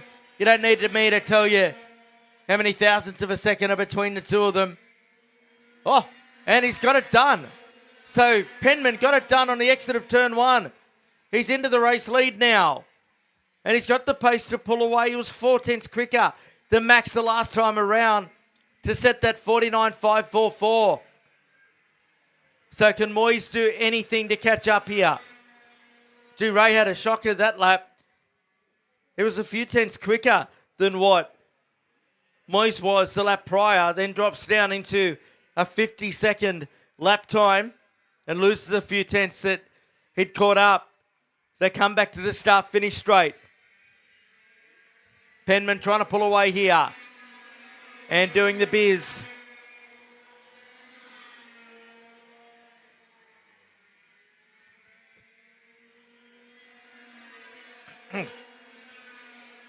Quickest laps further back in the pack for Wagner. Chicago Chatton.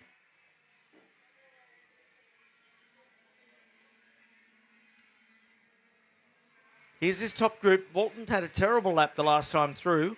It's 4/10 slower than Penman. That included the pass, of course. There's Les Mes in the 95. And Matt Price right behind him. Lucas out of the sunny coast. Talented keyboard player. Oh, Price. You're not supposed to hit your teammate. Jess Golding will be having kittens down there. Watching this go on. Les Mes has been a little bit off the pace this weekend. So Max dropped back to second, now does the quickest lap of the race, so it's not over and done with yet. We are only 8 laps into our 14 here. So the Parallel Karts Australia driver, he's picked it up. Saw that he's under a bit of pressure here from Penman getting by him. Hamilton Ray's picked it up in fourth spot there, you can see. He's on the tail of Brian for the podium as they go to the top turn. They're on lap number 9 now. There's the 2 Joe GM still going at it. Now Price gets it done. Took him a couple of goes.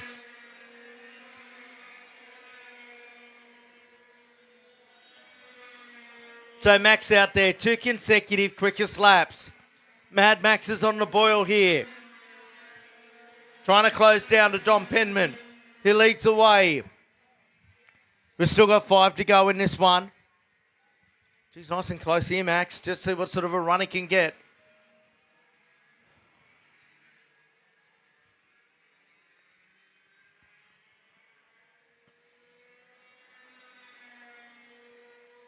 So will Max be close enough to look at this time? No. I just get the feeling that Max won't rush it in any way, shape or form. If he feels like he's got the pace, that stopwatch says that he's got the pace. And Penman responds this time. It's held at 0.2 of a second. Ray pushing on. But Moy's a little bit faster than him that time. So she's holding down on that podium spot. 3.5 laps left to go. Well, these drivers are utilising a KA100 motor manufactured by AAMI. Big gap from 4th being Ray back to Muller in 5th spot. Price and Lesmer is pretty much locked at the hip. Then further back it's Wagner, Kittle, Chicago, Chatton and Yarwood.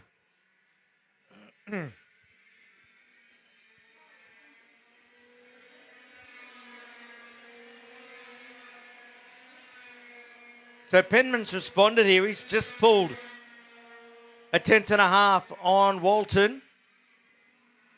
And Hamilton Ray's taken a 10th out of Brian Moyes. You're watching it here, the battle for the podium with 3 laps to go.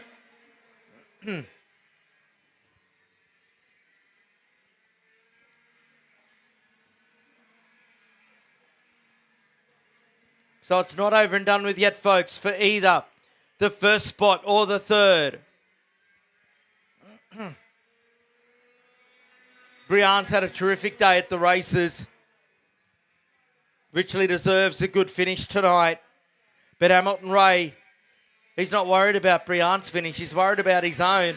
And, of course, club championship points. Still on at the front with 2 to go.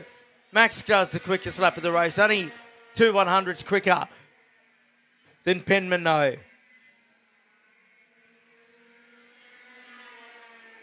Brian's responded.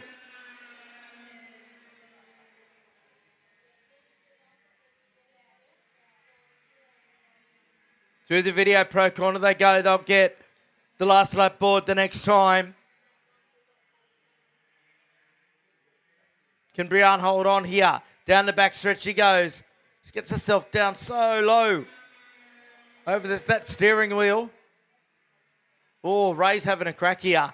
He knows that he's running out of time. He would have had the word from Jess Andrew, Muzzin and the team down on the fence. Last lap now for Dom Penman. Ray did the quickest lap of the race the last time by. It's not over with for the podium just yet. There's your race leader. We're working our way through. Half a lap to go now. Will Ray have a look here? Moyes goes defensive. Not close enough. Up toward the top part of the race circuit. Penman leading the way. He's going to come away with the win, I think. Unless Max can pull something huge here. Down the back stretch. Not close enough that time was Max. Ray wasn't close enough to Moyes either. Just off that shot as they come to the line. It's Penman who gets the win just over Max Walton. Then Moyes gets it over Ray, followed by Muller. Then it was Price. Lesmers gets in 7th spot. Then waiting now for Talia Kittle. Isabella Wagner. They come to the line. The 54 of Chicago and Chatton. Then Paige Yarwood completes our finishes. We're going to take a break here at Ipswich. Cadet 9 coming up very soon. Evo Heat are the industry specialists in energy-efficient pool heating and cooling technology. With the largest range of energy-efficient pool heating solutions, Evo Heat will help you maximise your pool so you can swim every day. Australian owned and operated with more than 15 years of experience providing award-winning heating and cooling solutions. Evo Heat are the industry's preferred supplier of pool and spa heat pump technology. Visit evoheat.com.au today to find out how you can enjoy year-round swimming.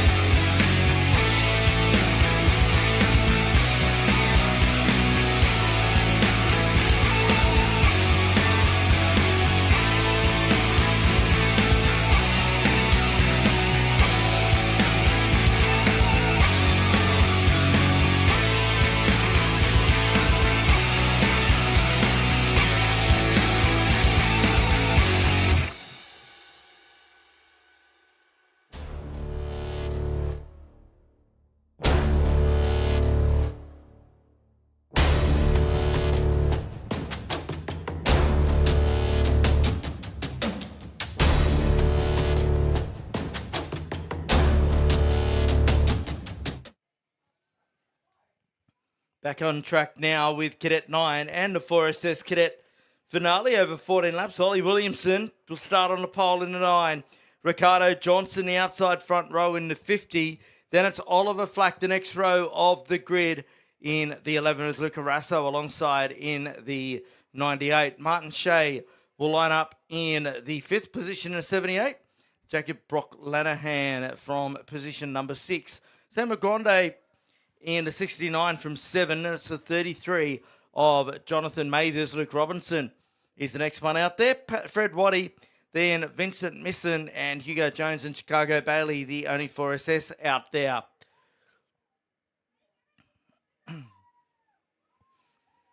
Getting set for the start now. Williamson and Johnson on the front row. The lights are out and we're away. Down through turn 1 they charge. All good through there to start things off.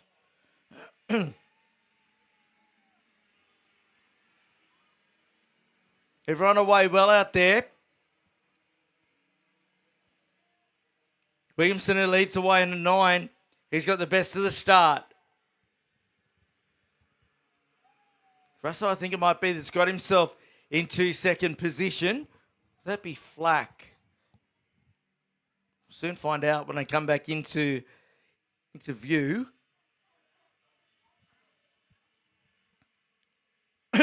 There's Williamson. It is indeed Flack in the 11 into second position. Across the line they go. Williamson, Flack, Johnson, Rasso, Brooke Lanahan, then Shea, Mathers, Robinson, Misson, Waddy, Jones, Bailey and Grande. That's the order at the moment.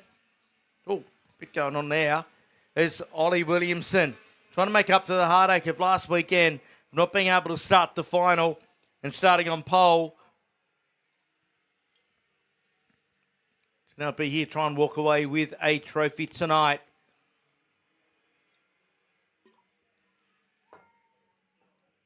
Oliver Flack in second in the blue helmet. Down the back straight away. Flack's got Johnson for company here.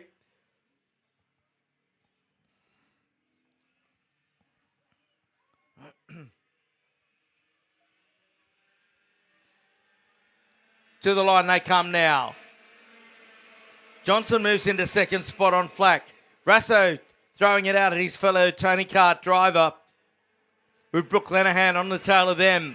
We know he's got a bit of pace to burn. We'll see what that's like at this time of the day for Jacob Brooke Lanahan. Williamson's pulled away from them. The battle's on for second.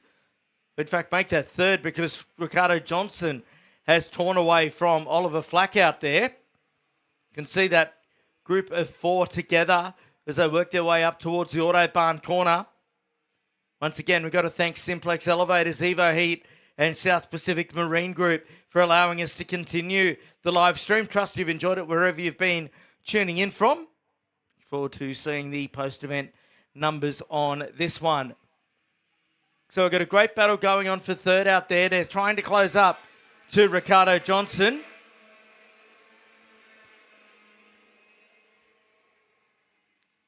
So they have caught up. In fact, Flack and Rasso. Hasn't taken them long to close that gap back up after Johnson got himself into second position. A couple have come to grief at the end of the back straightaway.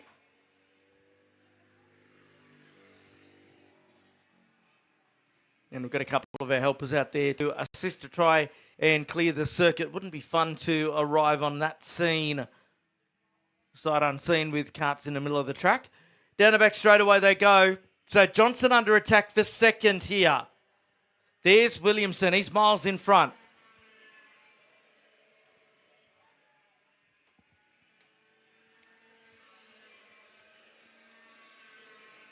So Johnson, small gap then back to Flack, who's got Rasso on his tail in that battle for the final podium position. Then behind them, Brooke Lanahan keeping them honest as they work their way through this area. Lap traffic for Williamson coming up here. Here's the battle.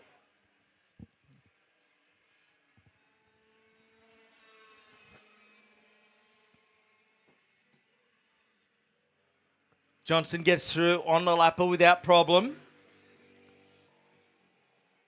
Does it create a problem for Flack? Not really. May create a problem for Rasso, though. The gap was 1.2 seconds from Williamson as he took a look over his shoulder to see the 50. Sideways on there for Johnson through the right-hander. Coming up to complete lap number 5.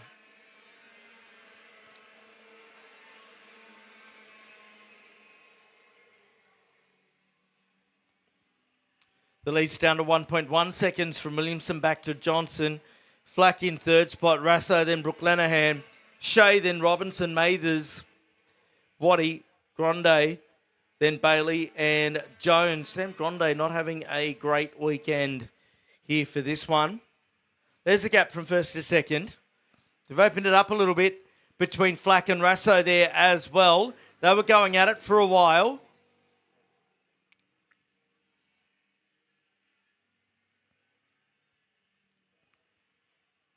Johnson was actually a couple of tenths quicker than Flack the last time. However, there was the lap traffic involved as well because Vincent Misson, him and Hugo Jones getting involved with each other a bit further back. New quickest lap for Williamson. Only to have that eclipsed by Jacob Brooke Lenahan with a 54.780, as you can see on screen.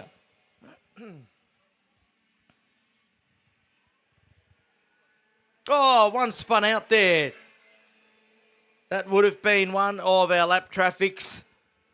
A very scary moment for our podium runners to come across the cart that decided to spin out in front of them. Still on the track out there. Oh, another one. Here goes grass hunting.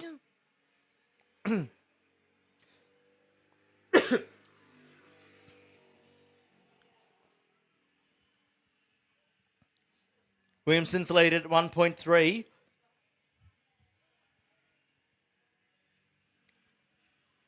Come to the line. We'll have a look and see what's happened to our competitors here as Williamson goes through. It's still 1.3 back to Johnson. Flack the next one through. Then Rasso, Brooke Lenahan, Shea, Mathers, Robinson in 8th spot. Oh, once lost it down at turn number 1. Who's that down there? Couldn't pick up the number from the camera angle that I was watching from. Struggling to get it out of the dirt. Let's have a look on track to see if I can tell. Certainly can't, the amount of light that I've got available to me. Certainly we'll have that confirmed when I come to the line the next time. Past halfway, 0.4. Oliver Williamson now. Top 4 haven't been affected, so can rule out Williamson, Johnson, Flack and Rasso from spinning out at turn number 1. Could it have been Brooke Lenahan? We'll wait and see. Oh, I think it might have been. Because Shea's gone through. Yes, it was Jacob Brooke Lenahan that lost it down at turn number 1. So he's dropped down the order. So bad luck for Jacob. He's had a fairly reasonable day of racing, the youngster. Of course, these guys all under the age of 9, between 7 and 9. They usually put on some really terrific racing, it's got to be said. 1.3, the gap still from Williamson to Johnson. It hasn't wavered throughout the course of this race. New personal best for Johnson the last time through. Both he and Williamson both in the 54.9s. Bailey goes past us in the 4SS, the sole 4SS cadet out there today. Johnson and Flack do their best laps of the race in second and third respectively. 9 laps in the books for your race leader now.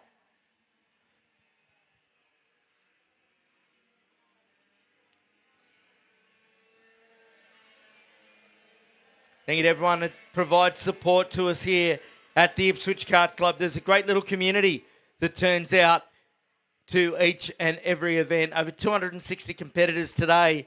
That's a huge number for this event. Oh, geez. Big move further back there.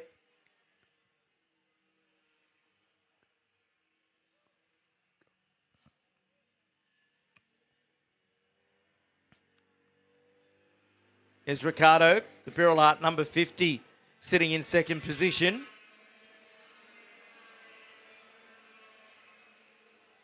He's picked up his pace a little bit as well. So Williamson does his personal best as Mathers moves into sixth position past Robinson.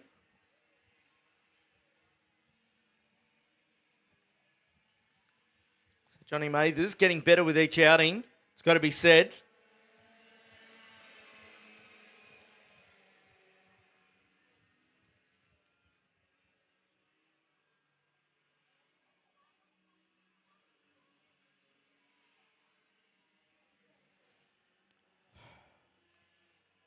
So 4 laps to go. There'll be 3 when they come to the line this time. This will be the end of lap number 11 for Oliver Williamson.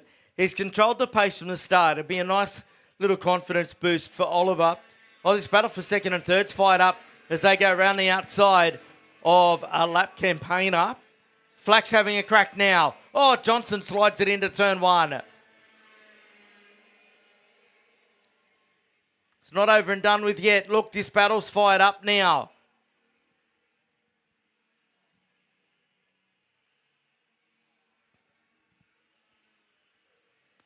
They're right with each other. There's your race leader, Williamson, at the bottom of screen. They're second and third. Flack trying to fight on here. Blue lights flashing in the background. Up through the right-hander they go. What sort of pace has Flack got down the backstretch? Not enough there at the moment, but he's in good position. It's Oliver Flack. Johnson fighting on in this number 50 machine. And he has responded with a quicker lap. So Flack was right with him as they started the previous one. But Johnson's been able to respond right through there.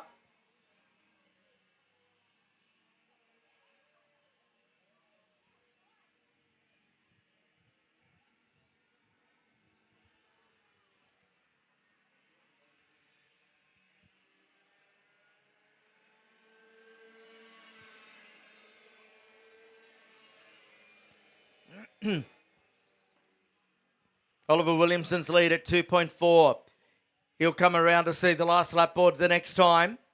He's well and truly in front of these two guys. Flack hasn't given up just yet. He'll keep fighting it out all the way.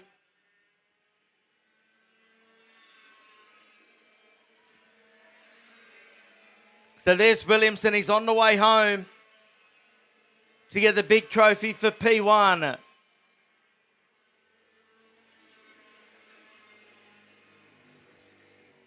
Ricardo Johnson holding out.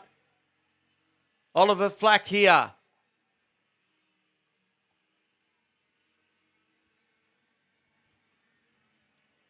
Flack not quite close enough to have a look at Video Pro as Brooke Lenehan still holds on to the quickest lap of the race despite having spun out at turn 1 a few laps ago.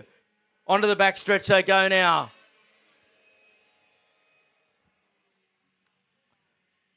And it's all Oliver Williamson up front. Johnson's done enough here.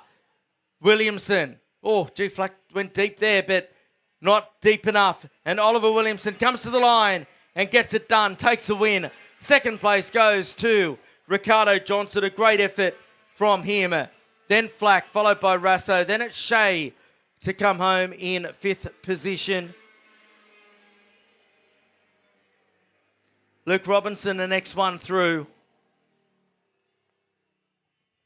Behind Robinson, it was Mathers, then Grande, then Fred Waddy and Chicago Bailey to round out your finishes. Vince Misson to come through as well in the 7 machine. A great win there. Ollie Williamson takes it by 2.5. We'll take a break and be back with KA2 straight after this.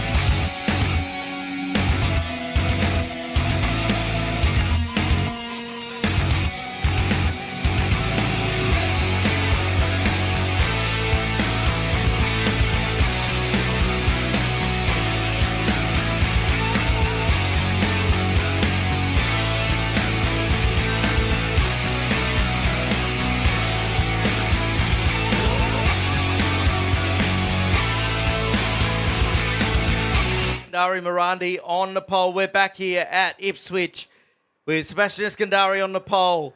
Pat Buckley, Tyson McGill, Hamish Campbell. Can Seb make it 2 in a row? Down to turn 1 they charge.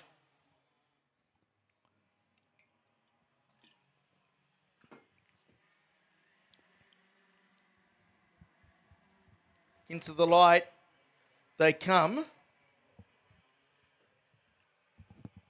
And it's Sebastian who leads the way in the 44. Heading down to the Video Pro corner for the first time. Tyson McGill into second spot into 36. Buckley into third. Charlotte Page making a big move to get herself into fifth spot. Down the back stretch they go. Ed and Damaso fighting back there. Just off screen on the Charlotte Page fifth place as they come to the line to reel off lap number 1. It's Eskandari Morandi followed by McGill, then Buckley, Campbell, Damaso, then Page, Brown, Flack, Raymakers, Kennedy, Fish and Fishley. They're all still on circuit. Out of Electro goes Sebastian. Been a successful homecoming for him. Be even more successful if he walks away with 2 first-place trophies tonight. Tyson McGill wants to have something to say about that. Patrick Buckley wants to have something to say about that as they charge on up through the Autobahn corner and onto the back straightaway.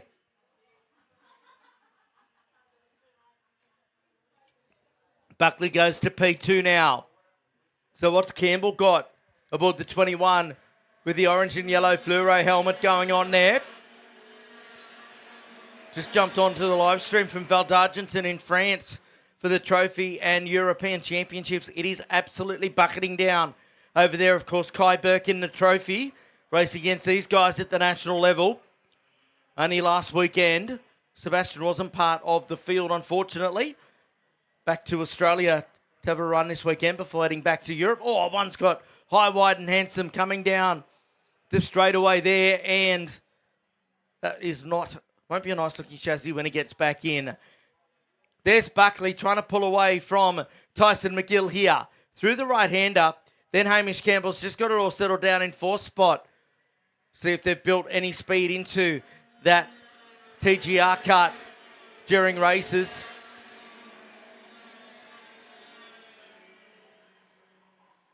There's a small gap then back to Atten Domaso in the DAP number 12.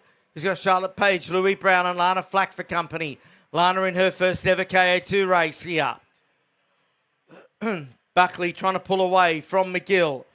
Don't have the pace at the moment that Eskandari Morandi's got. It was a 47.814 at the end of lap 3 for Seb. Then it's a 47.932 for Pat.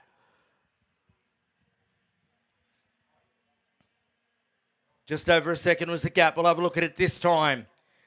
The Empire Kart Sport back number 44 comes to the front straight away. It's out to 1.1 second. He's only just about a tenth of a second quicker than Pat Buckley out there at the moment as Eskandari Morandi. But that's all you need to be, really, when you've got a second up your sleeve.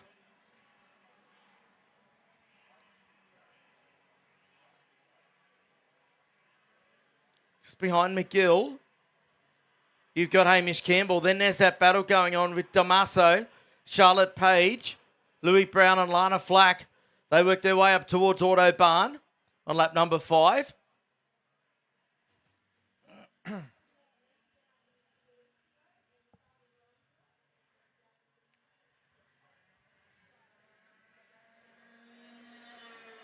So there goes Morandi, followed by Buckley, then McGill, then a charge of the Light Brigade as they head on down into turn number 1. Damaso, the bright yellow out and centre tribute helmet.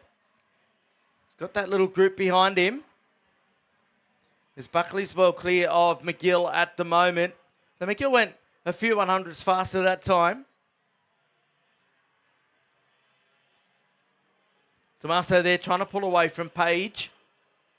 It's in our own fight with Louis Brown. Brown trying to close in on the back there. 47.210 the last time through from Eskandari.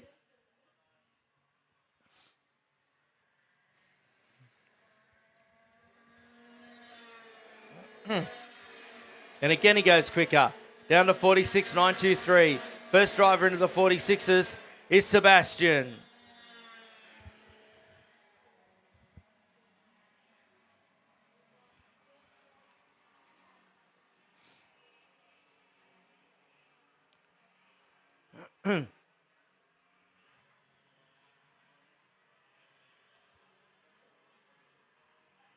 Buckley and McGill lapping within a 1,000th of a second of each other. That time through. Down the back straight away they go. They will be halfway there when they cross the line this time.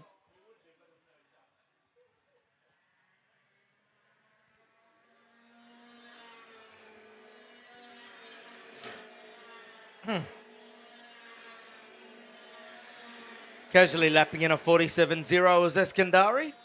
That plays a 47.2 for Buckley, a 47.3 for McGill. Same for Campbell and a 4 for Dalmaso. A personal best for Page of a 47.327. Pretty atypical racing for KA2, it's got to be said. Dalmaso and Page, you could see at the bottom there, had pulled away from that Louis Brown-led group with Flack, Raymakers, Fish. Then you got Kennedy and Fishley off to the back of that.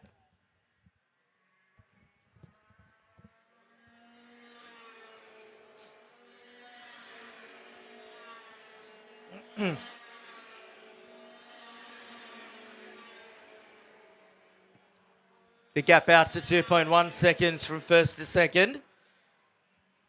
All using the Vortex DVSJ motor, a 125cc water-cooled engine.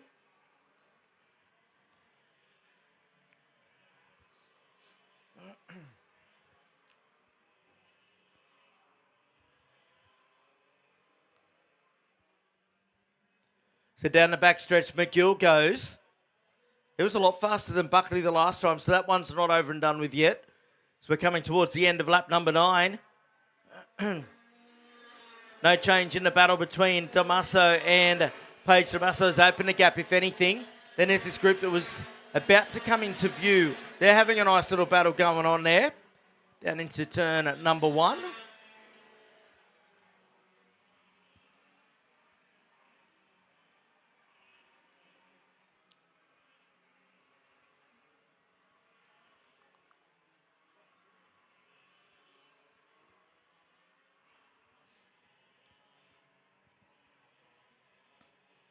That group of 5 towards the back there. That's the Louis Brown-led group with Raymakers, Flack, Fish and Kennedy in it as well. James Raymakers, not having a happy day, James. He's been going really well of late.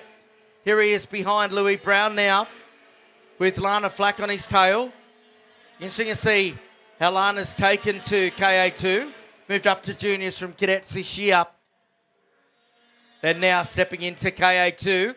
No doubt starting the preparations for the Queensland titles and then mounting a full tilt in 2025. There's your race leader heading up the straightaway.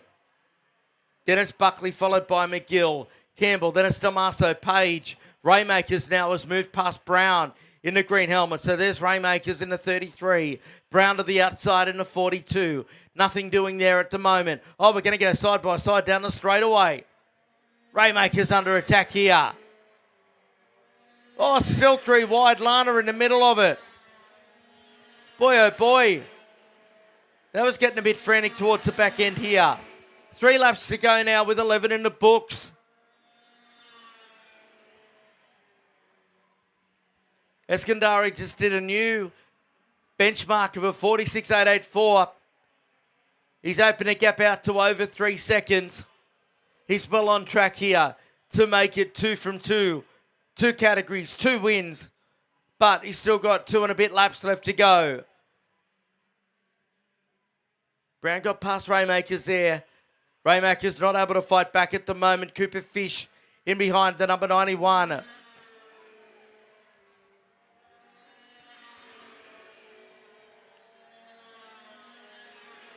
McGill in third, then fourth is Campbell. Damaso.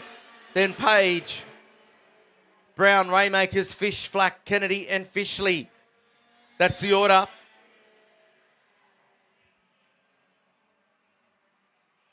Last lap board will be out next time for Eskandari Morandi. Welcome back to Australia. What a way it's been. As I said, races for the Ward Racing team over in Europe made a switch this year. Was with the Tony Kart factory. Now he's just come back and showed utter domination here. 1 to go now for Sebastian.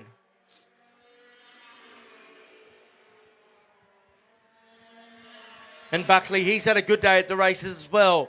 Couple of podiums for him. Well-needed confidence boost for Paddy Buckley. He's just got to hold on for 3/4 of a lap now. McGill just did his personal best.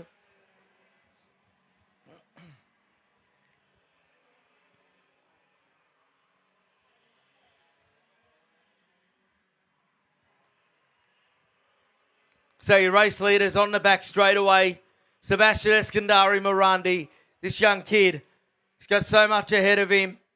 Dominated all of the cadet races in Australia.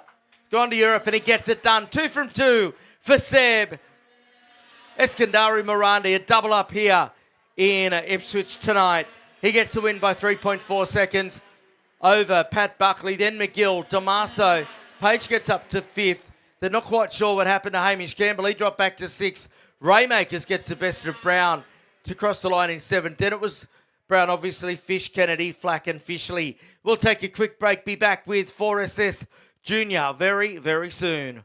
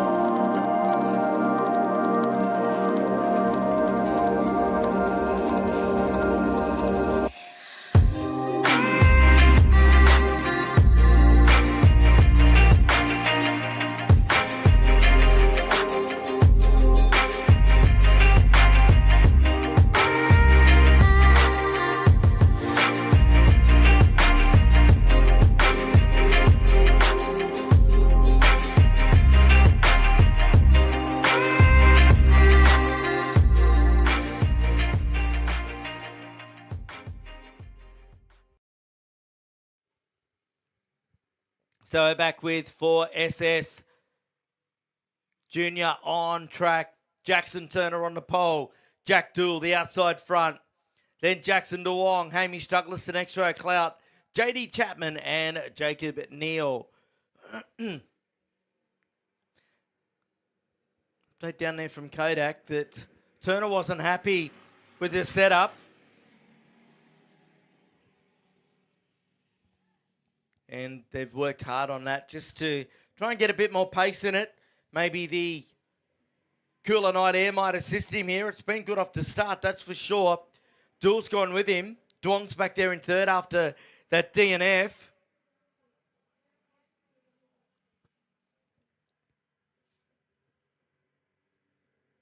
So down through the left-hander they go for the first time. Another update from Kodak Motorsport is that JD Chapman, happy with his performance. He's got a 17-kilo deficit to the rest of the field. So that's a fair bit to be carrying around, particularly with these engines that have very little torque available to the driver. But it is the other BRM of Jackson Turner who leads the way. But as we know, in 4SS Junior competition, that means very little at this stage of the game. 14 laps on the board for these guys.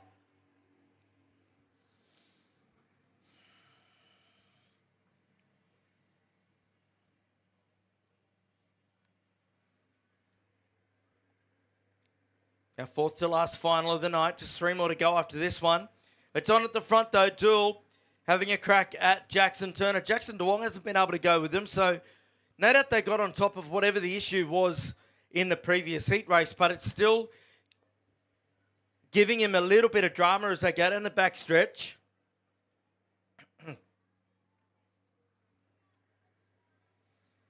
DeWong's picked up the pace actually here. We are only on lap 2.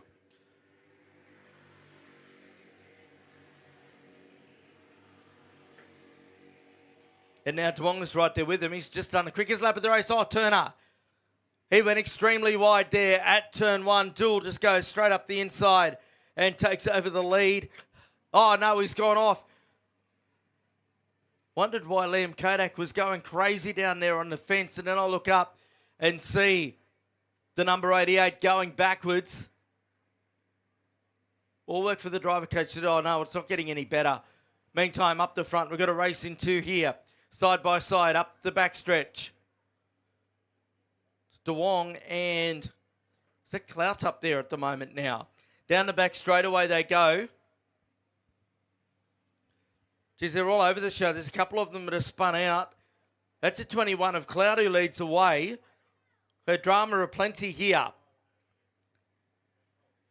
Around to the start-finish straight to end lap number 3.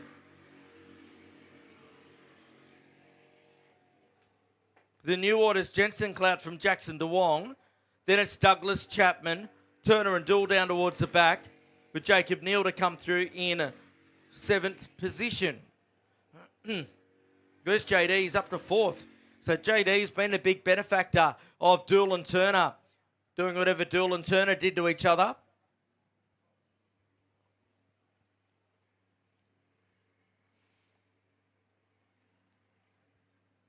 So DeWong's back to the race lead now. So what did Clout do? He's had a spinner too, I think. Oh, crazy stuff here in... Oh, it's raining again. That might explain quite a bit. Just looked up and I saw rain on this window up here. So that will explain why some of that frenzy has been going on out there. Across the line goes Jackson DeWong. Then it's a 25 into second now. Clout has dropped back to 3rd. Then Chapman to 4th. So damp conditions again tonight for the 3rd time throughout the course of the day. The 88 of Turner goes through. Duel's in 5th spot in front of him at the minute. Now DeWong tiptoeing his way around. The times have really dropped off. DeWong out to a 1:08 that time. Of course, his quickest lap was a 55:037.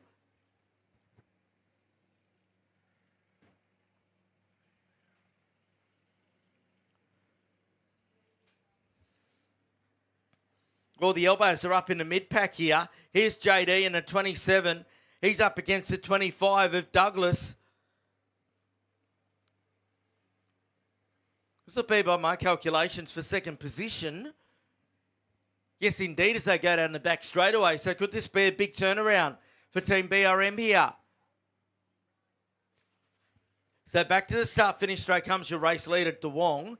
2nd place, the new 2nd place man is spectacularly named JD Chapman.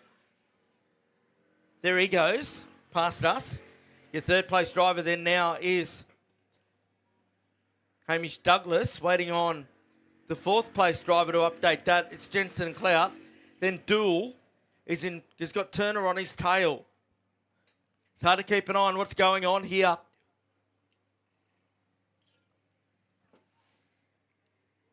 But no doubt about Jackson DeWong. We are only 5 laps into this final with a little bit of precipitation around as well.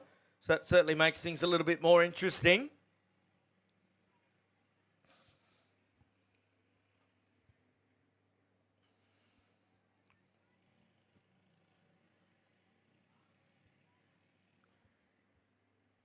Now this battle, Turner back into it here in the 88. He's on the tail of Clout now, with Dool on his tail as they go down the back stretch.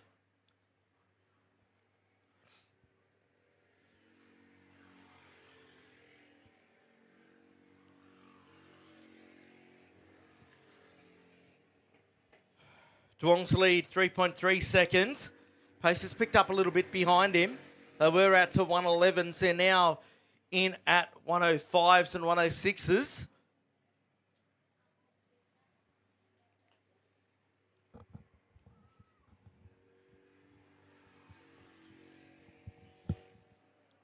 So Turner under pressure still from Duel. These two seem like they've been locked at the hip for much of the day. They're trying to get onto racing terms with Clout here.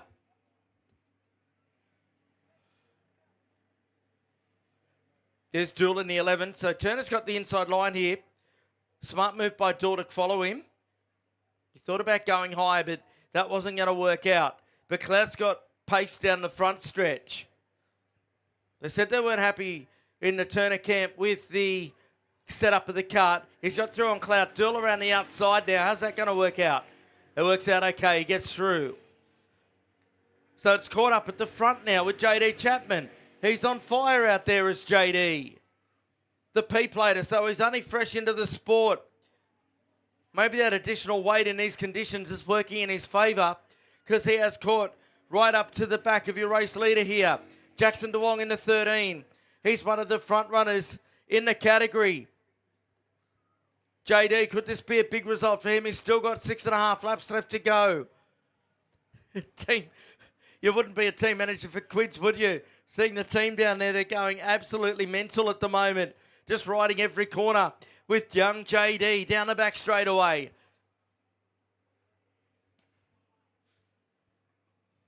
They'll have 6 to go when they come to the line. What can Chapman do about Jackson Duong up front? To the line they come.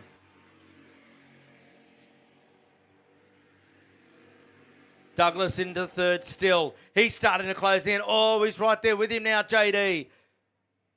Douglas has got huge pace. He was 2 seconds faster than the top two the last time. So JD's got to get a move on because Douglas is going to have a crack here and steal it from both of them. Then in fourth spot, it's Turner. He comes back into the fray now. This is madness. Turner was 4 seconds quicker than the top two the last time. Back straightaway time again. So JD Chapman's in the clutches of Douglas. Douglas up the inside. Gets it done. Now Turner's back on the tail of his teammate here. That's opened it up for Duong at the front, that move. Across the line, lap 9 done now.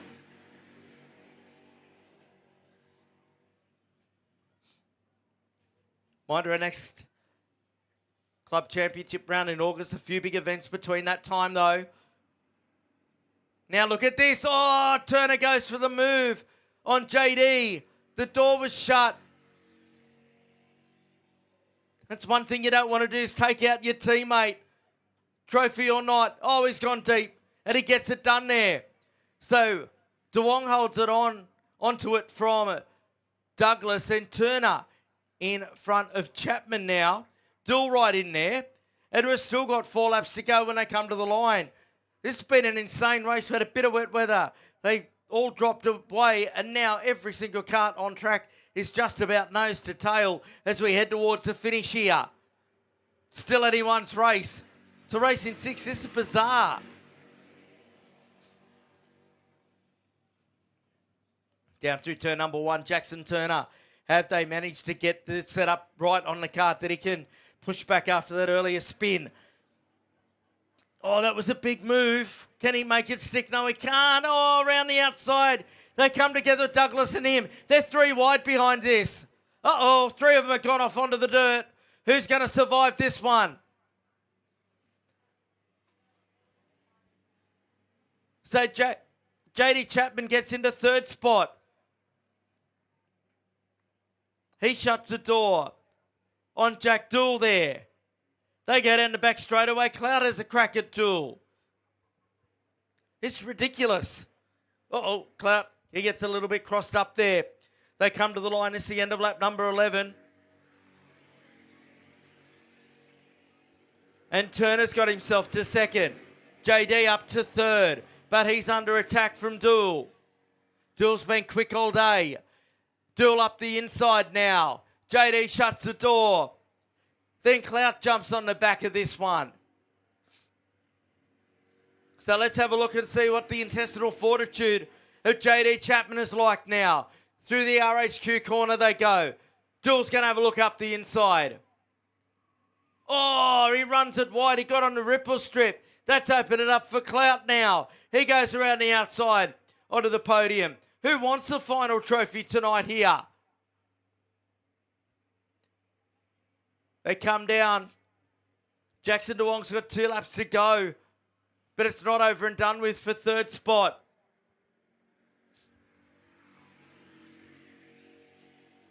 So as they come to the line, Clout's holding on to third at the moment, under attack from Dool. Then JD's dropped off the back of that in 5th spot. Hamish Douglas right behind them. Douglas was up in the top 3 a lap or 2 ago. Now we've got back to relatively normal track conditions. They're back in the mid to low 55s. There's Clout in 3rd spot with the red and blue helmet with Dool on his tail. He gets the best run onto the back stretch. Dool's got the inside line. Will he get up the inside of Clout here? He's going to have a go. He's going to have a go. Oh, they touch ever so slightly. They still try and go side by side as they come across the line now. DeWong's leads out to 7/10 over Jackson Turner. That's been quite a recovery from Turner as he goes through. Here's his battle for third coming towards us. Still held on by Clout. JD trying to fight back onto Douglas who got past him. We're on the way home. This is the last lap for Jackson DeWong as he comes through the Video Pro corner. Oh, it's still going on for third. Clout and Dool side by side. Clout on the outside, Dool on the inside. Oh, deep under brakes. Clout runs it wide. Dool's got the run. Oh, no, he's dropped in behind Clout. Meantime, out of the final turn comes Jackson DeWong, and he takes over the race win from Jackson Turner. A remarkable recovery from him. Then in third position is going to be Jensen Clout, and he pumps the air. He's happy with that one. Clout gets home in third spot, then Dool, followed by Douglas, Chapman, and waiting now on Neil to come to us and complete our finishes. So that was a wild 4SS Junior affair. Tag Restricted Masters coming up as we continue on towards the completion here at Ipswich Kart Club. We'll be back soon. Evo Heat are the industry specialists in energy efficient pool heating and cooling technology. With the largest range of energy efficient pool heating solutions, Evo Heat will help you maximise your pool so you can swim every day. Australian owned and operated with more than 15 years of experience providing award-winning heating and cooling solutions. Evo Heat are the industry's preferred supplier of pool and spa heat pump technology. Visit evoheat.com.au today to find out how you can enjoy year-round swimming.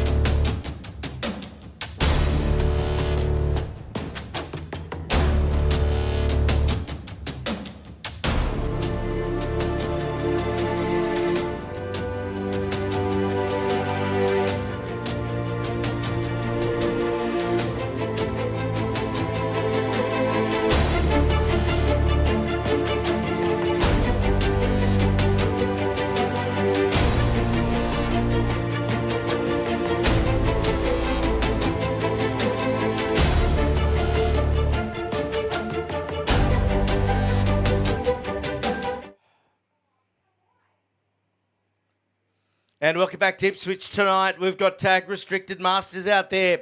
Question on everyone's lips is, can anyone stop Gavin Soward in the 28? He's been absolutely unstoppable tonight. He will start on the pole position.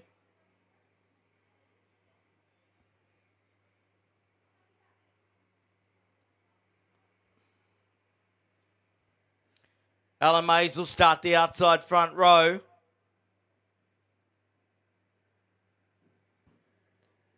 Then Rab Jones, Gray, Williams, Robinson, that being Mark, Matt Donnelly, Michael Robinson. Set for a start. Huge field of restricted masters away.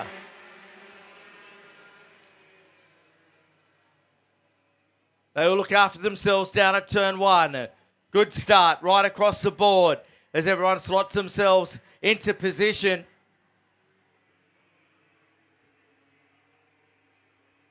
Where is Soward in all of this?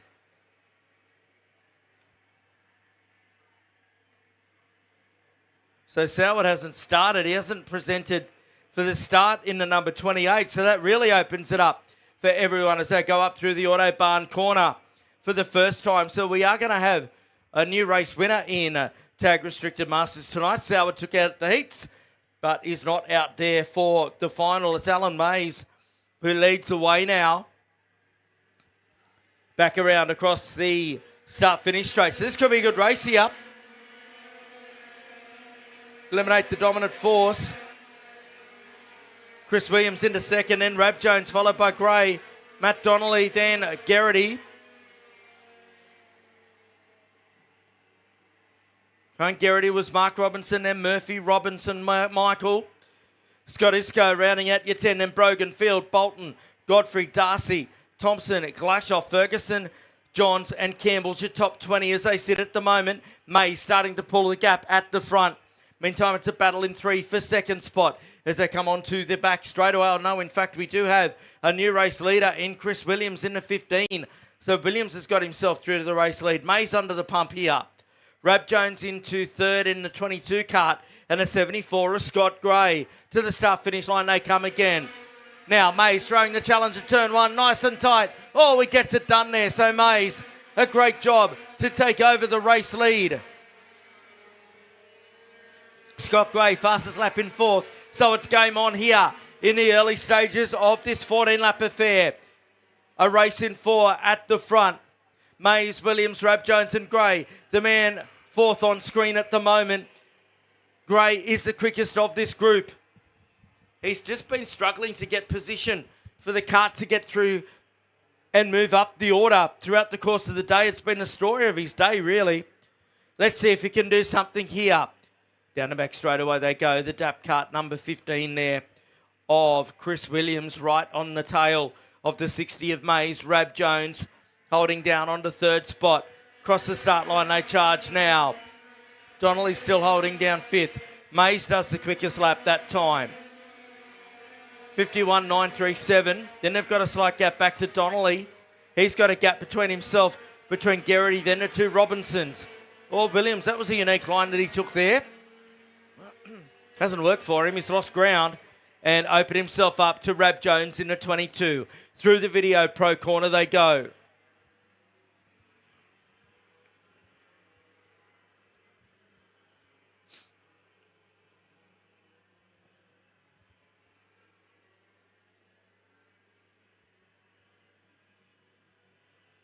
So Mays holding on to the race lead here. Would have been feeling the pressure pretty much throughout the day. Every race he's had someone basically locked to his bumper. I go down to Capri straight away. G'day to Maureen, no doubt tuning in tonight. You're doing well. Williams a little bit under 3/10 behind. Alan Mays out there. Rab Jones in third. Williams has picked it up a bit. Oh, we've got one that's upside down on the front straightaway. That was a fairly dramatic circumstance there. I didn't see it. Medico's on the way across to that driver. It's a very odd place to end up on your lid. And we're going to go full course caution on this one. So the caution yellow lights are out right around the circuit. We do have some work to do to repair the circuit down there. It's Carl Davison. He's down with our paramedics. So slow board on display. Everyone will come under control of our race officials while we do check on the condition of Carl. He's on his feet. Looks like complaining of a shoulder complaint there. So good news is he is up and about after quite a bizarre accident. Didn't get to see that. I heard the noise from race control.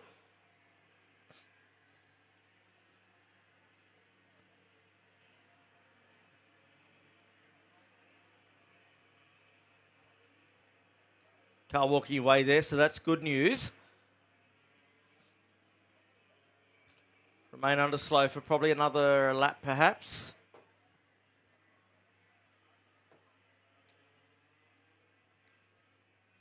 It's an initiative that was brought in by Karting Australia a few years ago now. It's now been adopted over in Europe for some of their events over there. Try and keep the race meeting going until the condition of the driver is assessed, whether we need to go to red flag or we can continue on. All of our events have paramedics on hand.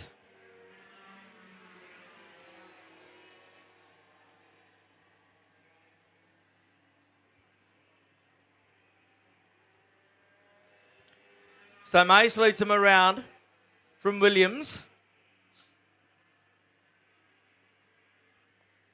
Then Rab Jones, Gray, Donnelly and Garrity, Michael Robertson, Mark Robertson, Darcy. 3 marks in a row, Robinson, Darcy and Brogan in 8th, 9th and 10th.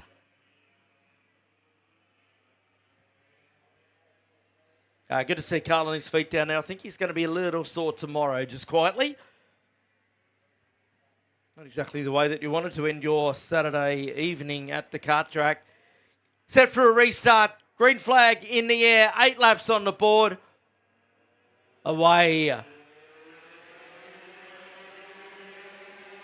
Down to turn 1. Mays leads them in.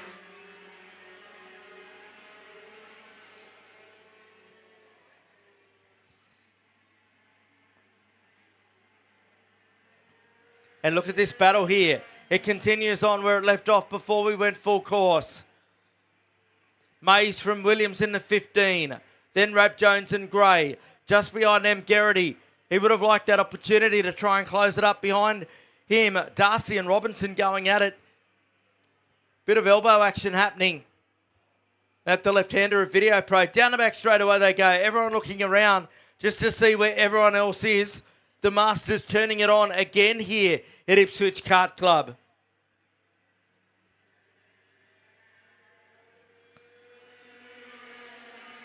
Down the front stretch they go. Rab Jones, in fact, the quickest of that top group, with Donnelly back in 5th, going faster than any of the 4 in front of him as they work their way through here. So Williams is looking racy. He's on the tail of Mays. Mays will know how to control the pace of the race. They work their way up to Autobahn now. This will be the half, well, they're past the halfway point. 8 in the books. This will be 9. So only 5 to go. Mays has got the biggest lead that he's had through the course of this race. Then a 22 of Rab Jones has picked up the pace. He was the man inside the top 2 earlier on today. So they cross the line now. Virtually even Stevens in terms of lap times from our top 3. Gray, the quickest one of that lot, of 51.714 in 4th position. That's that maroon-coloured or maroon-looking helmet at the back of this group. He's just got to try and get it in position, Scott Gray. Further back, Darcy got through on Garrity. Working lap number 10 now. Rab Jones there in 3rd. What can he do about Williams? Mays doing it easy as you like up the front in a 63. The Arrow chassis. Arrows 1 and 3. The Australian-built kart. Was the DAP in 2nd spot there. Cross the line now. 4 to go.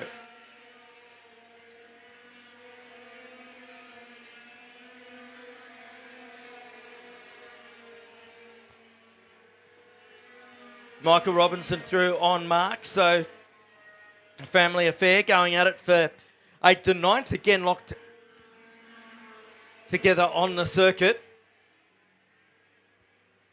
So is anyone going to have a go here? It's going to be as we have been for much of the day and just follow the leader. Down the back stretch.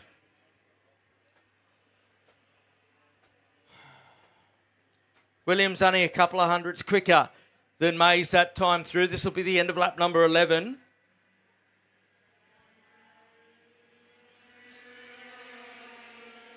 Through they charge. They've opened a big gap then back to the 5th placed. Matt Donnelly has his top 4. Mark Darcy in 6th spot. Just nothing doing. There's no purchase on the racetrack to try and have a go to convert a position into a further position up the field at the moment. Whether that slight rain has assisted that or not, I don't know.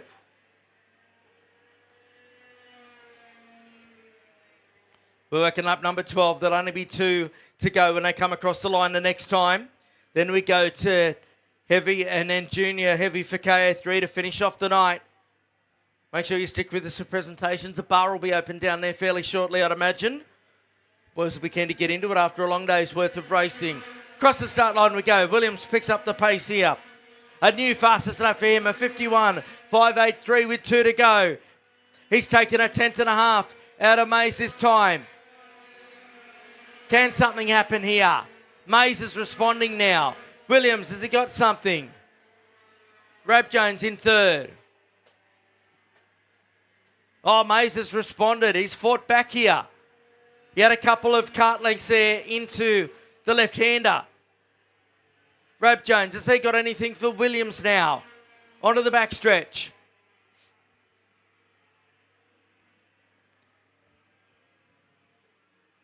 Last lap board on display. Oh, Gray's picked up this lap as well. He's on the tail of Rab Jones as they come to the start line.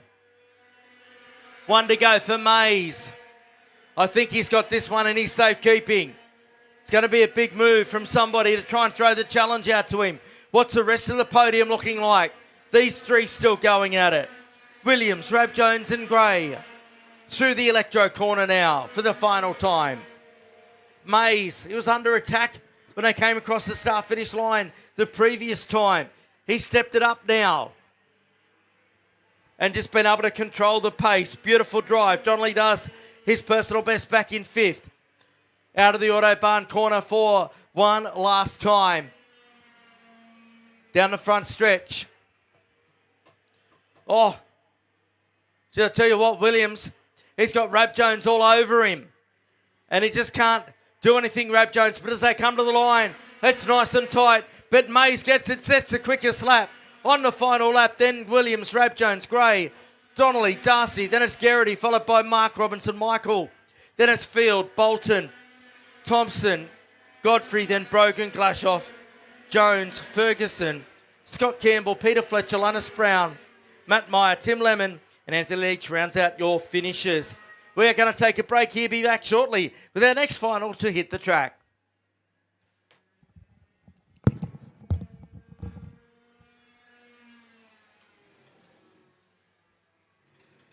Evo Heat are the industry specialists in energy-efficient pool heating and cooling technology. With the largest range of energy-efficient pool heating solutions, Evo Heat will help you maximise your pool so you can swim every day. Australian-owned and operated with more than 15 years of experience providing award-winning heating and cooling solutions. Evo Heat are the industry's preferred supplier of pool and spa heat pump technology. Visit evoheat.com.au today to find out how you can enjoy year-round swimming.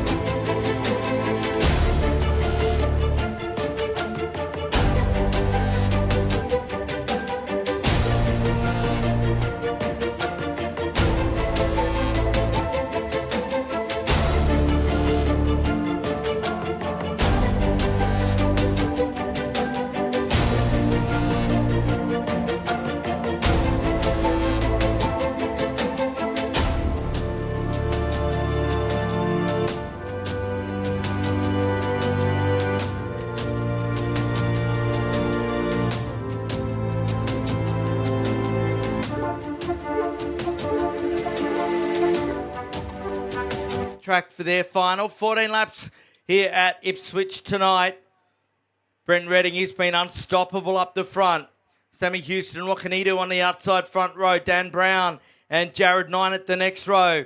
Chris Williams, Josh Dagg out of row number 3. Brad McNaught out of 7. Brendan Nelson from 8th spot on the grid. Then Barton, Marshall, Marita and Farkas off the back of the bus. Just tuning into the European Championships at the moment off Speed Cafe, and the Aussie boys doing a solid job in horrible weather conditions. Getting set for a start. We are away.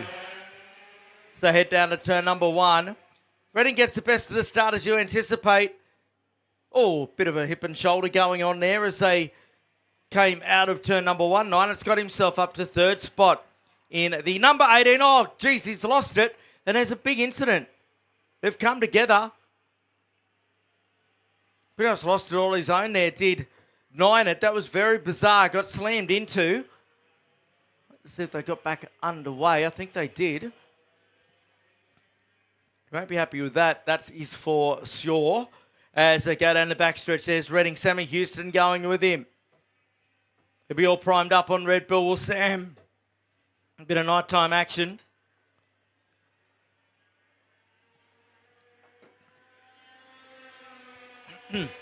Across the line they go. Redding, Houston, McNaught.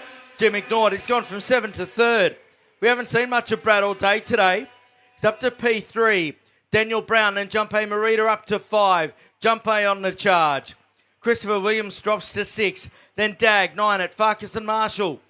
Nelson and Barton not presenting for this one.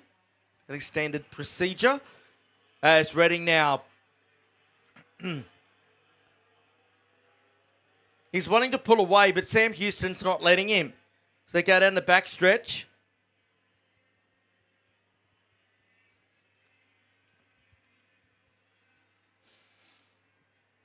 Do Sam right with Brent Redding. This is the closest that anyone's been to Brent throughout the course of today. So they go across the line, 2 laps in. Sam loses nearly 0.3 of a second that time. Brad McNaught on the podium doing a good job. Daniel Brown still there in 4th. Nine's fighting back after being clobbered when he lost it. He's got past Josh Dagg. Thank you to the team from Calling All Sports for stitching together the live stream today.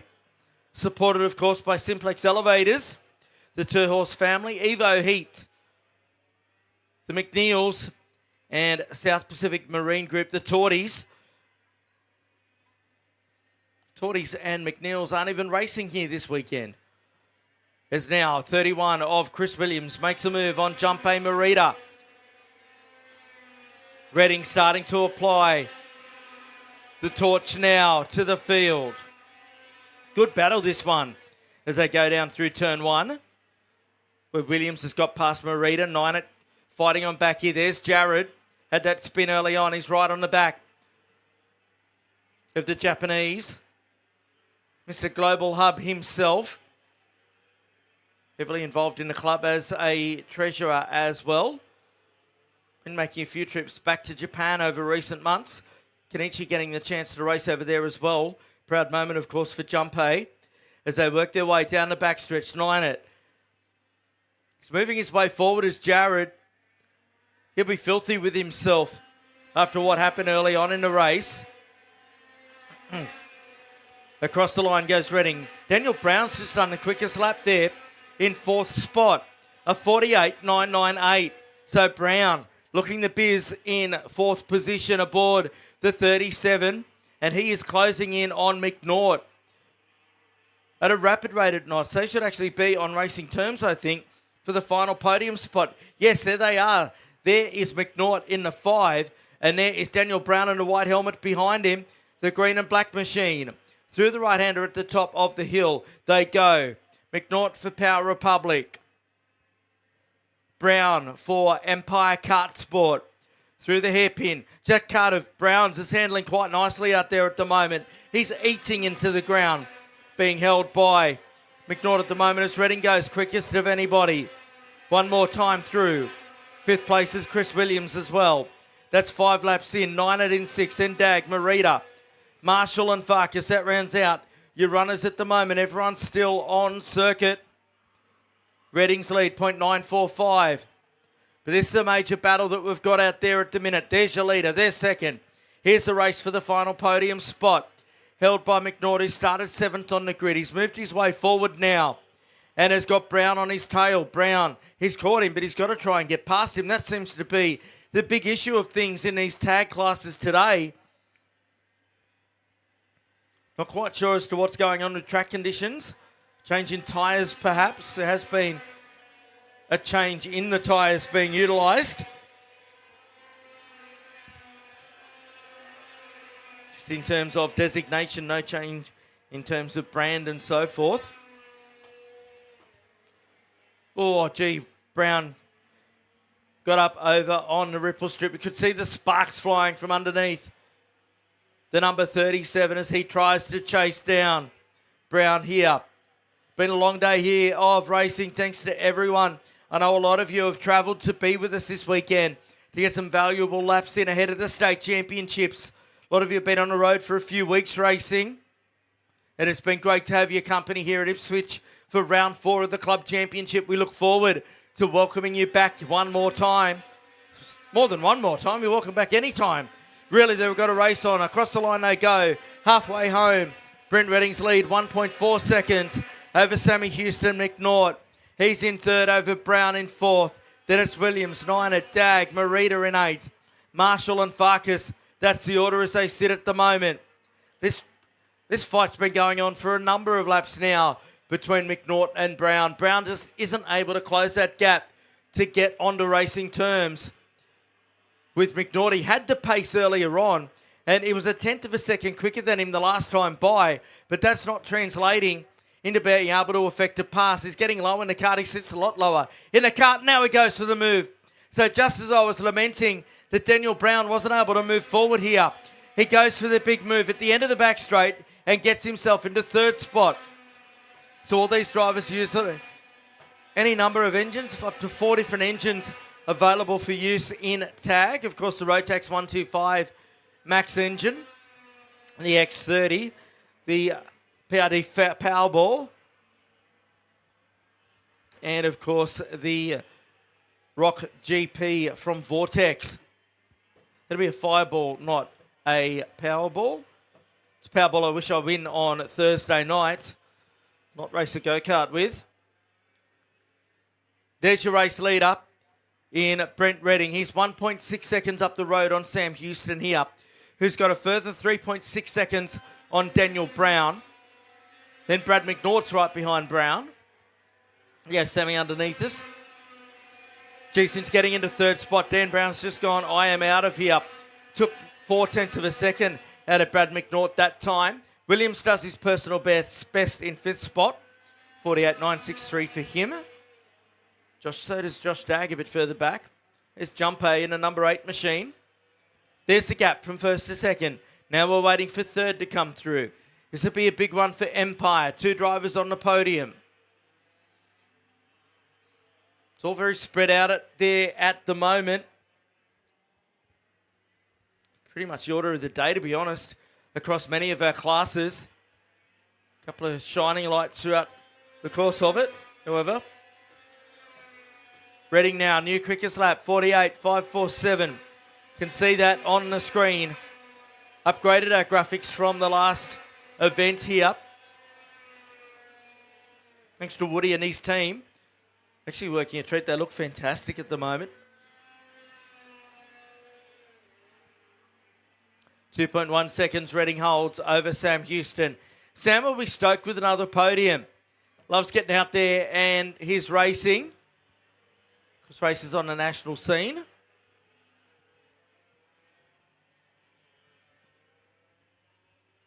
We've got 10 in the books. This is lap number 11 now.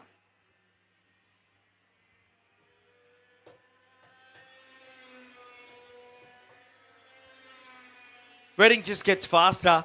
It's out down to a 48.4. He ripped half a second out of Sam Houston that time. That's quite ridiculous. Daniel Brown still third spot there. McNaught, he'll be happy with fourth, I think, with how the heat races kind of went for him in qualifying. We'd expect him to be a little bit further up the order. So fourth's not been a bad recovery out of all that. Jared Ninett has got himself back up to 6. He's about half a second behind Chris Williams. So the chance for him to get inside the top 5 here. Ninett after the lap 1 incident. There's McNaught in fourth. On screen at the moment. Williams catching up to him. So that was a battle that I was looking at there with Williams. The Ninett potentially catching up to Williams. But in fact, Williams is catching up to McNaught as Will Marshall gets past Joshua Dagg for 7th spot further back in the order. They're 3.5 seconds behind that Ninett Kart. So Williams, he's picked up the pace here. It was a 48.8 for him the last time by. That was 2/10 quicker than McNaught, who set his personal best of a 49.070. So watch out for Williams in the 31. Last lap board on display for Brent Redding, and it's been a dominant performance. He'll really appreciate coming away with this if he holds it on for another 1,088 metres. Williams throwing the challenge here to McNaught. They come across the line with 1 to go. Oh, Williams did have a think about it at the pit corner. Thought better of it, though. Well, he's got the pace, Williams. Another 2/10 that lap. There goes your race leader, Brent Redding. He's gone. Second place is Sammy Houston there. There's your third place man, Daniel Brown. He's pulled well clear. Geez, Williams wasn't in position to have a look there. Up to the top turn. But meantime, here's your race leader, about to become your race winner. It's been a tremendous day for the man in the 58, in the orange helmet. It is Brent Redding. He takes the win. Second place goes to Sammy Houston. Great drive from Daniel Brown in third spot. Fourth spot there, held on by McNaught over Williams. Then Ninett, he's over in sixth place. Then Will Marshall waiting now on Joshua Dagg to come through. Oh no, Jumpay's got him. He's jumped him. So Jumpay Marita comes in 8th spot, Dagg in 9th. It didn't sound too good coming across the line. Then Rudy Farkas crosses. That's our second last race. KA3 Junior Heavy to come up. We won't be off track for very long.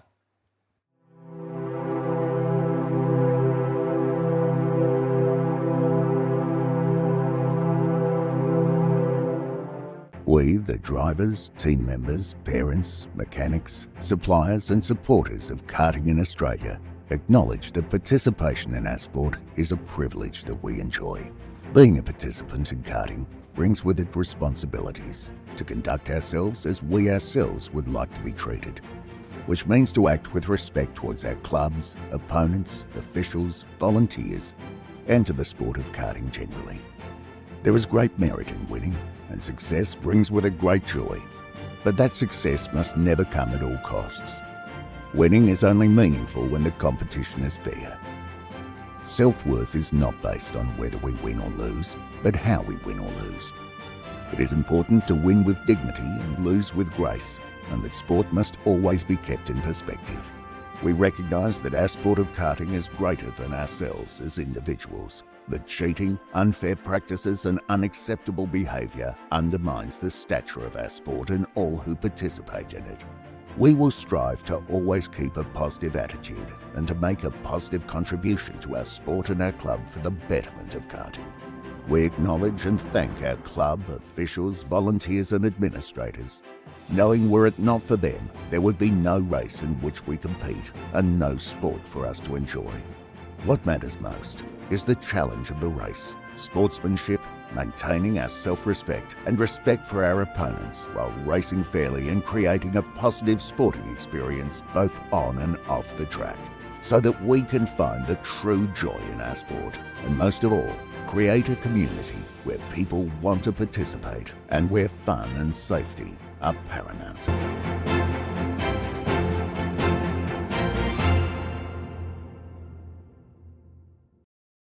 Here it is, Switch, our final race of the night. KA3 Junior Heavy, our open performance and DD2 titles night. Jai Flynn will start on the pole in this one in the 10. Michael Janis on the outside front row. Cooper Fish and Tyson McGill the next row. What a battle they had last time out. Will Carmichael, Gertz, Akosana, Vishad were away. Down to turn number 1 we go with 14 on the board. Everyone goes charging in through there. Oh, one sideways and skittles the field. I wasn't sure if that's Akosana or Carmichael. We'll pick it up for you. It was a 20-something. As Flynn leads away over Janis now. Down to Video Pro for the first time. Oh, one. Getting all 4 off the racetrack at the back there.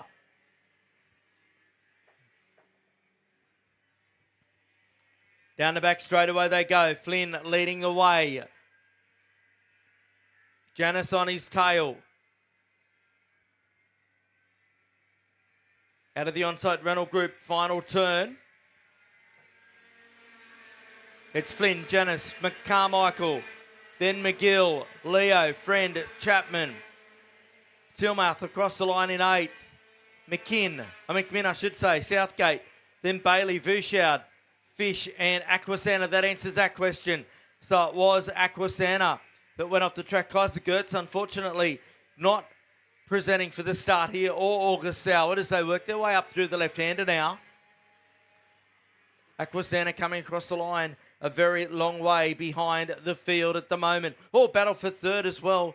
Carmichael and McGill both got the white helmets on.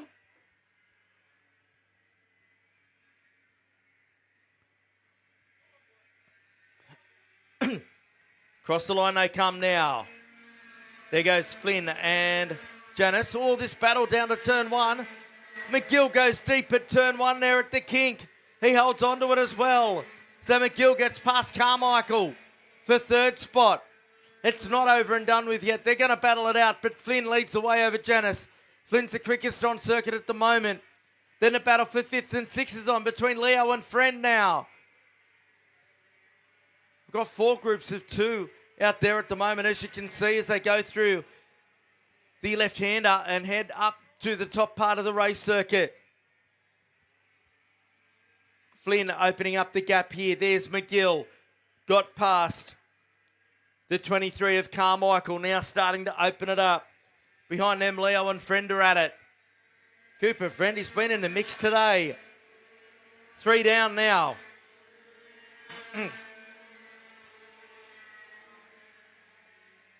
Tyler Tilmouth gets past Zane Chapman on that lap. The rest of them come through. Oh, big side-by-side battle into turn 1. Fish got past McMinn as well for 10th. So Flynn up the front looking pretty comfortable at the moment. 0.4 of a second over Janis. And McGilson's getting past Carmichael. Has just given him the big wave and taken off. Then we're about to see it fire up for 5th, 6th and 7th. Between the 15 of Leo, the 8 of Friend and Tilmouth, who was on a bit of a tear out there at the moment.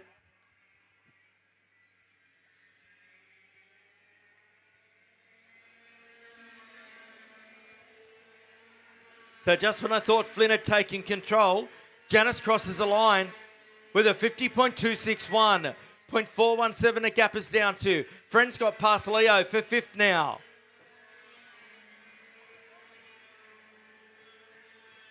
So the top 2 in the 50.2 second bracket, McGill and Carmichael, 50.5 and 50.8 respectively.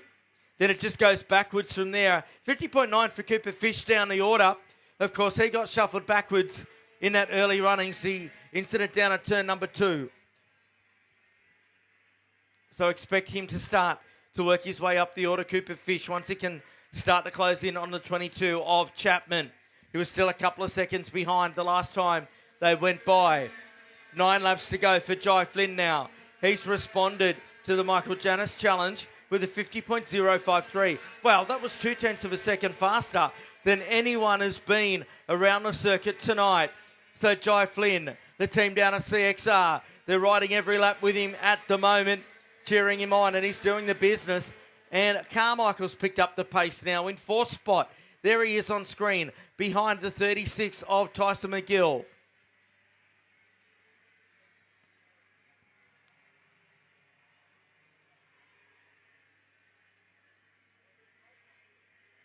There's McGill coming towards us on screen. The Energy Course Kart, the all-white helmet. It's become very much a signature for Tyson McGill, and a 29 machine of Aquasanta. Screams enough. Gee, Janice went quicker than Flynn that time. The gap's at 0.586. Tilmouth right up on the back of the number 8 of Friend now. 0.181 as you can see on your screen. They're right together. They're at it as they go through the Electro Industries corner. You'll see them pop into view at any time as they come out of RHQ. Here they come towards us now. Friend in the 8 and Tilmouth in the 57. Down the back straight away. So Tilmouth, he's got pace. What's he got into the hairpin corner? Not quite there. He does give it a bit of a rub though. Gets into the back of Fish. New quickest lap for Flynn at the halfway point. Across the line comes this tantalising little battle between Cooper Friend and Tyler Tilmouth for 5th spot. Oh, Friend went a little wide. That allows Tilmouth to go through. So Tyler in the 97 has moved up a spot. He's inside the top 5. What about the time from Flynn? A 50.006. Friend trying to close back up here. Not able to do it at this stage. Tilmouth. He's wanting to pull away. He's 3.6 seconds behind Carmichael. Not beyond the realms of possibility, but certainly quite difficult at this stage of proceedings as we come up to finish off lap 8. And Jai Flynn now down in the 49s of 49.932 for your race leader. He's breaking the heart of Michael Janis at the moment. It's out to 0.8 of a second. Further back, Fish got past Chapman for 8th. He's now 1.8 seconds behind Leo.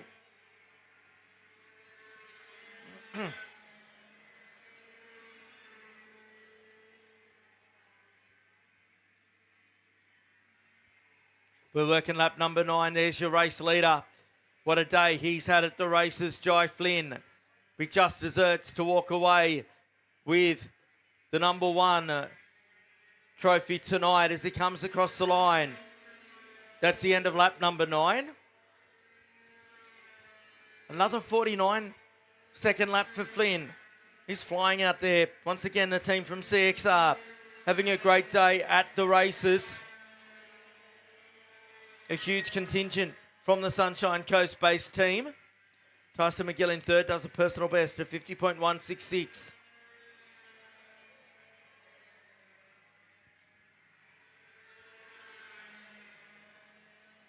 Big demonstrations going on in a battle between Max Southgate and a Buster Bailey from the team on the fence. Cheering on their driver to push forward. There's Flynn.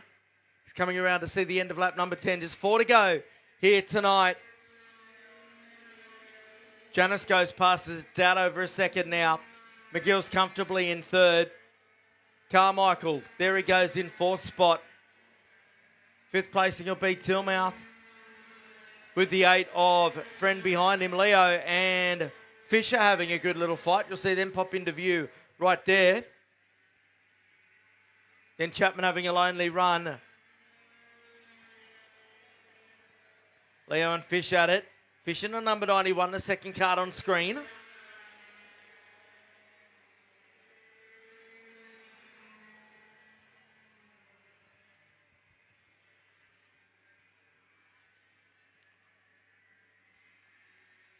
So Flynn coming around to see that he's got 3 to go when he crosses the line.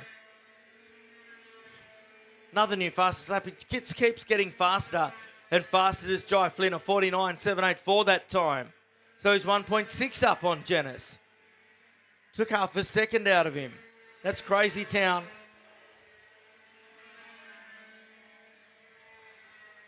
Fish got through on Leo, but they're still locked to each other as they went across the line in 7th and 8th.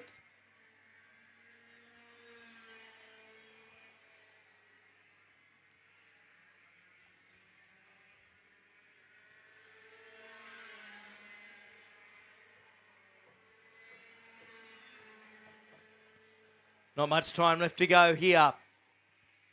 Jai Flynn absolutely dominating at the moment. He's got 2 laps to go, having just finished lap number 12.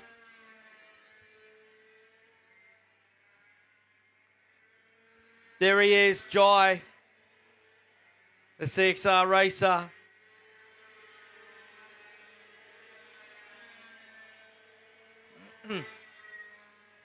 Fisher's pulled away from Leo out there after that battle. They're all very well spread out at the moment. Closest is probably Cooper Friend to Tyler Tillmouth. Still, they're lapping in the same postcode, so 0.6 of a second it is between them. It's the number 23 machine of Will Carmichael. One of the many Just Golding Motorsport races out there this weekend. Sitting in 4th, doing a good job. And your race leader, he's on the way home. He's on the last lap now, the number 10 of Jai Flynn. He's got a 2.2 second advantage. The last lap for Flynn, the last lap of the day. They're coming on through. There he is, Jai. He heads out of the RHQ corner and down the back straightaway for the final time in what will be one of the most dominant wins of his career. And no doubt he'll be absolutely ecstatic with this. So too, the team down at CXR. Out of the final corner and onto the front straightaway. Your race winner is Jai Flynn. He gets the job done. Second place goes to Michael Jennis. 3.2 seconds behind at the drop of the checkers. Then Tyson McGill. Followed by Will Carmichael in 4th. Another very solid result for Will.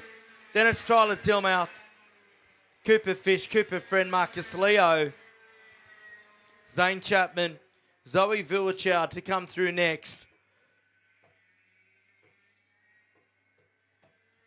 And then it'll be Buster Bailey, Maxwell Southgate, and Clyden McKeon to finish our runners there. And onto the front straight they come. It's over and done with for them. And it's over and done with from us for the night. On behalf of the Ipswich Car Club, we'd love to thank all of our competitors that have travelled from far and wide to be with us here today. Also to all of our volunteer officials, and especially to those that have made it possible to bring you the live stream throughout the day. Simplex Elevators, Evo Heat, and South Pacific Marine Group. We thank them for their support.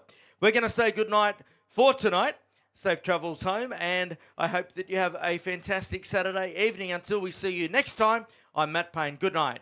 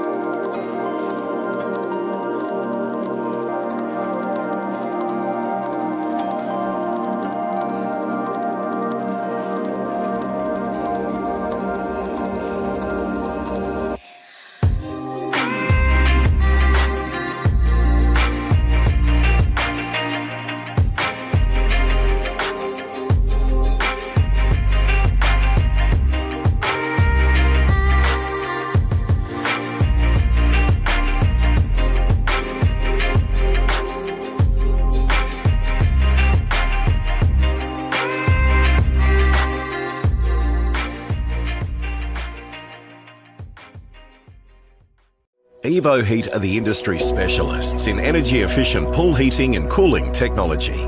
With the largest range of energy-efficient pool heating solutions, EvoHeat will help you maximise your pool so you can swim every day. Australian owned and operated with more than 15 years of experience providing award-winning heating and cooling solutions. EvoHeat are the industry's preferred supplier of pool and spa heat pump technology. Visit evoheat.com.au today to find out how you can enjoy year-round swimming.